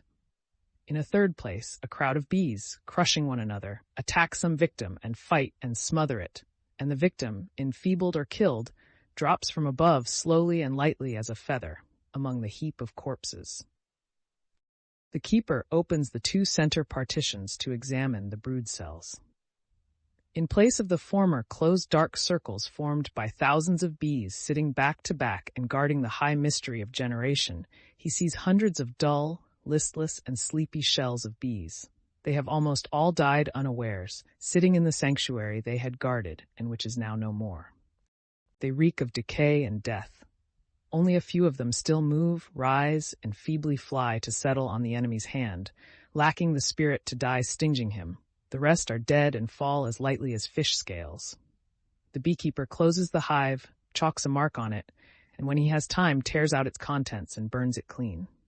So in the same way Moscow was empty when Napoleon, weary, uneasy, and morose, paced up and down in front of the Kamerkoleski rampart, awaiting what to his mind was a necessary, if but formal, observance of the proprieties, a deputation. In various corners of Moscow there still remained a few people aimlessly moving about, following their old habits and hardly aware of what they were doing. When with due circumspection Napoleon was informed that Moscow was empty, he looked angrily at his informant, turned away, and silently continued to walk to and fro. "My carriage!" he said. He took his seat beside the aide-de-camp on duty and drove into the suburb. "Moscow deserted," he said to himself. What an incredible event. He did not drive into the town, but put up at an inn in the Dorogomilov suburb. The coup de théâtre had not come off. Chapter 91. The Russian troops were passing through Moscow from 2 o'clock at night till 2 in the afternoon and bore away with them the wounded and the last of the inhabitants who were leaving. The greatest crush during the movement of the troops took place at the Stone, Moskva, and Yauza bridges. While the troops, dividing into two parts when passing around the Kremlin, were thronging the Moskva and the Stone bridges, a great many soldiers, taking advantage of the stoppage and congestion, turned back from the bridges and slipped stealthily and silently past the church of Vasily the Beatified and under the Borovitsky gate, back up the hill to the Red Square, where some instinct told them they could easily take things not belonging to them. Crowds of the kind seen at cheap sales filled all the passages and alleys of the bazaar, but there were no dealers with voices of ingratiating affability inviting customers to enter. There were no hawkers, nor the usual motley crowd of female purchasers, but only soldiers in uniforms and overcoats, though without muskets, entering the bazaar empty-handed and silently making their way out through its passages with bundles. Tradesmen and their assistants, of whom there were but few, moved about among the soldiers quite bewildered. They unlocked their shops and locked them up again, and themselves carried goods away with the help of their assistants.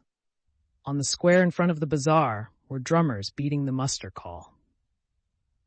But the roll of the drums did not make the looting soldiers run in the direction of the drum as formerly, but made them, on the contrary, run farther away. Among the soldiers in the shops and passages, some men were to be seen in gray coats, with closely shaven heads. 2 officers, one with a scarf over his uniform and mounted on a lean, dark gray horse, the other in an overcoat and on foot, stood at the corner of Ilyinka Street, talking. A 3rd officer galloped up to them. The general orders them all to be driven out at once, without fail. This is outrageous. Half the men have dispersed. Where are you off to? Where? He shouted to 3 infantrymen without muskets who, holding up the skirts of their overcoats, were slipping past him into the bazaar passage. Stop, you rascals. But how are you going to stop them? Replied another officer. There is no getting them together. The army should push on before the rest bolt, that's all. How can one push on? They are stuck there, wedged on the bridge, and don't move. Shouldn't we put a cordon round to prevent the rest from running away? Come, go in there and drive them out, shouted the senior officer. The officer in the scarf dismounted, called up a drummer, and went with him into the arcade. Some soldiers started running away in a group. A shopkeeper with red pimples on his cheeks near the nose, and a calm, persistent, calculating expression on his plump face, hurriedly and ostentatiously approached the officer, swinging his arms. "Your Honor," said he, "be so good as to protect us. We won't grudge trifles. You are welcome to anything. We shall be delighted. Pray." "I'll fetch a piece of cloth at once for such an honorable gentleman, or even 2 pieces with pleasure. For we feel how it is. But what's all this? Sheer robbery. If you please, could not guards be placed if only to let us close the shop?" Several shopkeepers crowded round the officer. What twaddle?" said one of them, a thin, stern-looking man. "When one's head is gone, one doesn't weep for one's hair. Take what any of you like." And flourishing his arm energetically, he turned sideways to the officer. "It's all very well for you, Ivan Sidorish, to talk," said the first tradesman angrily. "Please step inside, Your Honor." "Talk indeed," cried the thin one. "In my 3 shops here I have 100,000 rubles worth of goods. Can they be saved when the army has gone? What people? Against God's might our hands can't fight." "Come inside, Your Honor," repeated the tradesman, bowing. The officer stood perplexed, and his face showed indecision. "It's not my business," he exclaimed, and strode on quickly down one of the passages.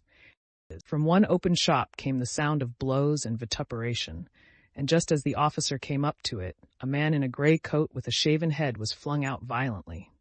This man, bent double, rushed past the tradesman and the officer. The officer pounced on the soldiers who were in the shops, but at that moment fearful screams reached them from the huge crowd on the Moskva bridge, and the officer ran out into the square. "What is it? What is it?" he asked, but his comrade was already galloping off past Vasily the Beatified in the direction from which the screams came. The officer mounted his horse and rode after him. When he reached the bridge, he saw 2 unlimbered guns, the infantry crossing the bridge, several overturned carts, and frightened and laughing faces among the troops. Beside the cannon, a cart was standing to which 2 horses were harnessed. 4 borzois with collars were pressing close to the wheels. The cart was loaded high, and at the very top, beside a child's chair with its legs in the air, sat a peasant woman uttering piercing and desperate shrieks. He was told by his fellow officers that the screams of the crowd and the shrieks of the woman were due to the fact that General Ermolov, coming up to the crowd and learning that soldiers were dispersing among the shops while crowds of civilians blocked the bridge, had ordered 2 guns to be unlimbered and made a show of firing at the bridge. The crowd, crushing one another, upsetting carts and shouting and squeezing desperately, had cleared off the bridge, and the troops were now moving forward. Chapter 12. Meanwhile, the city itself was deserted. There was hardly anyone in the streets. The gates and shops were all closed. Only here and there, round the taverns, solitary shouts or drunken songs could be heard. Nobody drove through the streets, and footsteps were rarely heard. The Povarskaya was quite still and deserted. The huge courtyard of the Rostovs' house was littered with wisps of hay and with dung from the horses, and not a soul was to be seen there. In the great drawing room of the house, which had been left with all it contained, were 2 people. They were the yard porter Ignat and the page boy Mishka, Vasilich's grandson, who had stayed in Moscow with his grandfather. Mishka had opened the clavichord and was strumming on it with one finger. The yard porter, his arms akimbo, stood smiling with satisfaction before the large mirror. "Isn't it fine, Uncle Ignat?" said the boy, suddenly beginning to strike the keyboard with both hands. "Only fancy," answered Ignat, surprised at the broadening grin on his face in the mirror. "Impudence, impudence." They heard behind them the voice of Mavra Kuzminishna, who had entered silently. "How he's grinning, the fat mug! Is that what you're here for? Nothing's cleared away down there, and Vasilich is worn out. Just you wait a bit." Ignat left off smiling, adjusted his belt, and went out of the room with meekly downcast eyes. "Aunt, I did it gently," said the boy. "I'll give you something gently, you monkey, you," cried Mavra Kuzminishna, raising her arm threateningly. "Go and get the samovar to boil for your grandfather." Mavra Kuzminishna flicked the dust off the clavichord and closed it, and with a deep sigh left the drawing room and locked its main door. Going out into the yard, she paused to consider where she should go next, to drink tea in the servants' wing with Vasilich, or into the storeroom to put away what still lay about. She heard the sound of quick footsteps in the quiet street. Someone stopped at the gate, and the latch rattled as someone tried to open it. Mavra Kuzminishna went to the gate. "Who do you want?" "The Count, Count Ilya Andreevich Rostov." "And who are you?" "An officer, I have to see him," came the reply in a pleasant, well-bred Russian voice. Mavra Kuzminishna opened the gate, and an officer of 18, with the round face of a Rostov, entered the yard. "They have gone away, sir. Went away yesterday at vesper time," said Mavra Kuzminishna cordially. The young officer, standing in the gateway, as if hesitating whether to enter or not, clicked his tongue. "Ah, how annoying," he muttered. "I should have come yesterday. Ah, what a pity." Meanwhile, Mavra Kuzminishna was attentively and sympathetically examining the familiar Rostov features of the young man's face, his tattered coat and trodden-down boots. "What did you want to see the Count for?" she asked. "Oh, well, it can't be helped," said he in a tone of vexation, and placed his hand on the gate as if to leave. He again paused in indecision. "You see," he suddenly said, "I am a kinsman of the Count's, and he has been very kind to me. As you see," he glanced with an amused air and good-natured smile at his coat and boots, "my things are worn out, and I have no money, so I was going to ask the Count." Mavra Kuzminishna did not let him finish. "Just wait a minute, sir." "One little moment," said she.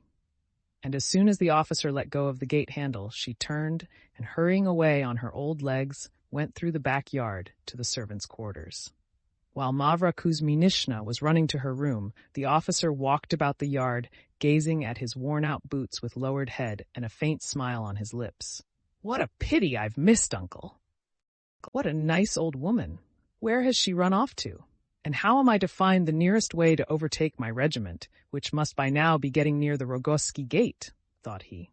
Just then, Mavra Kuzminishna appeared from behind the corner of the house with a frightened yet resolute look, carrying a rolled-up check kerchief in her hand. While still a few steps from the officer, she unfolded the kerchief and took out of it a white 25-ruble assignat and hastily handed it to him. If His Excellency had been at home, as a kinsman he would, of course, but as it is. Mavra Kuzminishna grew abashed and confused. The officer did not decline, but took the note quietly and thanked her. If the Count had been at home, Mavra Kuzminishna went on apologetically. "Christ be with you, sir. May God preserve you," said she, bowing as she saw him out. Swaying his head and smiling as if amused at himself, the officer ran almost at a trot through the deserted streets toward the Uza bridge to overtake his regiment. But Mavra Kuzminishna stood at the closed gate for some time with moist eyes, pensively swaying her head and feeling an unexpected flow of motherly tenderness and pity for the unknown young officer. Chapter 30. From an unfinished house on the Varvarka, the ground floor of which was a dram shop, came drunken shouts and songs. On benches round the tables in a dirty little room sat some 10 factory hands. Tipsy and perspiring, with dim eyes and wide-open mouths, they were all laboriously singing some song or other. They were singing discordantly, arduously, and with great effort, evidently not because they wished to sing, but because they wanted to show they were drunk and on a spree. One, a tall, fair-haired lad in a clean blue coat, was standing over the others. His face, with its fine straight nose, would have been handsome had it not been for his thin, compressed, twitching lips and dull, gloomy, fixed eyes. Evidently possessed by some idea, he stood over those who were singing, and solemnly and jerkily flourished above their heads, his white arm with the sleeve turned up to the elbow, trying unnaturally to spread out his dirty fingers. The sleeve of his coat kept slipping down, and he always carefully rolled it up again with his left hand, as if it were most important that the sinewy white arm he was flourishing should be bare. In the midst of the song, cries were heard, and fighting and blows in the passage and porch. The tall lad waved his arm. "Stop it!" he exclaimed peremptorily. "There's a fight, lads!" And still rolling up his sleeve, he went out to the porch. The factory hands followed him. These men, who under the leadership of the tall lad were drinking in the dram shop that morning, had brought the publican some skins from the factory, and for this had had drink served them. The blacksmiths from a neighboring smithy, hearing the sounds of revelry in the tavern and supposing it to have been broken into, wished to force their way in too, and a fight in the porch had resulted. The publican was fighting one of the smiths at the door, and when the workmen came out, the smith, wrenching himself free from the tavern keeper, fell face downward on the pavement. Another smith tried to enter the doorway, pressing against the publican with his chest. The lad with the turned-up sleeve gave the smith a blow in the face and cried wildly, "They're fighting us, lads!" At that moment the first smith got up, and scratching his bruised face to make it bleed, shouted in a tearful voice, "Police! Murder! They've killed a man, lads! Oh, gracious me, a man beaten to death! Killed!" screamed a woman coming out of a gate close by. A crowd gathered round the blood-stained smith. "Haven't you robbed people enough, taking their last shirts?" said a voice addressing the publican. "What have you killed a man for, you thief?" The tall lad, standing in the porch, turned his bleared eyes from the publican to the smith and back again as if considering whom he ought to fight now. "Murderer!" he shouted suddenly to the publican. "Bind him, lads!" "I dare say you would like to bind me," shouted the publican, pushing away the men advancing on him, and snatching his cap from his head, he flung it on the ground. As if this action had some mysterious and menacing significance, the workmen surrounding the publican paused in indecision. "I know the law very well, mates. I'll take the matter to the captain of police." "You think I won't get to him? Robbery is not permitted to anybody nowadays," shouted the publican, picking up his cap. "Come along then! Come along then!" The publican and the tall young fellow repeated one after the other, and they moved up the street together. The blood-stained smith went beside them. The factory hands and others followed behind, talking and shouting. At the corner of the Moroseca, opposite a large house with closed shutters and bearing a bootmaker's signboard, stood a score of thin, worn-out, gloomy-faced bootmakers, wearing overalls and long, tattered coats. "He should pay folks off properly," a thin working man, with frowning brows and a straggly beard, was saying. "But he's sucked our blood, and now he thinks he's quit of us. He's been misleading us all the week, and now that he's brought us to this pass, he's made off." On seeing the crowd and the blood-stained man, the workmen ceased speaking, and with eager curiosity all the bootmakers joined the moving crowd. "Where are all the folks going?" "Why, to the police, of course." "I say, is it true that we have been beaten?" "And what did you think?" "Look what folks are saying." Questions and answers were heard. The publican, taking advantage of the increased crowd, dropped behind and returned to his tavern. The tall youth, not noticing the disappearance of his foe, waved his bare arm and went on talking incessantly, attracting general attention to himself. It was around him that the people chiefly crowded, expecting answers from him to the questions that occupied all their minds. He must keep order, keep the law. That's what the government is there for. "Am I not right, good Christians?" said the tall youth with a scarcely perceptible smile. "He thinks there's no government. How can one do without government? Or else there would be plenty who'd rob us." "Why talk nonsense?" rejoined voices in the crowd. "Will they give up Moscow like this? They told you that for fun, and you believed it. Aren't there plenty of troops on the march? Let him in, indeed. That's what the government is for." "You'd better listen to what people are saying," said some of the mob, pointing to the tall youth. By the wall of Chinatown, a smaller group of people were gathered round a man in a frieze coat who held a paper in his hand. "An ukase! They are reading an ukase! Reading an ukase!" cried voices in the crowd, and the people rushed toward the reader. The man in the frieze coat was reading the broadsheet of August 31st. When the crowd collected round him, he seemed confused, but at the demand of the tall lad who had pushed his way up to him, he began in a rather tremulous voice to read the sheet from the beginning. "Early tomorrow I shall go to His Serene Highness," he read. "Serene Highness," said the tall fellow with a triumphant smile on his lips and a frown on his brow, "to consult with him to act and to aid the army to exterminate these scoundrels." "We too will take part," the reader went on, and then paused.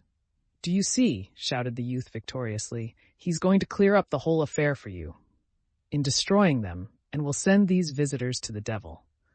I will come back to dinner, and we'll set to work. We will completely do, and undo these scoundrels. The last words were read out in the midst of complete silence. The tall lad hung his head gloomily. It was evident that no one had understood the last part. In particular, the words, I will come back to dinner, evidently displeased both reader and audience. The people's minds were tuned to a high pitch, and this was too simple and needlessly comprehensible. It was what any one of them might have said, and therefore was what an ukase emanating from the highest authority should not say. They all stood despondent and silent. The tall youth moved his lips and swayed from side to side. We should ask him. That's he himself? Yes, ask him indeed. Why not? He'll explain. Voices in the rear of the crowd were suddenly heard saying, and the general attention turned to the police superintendent's trap, which drove into the square, attended by 2 mounted dragoons. The superintendent of police, who had gone that morning, by Count Rostopchin's orders, to burn the barges, and had in connection with that matter acquired a large sum of money, which was at that moment in his pocket, on seeing a crowd bearing down upon him, told his coachman to stop. What people are these? He shouted to the men, who were moving singly and timidly in the direction of his trap. What people are these? He shouted again, receiving no answer. Your Honor, replied the shopman in the frieze coat. Your Honor, in accord with the proclamation of His Highest Excellency the Count, they desire to serve, not sparing their lives, and it is not any kind of riot, but as His Highest Excellence said. The Count has not left. He is here, and an order will be issued concerning you, said the superintendent of police. Go on, he ordered his coachman. The crowd halted, pressing around those who had heard what the superintendent had said, and looking at the departing trap. The superintendent of police turned round at that moment with a scared look, said something to his coachman, and his horses increased their speed. It's a fraud, lads. Lead the way to him himself, shouted the tall youth. Don't let him go, lads. Let him answer us. Keep him, shouted different people, and the people dashed in pursuit of the trap. Following the superintendent of police and talking loudly, the crowd went in the direction of the Lubyanka Street. There now, the gentry and merchants have gone away and left us to perish. Do they think we're dogs? Voices in the crowd were heard saying more and more frequently. Chapter 14. On the evening of the 1st of September, after his interview with Kutuzov, Count Rostopchin had returned to Moscow, mortified and offended, because he had not been invited to attend the Council of War, and because Kutuzov had paid no attention to his offer to take part in the defense of the city. Amazed also at the novel outlook revealed to him at the camp, which treated the tranquility of the capital and its patriotic fervor as not merely secondary, but quite irrelevant and unimportant matters. Distressed, offended, and surprised by all this, Rostopchin had returned to Moscow. After supper, he lay down on a sofa without undressing and was awakened soon after midnight by a courier bringing him a letter from Kutuzov. This letter requested the Count to send police officers to guide the troops through the town, as the army was retreating to the Ryazan road beyond Moscow. This was not news to Rostopchin. He had known that Moscow would be abandoned not merely since his interview the previous day with Kutuzov on the Poklony Hill, but ever since the Battle of Borodino, for all the generals who came to Moscow after that battle had said unanimously that it was impossible to fight another battle. And since then, the government property had been removed every night, and half the inhabitants had left the city with Rostopchin's own permission. Yet all the same, this information astonished and irritated the Count, coming as it did in the form of a simple note with an order from Kutuzov, and received at night, breaking in on his beauty sleep. When later on in his memoirs Count Rostopchin explained his actions at this time, he repeatedly says that he was then actuated by 2 important considerations: to maintain tranquility in Moscow and expedite the departure of the inhabitants. If one accepts this twofold aim, all Rostopchin's actions appear irreproachable. Why were the holy relics, the arms, ammunition, gunpowder, and stores of corn not removed? Why were thousands of inhabitants deceived into believing that Moscow would not be given up, and thereby ruined? To preserve the tranquility of the city, explains Count Rostopchin. Why were bundles of useless papers from the government offices and Leppich's balloon and other articles removed? To leave the town empty, explains Count Rostopchin. One need only admit that public tranquility is in danger, and any action finds a justification. All the horrors of the Reign of Terror were based only on solicitude for public tranquility. On what, then, was Count Rostopchin's fear for the tranquility of Moscow based in 1812? What reason was there for assuming any probability of an uprising in the city? The inhabitants were leaving it, and the retreating troops were filling it. Why should that cause the masses to riot? Neither in Moscow nor anywhere in Russia did anything resembling an insurrection ever occur when the enemy entered a town. More than 10,000 people were still in Moscow on the 1st and 2nd of September, and except for a mob in the governor's courtyard, assembled there at his bidding, nothing happened. It is obvious that there would have been even less reason to expect a disturbance among the people if after the Battle of Borodino, when the surrender of Moscow became certain or at least probable, Rostopchin, instead of exciting the people by distributing arms and broadsheets, had taken steps to remove all the holy relics, the gunpowder, munitions, and money, and had told the population plainly that the town would be abandoned. Rostopchin, though he had patriotic sentiments, was a sanguine and impulsive man who had always moved in the highest administrative circles and had no understanding at all of the people he supposed himself to be guiding. Ever since the enemy's entry into Smolensk, he had in imagination been playing the role of director of the popular feeling of the heart of Russia. Not only did it seem to him, as to all administrators, that he controlled the external actions of Moscow's inhabitants, but he also thought he controlled their mental attitude by means of his broadsheets and posters, written in a coarse tone which the people despise in their own class and do not understand from those in authority. Rostopchin was so pleased with the fine role of leader of popular feeling and had grown so used to it that the necessity of relinquishing that role and abandoning Moscow without any heroic display took him unawares, and he suddenly felt the ground slip away from under his feet, so that he positively did not know what to do. Though he knew it was coming, he did not till the last moment wholeheartedly believe that Moscow would be abandoned, and did not prepare for it. The inhabitants left against his wishes.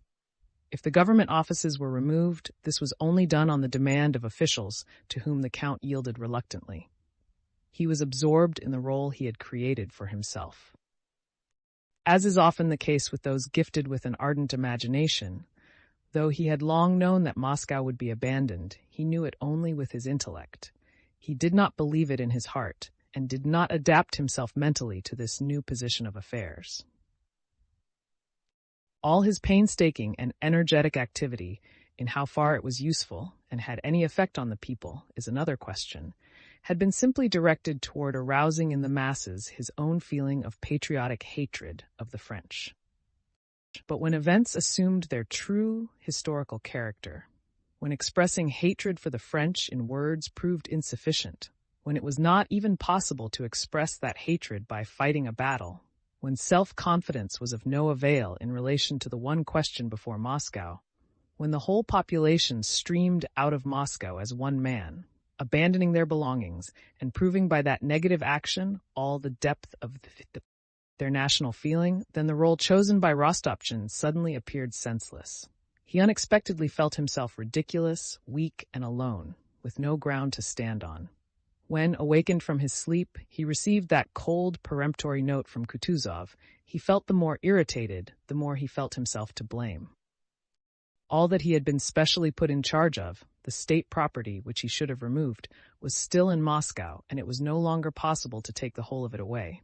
Who is to blame for it? Who has let things come to such a pass? He ruminated. Not I, of course. I had everything ready. I had Moscow firmly in hand. And this is what they have let it come to. Villains. Traitors, he thought, without clearly defining who the villains and traitors were, but feeling it necessary to hate those traitors, whoever they might be, who were to blame for the false and ridiculous position in which he found himself. All that night, Count Rostopchin issued orders, for which people came to him from all parts of Moscow. Those about him had never seen the Count so morose and irritable. "Your Excellency, the director of the Registrar's Department has sent for instructions. From the consistory, from the Senate, from the university, from the Foundling Hospital, the suffragan has sent, asking for information. What are your orders about the fire brigade? From the governor of the prison. From the superintendent of the lunatic asylum." All night long, such announcements were continually being received by the Count. To all these inquiries, he gave brief and angry replies, indicating that orders from him were not now needed, that the whole affair, carefully prepared by him, had now been ruined by somebody, and that somebody would have to bear the whole responsibility for all that might happen. "Oh, tell that blockhead," he said in reply to the question from the Registrar's Department, "that he should remain to guard his documents. Now why are you asking silly questions about the fire brigade? They have horses, let them be off to Vladimir, and not leave them to the French." "Your Excellency, the superintendent of the lunatic asylum has come. What are your commands?" "My commands? Let them go away, that's all, and let the lunatics out into the town. When lunatics command our armies, God evidently means these other madmen to be free." In reply to an inquiry about the convicts in the prison, Count Rostopchin shouted angrily at the governor, "Do you expect me to give you 2 battalions, which we have not got, for a convoy? Release them. That's all about it. Your Excellency, there are some political prisoners, Meshkov, Vereshchagin." "Vereshchagin! Hasn't he been hanged yet?" shouted Rostopchin. "Bring him to me." Chapter 14. Toward 9 o'clock in the morning, when the troops were already moving through Moscow, nobody came to the Count any more for instructions. Those who were able to get away were going of their own accord. Those who remained behind decided for themselves what they must do. The Count ordered his carriage that he might drive to Sokolniki, and sat in his study with folded hands, morose, sallow, and taciturn. In quiet and untroubled times, it seems to every administrator that it is only by his efforts that the whole population under his rule is kept going. And in this consciousness of being indispensable, every administrator finds the chief reward of his labor and efforts. While the sea of history remains calm, the ruler-administrator in his frail bark, holding on with a boat hook to the ship of the people and himself moving, naturally imagines that his efforts move the ship he is holding on to. But as soon as a storm arises and the sea begins to heave and the ship to move, such a delusion is no longer possible. The ship moves independently with its own enormous motion. The boat hook no longer reaches the moving vessel, and suddenly the administrator, instead of appearing a ruler and a source of power, becomes an insignificant, useless, feeble man. Rostopchin felt this, and it was this which exasperated him. The superintendent of police, whom the crowd had stopped, went in to see him at the same time as an adjutant, who informed the Count that the horses were harnessed. They were both pale, and the superintendent of police, after reporting that he had executed the instructions he had received, informed the Count that an immense crowd had collected in the courtyard and wished to see him. Without saying a word, Rostopchin rose and walked hastily to his light, luxurious drawing-room, went to the balcony door, took hold of the handle, let it go again, and went to the window, from which he had a better view of the whole crowd. The tall lad was standing in front, flourishing his arm and saying something with a stern look. The blood-stained smith stood beside him with a gloomy face. A drone of voices was audible through the closed window. "Is my carriage ready?" asked Rostopchin, stepping back from the window. "It is, Your Excellency," replied the adjutant. Rostopchin went again to the balcony door. "But what do they want?" he asked the superintendent of police. "Your Excellency, they say they have got ready, according to your orders, to go against the French, and they shouted something about treachery. But it is a turbulent crowd, Your Excellency. I hardly managed to get away from it. Your Excellency, I venture to suggest." "You may go. I don't need you to tell me what to do," exclaimed Rostopchin angrily. He stood by the balcony door, looking at the crowd. "This is what they have done with Russia! This is what they have done with me!"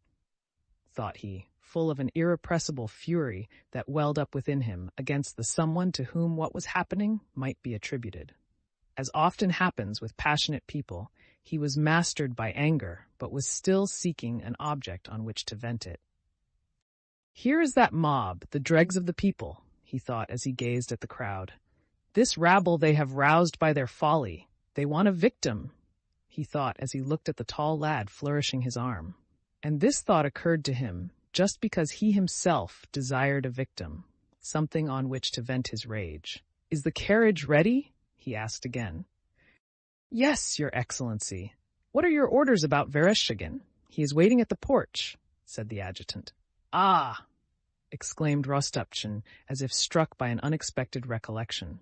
And rapidly opening the door, he went resolutely out onto the balcony. The talking instantly ceased. Hats and caps were doffed, and all eyes were raised to the Count. "Good morning, lads," said the Count briskly and loudly. "Thank you for coming. I'll come out to you in a moment, but we must first settle with the villain. We must punish the villain who has caused the ruin of Moscow. Wait for me." And the Count stepped as briskly back into the room and slammed the door behind him. A murmur of approbation and satisfaction ran through the crowd. "He'll settle with all the villains. You'll see. And you said the French? He'll show you what law is," the mob were saying as if reproving one another for their lack of confidence. A few minutes later, an officer came hurriedly out of the front door, gave an order, and the dragoons formed up in line. The crowd moved eagerly from the balcony toward the porch. Rostopchin, coming out there with quick, angry steps, looked hastily around as if seeking someone. "Where is he?" he inquired. And as he spoke, he saw a young man coming round the corner of the house between two dragoons. He had a long, thin neck, and his head, that had been half-shaved, was again covered by short hair. This young man was dressed in a threadbare blue cloth coat lined with fox fur, that had once been smart and dirty hempen convict trousers, over which were pulled his thin, dirty, trodden-down boots. On his thin, weak legs were heavy chains, which hampered his irresolute movements. "Ah!" said Rostopchin, hurriedly turning away his eyes from the young man in the fur-lined coat and pointing to the bottom step of the porch. "Put him there." The young man in his clattering chains stepped clumsily to the spot indicated, holding away with one finger the coat collar which chafed his neck, turned his long neck twice this way and that, sighed, and submissively folded before him his thin hands, unused to work. For several seconds, while the young man was taking his place on the step, the silence continued. Only among the back rows of the people, who were all pressing toward the one spot, could sighs, groans, and the shuffling of feet be heard. While waiting for the young man to take his place on the step, Rostopchin stood frowning and rubbing his face with his hand. "Lads," said he, with a metallic ring in his voice. "This man, Vereshchagin, is the scoundrel by whose doing Moscow is perishing." The young man in the fur-lined coat, stooping a little, stood in a submissive attitude, his fingers clasped before him. His emaciated young face, disfigured by the half-shaven head, hung down hopelessly. At the Count's first words, he raised it slowly and looked up at him as if wishing to say something, or at least to meet his eye. But Rostopchin did not look at him. A vein in the young man's long, thin neck swelled like a cord and went blue behind the ear, and suddenly his face flushed. All eyes were fixed on him. He looked at the crowd, and rendered more hopeful by the expression he read on the faces there, he smiled sadly and timidly, and lowering his head, shifted his feet on the step. "He has betrayed his Tsar and his country. He has gone over to Bonaparte. He alone of all the Russians has disgraced the Russian name. He has caused Moscow to perish," said Rostopchin in a sharp, even voice. But suddenly he glanced down at Vereshchagin, who continued to stand in the same submissive attitude. As if inflamed by the sight, he raised his arm and addressed the people, almost shouting, "Deal with him as you think fit. I hand him over to you." The crowd remained silent and only pressed closer and closer to one another. To keep one another back, to breathe in that stifling atmosphere, to be unable to stir, and to await something unknown, uncomprehended, and terrible, was becoming unbearable. Those standing in front, who had seen and heard what had taken place before them, all stood with wide-open eyes and mouths, straining with all their strength, and held back the crowd that was pushing behind them. "Beat him! Let the traitor perish and not disgrace the Russian name," shouted Rostopchin. "Cut him down. I command it." Hearing not so much the words as the angry tone of Rostopchin's voice, the crowd moaned and heaved forward, but again paused. "Count!" exclaimed the timid yet theatrical voice of Vereshchagin in the midst of the momentary silence that ensued. "Count! One God is above us both." He lifted his head, and again the thick vein in his thin neck filled with blood, and the color rapidly came and went in his face. He did not finish what he wished to say. "Cut him down! I command it!" shouted Rostopchin, suddenly growing pale like Vereshchagin. "Dr. Sabers!" cried the dragoon officer, drawing his own. Another still stronger wave flowed through the crowd, and reaching the front ranks carried it swaying to the very steps of the porch. The tall youth, with a stony look on his face and rigid and uplifted arm, stood beside Vereshchagin. "Saber him," the dragoon officer almost whispered. And one of the soldiers, his face all at once distorted with fury, struck Vereshchagin on the head with the blunt side of his saber. "Ah!" cried Vereshchagin in meek surprise, looking round with a frightened glance as if not understanding why this was done to him. A similar moan of surprise and horror ran through the crowd. "O Lord!" exclaimed a sorrowful voice. But after the exclamation of surprise that had escaped from Vereshchagin, he uttered a plaintive cry of pain, and that cry was fatal. The barrier of human feeling, strained to the utmost, that had held the crowd in check, suddenly broke. The crime had begun and must now be completed. The plaintive moan of reproach was drowned by the threatening and angry roar of the crowd. Like the seventh and last wave that shatters a ship, that last irresistible wave burst from the rear and reached the front ranks, carrying them off their feet and engulfing them all. The dragoon was about to repeat his blow. Vereshchagin, with a cry of horror, covering his head with his hands, rushed toward the crowd. The tall youth against whom he stumbled seized his thin neck with his hands and, yelling wildly, fell with him under the feet of the pressing, struggling crowd. Some beat and tore at Vereshchagin, others at the tall youth, and the screams of those that were being trampled on and of those who tried to rescue the tall lad only increased the fury of the crowd. It was a long time before the dragoons could extricate the bleeding youth, beaten almost to death. And for a long time, despite the feverish haste with which the mob tried to end the work that had been begun, those who were hitting, throttling, and tearing at Vereshchagin were unable to kill him, for the crowd pressed from all sides, swaying as one mass with them in the center, and rendering it impossible for them either to kill him or let him go. "Hit him with an axe, eh? Crushed? Traitor, he sold Christ. Still alive, tenacious, serves him right. Torture serves a thief right. Use the hatchet." What, still alive? Only when the victim ceased to struggle and his cries changed to a long-drawn, measured death rattle did the crowd around his prostrate, bleeding corpse begin rapidly to change places. Each one came up, glanced at what had been done, and with horror, reproach, and astonishment pushed back again.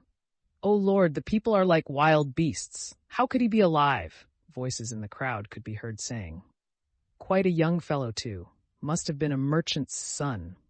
What men! And they say he's not the right one. How not the right one? O Lord. And there's another has been beaten, too.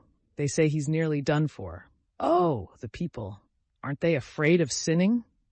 said the same mob now, looking with pained distress at the dead body with its long, thin, half-severed neck and its livid face stained with blood and dust. A painstaking police officer, considering the presence of a corpse in His Excellency's courtyard unseemly, told the dragoons to take it away. 2 dragoons took it by its distorted legs and dragged it along the ground. The gory, dust-stained, half-shaven head with its long neck trailed twisting along the ground. The crowd shrank back from it. At the moment when Vereshchagin fell and the crowd closed in with savage yells and swayed about him, Rostopchin suddenly turned pale and, instead of going to the back entrance where his carriage awaited him, went with hurried steps and bent head, not knowing where and why, along the passage leading to the rooms on the ground floor. The Count's face was white, and he could not control the feverish twitching of his lower jaw. "This way, Your Excellency. Where are you going?" "This way, please," said a trembling, frightened voice behind him. Count Rostopchin was unable to reply, and turning obediently, went in the direction indicated. At the back entrance stood his caleche. The distant roar of the yelling crowd was audible even there. He hastily took his seat and told the coachman to drive him to his country house in Sokolniki. When they reached the Myasnitsky street and could no longer hear the shouts of the mob, the Count began to repent. He remembered with dissatisfaction the agitation and fear he had betrayed before his subordinates. "The mob is terrible, disgusting," he said to himself in French. "They are like wolves whom nothing but flesh can appease." "Count, one God is above us both." Vereshchagin's words suddenly recurred to him, and a disagreeable shiver ran down his back. But this was only a momentary feeling, and Count Rostopchin smiled disdainfully at himself. "I had other duties," thought he. "The people had to be appeased. Many other victims have perished and are perishing for the public good." And he began thinking of his social duties to his family and to the city entrusted to him, and of himself. Not himself as Theodore Vasilievich Rostopchin. He fancied that Theodore Vasilievich Rostopchin was sacrificing himself for the public good, but himself as governor, the representative of authority and of the Tsar. "Had I been simply Theodore Vasilievich, my course of action would have been quite different. But it was my duty to safeguard my life and dignity as commander-in-chief." Lightly swaying on the flexible springs of his carriage, and no longer hearing the terrible sounds of the crowd, Rostopchin grew physically calm, and, as always happens, as soon as he became physically tranquil, his mind devised reasons why he should be mentally tranquil too. The thought which tranquilized Rostopchin was not a new one. Since the world began and men have killed one another, no one has ever committed such a crime against his fellow man without comforting himself with this same idea. This idea is le bien public, the hypothetical welfare of other people. To a man not swayed by passion, that welfare is never certain, but he who commits such a crime always knows just where that welfare lies. And Rostopchin now knew it. Not only did his reason not reproach him for what he had done, but he even found cause for self-satisfaction in having so successfully contrived to avail himself of a convenient opportunity to punish a criminal and at the same time pacify the mob. Vereshchagin was tried and condemned to death, thought Rostopchin, though the Senate had only condemned Vereshchagin to hard labor. He was a traitor and a spy. I could not let him go unpunished, and so I have killed two birds with one stone. To appease the mob, I gave them a victim, and at the same time punished a miscreant. Having reached his country house and begun to give orders about domestic arrangements, the Count grew quite tranquil. Half an hour later, he was driving with his fast horses across the Sokolniki field, no longer thinking of what had occurred, but considering what was to come.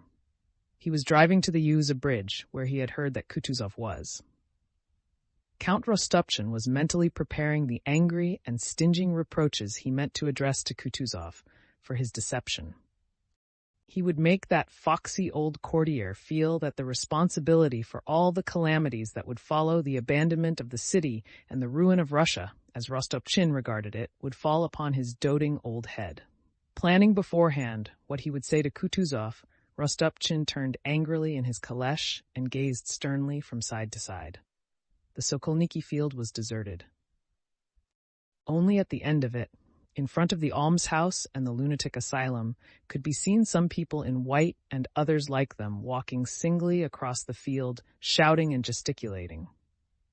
One of these was running to cross the path of Count Rostopchin's carriage, and the Count himself, his coachman, and his dragoons looked with vague horror and curiosity at these released lunatics, and especially at the one running toward them. Swaying from side to side on his long, thin legs in his fluttering dressing gown, this lunatic was running impetuously, his gaze fixed on Rostopchin, shouting something in a hoarse voice and making signs to him to stop. The lunatic's solemn, gloomy face was thin and yellow, with its beard growing in uneven tufts. His black agate pupils with saffron-yellow whites moved restlessly near the lower eyelids. "Stop! Pull up, I tell you!" he cried in a piercing voice, and again shouted something breathlessly with emphatic intonations and gestures. Coming abreast of the caleche, he ran beside it. "Thrice have they slain me, thrice have I risen from the dead. They stoned me, crucified me. I shall rise, shall rise, shall rise. They have torn my body. The kingdom of God will be overthrown. Thrice will I overthrow it, and thrice re-establish it," he cried, raising his voice higher and higher. Count Rostopchin suddenly grew pale, as he had done when the crowd closed in on Vereshchagin. He turned away. "Go fast! Faster!" he cried in a trembling voice to his coachman.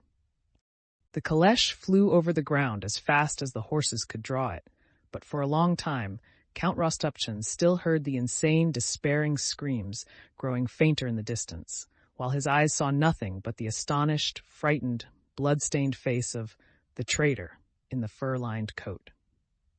Recent as that mental picture was, Rostopchin already felt that it had cut deep into his heart and drawn blood. Even now he felt clearly that the gory trace of that recollection would not pass with time, but that the terrible memory would, on the contrary, dwell in his heart ever more cruelly and painfully to the end of his life. He seemed still to hear the sound of his own words. "Cut him down! I command it."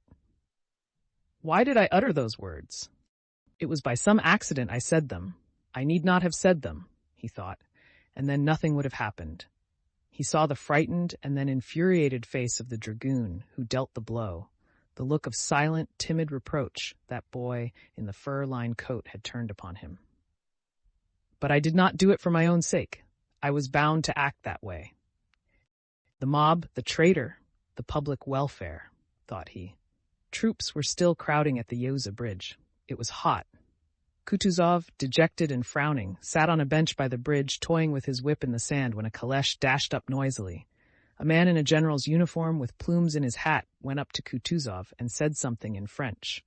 It was Count Rostopchin. He told Kutuzov that he had come because Moscow, the capital, was no more, and only the army remained. "Things would have been different if your Serene Highness had not told me that you would not abandon Moscow without another battle. All this would not have happened," he said. Kutuzov looked at Rostopchin as if, not grasping what was said to him, he was trying to read something peculiar written at that moment on the face of the man addressing him. Rostopchin grew confused and became silent. Kutuzov slightly shook his head and, not taking his penetrating gaze from Rostopchin's face, muttered softly, "No! I shall not give up Moscow without a battle." Whether Kutuzov was thinking of something entirely different when he spoke those words, or uttered them purposely, knowing them to be meaningless, at any rate, Rostopchin made no reply and hastily left him. And strange to say, the governor of Moscow, the proud Count Rostopchin, took up a Cossack whip and went to the bridge, where he began with shouts to drive on the carts that blocked the way. Chapter 6. Toward 4 o'clock in the afternoon, Murat's troops were entering Moscow. In front rode a detachment of Württemberg hussars, and behind them rode the King of Naples himself, accompanied by a numerous suite. About the middle of the Arbat Street, near the church of the miraculous icon of St. Nicholas, Murat halted to await news from the advanced detachment as to the condition in which they had found the citadel, Le Kremlin. Around Murat gathered a group of those who had remained in Moscow. They all stared in timid bewilderment at the strange, long-haired commander, dressed up in feathers and gold. "Is that their Tsar himself? He's not bad," low voices could be heard saying. An interpreter rode up to the group. "Take off your caps!" These words went from one to another in the crowd. The interpreter addressed an old porter and asked if it was far to the Kremlin. The porter, listening in perplexity to the unfamiliar Polish accent, and not realizing that the interpreter was speaking Russian, did not understand what was being said to him and slipped behind the others. Murat approached the interpreter and told him to ask where the Russian army was. One of the Russians understood what was asked, and several voices at once began answering the interpreter. A French officer, returning from the advanced detachment, rode up to Murat and reported that the gates of the citadel had been barricaded and that there was probably an ambuscade there. "Good," said Murat, and turning to one of the gentlemen in his suite, ordered 4 light guns to be moved forward to fire at the gates. The guns emerged at a trot from the column following Murat and advanced up the Arbat. When they reached the end of the Vozdvizhenka street, they halted and drew in the square. Several French officers superintended the placing of the guns and looked at the Kremlin through field glasses. The bells in the Kremlin were ringing for vespers, and this sound troubled the French. They imagined it to be a call to arms. A few infantrymen ran to the Kutafiev gate. Beams and wooden screens had been put there, and 2 musket shots rang out from under the gate as soon as an officer and men began to run toward it. A general who was standing by the guns shouted some words of command to the officer, and the latter ran back again with his men. The sound of 3 more shots came from the gate. One shot struck a French soldier's foot, and from behind the screens came the strange sound of a few voices shouting. Instantly, as at a word of command, the expression of cheerful serenity on the faces of the French general, officers, and men changed to one of determined, concentrated readiness for strife and suffering. To all of them, from the marshal to the least soldier, that place was not the Vozdvizhenka, Mokovaya, or Kutafiev Street, nor the Troitsa Gate, places familiar in Moscow, but a new battlefield which would probably prove sanguinary. And all made ready for that battle. The cries from the gates ceased. The guns were advanced. The artillerymen blew the ash off their linstocks, and an officer gave the word "Fire!"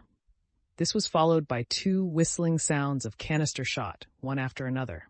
The shot rattled against the stone of the gate and upon the wooden beams and screens, and 2 wavering clouds of smoke rose over the square. A few instants after the echo of the reports resounding over the stone-built Kremlin had died away, the French heard a strange sound above their head. Thousands of crows rose above the walls and circled in the air, cawing and noisily flapping their wings. Together with that sound came a solitary human cry from the gateway, and amid the smoke appeared the figure of a bare-headed man in a peasant's coat. He grasped a musket and took aim at the French. "Fire!" repeated the officer once more, and the reports of a musket and of 2 cannon shots were heard simultaneously. The gate was again hidden by smoke. Nothing more stirred behind the screens, and the French infantry soldiers and officers advanced to the gate. In the gateway lay 3 wounded and 4 dead. 2 men in peasant coats ran away at the foot of the wall, toward the Znamenka. "Clear that away," said the officer, pointing to the beams and the corpses, and the French soldiers, after dispatching the wounded, threw the corpses over the parapet. Who these men were, nobody knew. "Clear that away," was all that was said of them, and they were thrown over the parapet and removed later on that they might not stink. Thiers alone dedicates a few eloquent lines to their memory. These wretches had occupied the sacred citadel, having supplied themselves with guns from the arsenal, and fired, the wretches, at the French. Some of them were sabred, and the Kremlin was purged of their presence. Murat was informed that the way had been cleared. The French entered the gates and began pitching their camp in the Senate Square. Out of the windows of the Senate House, the soldiers threw chairs into the square for fuel and kindled fires there. Other detachments passed through the Kremlin and encamped along the Moroseka, the Lubyanka, and Pokrovka streets. Others quartered themselves along the Vozdvizhenka, the Nikolsky, and the Tverskoy streets. No masters of the houses being found anywhere, the French were not billeted on the inhabitants, as is usual in towns, but lived in it as in a camp. Though tattered, hungry, worn out, and reduced to 1/3 of their original number, the French entered Moscow in good marching order.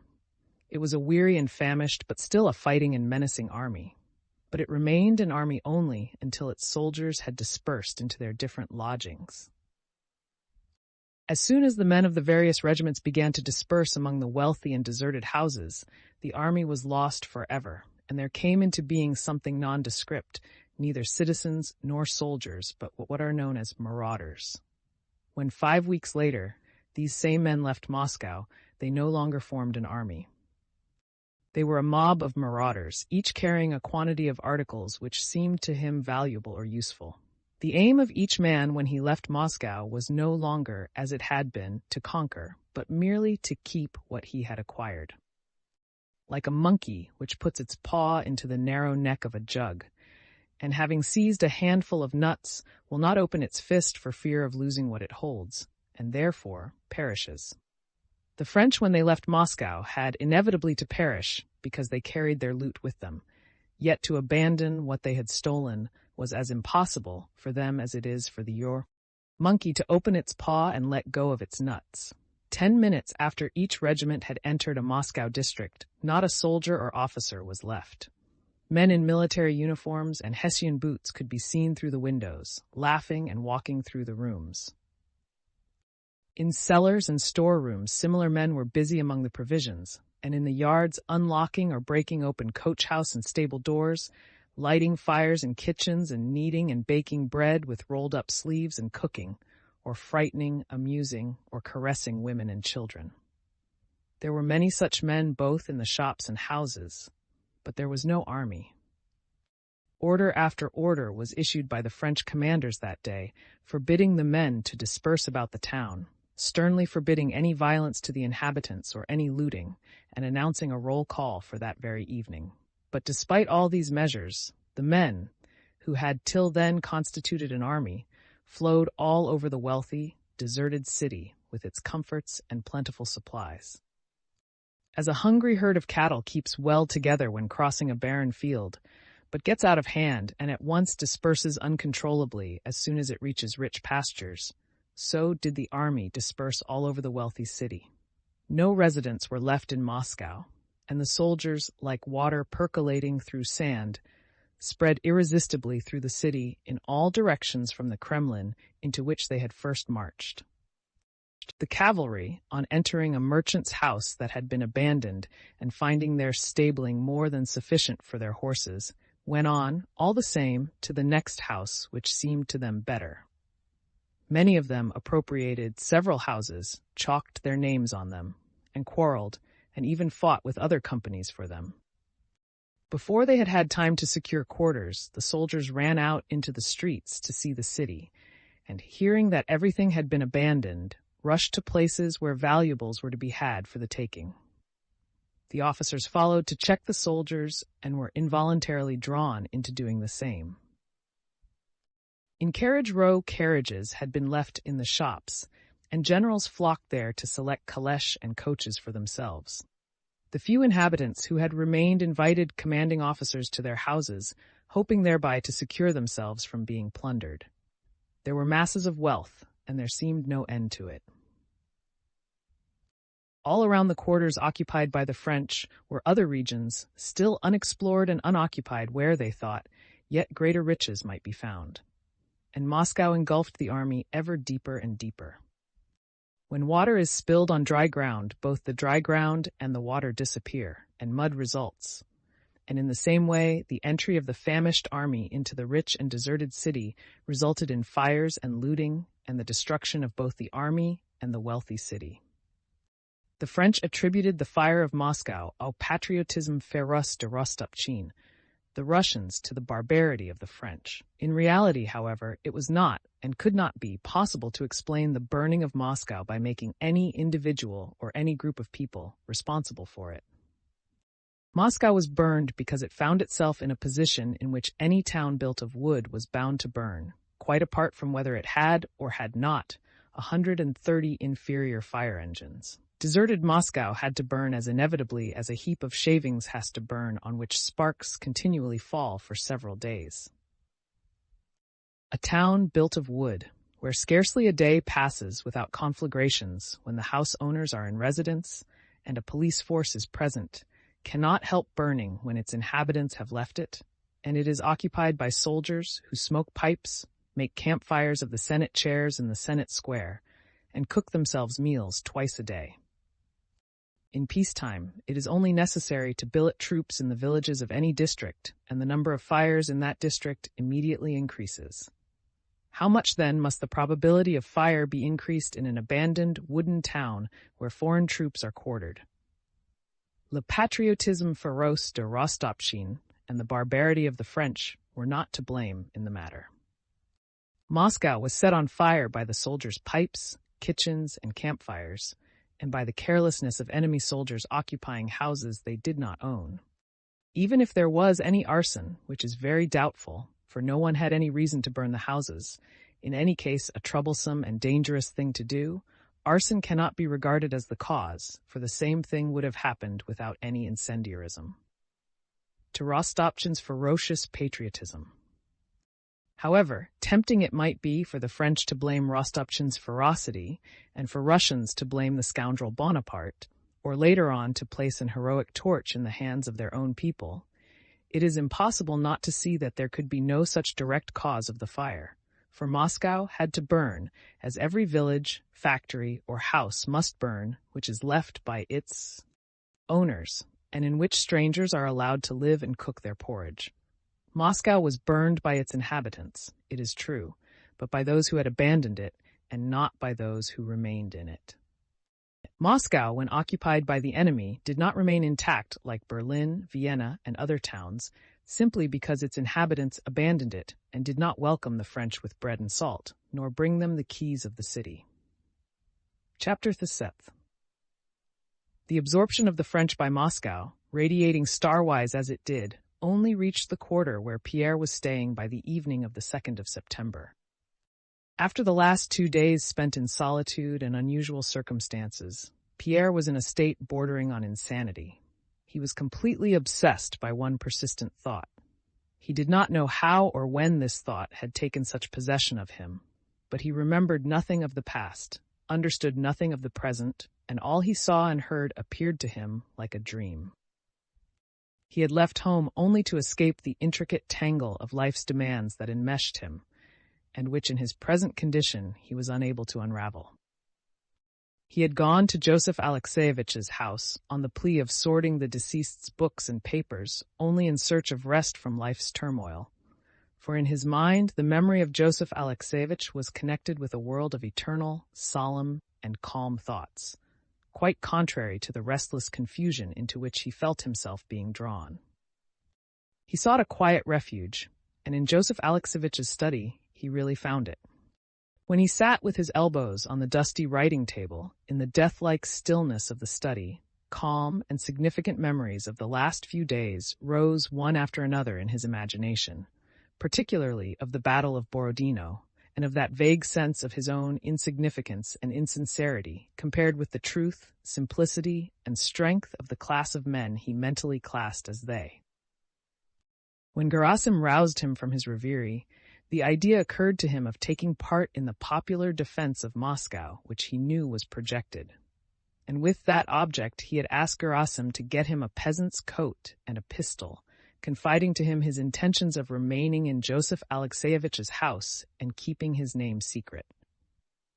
Then, during the first day spent in inaction and solitude, he tried several times to fix his attention on the Masonic manuscripts, but was unable to do so. The idea that had previously occurred to him of the Kabbalistic significance of his name in connection with Bonaparte's more than once vaguely presented itself. But the idea that he, Rus Besuhoff, was destined to set a limit to the power of the beast was as yet only one of the fancies that often passed through his mind and left no trace behind. When, having bought the coat, merely with the object of taking part among the people in the defense of Moscow, Pierre had met the Rostovs and Natasha had said to him, "Are you remaining in Moscow? How splendid!" The thought flashed into his mind that it really would be a good thing, even if Moscow were taken, for him to remain there and do what he was predestined to do. Next day, with the sole idea of not sparing himself and not lagging in any way behind them, Pierre went to the Three Hills Gate. But when he returned to the house, convinced that Moscow would not be defended, he suddenly felt that what before had seemed to him merely a possibility had now become absolutely necessary and inevitable. He must remain in Moscow, concealing his name, and must meet Napoleon and kill him, and either perish or put an end to the misery of all Europe, which it seemed to him was solely due to Napoleon.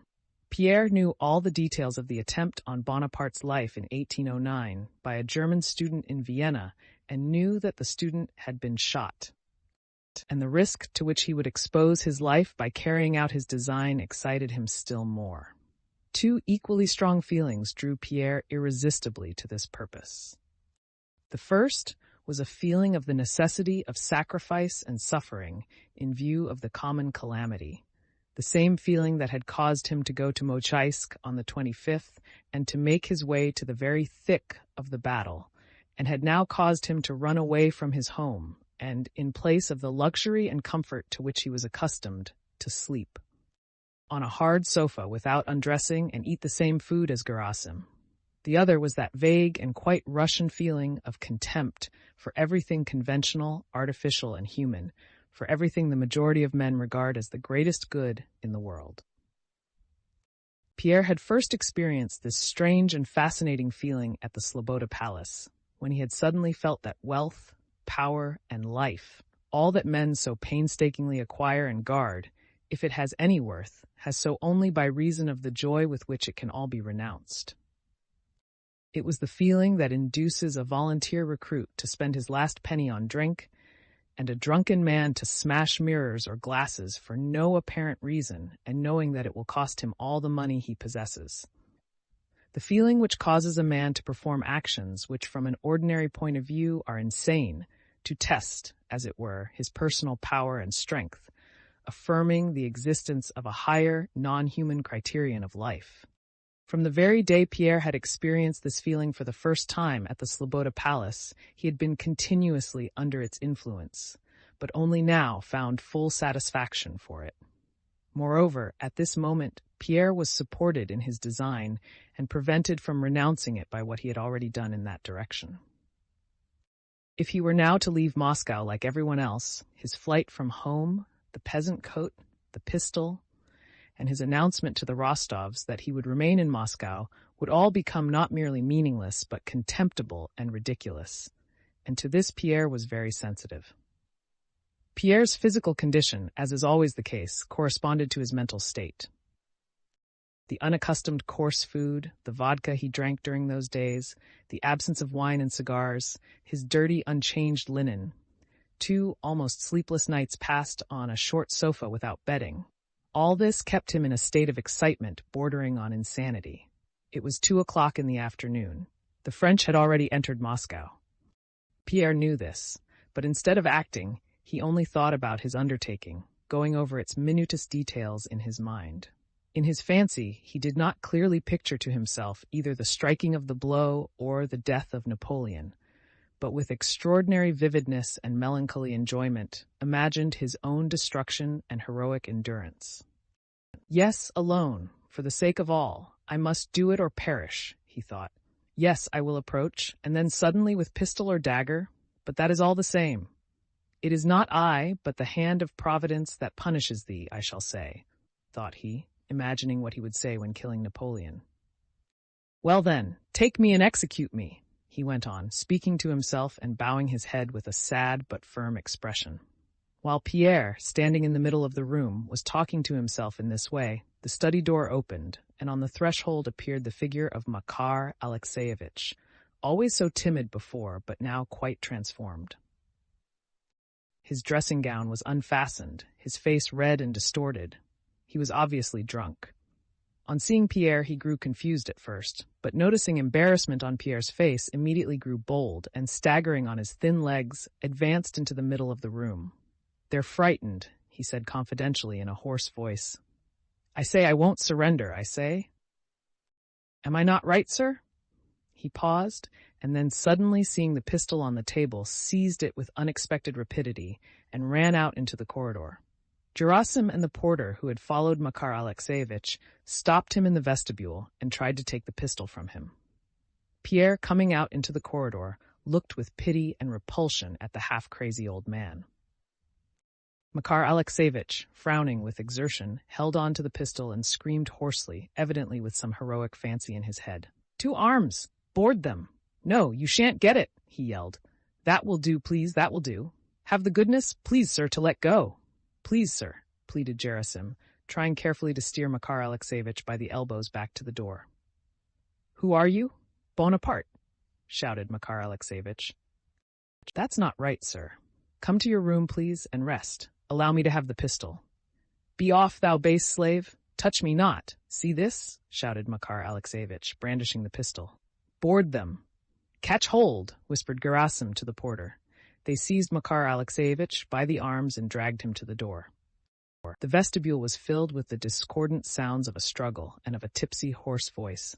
Suddenly, a fresh sound, a piercing feminine scream, reverberated from the porch, and the cook came running into the vestibule. "It's them! Gracious heavens! O Lord, 4 of them! Horsemen!" she cried. Gerasim and the porter let Makar Alexeyevich go, and in the now silent corridor, the sound of several hands knocking at the front door could be heard. Chapter 98. Pierre, having decided that until he had carried out his design, he would disclose neither his identity nor his knowledge of French, stood at the half-open door of the corridor, intending to conceal himself as soon as the French entered. But the French entered, and still Pierre did not retire. An irresistible curiosity kept him there. There were 2 of them. One was an officer, a tall, soldierly, handsome man, the other evidently a private or an orderly, sunburned, short and thin, with sunken cheeks and a dull expression. The officer walked in front, leaning on a stick and slightly limping. When he had advanced a few steps, he stopped, having apparently decided that these were good quarters, turned round to the soldiers standing at the entrance, and in a loud voice of command ordered them to put up the horses. Having done that, the officer, lifting his elbow with a smart gesture, stroked his mustache and lightly touched his hat. "Bonjour, la compagnie," said he gaily, smiling and looking about him. "Good day, everybody." No one gave any reply. "Vous êtes le bourgeois?" the officer asked Gerasim. "Are you the master here?" Gerasim gazed at the officer with an alarmed and inquiring look. Quartier, logement," said the officer, looking down at the little man with a condescending and good-natured smile. "Les Français sont de bons enfants. Que diable! Voyons, ne nous fâchons pas, mon vieux," added he, clapping the scared and silent Gerasim on the shoulder. "Well, does no one speak French in this establishment?" he asked again in French, looking around and meeting Pierre's eyes. Pierre moved away from the door. Quarters, lodgings. The French are good fellows.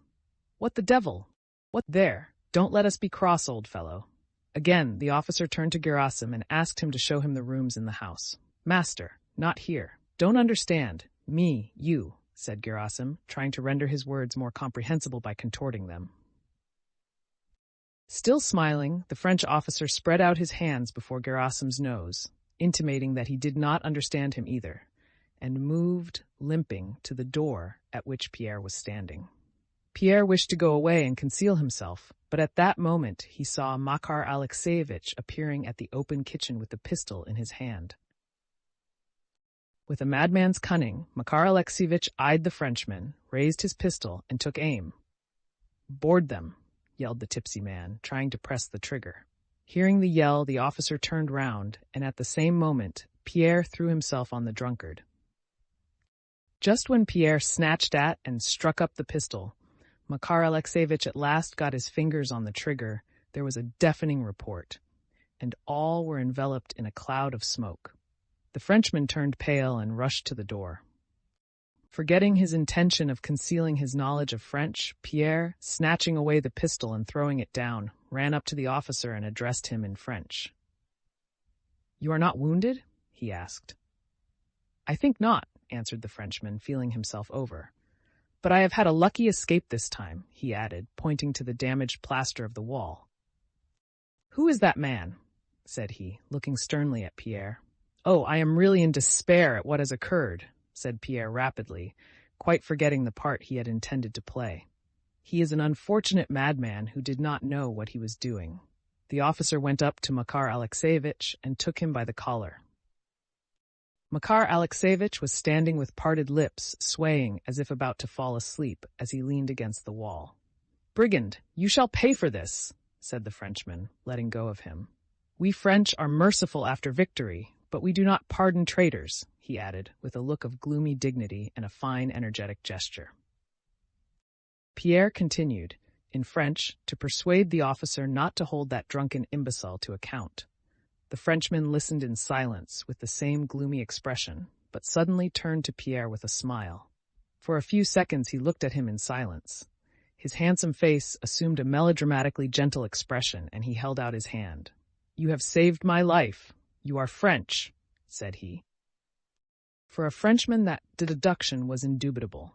Only a Frenchman could perform a great deed, and to save his life, the life of M. Rambal, captain of the 13th Light Regiment, was undoubtedly a very great deed. But however indubitable that conclusion and the officer's conviction based upon it, Pierre felt it necessary to disillusion him. "I am Russian," he said quickly. "Tut, tut, tut! Tell that to others," said the officer, waving his finger before his nose and smiling. "You shall tell me all about that presently. I am delighted to meet a compatriot. Well, and what are we to do with this man?" he added, addressing himself to Pierre as to a brother. Even if Pierre were not a Frenchman, having once received that loftiest of human appellations, he could not renounce it, said the officer's look and tone. In reply to his last question, Pierre again explained who Makar Alexeyevich was, and how just before their arrival that drunken imbecile had seized the loaded pistol, which they had not had time to recover from him, and begged the officer to let the deed go unpunished. The Frenchman expanded his chest and made a majestic gesture with his arm. "You have saved my life. You are French. You ask his pardon? I grant it you. Lead that man away," said he quickly and energetically, and taking the arm of Pierre, whom he had promoted to be a Frenchman for saving his life, he went with him into the room. The soldiers in the yard, hearing the shot, came into the passage asking what had happened, and expressed their readiness to punish the culprits, but the officer sternly checked them. "You will be called in when you are wanted," he said. The soldiers went out again, and the orderly, who had meanwhile had time to visit the kitchen, came up to his officer. "Captain, there is soup and a leg of mutton in the kitchen," said he. "Shall I serve them up?" "Yes, and some wine," answered the captain. Chapter 99. When the French officer went into the room with Pierre, the latter again thought it his duty to assure him that he was not French and wished to go away, but the officer would not hear of it. He was so very polite, amiable, good-natured, and genuinely grateful to Pierre for saving his life that Pierre had not the heart to refuse, and sat down with him in the parlor, the first room they entered. To Pierre's assurances that he was not a Frenchman, the captain, evidently not understanding how anyone could decline so flattering an appellation, shrugged his shoulders and said that if Pierre absolutely insisted on passing for a Russian, let it be so, but for all that, he would be forever bound to Pierre by gratitude for saving his life. Had this man been endowed with the slightest capacity for perceiving the feelings of others, and had he at all understood what Pierre's feelings were, the latter would probably have left him, but the man's animated obtuseness to everything other than himself disarmed Pierre. "A Frenchman or a Russian prince incognito," said the officer, looking at Pierre's fine though dirty linen and at the ring on his finger. "I owe my life to you and offer you my friendship. A Frenchman never forgets either an insult or a service. I offer you my friendship. That is all I can say." There was so much good nature and nobility, in the French sense of the word, in the officer's voice, in the expression of his face and in his gestures, that Pierre, unconsciously smiling in response to the Frenchman's smile, pressed the hand held out to him. "Captain Rambal of the 13th Light Regiment, Chevalier of the Legion of Honor for the affair on the 7th of September, he introduced himself, a self-satisfied, irrepressible smile puckering his lips under his mustache. "Will you now be so good as to tell me with whom I have the honor of conversing so pleasantly, instead of being in the ambulance with that maniac's bullet in my body?" Pierre replied that he could not tell him his name, and, blushing, began to try to invent a name and to say something about his reason for concealing it. But the Frenchman hastily interrupted him. "Oh, please," said he, "I understand your reasons. You are an officer, a superior officer, perhaps. You have borne arms against us. That's not my business. I owe you my life. That is enough for me. I am quite at your service. You belong to the gentry?" he concluded with a shade of inquiry in his tone. Pierre bent his head. Your baptismal name, if you please? That is all I ask. Monsieur Pierre, you say? That's all I want to know. When the mutton and an omelette had been served, and a samovar and vodka brought, with some wine which the French had taken from a Russian cellar and brought with them, Rimbaud invited Pierre to share his dinner, and himself began to eat greedily and quickly like a healthy and hungry man, munching his food rapidly with his strong teeth, continually smacking his lips and repeating, "Excellent! Delicious!" His face grew red and was covered with perspiration. Pierre was hungry and shared the dinner with pleasure. Morel, the orderly, brought some hot water in a saucepan and placed a bottle of claret in it. He also brought a bottle of kvass, taken from the kitchen for them to try. That beverage was already known to the French and had been given a special name. They called it limonade de cochon, pig's lemonade, and Morel spoke well of the limonade de cochon he had found in the kitchen. But as the captain had the wine they had taken while passing through Moscow, he left the kvass to Morel and applied himself to the bottle of Bordeaux. He wrapped the bottle up to its neck in a table napkin and poured out wine for himself and for Pierre. The satisfaction of his hunger and the wine rendered the captain still more lively, and he chatted incessantly all through dinner. Yes, my dear Monsieur Pierre, I owe you a fine votive candle for saving me from that maniac. You see, I have bullets enough in my body already. Here is one I got at Wagram, he touched his side, and a second at Smolensk, he showed a scar on his cheek. And this leg, which as you see does not want to march, I got that on the 7th at the great battle of La Moskowa. Sacré Dieu, it was splendid. That deluge of fire was worth seeing. It was a tough job you set us there, my word. You may be proud of it. And on my honor, in spite of the cough I caught there, I should be ready to begin again. I pity those who did not see it. I was there, said Pierre. Bah, really, so much the better. You are certainly brave foes. The great redoubt held out well by my pipe, continued the Frenchman. And you made us pay dear for it. I was at it 3 times, sure as I sit here. 3 times we reached the guns, and 3 times we were thrown back like cardboard figures. Oh, it was beautiful, Monsieur Pierre. Your grenadiers were splendid, by heaven. I saw them close up their ranks 6 times in succession and march as if on parade. Fine fellows, our King of Naples, who knows what's what, cried, "Bravo! Ha ha!" So you are one of us soldiers, he added, smiling after a momentary pause. So much the better, Monsieur Pierre. Terrible in battle, gallant with the fair, he winked and smiled. That's what the French are, Monsieur Pierre, aren't they? The captain was so naively and good-humoredly gay, so real, and so pleased with himself that Pierre almost winked back as he looked merrily at him. Probably the word gallant turned the captain's thoughts to the state of Moscow. Apropos, tell me please, is it true that the women have all left Moscow? What a queer idea. What had they to be afraid of? Would not the French ladies leave Paris if the Russians entered it? Asked Pierre. Ha, ha, ha! The Frenchman emitted a merry, sanguine chuckle, patting Pierre on the shoulder. What a thing to say, he exclaimed. Paris? But Paris, Paris. Paris, the capital of the world, Pierre finished his remark for him. The captain looked at Pierre. He had a habit of stopping short in the middle of his talk and gazing intently with his laughing, kindly eyes. Well, if you hadn't told me you were Russian, I should have wagered that you were Parisian. You have that. I don't know what, that, and having uttered this compliment, he again gazed at him in silence. I have been in Paris. I spent years there, said Pierre. Oh yes, one sees that plainly. Paris. A man who doesn't know Paris is a savage. You can tell a Parisian 2 leagues off. Paris is Talma, La Duchesnois, Poitiers, the Sorbonne, the boulevards. And noticing that his conclusion was weaker than what had gone before, he added quickly, there is only one Paris in the world. You have been to Paris and have remained Russian. Well, I don't esteem you the less for it. Under the influence of the wine he had drunk, and after the days he had spent alone with his depressing thoughts, Pierre involuntarily enjoyed talking with this cheerful and good-natured man. To return to your ladies, I hear they are lovely. What a wretched idea to go and bury themselves in the steppes when the French army is in Moscow. What a chance those girls have missed. You're peasants now, that's another thing, but you civilized people, you ought to know us better than that. We took Vienna, Berlin, Madrid, Naples, Rome, Warsaw, all the world's capitals. We are feared, but we are loved. We are nice to know. And then the emperor, he began, but Pierre interrupted him. The emperor, Pierre repeated, and his face suddenly became sad and embarrassed, is the emperor.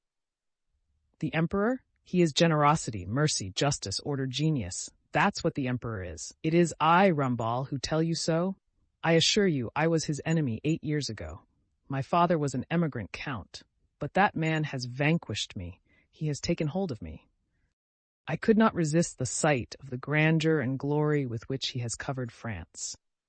When I understood what he wanted, when I saw that he was preparing a bed of laurels for us, I said to myself, that is a monarch, and I devoted myself to him. So there. Oh yes, mon cher, he is the greatest man of the ages past or future. Is he in Moscow? Pierre stammered with a guilty look. The Frenchman looked at his guilty face and smiled. No, he will make his entry tomorrow, he replied, and continued his talk. Their conversation was interrupted by the cries of several voices at the gate, and by Morel, who came to say that some Württemberg hussars had come and wanted to put up their horses in the yard where the captain's horses were.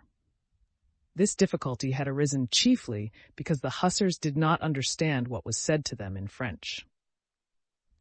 The captain had their senior sergeant called in, and in a stern voice asked him to what regiment he belonged, who was his commanding officer, and by what right he allowed himself to claim quarters that were already occupied. The German, who knew little French, answered the two first questions by giving the names of his regiment and of his commanding officer. But in reply to the third question, which he did not understand, said, introducing broken French into his own German, that he was the quartermaster of the regiment, and his commander had ordered him to occupy all the houses one after another. Pierre, who knew German, translated what the German said to the captain and gave the captain's reply to the Württemberg hussar in German. When he had understood what was said to him, the German submitted and took his men elsewhere. The captain went out into the porch and gave some orders in a loud voice. When he returned to the room, Pierre was sitting in the same place as before, with his head in his hands. His face expressed suffering. He really was suffering at that moment. When the captain went out and he was left alone, suddenly he came to himself and realized the position he was in. It was not that Moscow had been taken, or that the happy conquerors were masters in it and were patronizing him. Painful as that was, it was not that which tormented Pierre at the moment. He was tormented by the consciousness of his own weakness. The few glasses of wine he had drunk and the conversation with this good-natured man had destroyed the mood of concentrated gloom in which he had spent the last few days and which was essential for the execution of his design. The pistol, dagger, and peasant coat were ready. Napoleon was to enter the town next day. Pierre still considered that it would be a useful and worthy action to slay the evildoer, but now he felt that he would not do it. He did not know why, but he felt a foreboding that he would not carry out his intention. He struggled against the confession of his weakness, but dimly felt that he could not overcome it, and that his former gloomy frame of mind concerning vengeance, killing, and self-sacrifice had been dispersed like dust by contact with the first man he met. The captain returned to the room, limping slightly and whistling a tune. The Frenchman's chatter, which had previously amused Pierre, now repelled him. The tune he was whistling, his gait, and the gesture with which he twirled his mustache, all now seemed offensive. I will go away immediately. I won't say another word to him, thought Pierre. He thought this, but still sat in the same place. A strange feeling of weakness tied him to the spot. He wished to get up and go away, but could not do so. The captain, on the other hand, seemed very cheerful. He paced up and down the room twice. His eyes shone and his mustache twitched as if he were smiling to himself at some amusing thought. The colonel of those Württembergers is delightful, he suddenly said. He's a German, but a nice fellow all the same. But he's a German. He sat down facing Pierre. By the way, you know German then? Pierre looked at him in silence. What is the German for shelter? Shelter? Pierre repeated. The German for shelter is Unterkunft. How do you say it? The captain asked quickly and doubtfully. Unterkunft, Pierre repeated. Unterkopf, said the captain, and looked at Pierre for some seconds with laughing eyes. These Germans are first-rate fools, don't you think so, Monsieur Pierre? He concluded. Well, let's have another bottle of this Moscow Bordeaux, shall we? Morel will warm us up another little bottle. Morel, he called out gaily. Morel brought candles and a bottle of wine. The captain looked at Pierre by the candlelight and was evidently struck by the troubled expression on his companion's face. Rambal, with genuine distress and sympathy in his face, went up to Pierre and bent over him. There now, we're sad, said he, touching Pierre's hand. Have I upset you? No, really. Have you anything against me? He asked Pierre. Perhaps it's the state of affairs? Pierre did not answer, but looked cordially into the Frenchman's eyes, whose expression of sympathy was pleasing to him. Honestly, without speaking of what I owe you, I feel friendship for you. Can I do anything for you? Dispose of me. It is for life and death. I say it with my hand on my heart, said he, striking his chest. Thank you, said Pierre. The captain gazed intently at him as he had done when he learned that shelter was Unterkunft in German, and his face suddenly brightened. Well, in that case, I drink to our friendship, he cried gaily, filling 2 glasses with wine. Pierre took one of the glasses and emptied it. Rambal emptied his too, again pressed Pierre's hand, and leaned his elbows on the table in a pensive attitude. Yes, my dear friend, he began, such is fortune's caprice. Who would have said that I should be a soldier and a captain of dragoons in the service of Bonaparte, as we used to call him? Yet here I am in Moscow with him. I must tell you, mon cher, he continued in the sad and measured tones of a man who intends to tell a long story, that our name is one of the most ancient in France. And with a Frenchman's easy and naive frankness, the captain told Pierre the story of his ancestors, his childhood, youth, and manhood, and all about his relations and his financial and family affairs. Ma pauvre mère, playing, of course, an important part in the story. But all that is only life's setting. The real thing is love. Love. Am I not right, Monsieur Pierre? Said he, growing animated. Another glass? Pierre again emptied his glass and poured himself out a third. Oh, women, women! And the captain, looking with glistening eyes at Pierre, began talking of love and of his love affairs. There were very many of these, as one could easily believe, looking at the officer's handsome, self-satisfied face and noting the eager enthusiasm with which he spoke of women. Though all Rambal's love stories had the sensual character, which Frenchmen regard as the special charm and poetry of love, yet he told his story with such sincere conviction that he alone had experienced and known all the charm of love, and he described women so alluringly that Pierre listened to him with curiosity. It was plain that l'amour, which the Frenchman was so fond of, was not that low and simple kind that Pierre had once felt for his wife, nor was it the romantic love stimulated by himself that he experienced for Natasha. Rambal despised both these kinds of love equally. The one he considered the love of clodhoppers, and the other the love of simpletons. L'amour which the Frenchman worshipped consisted principally in the unnaturalness of his relation to the woman, and in a combination of incongruities giving the chief charm to the feeling. Thus the captain touchingly recounted the story of his love for a fascinating marquise of 35, and at the same time for a charming, innocent child of 17, daughter of the bewitching marquise. The conflict of magnanimity between the mother and the daughter, ending in the mother's sacrificing herself and offering her daughter in marriage to her lover, even now agitated the captain, though it was the memory of a distant past. Then he recounted an episode in which the husband played the part of the lover, and he, the lover, assumed the role of the husband, as well as several droll incidents from his recollections of Germany, where shelter is called Unterkunft and where the husbands eat sauerkraut and the young girls are too blonde.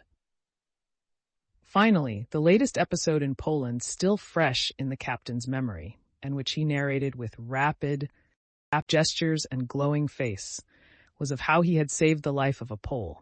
In general, the saving of life continually occurred in the captain's stories, and the Pole had entrusted to him his enchanting wife, Parisienne de Coeur, while himself entering the French service. The captain was happy. The enchanting Polish lady wished to elope with him, but, prompted by magnanimity, the captain restored the wife to the husband, saying as he did so, "I have saved your life, and I save your honor." Having repeated these words, the captain wiped his eyes and gave himself a shake, as if driving away the weakness which assailed him at this touching recollection. Listening to the captain's tales, Pierre, as often happens late in the evening and under the influence of wine, followed all that was told him, understood it all, and at the same time followed a train of personal memories which, he knew not why, suddenly arose in his mind. While listening to these love stories, his own love for Natasha unexpectedly rose to his mind, and going over the pictures of that love in his imagination, he mentally compared them with Rambal's tales. Listening to the story of the struggle between love and duty, Pierre saw before his eyes every minute's detail of his last meeting with the object of his love at the Sakharov water tower. At the time of that meeting, it had not produced an effect upon him. He had not even once recalled it. But now it seemed to him that that meeting had had in it something very important and poetic. "Peter Kirillovich, come here. We have recognized you." He now seemed to hear the words she had uttered, and to see before him her eyes, her smile, her traveling hood, and a stray lock of her hair. And there seemed to him something pathetic and touching in all this. Having finished his tale about the enchanting Polish lady, the captain asked Pierre if he had ever experienced a similar impulse to sacrifice himself for love and a feeling of envy of the legitimate husband. Challenged by this question, Pierre raised his head and felt a need to express the thoughts that filled his mind. He began to explain that he understood love for a woman somewhat differently. He said that in all his life he had loved and still loved only one woman, and that she could never be his. "Teens," said the captain. Pierre then explained that he had loved this woman from his earliest years, but that he had not dared to think of her because she was too young and because he had been an illegitimate son without a name. Afterwards, when he had received a name and wealth, he dared not think of her because he loved her too well, placing her far above everything in the world, and especially therefore above himself. When he had reached this point, Pierre asked the captain whether he understood that. The captain made a gesture signifying that even if he did not understand it, he begged Pierre to continue. "Platonic love, clouds," he muttered. Whether it was the wine he had drunk, or an impulse of frankness, or the thought that this man did not, and never would, know any of those who played a part in his story, or whether it was all these things together, something loosened Pierre's tongue. Speaking thickly and with a faraway look in his shining eyes, he told the whole story of his life. His marriage, Natasha's love for his best friend, her betrayal of him, and all his own simple relations with her. Urged on by Rambal's questions, he also told what he had at first concealed, his own position and even his name. More than anything else in Pierre's story, the captain was impressed by the fact that Pierre was very rich, had 2 mansions in Moscow, and that he had abandoned everything and not left the city, but remained there concealing his name and station. When it was late at night, they went out together into the street. The night was warm and light. To the left of the house on the Pokrovka, a fire glowed, the first of those that were beginning in Moscow. To the right and high up in the sky was the sickle of the waning moon, and opposite to it hung that bright comet which was connected in Pierre's heart with his love. At the gate stood Gerasim, the cook, and 2 Frenchmen. Their laughter and their mutually incomprehensible remarks in 2 languages could be heard. They were looking at the glow seen in the town. There was nothing terrible in the one small distant fire in the immense city. Gazing at the high starry sky, at the moon, at the comet, and at the glow from the fire, Pierre experienced a joyful emotion. "There now, how good it is! What more does one need?" thought he. And suddenly, remembering his intention, he grew dizzy and felt so faint that he leaned against the fence to save himself from falling. Without taking leave of his new friend, Pierre left the gate with unsteady steps, and returning to his room, lay down on the sofa and immediately fell asleep. Chapter Tek. The glow of the first fire that began on the 2nd of September was watched from the various roads by the fugitive Muscovites and by the retreating troops, with many different feelings.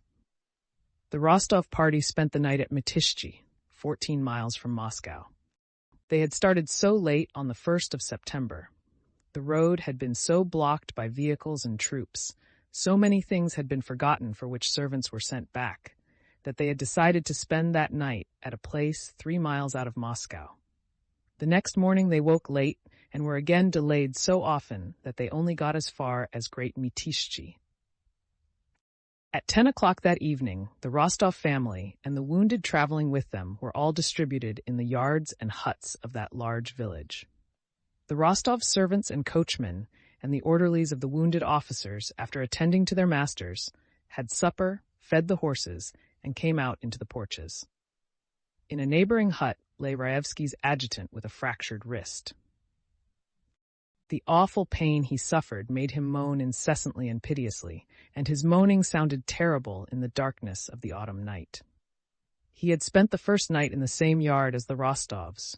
The countess said she had been unable to close her eyes on account of his moaning, and at Mytishchi she moved into a worse hut, simply to be farther away from the wounded man. In the darkness of the night, one of the servants noticed, above the high body of a coach standing before the porch, the small glow of another fire. One glow had long been visible, and everybody knew that it was little Mytishchi burning, set on fire by Mamonov's Cossacks. "But look here, brothers, there's another fire," remarked an orderly. All turned their attention to the glow. "But they told us little Mytishchi had been set on fire by Mamonov's Cossacks." "But that's not Mytishchi, it's farther away. Look, it must be in Moscow." Two of the gazers went round to the other side of the coach and sat down on its steps. "It's more to the left? Why, little Mytishchi is over there, and this is right on the other side." Several men joined the first two. "See how it's flaring," said one. "That's a fire in Moscow, either in the Sushchevsky or the Rogozsky quarter." No one replied to this remark, and for some time they all gazed silently at the spreading flames of the second fire in the distance. Old Daniel Terentich, the Count's valet, as he was called, came up to the group and shouted at Mishka, "What are you staring at, you good-for-nothing? The Count will be calling, and there's nobody there. Go and gather the clothes together." "I only ran out to get some water," said Mishka. "But what do you think, Daniel Terentich? Doesn't it look as if that glow were in Moscow?" remarked one of the footmen. Daniel Terentich made no reply, and again for a long time they were all silent. The glow spread, rising and falling, farther and farther still. "God have mercy. It's windy and dry," said another voice. "Just look, see what it's doing now. Oh, Lord, you can even see the crows flying. Lord have mercy on us sinners. They'll put it out, no fear. Who's to put it out?" Daniel Terentich, who had hitherto been silent, was heard to say. His voice was calm and deliberate. "Moscow it is, brothers," said he. "Mother Moscow, the white—" His voice faltered, and he gave way to an old man's sob. And it was as if they had all only waited for this to realize the significance for them of the glow they were watching. Sighs were heard, words of prayer, and the sobbing of the Count's old valet. Chapter 2. The valet, returning to the cottage, informed the Count that Moscow was burning. The Count donned his dressing gown and went out to look. Sonia and Madame Schoss, who had not yet undressed, went out with him. Only Natasha and the Countess remained in the room. Petya was no longer with the family. He had gone on with his regiment, which was making for Troitsa. The Countess, on hearing that Moscow was on fire, began to cry. Natasha, pale, with a fixed look, was sitting on the bench under the icons just where she had sat down on arriving and paid no attention to her father's words. She was listening to the ceaseless moaning of the adjutant, 3 houses off. "Oh, how terrible," said Sonia, returning from the yard, chilled and frightened. "I believe the whole of Moscow will burn. There's an awful glow. Natasha, do look!" "You can see it from the window," she said to her cousin, evidently wishing to distract her mind. But Natasha looked at her as if not understanding what was said to her, and again fixed her eyes on the corner of the stove. She had been in this condition of stupor since the morning, when Sonia, to the surprise and annoyance of the Countess, had for some unaccountable reason found it necessary to tell Natasha of Prince Andrew's wound and of his being with their party.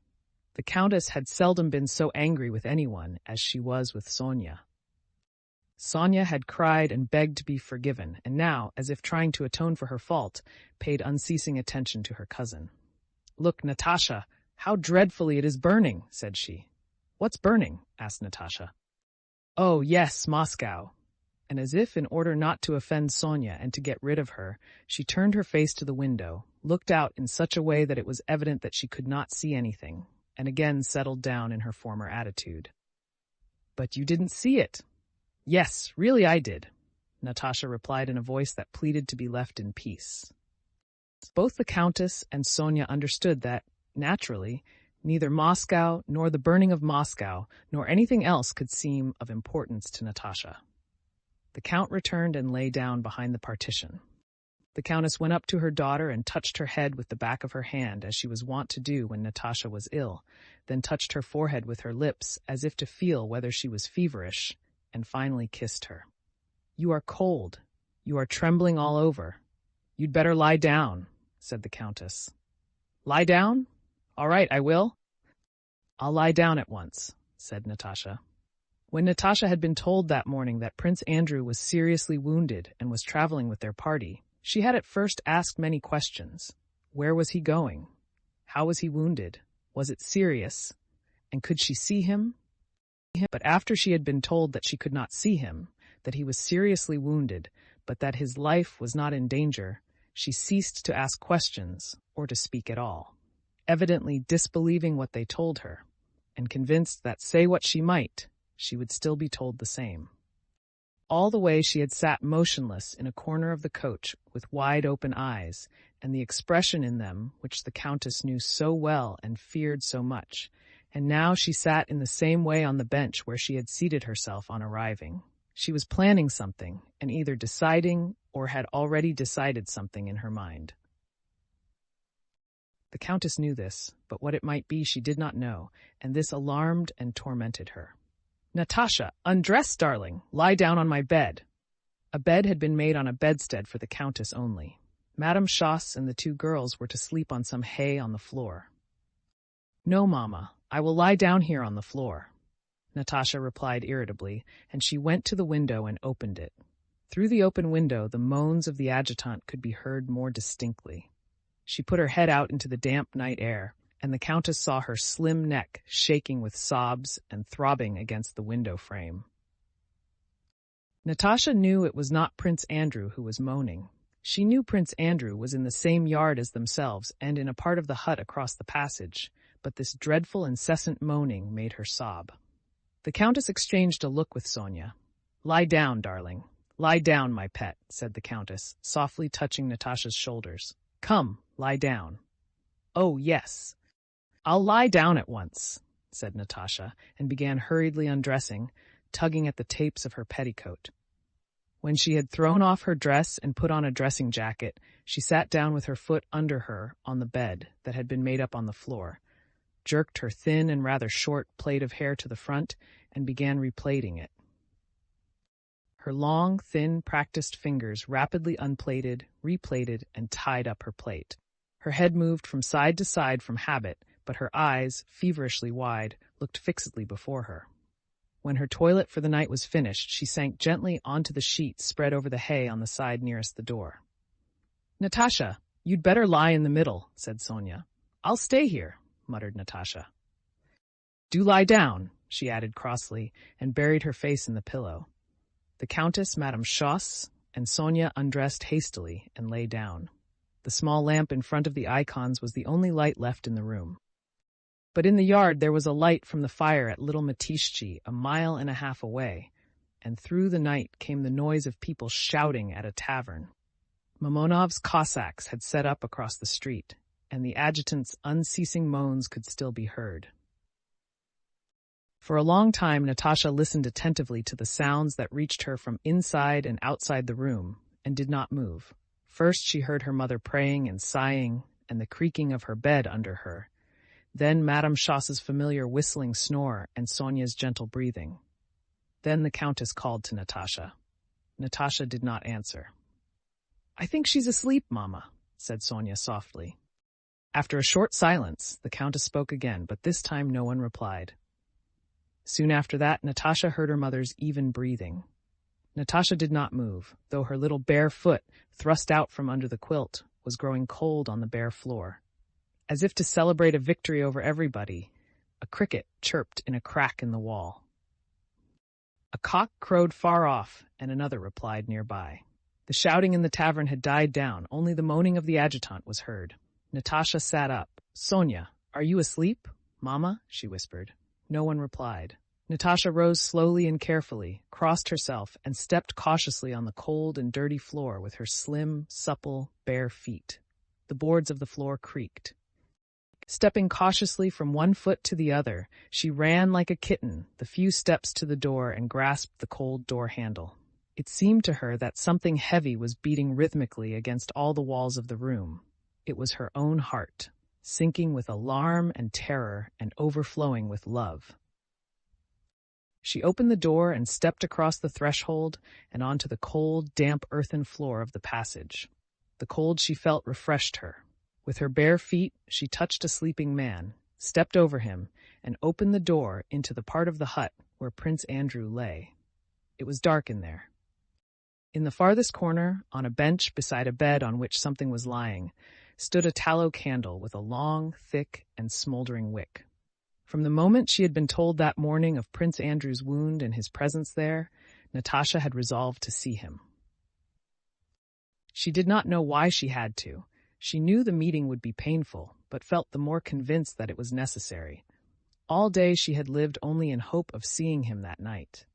But now that the moment had come, she was filled with dread of what she might see.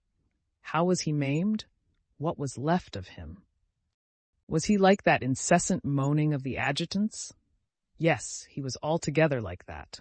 In her imagination, he was that terrible moaning personified. When she saw an indistinct shape in the corner, and mistook his knees raised under the quilt for his shoulders, she imagined a horrible body there and stood still in terror. But an irresistible impulse drew her forward. She cautiously took one step and then another, and found herself in the middle of a small room containing baggage. Another man, Timokin, was lying in a corner on the benches beneath the icons, and two others, the doctor and a valet, lay on the floor. The valet sat up and whispered something. Timokin, kept awake by the pain in his wounded leg, gazed with wide-open eyes at this strange apparition of a girl in a white camise, dressing jacket, and nightcap. The valet's sleepy, frightened exclamation, "What do you want? What's the matter?" made Natasha approach more swiftly to what was lying in the corner. Horribly unlike a man as that body looked, she must see him. She passed the valet. The snuff fell from the candle wick, and she saw Prince Andrew clearly with his arms outside the quilt, and such as she had always seen him. He was the same as ever, but the feverish color of his face, his glittering eyes rapturously turned toward her, and especially his neck, delicate as a child's, revealed by the turned-down collar of his shirt, gave him a peculiarly innocent, childlike look, such as she had never seen on him before. She went up to him and with a swift, flexible, youthful movement dropped on her knees. He smiled and held out his hand to her. Chapter 3. 7 days had passed since Prince Andrew found himself in the ambulance station on the field of Borodino. His feverish state and the inflammation of his bowels, which were injured, were in the doctor's opinion sure to carry him off.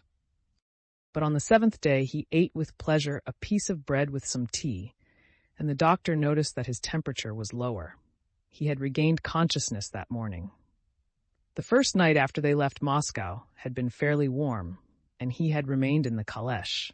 But at Matishchi, the wounded man himself asked to be taken out and given some tea. The pain caused by his removal into the hut had made him groan aloud and again lose consciousness. When he had been placed on his camp bed, he lay for a long time motionless with closed eyes.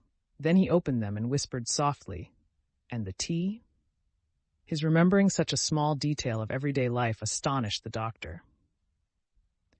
He felt Prince Andrew's pulse, and to his surprise and dissatisfaction found it had improved. He was dissatisfied because he knew by experience that if his patient did not die now, he would do so a little later with greater suffering. Timokhin, the red-nosed major of Prince Andrew's regiment, had joined him in Moscow and was being taken along with him, having been wounded in the leg at the Battle of Borodino.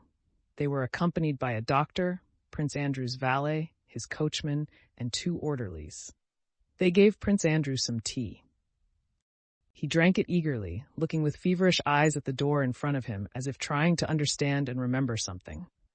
"I don't want any more. Is Timokhin here?" he asked. Timokhin crept along the bench to him. "I am here, Your Excellency." "How's your wound?" "Mine, sir? All right. But how about you?" Prince Andrew again pondered as if trying to remember something. "Couldn't one get a book?" he asked. "What book?" "The Gospels. I haven't one." The doctor promised to procure it for him and began to ask how he was feeling. Prince Andrew answered all his questions reluctantly but reasonably, and then said he wanted a bolster placed under him as he was uncomfortable and in great pain. The doctor and valet lifted the cloak with which he was covered, and making wry faces at the noisome smell of mortifying flesh that came from the wound, began examining that dreadful place. The doctor was very much displeased about something and made a change in the dressings, turning the wounded man over so that he groaned again and grew unconscious and delirious from the agony. He kept asking them to get him the book and put it under him. "What trouble would it be to you?" he said. "I have not got one. Please get it for me and put it under for a moment," he pleaded in a piteous voice. The doctor went into the passage to wash his hands. "You fellows have no conscience," said he to the valet who was pouring water over his hands. "For just one moment I didn't look after you. It's such pain, you know, that I wonder how he can bear it." "By the Lord Jesus Christ, I thought we had put something under him," said the valet. The first time Prince Andrew understood where he was and what was the matter with him, and remembered being wounded, and how was when he asked to be carried into the hut after his caleche had stopped at Mitishchi. After growing confused from pain while being carried into the hut, he again regained consciousness, and while drinking tea once more, recalled all that had happened to him, and above all, vividly remembered the moment at the ambulance station when, at the sight of the sufferings of a man he disliked, those new thoughts had come to him which promised him happiness. And those thoughts, though now vague and indefinite, again possessed his soul. He remembered that he had now a new source of happiness, and that this happiness had something to do with the Gospels. That was why he asked for a copy of them. The uncomfortable position in which they had put him and turned him over again confused his thoughts, and when he came to himself a third time, it was in the complete stillness of the night. Everybody near him was sleeping. A cricket chirped from across the passage. Someone was shouting and singing in the street. Cockroaches rustled on the table, on the icons, and on the walls, and a big fly flopped at the head of the bed and around the candle beside him, the wick of which was charred and had shaped itself like a mushroom. His mind was not in a normal state. A healthy man usually thinks of, feels, and remembers innumerable things simultaneously, but has the power and will to select one sequence of thoughts or events on which to fix his whole attention. A healthy man can tear himself away from the deepest reflections to say a civil word to someone who comes in and can then return again to his own thoughts. But Prince Andrew's mind was not in a normal state in that respect. All the powers of his mind were more active and clearer than ever, but they acted apart from his will. Most diverse thoughts and images occupied him simultaneously. At times his brain suddenly began to work with a vigor, clearness, and depth it had never reached when he was in health. But suddenly, in the midst of its work, it would turn to some unexpected idea, and he had not the strength to turn it back again. Yes, a new happiness was revealed to me, of which man cannot be deprived, he thought as he lay in the semi-darkness of the quiet hut, gazing fixedly before him with feverish, wide-open eyes. A happiness lying beyond material forces, outside the material influences that act on man, a happiness of the soul alone, the happiness of loving. Every man can understand it, but to conceive it and enjoin it was possible only for God. But how did God enjoin that law? And why was the sun? And suddenly the sequence of these thoughts broke off, and Prince Andrew heard, without knowing whether it was a delusion or reality, a soft whispering voice incessantly and rhythmically repeating piti piti piti, and then titi, and then again piti piti piti, and titi once more. At the same time he felt that above his face, above the very middle of it, some strange airy structure was being erected out of slender needles or splinters, to the sound of this whispered music. He felt that he had to balance carefully, though it was difficult, so that this airy structure should not collapse, but nevertheless it kept collapsing, and again slowly rising to the sound of whispered rhythmic music. "It stretches, stretches, spreading out and stretching," said Prince Andrew to himself. While listening to this whispering and feeling the sensation of this drawing out and the construction of this edifice of needles, he also saw by glimpses a red halo round the candle, and heard the rustle of the cockroaches and the buzzing of the fly that flopped against his pillow and his face. Each time the fly touched his face, it gave him a burning sensation, and yet, to his surprise, it did not destroy the structure, though it knocked against the very region of his face where it was rising. But besides this, there was something else of importance. It was something white by the door, the statue of a sphinx, which also oppressed him. "But perhaps that's my shirt on the table," he thought, "and that's my legs, and that is the door. But why is it always stretching and drawing itself out, and piti piti piti, and titi, and piti piti piti? That's enough, please leave off." Prince Andrew painfully entreated someone, and suddenly thoughts and feelings again swam to the surface of his mind with peculiar clearness and force. Yes, love, he thought again quite clearly. But not love which loves for something, for some quality, for some purpose, or for some reason, but the love which I, while dying, first experienced when I saw my enemy and yet loved him. I experienced that feeling of love which is the very essence of the soul and does not require an object. Now again I feel that bliss. To love one's neighbors, to love one's enemies, to love everything, to love God in all his manifestations. It is possible to love someone dear to you with human love, but an enemy can only be loved by divine love. That is why I experienced such joy when I felt that I loved that man. What has become of him? Is he alive? When loving with human love, one may pass from love to hatred, but divine love cannot change. No, neither death nor anything else can destroy it. It is the very essence of the soul. Yet how many people have I hated in my life? And of them all, I loved and hated none as I did her. And he vividly pictured to himself Natasha, not as he had done in the past with nothing but her charms which gave him delight, but for the first time picturing to himself her soul. And he understood her feelings, her sufferings, shame, and remorse. He now understood for the first time all the cruelty of his rejection of her, the cruelty of his rupture with her.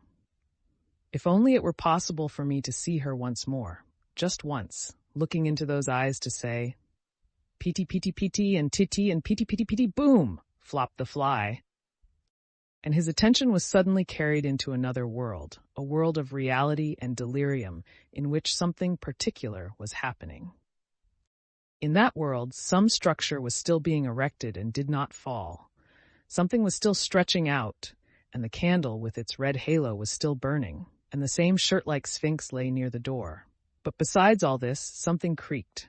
There was a whiff of fresh air, and a new white sphinx appeared, standing at the door. And that sphinx had the pale face and shining eyes of the very Natasha of whom he had just been thinking. "Oh, how oppressive this continual delirium is," thought Prince Andrew, trying to drive that face from his imagination.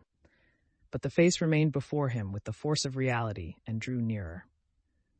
Prince Andrew wished to return to that former world of pure thought, but he could not, and delirium drew him back into its domain.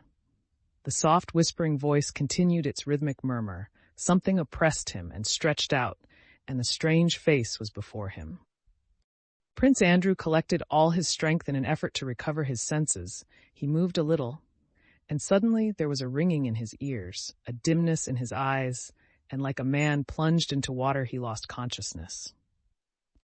When he came to himself, Natasha, that same living Natasha, whom of all people he most longed to love with this new pure divine love that had been revealed to him, was kneeling before him. He realized that it was the real living Natasha, and he was not surprised but quietly happy. Natasha, motionless on her knees, she was unable to stir, with frightened eyes riveted on him, was restraining her sobs. Her face was pale and rigid. Only in the lower part of it something quivered. Prince Andrew sighed with relief, smiled, and held out his hand. "You?" he said. "How fortunate!" With a rapid but careful movement, Natasha drew nearer to him on her knees, and taking his hand carefully, bent her face over it and began kissing it, just touching it lightly with her lips. "Forgive me," she whispered, raising her head and glancing at him. "Forgive me. I love you," said Prince Andrew. "Forgive. Forgive what?" he asked. "Forgive me for what I have done," faltered Natasha in a scarcely audible, broken whisper, and began kissing his hand more rapidly, just touching it with her lips. "I love you more, better than before," said Prince Andrew, lifting her face with his hand so as to look into her eyes. Those eyes, filled with happy tears, gazed at him timidly, compassionately, and with joyous love. Natasha's thin, pale face with its swollen lips was more than plain. It was dreadful. But Prince Andrew did not see that. He saw her shining eyes, which were beautiful. They heard the sound of voices behind them. Peter the valet, who was now wide awake, had roused the doctor. Timokin, who had not slept at all because of the pain in his leg, had long been watching all that was going on, carefully covering his bare body with the sheet as he huddled up on his bench. "What's this?" said the doctor, rising from his bed. "Please go away, madam." At that moment, a maid sent by the countess, who had noticed her daughter's absence, knocked at the door. Like a somnambulist aroused from her sleep, Natasha went out of the room and, returning to her hut, fell sobbing on her bed. From that time, during all the rest of the Rostovs' journey, at every halting place and wherever they spent a night, Natasha never left the wounded Bolkonsky, and the doctor had to admit that he had not expected from a young girl either such firmness or such skill in nursing a wounded man. Dr. Eadful, as the Countess imagined it would be, should Prince Andrew die in her daughter's arms during the journey, as, judging by what the doctor said, it seemed might easily happen. She could not oppose Natasha. Though with the intimacy now established between the wounded man and Natasha, the thought occurred that should he recover their former engagement would be renewed. No one, least of all Natasha and Prince Andrew, spoke of this. The unsettled question of life and death, which hung not only over Bolkonsky, but over all Russia, shut out all other considerations. Chapter 3. On the 3rd of September, Pierre awoke late. His head was aching. The clothes in which he had slept without undressing felt uncomfortable on his body, and his mind had a dim consciousness of something shameful he had done the day before. That something shameful was his yesterday's conversation with Captain Remball. It was 11 by the clock, but it seemed peculiarly dark out of doors. Pierre rose, rubbed his eyes, and seeing the pistol with an engraved stock which Gerasim had replaced on the writing table, he remembered where he was and what lay before him that very day. "Am I not too late?" he thought. "No, probably he won't make his entry into Moscow before noon." Pierre did not allow himself to reflect on lay before him, but hastened to act. After arranging his clothes, he took the pistol and was about to go out. But it then occurred to him, for the first time, that he certainly could not carry the weapon in his hand through the streets. It was difficult to hide such a big pistol even under his wide coat. He could not carry it unnoticed in his belt or under his arm. Besides, it had been discharged, and he had not had time to reload it.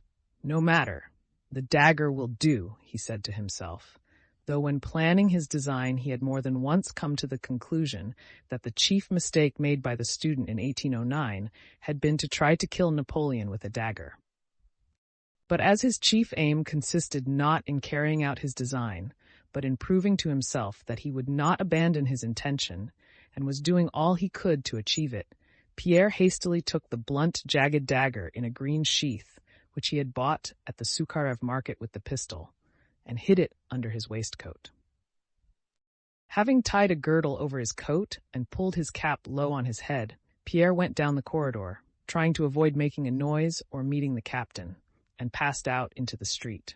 The conflagration, at which he had looked with so much indifference the evening before, had greatly increased during the night. Moscow was on fire in several places.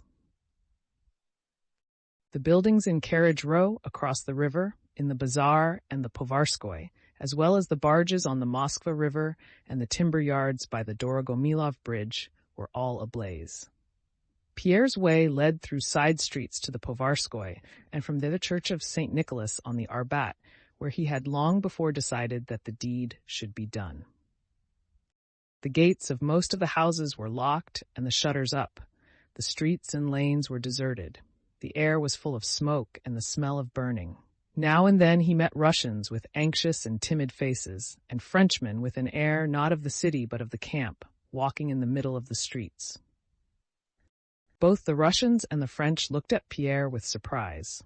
Besides his height and stoutness and the strange morose look of suffering in his face and whole figure, the Russians stared at Pierre because they could not make out to what class he could belong. The French followed him with astonishment in their eyes, chiefly because Pierre, unlike all the other Russians who gazed at the French with fear and curiosity, paid no attention to them. At the gate of one house, 3 Frenchmen, who were explaining something to some Russians who did not understand them, stopped Pierre asking if he did not know French. Pierre shook his head and went on. In another side street, a sentinel standing beside a green caisson shouted at him, but only when the shout was threateningly repeated, and he heard the click of the man's musket as he raised it, did Pierre understand that he had to pass on the other side of the street. He heard nothing, and saw nothing of what went on around him. He carried his resolution within himself in terror and haste, like something dreadful and alien to him, for after the previous night's experience, he was afraid of losing it.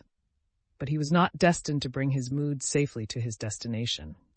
And even had he not been hindered by anything on the way, his intention could not now have been carried out, for Napoleon had passed the Arbat more than 4 hours previously on his way from the Dorogomilov suburb to the Kremlin, and was now sitting in a very gloomy frame of mind in a royal study in the Kremlin, giving detailed and exact orders as to measures to be taken immediately to extinguish the fire, to prevent looting, and to reassure the inhabitants.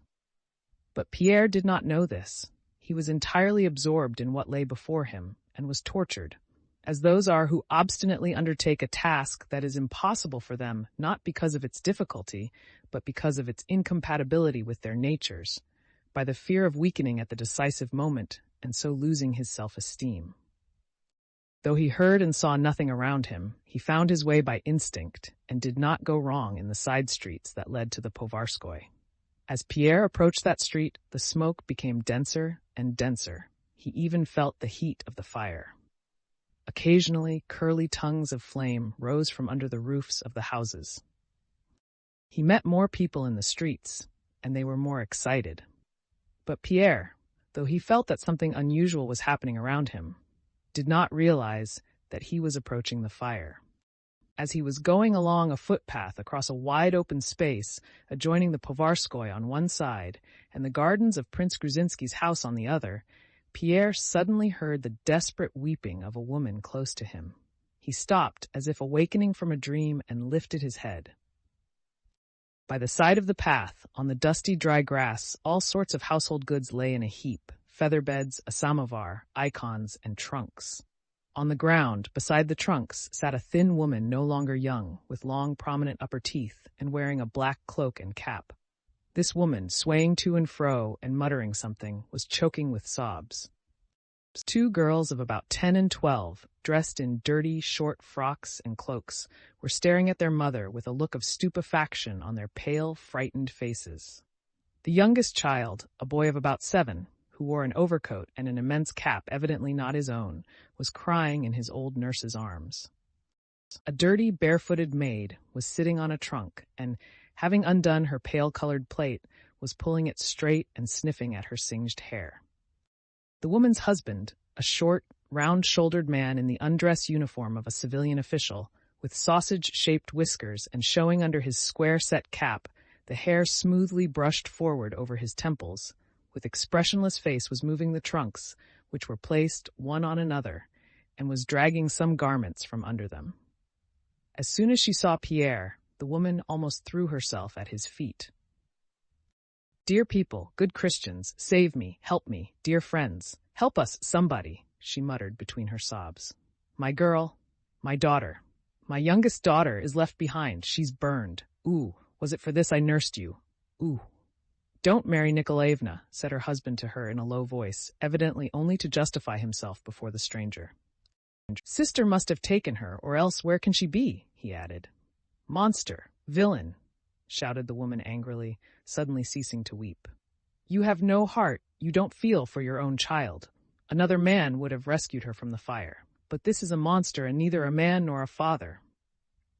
"You, honored sir, are a noble man," she went on, addressing Pierre rapidly between her sobs.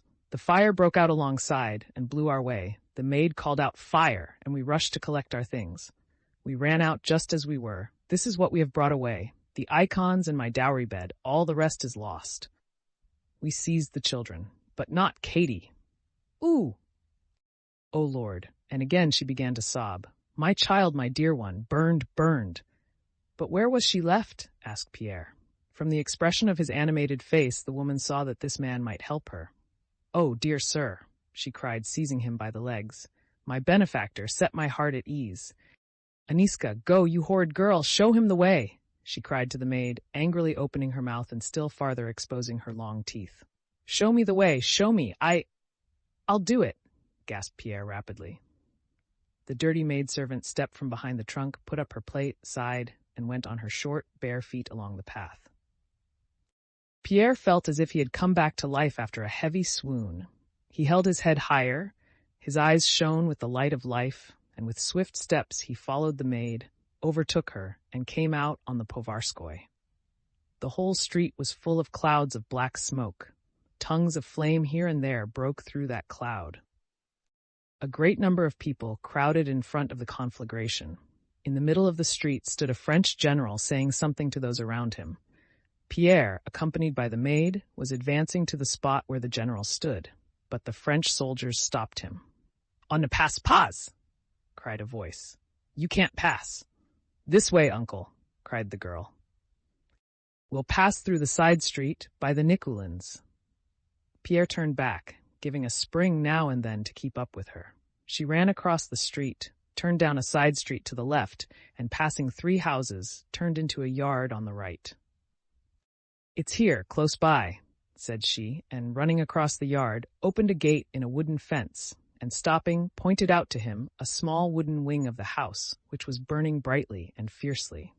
One of its sides had fallen in, another was on fire, and bright flames issued from the openings of the windows and from under the roof. As Pierre passed through the fence gate, he was enveloped by hot air and involuntarily stopped. "Which is it? Which is your house?" he asked. "Ooh," wailed the girl, pointing to the wing. "That's it, that was our lodging. You've burned to death, our treasure, Katie, my precious little missy." "Ooh," lamented Aniska, who at the sight of the fire felt that she too must give expression to her feelings. Pierre rushed to the wing, but the heat was so great that he involuntarily passed round in a curve and came upon the large house that was as yet burning only at one end, just below the roof, and around which swarmed a crowd of Frenchmen. At first, Pierre did not realize what these men, who were dragging something out, were about. But seeing before him a Frenchman hitting a peasant with a blunt saber and trying to take from him a fox fur coat, he vaguely understood that looting was going on there, but he had no time to dwell on that idea.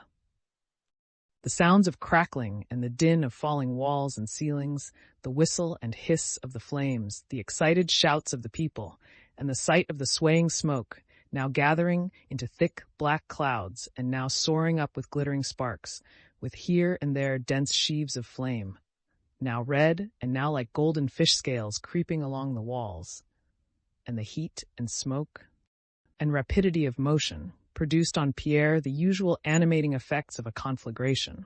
It had a peculiarly strong effect on him, because at the sight of the fire he felt himself suddenly freed from the ideas that had weighed him down.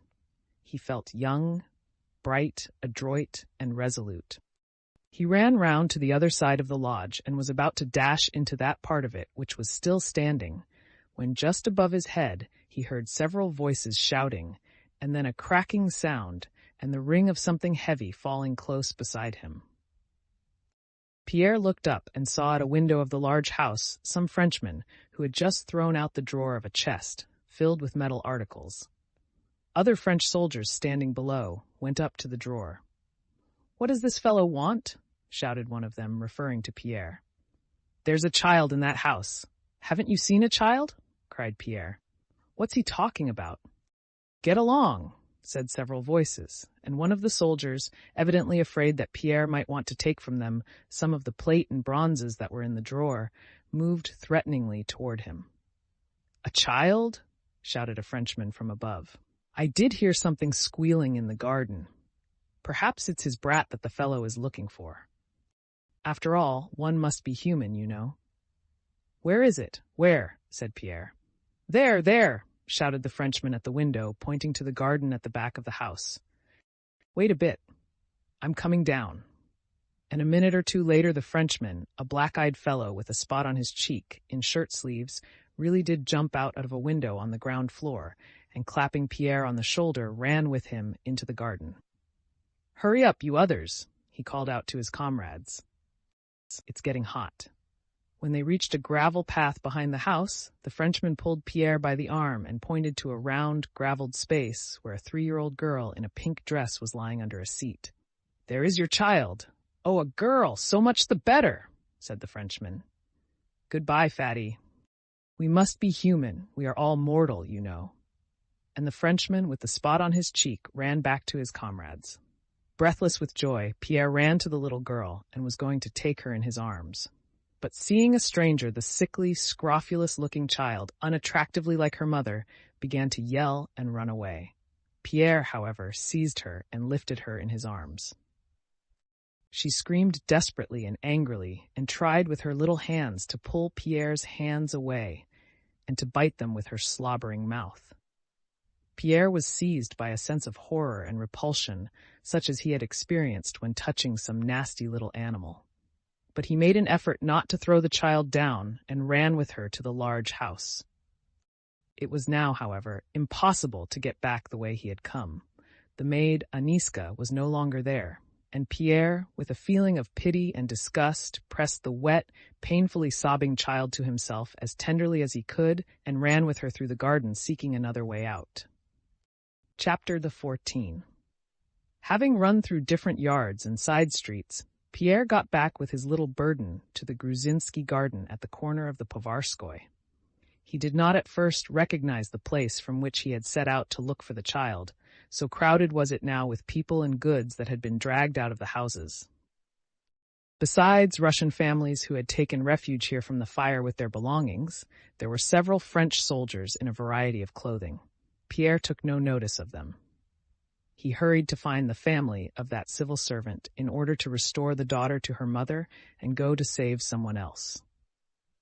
Pierre felt that he had still much to do, and to do quickly. Glowing with the heat and from running, he felt at that moment more strongly than ever the sense of youth, animation, and determination that had come on him when he ran to save the child. She had now become quiet and, clinging with her little hands to Pierre's coat, sat on his arm gazing about her like some little wild animal. He glanced at her occasionally, with a slight smile. He fancied he saw something pathetically innocent in that frightened, sickly little face. He did not find the civil servant or his wife where he had left them. He walked among the crowd with rapid steps, scanning the various faces he met. Involuntarily, he noticed a Georgian or Armenian family consisting of a very handsome old man of Oriental type, wearing a new cloth-covered sheepskin coat and new boots, an old woman of similar type, and a young woman. That very young woman seemed to Pierre the perfection of Oriental beauty, with her sharply outlined, arched, black eyebrows and the extraordinarily soft, bright color of her long, beautiful, expressionless face. Amid the scattered property and the crowd on the open space, she, in her rich satin cloak with a bright lilac shawl on her head, suggested a delicate exotic plant thrown out onto the snow. She was sitting on some bundles a little behind the old woman, and looked from under her long lashes with motionless, large, almond-shaped eyes at the ground before her. Evidently, she was aware of her beauty and fearful because of it. Her face struck Pierre, and, hurrying along by the fence, he turned several times to look at her. When he had reached the fence, still without finding those he sought, he stopped and looked about him. With the child in his arms, his figure was now more conspicuous than before, and a group of Russians, both men and women, gathered about him. "Have you lost anyone, my dear fellow? You're of the gentry yourself, aren't you?" "Whose child is it?" they asked him. Pierre replied that the child belonged to a woman in a black coat who had been sitting there with her other children, and he asked whether anyone knew where she had gone. "Why, that must be the Anferovs," said an old deacon, addressing a pockmarked peasant woman. "Lord have mercy, Lord have mercy," he added in his customary bass. "The Anferovs? No," said the woman. "They left in the morning. That must be either Mary Nikolaevna's or the Ivanovs." "He says a woman, and Mary Nikolaevna is a lady," remarked a house serf. "Do you know her? She's thin, with long teeth," said Pierre. "That's Mary Nikolaevna. They went inside the garden when these wolves swooped down," said the woman, pointing to the French soldiers. "Oh, Lord, have mercy," added the deacon. "Go over that way, they're there. It's she!" "She kept on lamenting and crying," continued the woman. "It's she. Here, this way." But Pierre was not listening to the woman. He had for some seconds been intently watching what was going on a few steps away. He was looking at the Armenian family and at two French soldiers who had gone up to them. One of these, a nimble little man, was wearing a blue coat tied round the waist with a rope. He had a nightcap on his head, and his feet were bare. The other, whose appearance particularly struck Pierre, was a long, lank, round-shouldered, fair-haired man, slow in his movements and with an idiotic expression of face. He wore a woman's loose gown of frieze, blue trousers, and large torn Hessian boots. The little barefooted Frenchman in the blue coat went up to the Armenians and, saying something, immediately seized the old man by his legs, and the old man at once began pulling off his boots. The other in the frieze gown stopped in front of the beautiful Armenian girl, and with his hands in his pockets stood staring at her, motionless and silent. "Here, take the child," said Pierre peremptorily and hurriedly to the woman, handing the little girl to her. "Give her back to them. Give her back," he almost shouted, putting the child, who began screaming, on the ground, and again looking at the Frenchman and the Armenian family. The old man was already sitting barefoot. The little Frenchman had secured his second boot and was slapping one boot against the other. The old man was saying something in a voice broken by sobs, but Pierre caught but a glimpse of this. His whole attention was directed to the Frenchman in the frieze gown, who meanwhile, swaying slowly from side to side, had drawn nearer to the young woman, and taking his hands from his pockets, had seized her by the neck. The beautiful Armenian still sat motionless and in the same attitude, with her long lashes drooping as if she did not see or feel what the soldier was doing to her. While Pierre was running the few steps that separated him from the Frenchman, the tall marauder in the frieze gown was already tearing from her neck the necklace the young Armenian was wearing, and the young woman, clutching at her neck, screamed piercingly. "Let that woman alone!" exclaimed Pierre hoarsely in a furious voice, seizing the soldier by his round shoulders and throwing him aside. The soldier fell, got up, and ran away. But his comrade, throwing down the boots and drawing his sword, moved threateningly toward Pierre. "Voyons pas de bêtises," he cried. "Look here, no nonsense." Pierre was in such a transport of rage that he remembered nothing, and his strength increased tenfold. He rushed at the barefooted Frenchman, and, before the latter had time to draw his sword, knocked him off his feet and hammered him with his fists. Shouts of approval were heard from the crowd around, and at the same moment a mounted patrol of French Uhlans appeared from round the corner. The Uhlans came up at a trot to Pierre and the Frenchman and surrounded them. Pierre remembered nothing of what happened after that. He only remembered beating someone and being beaten, and finally feeling that his hands were bound and that a crowd of French soldiers stood around him and were searching him. "Lieutenant, he has a dagger," were the first words Pierre understood. "Ah, a weapon?" said the officer, and turned to the barefooted soldier who had been arrested with Pierre. "All right, you can tell all about it at the court-martial." Then he turned to Pierre. "Do you speak French?" Pierre looked around him with bloodshot eyes and did not reply. His face probably looked very terrible, for the officer said something in a whisper, and 4 more Uhlans left the ranks and placed themselves on both sides of Pierre. "Do you speak French?" the officer asked again, keeping at a distance from Pierre. "Call the interpreter." A little man in Russian civilian clothes rode out from the ranks, and by his clothes and manner of speaking, Pierre at once knew him to be a French salesman from one of the Moscow shops. "He does not look like a common man," said the interpreter, after a searching look at Pierre. "Ah, he looks very much like an incendiary," remarked the officer. "And ask him who he is," he added. "Who are you?" asked the interpreter in poor Russian. "You must answer the chief." "I will not tell you who I am. I am your prisoner. Take me," Pierre suddenly replied in French. "Ah, ah," muttered the officer with a frown. "Well then, march!" A crowd had collected round the Uhlans. Nearest to Pierre stood the pockmarked peasant woman with the little girl, and when the patrol started, she moved forward.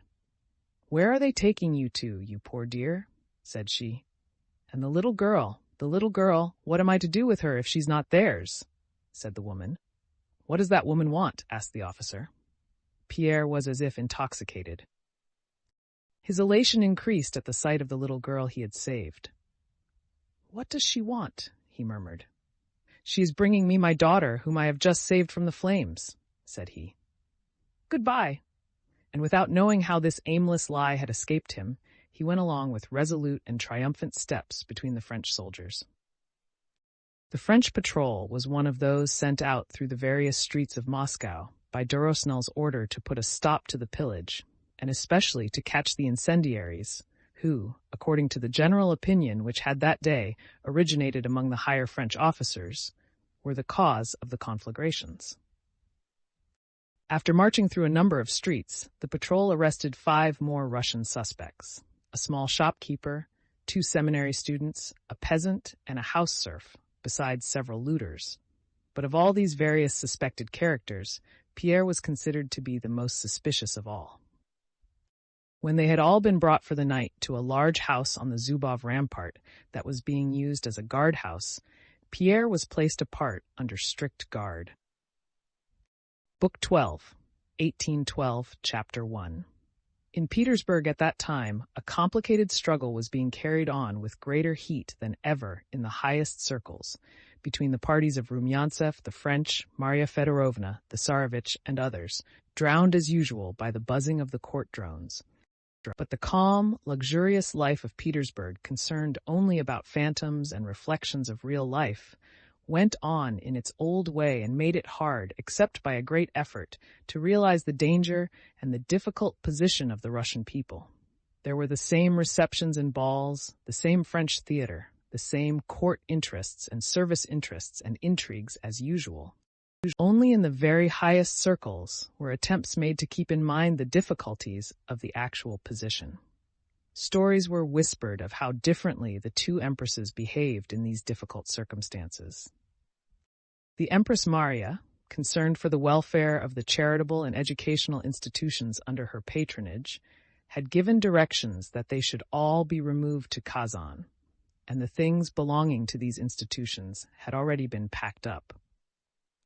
The Empress Elizabeth, however, when asked what instructions she would be pleased to give, with her characteristic Russian patriotism, had replied that she could give no directions about state institutions, for that was the affair of the sovereign, but as far as she personally was concerned, she would be the last to quit Petersburg.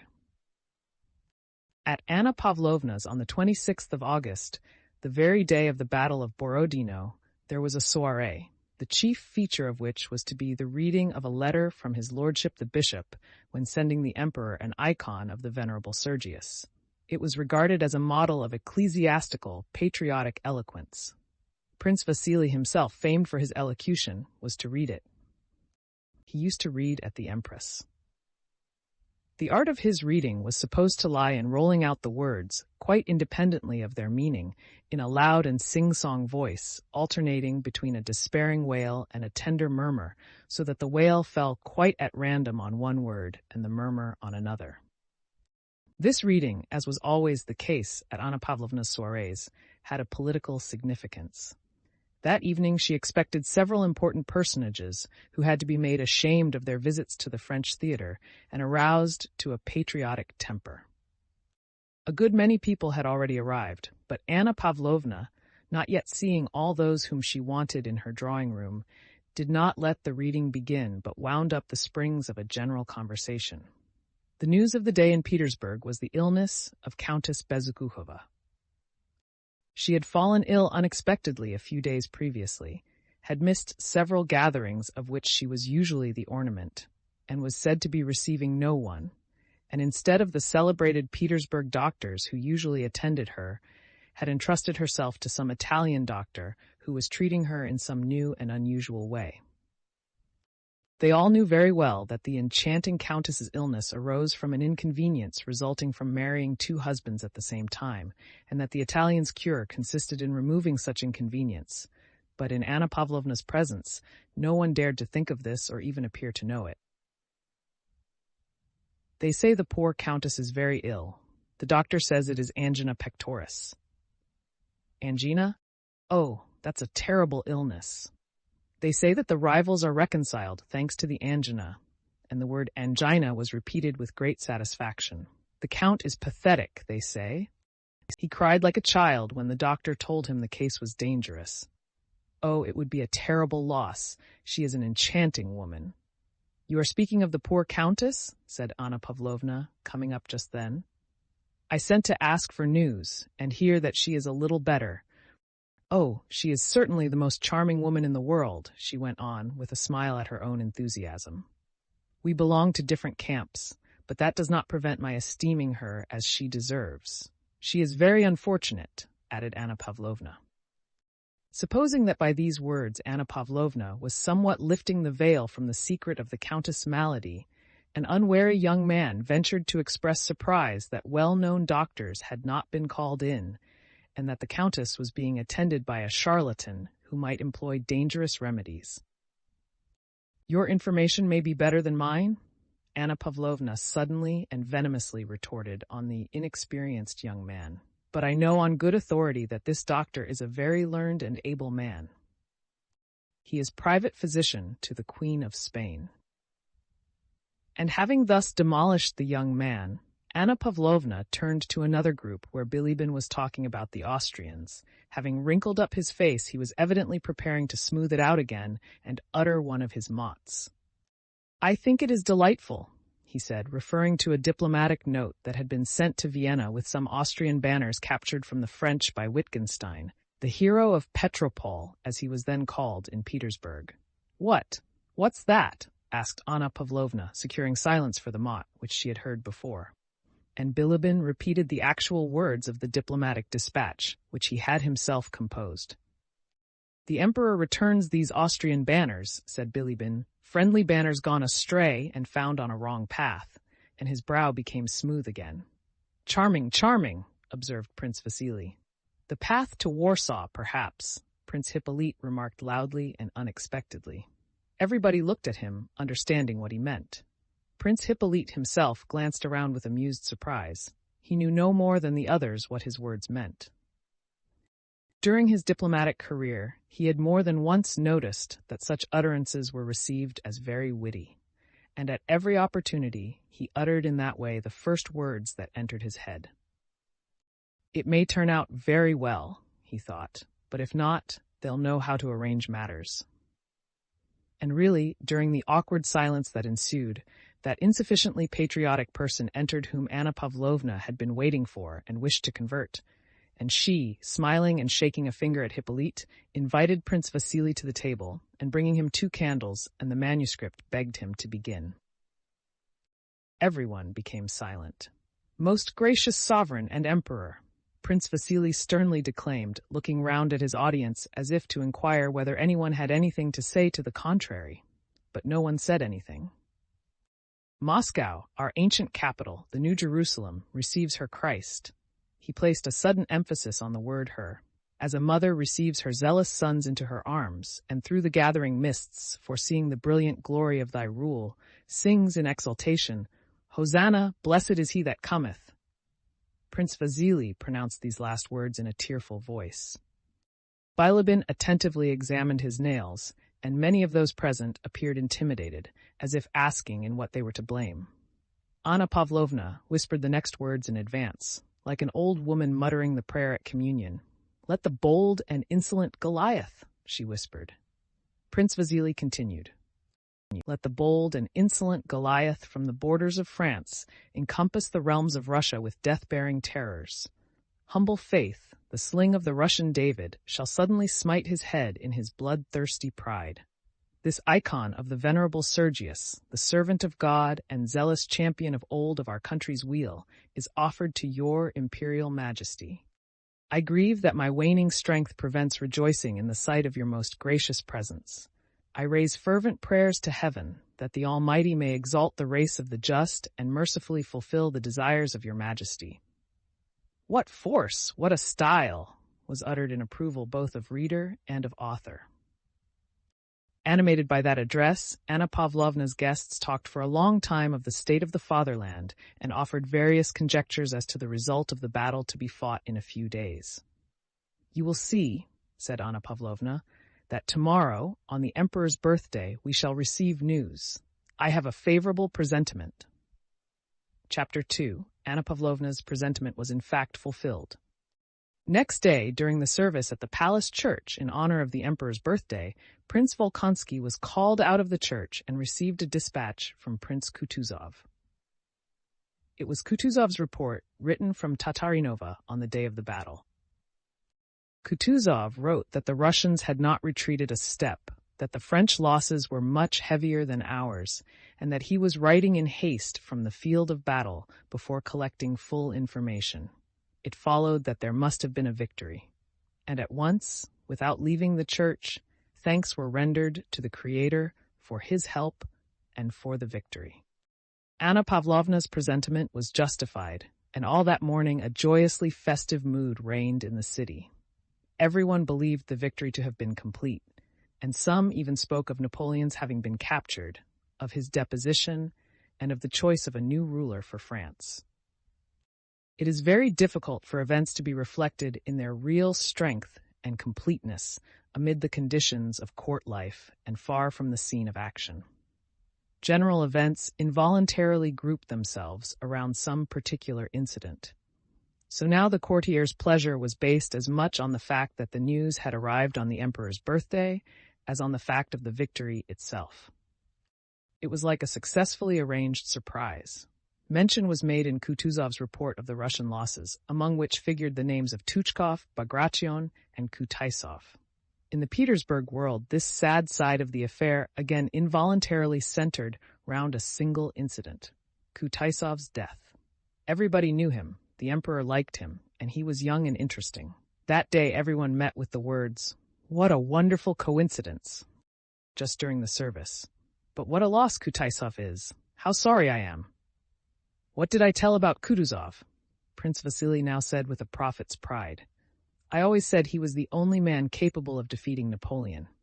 But next day, no news arrived from the army, and the public mood grew anxious. The courtiers suffered because of the suffering, the suspense occasioned the emperor.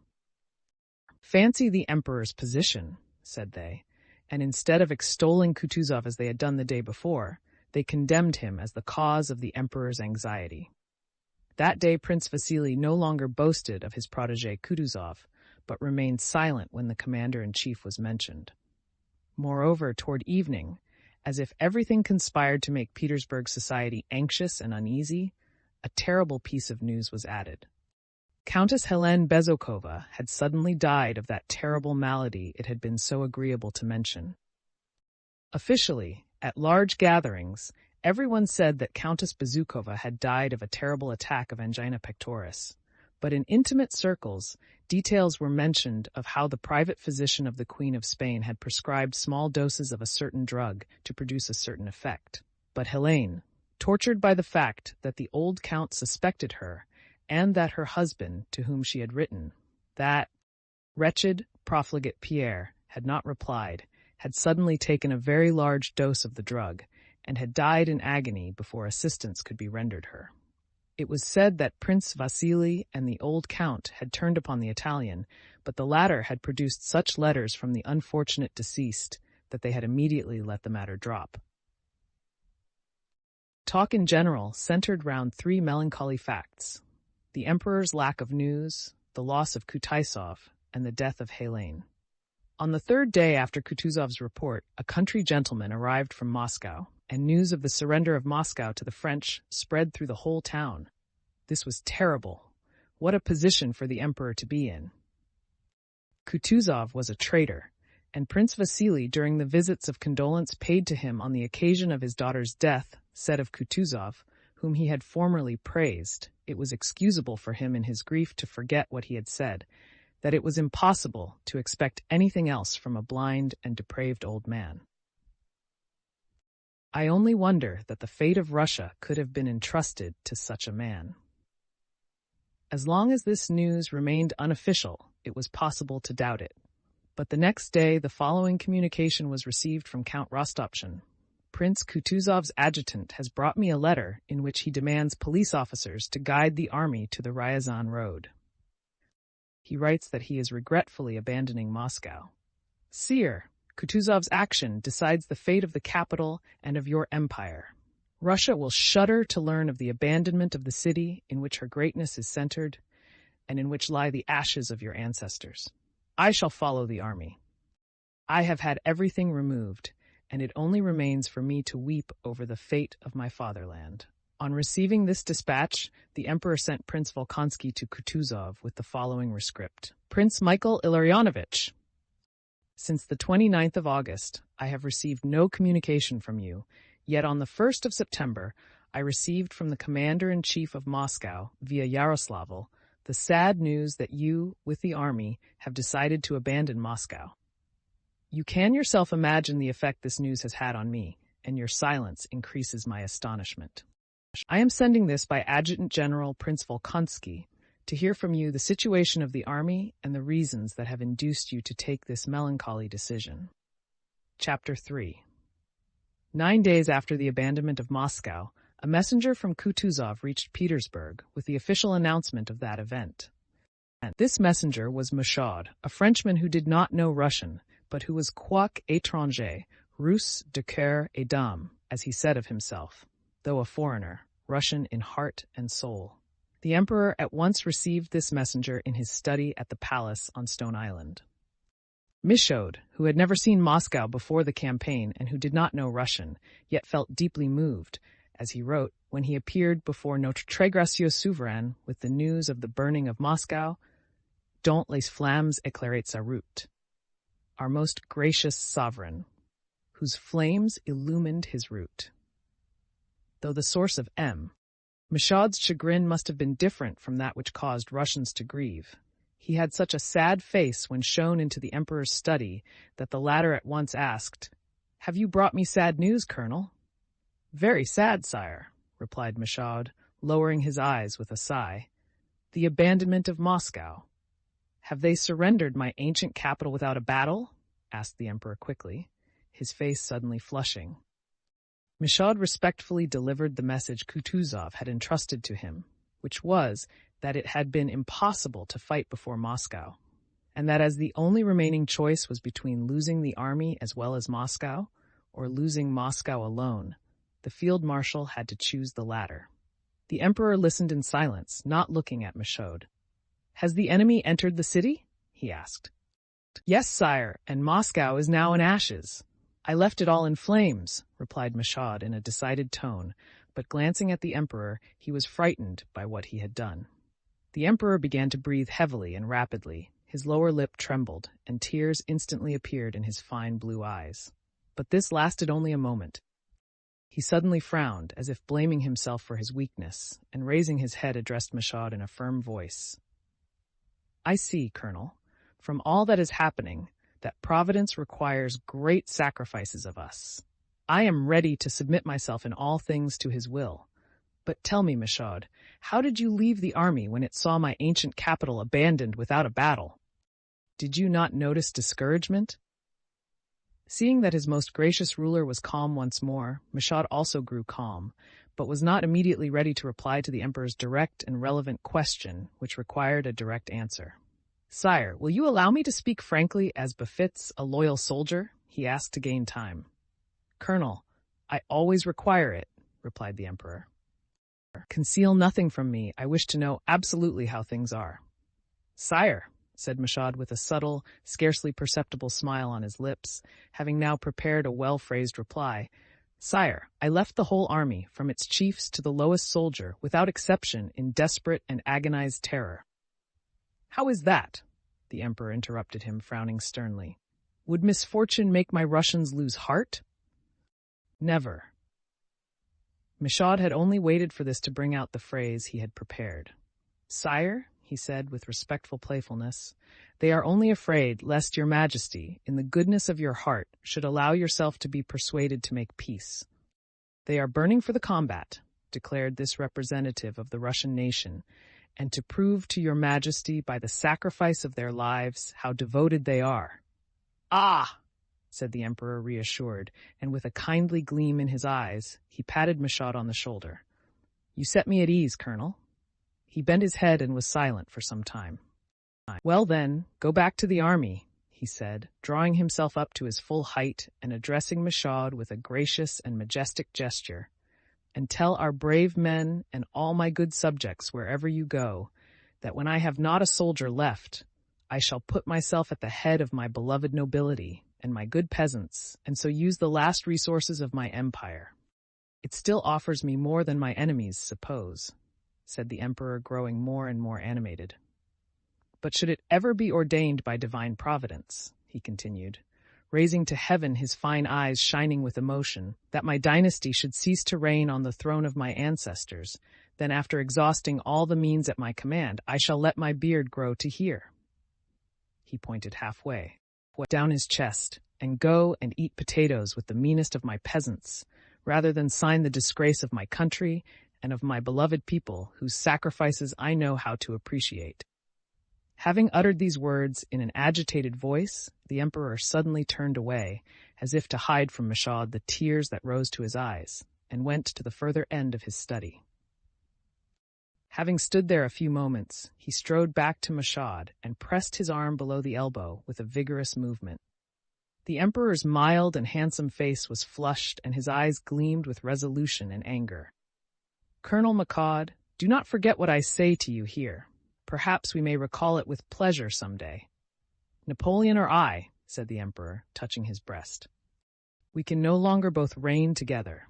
I have learned to know him, and he will not deceive me any more." And the emperor paused with a frown. When he heard these words, and saw the expression of firm resolution in the emperor's eyes, Michaud, quic étranger, rus de cœur et d'âme, at that solemn moment felt himself enraptured by all that he had heard, as he used afterwards to say, and gave expression to his own feelings and those of the Russian people, whose representative he considered himself to be, in the following words. "Sire," said he, "your Majesty is at this moment signing the glory of the nation and the salvation of Europe." With an inclination of the head, the emperor dismissed him. Chapter 4. It is natural for us who were not living in those days to imagine that when half Russia had been conquered and the inhabitants were fleeing to distant provinces, and one levy after another was being raised for the defense of the fatherland, all Russians, from the greatest to the least, were solely engaged in sacrificing themselves, saving their fatherland, or weeping over its downfall. The tales and descriptions of that time, without exception, speak only of the self-sacrifice, patriotic devotion, despair, grief, and the heroism of the Russians. But it was not really so. It appears so to us because we see only the general historic interest of that time and do not see all the personal human interests that people had. Yet, in reality, those personal interests of the moment so much transcend the general interests that they always prevent the public interest from being felt or even noticed.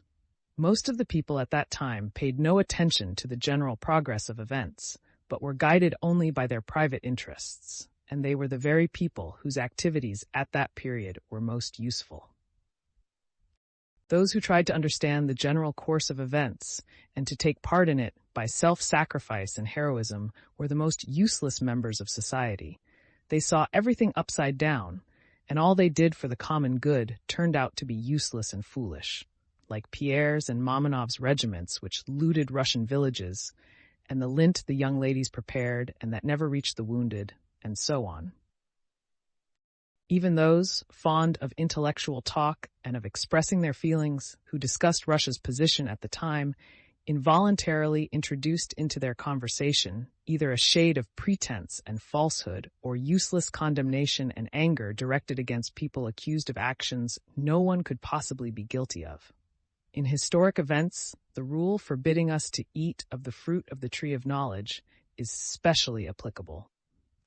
Only unconscious action bears fruit, and he who plays a part in an historic event never understands its significance. If he tries to realize it, his efforts are fruitless.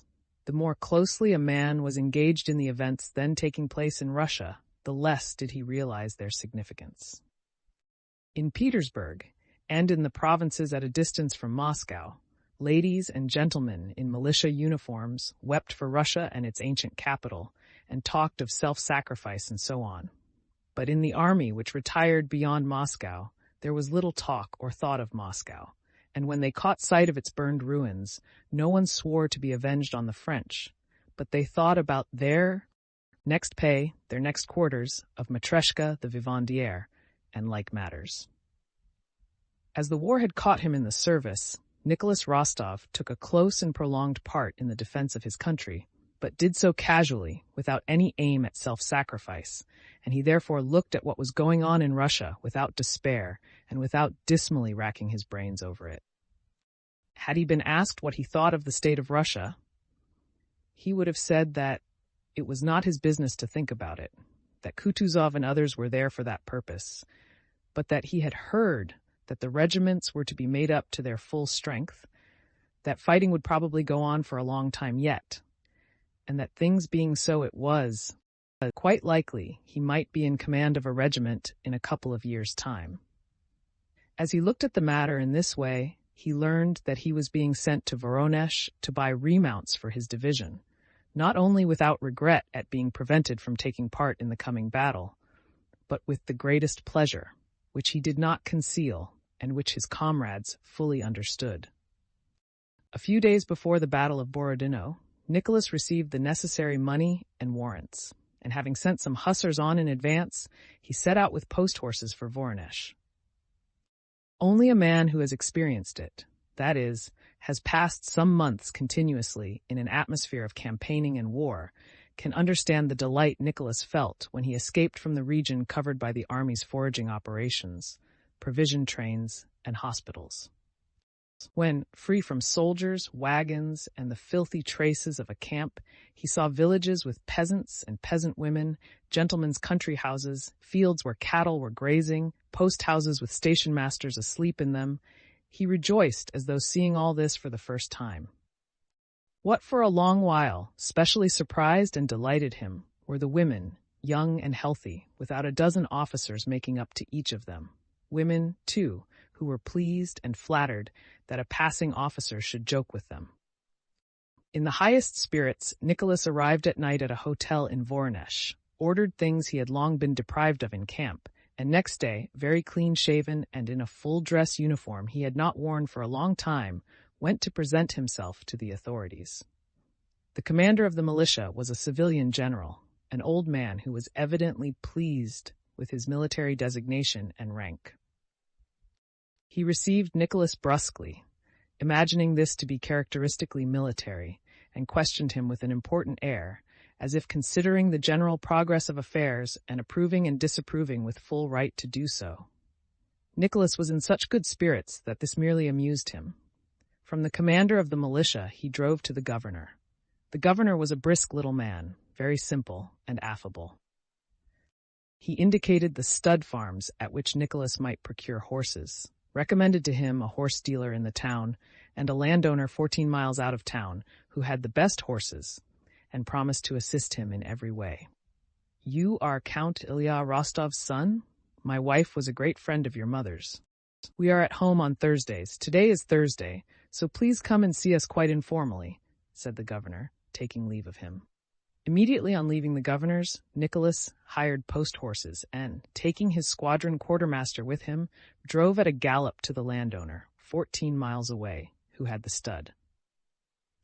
Everything seemed to him pleasant and easy during that first part of his stay in Voronezh, and as usually happens when a man is in a pleasant state of mind, everything went well and easily. The landowner to whom Nicholas went was a bachelor, an old cavalryman, a horse fancier, a sportsman, the possessor of some century-old brandy and some old Hungarian wine, who had a snuggery where he smoked, and who owned some splendid horses. In very few words, Nicholas bought 17 picked stallions for 6,000 rubles, to serve, as he said, as samples of his remounts. After dining and taking rather too much of the Hungarian wine, Nicholas, having exchanged kisses with the landowner, with whom he was already on the friendliest terms, galloped back over abominable roads, in the brightest frame of mind, continually urging on the driver so as to be in time for the governor's party. When he had changed, poured water over his head, and scented himself, Nicholas arrived at the governor's rather late, but with the phrase, "better late than never," on his lips. It was not a ball, nor had dancing been announced, but everyone knew that Catherine Petrovna would play valses and the écossaise on the clavichord, and that there would be dancing, and so everyone had come as to a ball. Provincial life in 1812 went on very much as usual, but with this difference, that it was livelier in the towns in consequence of the arrival of many wealthy families from Moscow. And as in everything that went on in Russia at that time, a special recklessness was noticeable, and in for a penny, in for a pound, who cares spirit, and the inevitable small talk, instead of turning on the pat, weather and mutual acquaintances, now turned on Moscow, the army, and Napoleon. The society gathered together at the governor's was the best in Voronezh. There were a great many ladies and some of Nicholas's Moscow acquaintances, but there were no men who could at all vie with the Cavalier of St. George, the hussar remount officer, the good-natured and well-bred Count Rostov. Among the men was an Italian prisoner, an officer of the French army, and Nicholas felt that the presence of that prisoner enhanced his own importance as a Russian hero. The Italian was, as it were, a war trophy. Nicholas felt this. It seemed to him that everyone regarded the Italian in the same light, and he treated him cordially, though with dignity and restraint. As soon as Nicholas entered in his hussar uniform, diffusing around him a fragrance of perfume and wine, and had uttered the words "better late than never," and heard them repeated several times by others, people clustered around him. All eyes turned on him, and he felt at once that he had entered into his proper position in the province, that of a universal favorite.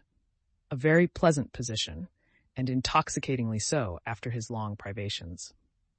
At posting stations, at inns, and in the landowner's snuggery, maidservants had been flattered by his notice, and here too at the governor's party there were, as it seemed to Nicholas, an inexhaustible number of pretty young women, married and unmarried, impatiently awaiting his notice. The women and girls flirted with him, and from the first day, the people concerned themselves to get this fine young daredevil of an hussar married and settled down. Among these was the governor's wife herself, who welcomed Rostov as a near relative and called him Nicholas. Catherine Petrovna did actually play valses in the écossaise, and dancing began, in which Nicholas still further captivated the provincial society by his agility. His particularly free manner of dancing even surprised them all. Nicholas was himself rather surprised at the way he danced that evening. He had never danced like that in Moscow, and would even have considered such a very free and easy manner improper and in bad form.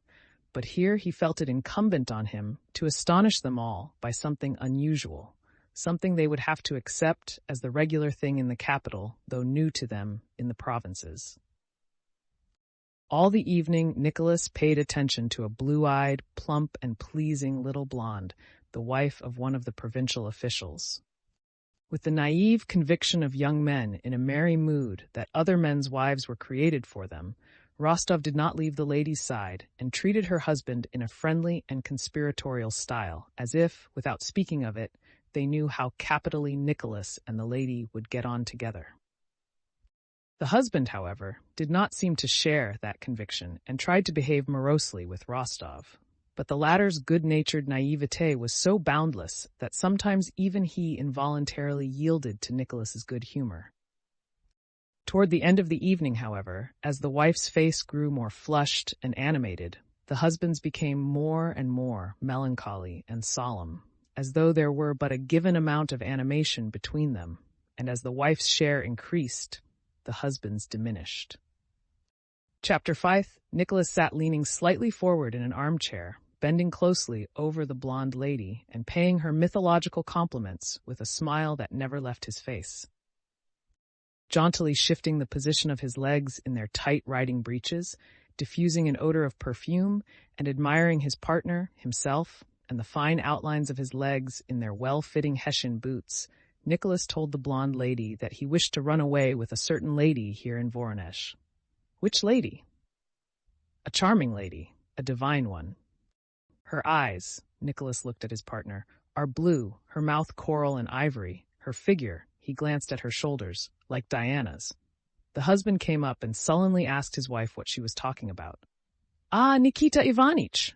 cried Nicholas, rising politely, and as if wishing Nikita Ivanitch to share his joke, he began to tell him of his intention to elope with a blonde lady. The husband smiled gloomily, the wife gaily. The governor's good-natured wife came up with a look of disapproval. "Anna Ignatievna wants to see you, Nicholas," said she, pronouncing the name so that Nicholas at once understood that Anna Ignatievna was a very important person. "Come, Nicholas, you know you let me call you so?" "Oh, yes, aunt. Who is she?" "Anna Ignatievna Malvintseva. She has heard from her niece how you rescued her. Can you guess?" "I rescued such a lot of them," said Nicholas. "Her niece, Princess Bolkonskaya. She is here in Voronezh with her aunt." "Oh ho, how you blush. Why are—" "Not a bit, please don't, aunt." "Very well, very well." "Oh, what a fellow you are!" The governor's wife led him up to a tall and very stout old lady with a blue headdress, who had just finished her game of cards with the most important personages of the town. This was Malvintseva, Princess Mary's aunt on her mother's side, a rich childless widow who always lived in Voronezh. When Rostov approached her, she was standing settling up for the game. She looked at him and, screwing up her eyes sternly, continued to upbraid the general who had won from her. "Very pleased, mon cher," she then said, holding out her hand to Nicholas. "Pray come and see me." After a few words about Princess Mary and her late father, whom Malvintseva had evidently not liked, and having asked what Nicholas knew of Prince Andrew, who also was evidently no favorite of hers, the important old lady dismissed Nicholas after repeating her invitation to come to see her. Nicholas promised to come and blushed again as he bowed. At the mention of Princess Mary, he experienced a feeling of shyness and even of fear, which he himself did not understand. When he had parted from Malvintseva, Nicholas wished to return to the dancing, but the governor's little wife placed her plump hand on his sleeve, and, saying that she wanted to have a talk with him, led him to her sitting room, from which those who were there immediately withdrew so as not to be in her way. "Do you know, dear boy," began the governor's wife with a serious expression on her kind little face, "that really would be the match for you. Would you like me to arrange it?" "Whom do you mean, aunt?" asked Nicholas. "I will make a match for you with the princess. Catherine Petrovna speaks of Lily, but I say, no, the princess. Do you want me to do it? I am sure your mother will be grateful to me. What a charming girl she is, really. And she is not at all so plain, either." "Not at all," replied Nicholas, as if offended at the idea. "As befits a soldier, aunt, I don't force myself on anyone or refuse anything," he said before he had time to consider what he was saying. "Well then, remember, this is not a joke." "Of course not." "Yes, yes," the governor's wife said as if talking to herself. "But, my dear boy, among other things, you are too attentive to the other, the blonde. One is sorry for the husband, really." "Oh no, we are good friends with him. said Nicholas in the simplicity of his heart. It did not enter his head that a pastime so pleasant to himself might not be pleasant to someone else. But what nonsense I have been saying to the governor's wife, thought Nicholas suddenly at supper. She will really begin to arrange a match. And Sonia? And on taking leave of the governor's wife, when she again smilingly said to him, "Well, then, remember," he drew her aside. "But see here, to tell the truth, aunt." "What is it, my dear? Come, let's sit down here," said she. Nicholas suddenly felt a desire and need to tell his most intimate thoughts, which he would not have told to his mother, his sister, or his friend, to this woman who was almost a stranger. When he afterwards recalled that impulse to unsolicited and inexplicable frankness which had very important results for him, it seemed to him, as it seems to everyone in such cases, that it was merely some silly whim that seized him. Yet that burst of frankness, together with other trifling events, had immense consequences for him and for all his family. "You see, aunt, Mamma has long wanted me to marry an heiress, but the very idea of marrying for money is repugnant to me." "Oh yes, I understand," said the governor's wife. "But Princess Bolkonskaya, that's another matter. I will tell you the truth. In the first place, I like her very much. I feel drawn to her. And then, after I met her under such circumstances, so strangely, the idea often occurred to me, this is fate. Especially if you remember that Mamma had long been thinking of it. But I had never happened to meet her before. Somehow it had always happened that we did not meet. And as long as my sister Natasha was engaged to her brother, it was of course out of the question for me to think of marrying her. And it must needs happen that I should meet her just when Natasha's engagement had been broken off. And then everything. So you see, I never told this to anyone, and never will, only to you." The governor's wife pressed his elbow gratefully. "You know Sonia, my cousin? I love her and promised to marry her, and will do so. So you see, there can be no question about," said Nicholas incoherently and blushing. "My dear boy, what a way to look at it. You know Sonia has nothing, and you yourself say your papa's affairs are in a very bad way. And what about your mother? It would kill her, that's one thing. And what sort of life would it be for Sonia, if she's a girl with a heart? Your mother in despair, and you all ruined. No, my dear, you and Sonia ought to understand that." Nicholas remained silent. It comforted him to hear these arguments. "All the same, aunt, it is impossible," he rejoined with a sigh, after a short pause. "Besides, would the princess have me? And besides, she is now in mourning. How can one think of it? But you don't suppose I'm going to get you married at once? There is always a right way of doing things," replied the governor's wife. "What a matchmaker you are, aunt," said Nicholas, kissing her plump little hand. Chapter 6. On reaching Moscow after her meeting with Rostov, Princess Mary had found her nephew there with his tutor, and a letter from Prince Andrew giving her instructions how to get to her Aunt Malvintseva at Voronezh. That feeling akin to temptation which had tormented her during her father's illness since his death, and especially since her meeting with Rostov, was smothered by arrangements for the journey. Anxiety about her brother, settling in a new house, meeting new people, and attending to her nephew's education.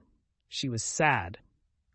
Now, after a month passed in quiet surroundings, she felt more and more deeply the loss of her father, which was associated in her mind with the ruin of Russia. She was agitated and incessantly tortured by the thought of the dangers to which her brother, the only intimate person now remaining to her, was exposed. She was worried, too, about her nephew's education, for which she had always felt herself incompetent, but in the depths of her soul she felt at peace. A peace arising from consciousness of having stifled those personal dreams and hopes that had been on the point of awakening within her, and were related to her meeting with Rostov. The day after her party, the governor's wife came to see Malvintseva, and, after discussing her plan with the aunt, remarked that though under present circumstances a formal betrothal was, of course, not to be thought of, all the same the young people might be brought together and could get to know one another. Malvintseva expressed approval, and the governor's wife began to speak of Rostov in Mary's presence, praising him and telling how he had blushed when Princess Mary's name was mentioned. But Princess Mary experienced a painful rather than a joyful feeling. Her mental tranquility was destroyed, and desires, doubts, self-reproach, and hopes reawoke. During the 2 days that elapsed before Rostov called, Princess Mary continually thought of how she ought to behave to him. First, she decided not to come to the drawing room when he called to see her aunt, that it would not be proper for her, in her deep mourning, to receive visitors. Then she thought this would be rude after what he had done for her. Then it occurred to her that her aunt and the governor's wife had intentions concerning herself and Rostov. Their looks and words at times seemed to confirm this supposition. Then she told herself that only she, with her sinful nature, could think this of them. They could not forget that, situated as she was, while still wearing deep mourning, such matchmaking would be an insult to her and to her father's memory. Assuming that she did go down to see him, Princess Mary imagined the words he would say to her and what she would say to him, and these words sometimes seemed undeservedly cold, and then to mean too much. More than anything, she feared lest the confusion she felt might overwhelm her and betray her as soon as she saw him. But when on Sunday after church, the footman announced in the drawing room that Count Rostov had called, the princess showed no confusion. Only a slight blush suffused her cheeks, and her eyes lit up with a new and radiant light. "You have met him, Aunt?" said she in a calm voice, unable herself to understand that she could be outwardly so calm and natural.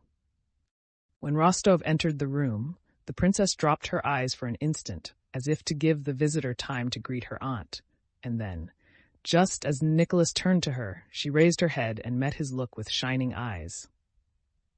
With a movement full of dignity and grace, she half rose with a smile of pleasure, held out her slender, delicate hand to him, and began to speak in a voice in which for the first time new deep womanly notes vibrated. Mademoiselle Bourienne, who was in the drawing-room, looked at Princess Mary in bewildered surprise.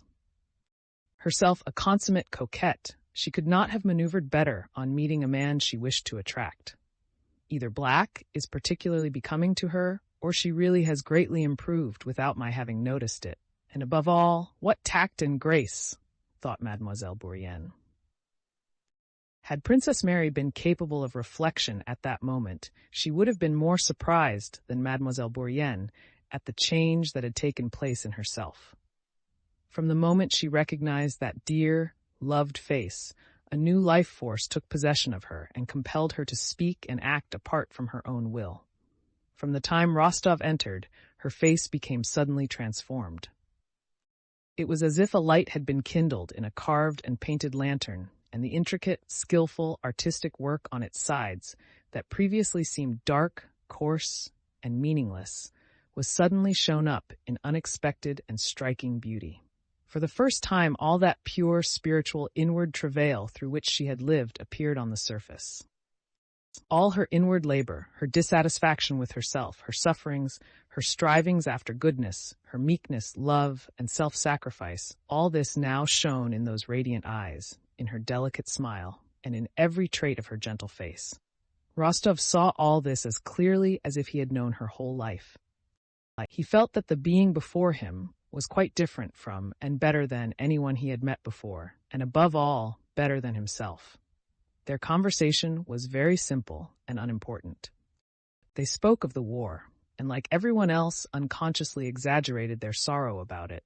They spoke of their last meeting, Nicholas trying to change the subject. They talked of the governor's kind wife, of Nicholas's relations, and of Princess Mary's. She did not talk about her brother, diverting the conversation as soon as her aunt mentioned Andrew.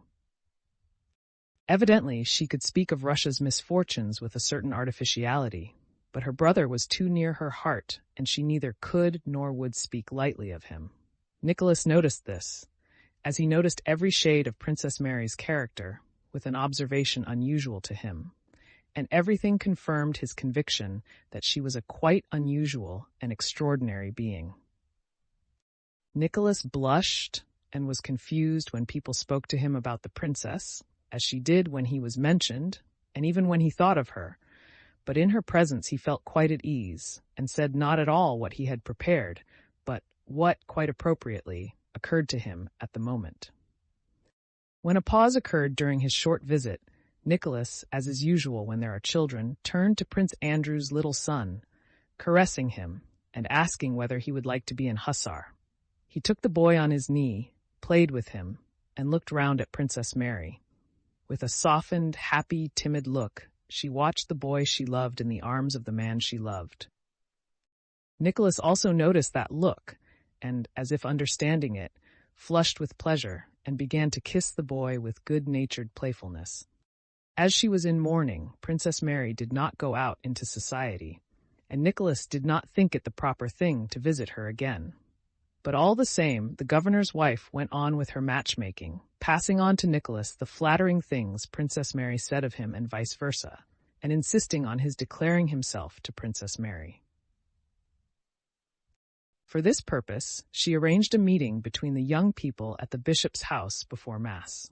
Though Rostov told the governor's wife that he would not make any declaration to Princess Mary, he promised to go.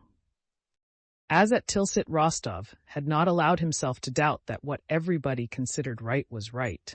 So now, after a short but sincere struggle between his effort to arrange his life by his own sense of justice and in obedient submission to circumstances, he chose the latter and yielded to the power he felt irresistibly carrying him he knew not where. He knew that after his promise to Sonia, it would be what he deemed base to declare his feelings to Princess Mary, and he knew that he would never act basely. But he also knew, or rather felt at the bottom of his heart, that by resigning himself now to the force of circumstances and to those who were guiding him, he was not only doing nothing wrong, but was doing something very important, more important than anything he had ever done in his life. After meeting Princess Mary, though the course of his life went on externally as before, all his former amusements lost their charm for him, and he often thought about her. But he never thought about her, as he had thought of all the young ladies without exception whom he had met in society, nor as he had for a long time, and at one time rapturously, thought about Sonia. He had pictured each of those young ladies as almost all honest-hearted young men do, that is, as a possible wife, adapting her in his imagination to all the conditions of married life. A white dressing gown, his wife at the tea table, his wife's carriage, little ones, Mama and Papa, their relations to her, and so on. And these pictures of the future had given him pleasure. But with Princess Mary, to whom they were trying to get him engaged, he could never picture anything of future married life. If he tried, his pictures seemed incongruous and false. It made him afraid. Chapter 7. The dreadful news of the Battle of Borodino, of our losses in killed and wounded, and the still more terrible news of the loss of Moscow reached Voronezh in the middle of September. Princess Mary, having learned of her brother's wound only from the Gazette and having no definite news of him, prepared, so Nicholas heard, he had not seen her again himself, to set off in search of Prince Andrew. When he received the news of the Battle of Borodino and the abandonment of Moscow, Rostov was not seized with despair, anger, the desire for vengeance, or any feeling of that kind, but everything in Voronezh suddenly seemed to him dull and tiresome, and he experienced an indefinite feeling of shame and awkwardness. The conversations he heard seemed to him insincere. He did not know how to judge all these affairs, and felt that only in the regiment would everything again become clear to him. He made haste to finish buying the horses, and often became unreasonably angry with his servant and squadron quartermaster. A few days before his departure, a special thanksgiving, at which Nicholas was present, was held in the cathedral for the Russian victory. He stood a little behind the governor and held himself with military decorum through the service, meditating on a great variety of subjects. When the service was over, the governor's wife beckoned him to her. "Have you seen the princess?" she asked, indicating with a movement of her head a lady standing on the opposite side, beyond the choir. Nicholas immediately recognized Princess Mary, not so much by the profile he saw under her bonnet, as by the feeling of solicitude, timidity, and pity that immediately overcame him. Princess Mary, evidently engrossed by her thoughts, was crossing herself for the last time before leaving the church. Nicholas looked at her face with surprise. It was the same face he had seen before. There was the same general expression of refined, inner, spiritual labor, but now it was quite differently lit up. There was a pathetic expression of sorrow, prayer, and hope in it. As had occurred before when she was present, Nicholas went up to her without waiting to be prompted by the governor's wife, and not asking himself whether or not it was right and proper to address her here in church, and told her he had heard of her trouble and sympathized with his whole soul. As soon as she heard his voice, a vivid glow kindled in her face, lighting up both her sorrow and her joy. "There is one thing I wanted to tell you, Princess," said Rostov. "It is that if your brother, Prince Andrew Nikolaevich, were not living, it would have been at once announced in the Gazette, as he is a colonel." The princess looked at him, not grasping what he was saying, but cheered by the expression of regretful sympathy on his face. "And I have known so many cases of a splinter wound. The Gazette said it was a shell, either proving fatal at once or being very slight," continued Nicholas. "We must hope for the best, and I am sure—" Princess Mary interrupted him. "Oh, that would be so dread," she began, and, prevented by agitation from finishing, she bent her head with a movement as graceful as everything she did in his presence, and, looking up at him gratefully, went out, following her aunt. That evening Nicholas did not go out, but stayed at home to settle some accounts with the horse dealers. When he had finished that business, it was already too late to go anywhere, but still too early to go to bed, and for a long time he paced up and down the room, reflecting on his life, a thing he rarely did. Princess Mary had made an agreeable impression on him when he had met her in Smolensk province. His having encountered her in such exceptional circumstances, and his mother having at one time mentioned her to him as a good match, had drawn his particular attention to her. When he met her again in Voronezh, the impression she made on him was not merely pleasing, but powerful. Nicholas had been struck by the peculiar moral beauty he observed in her at this time.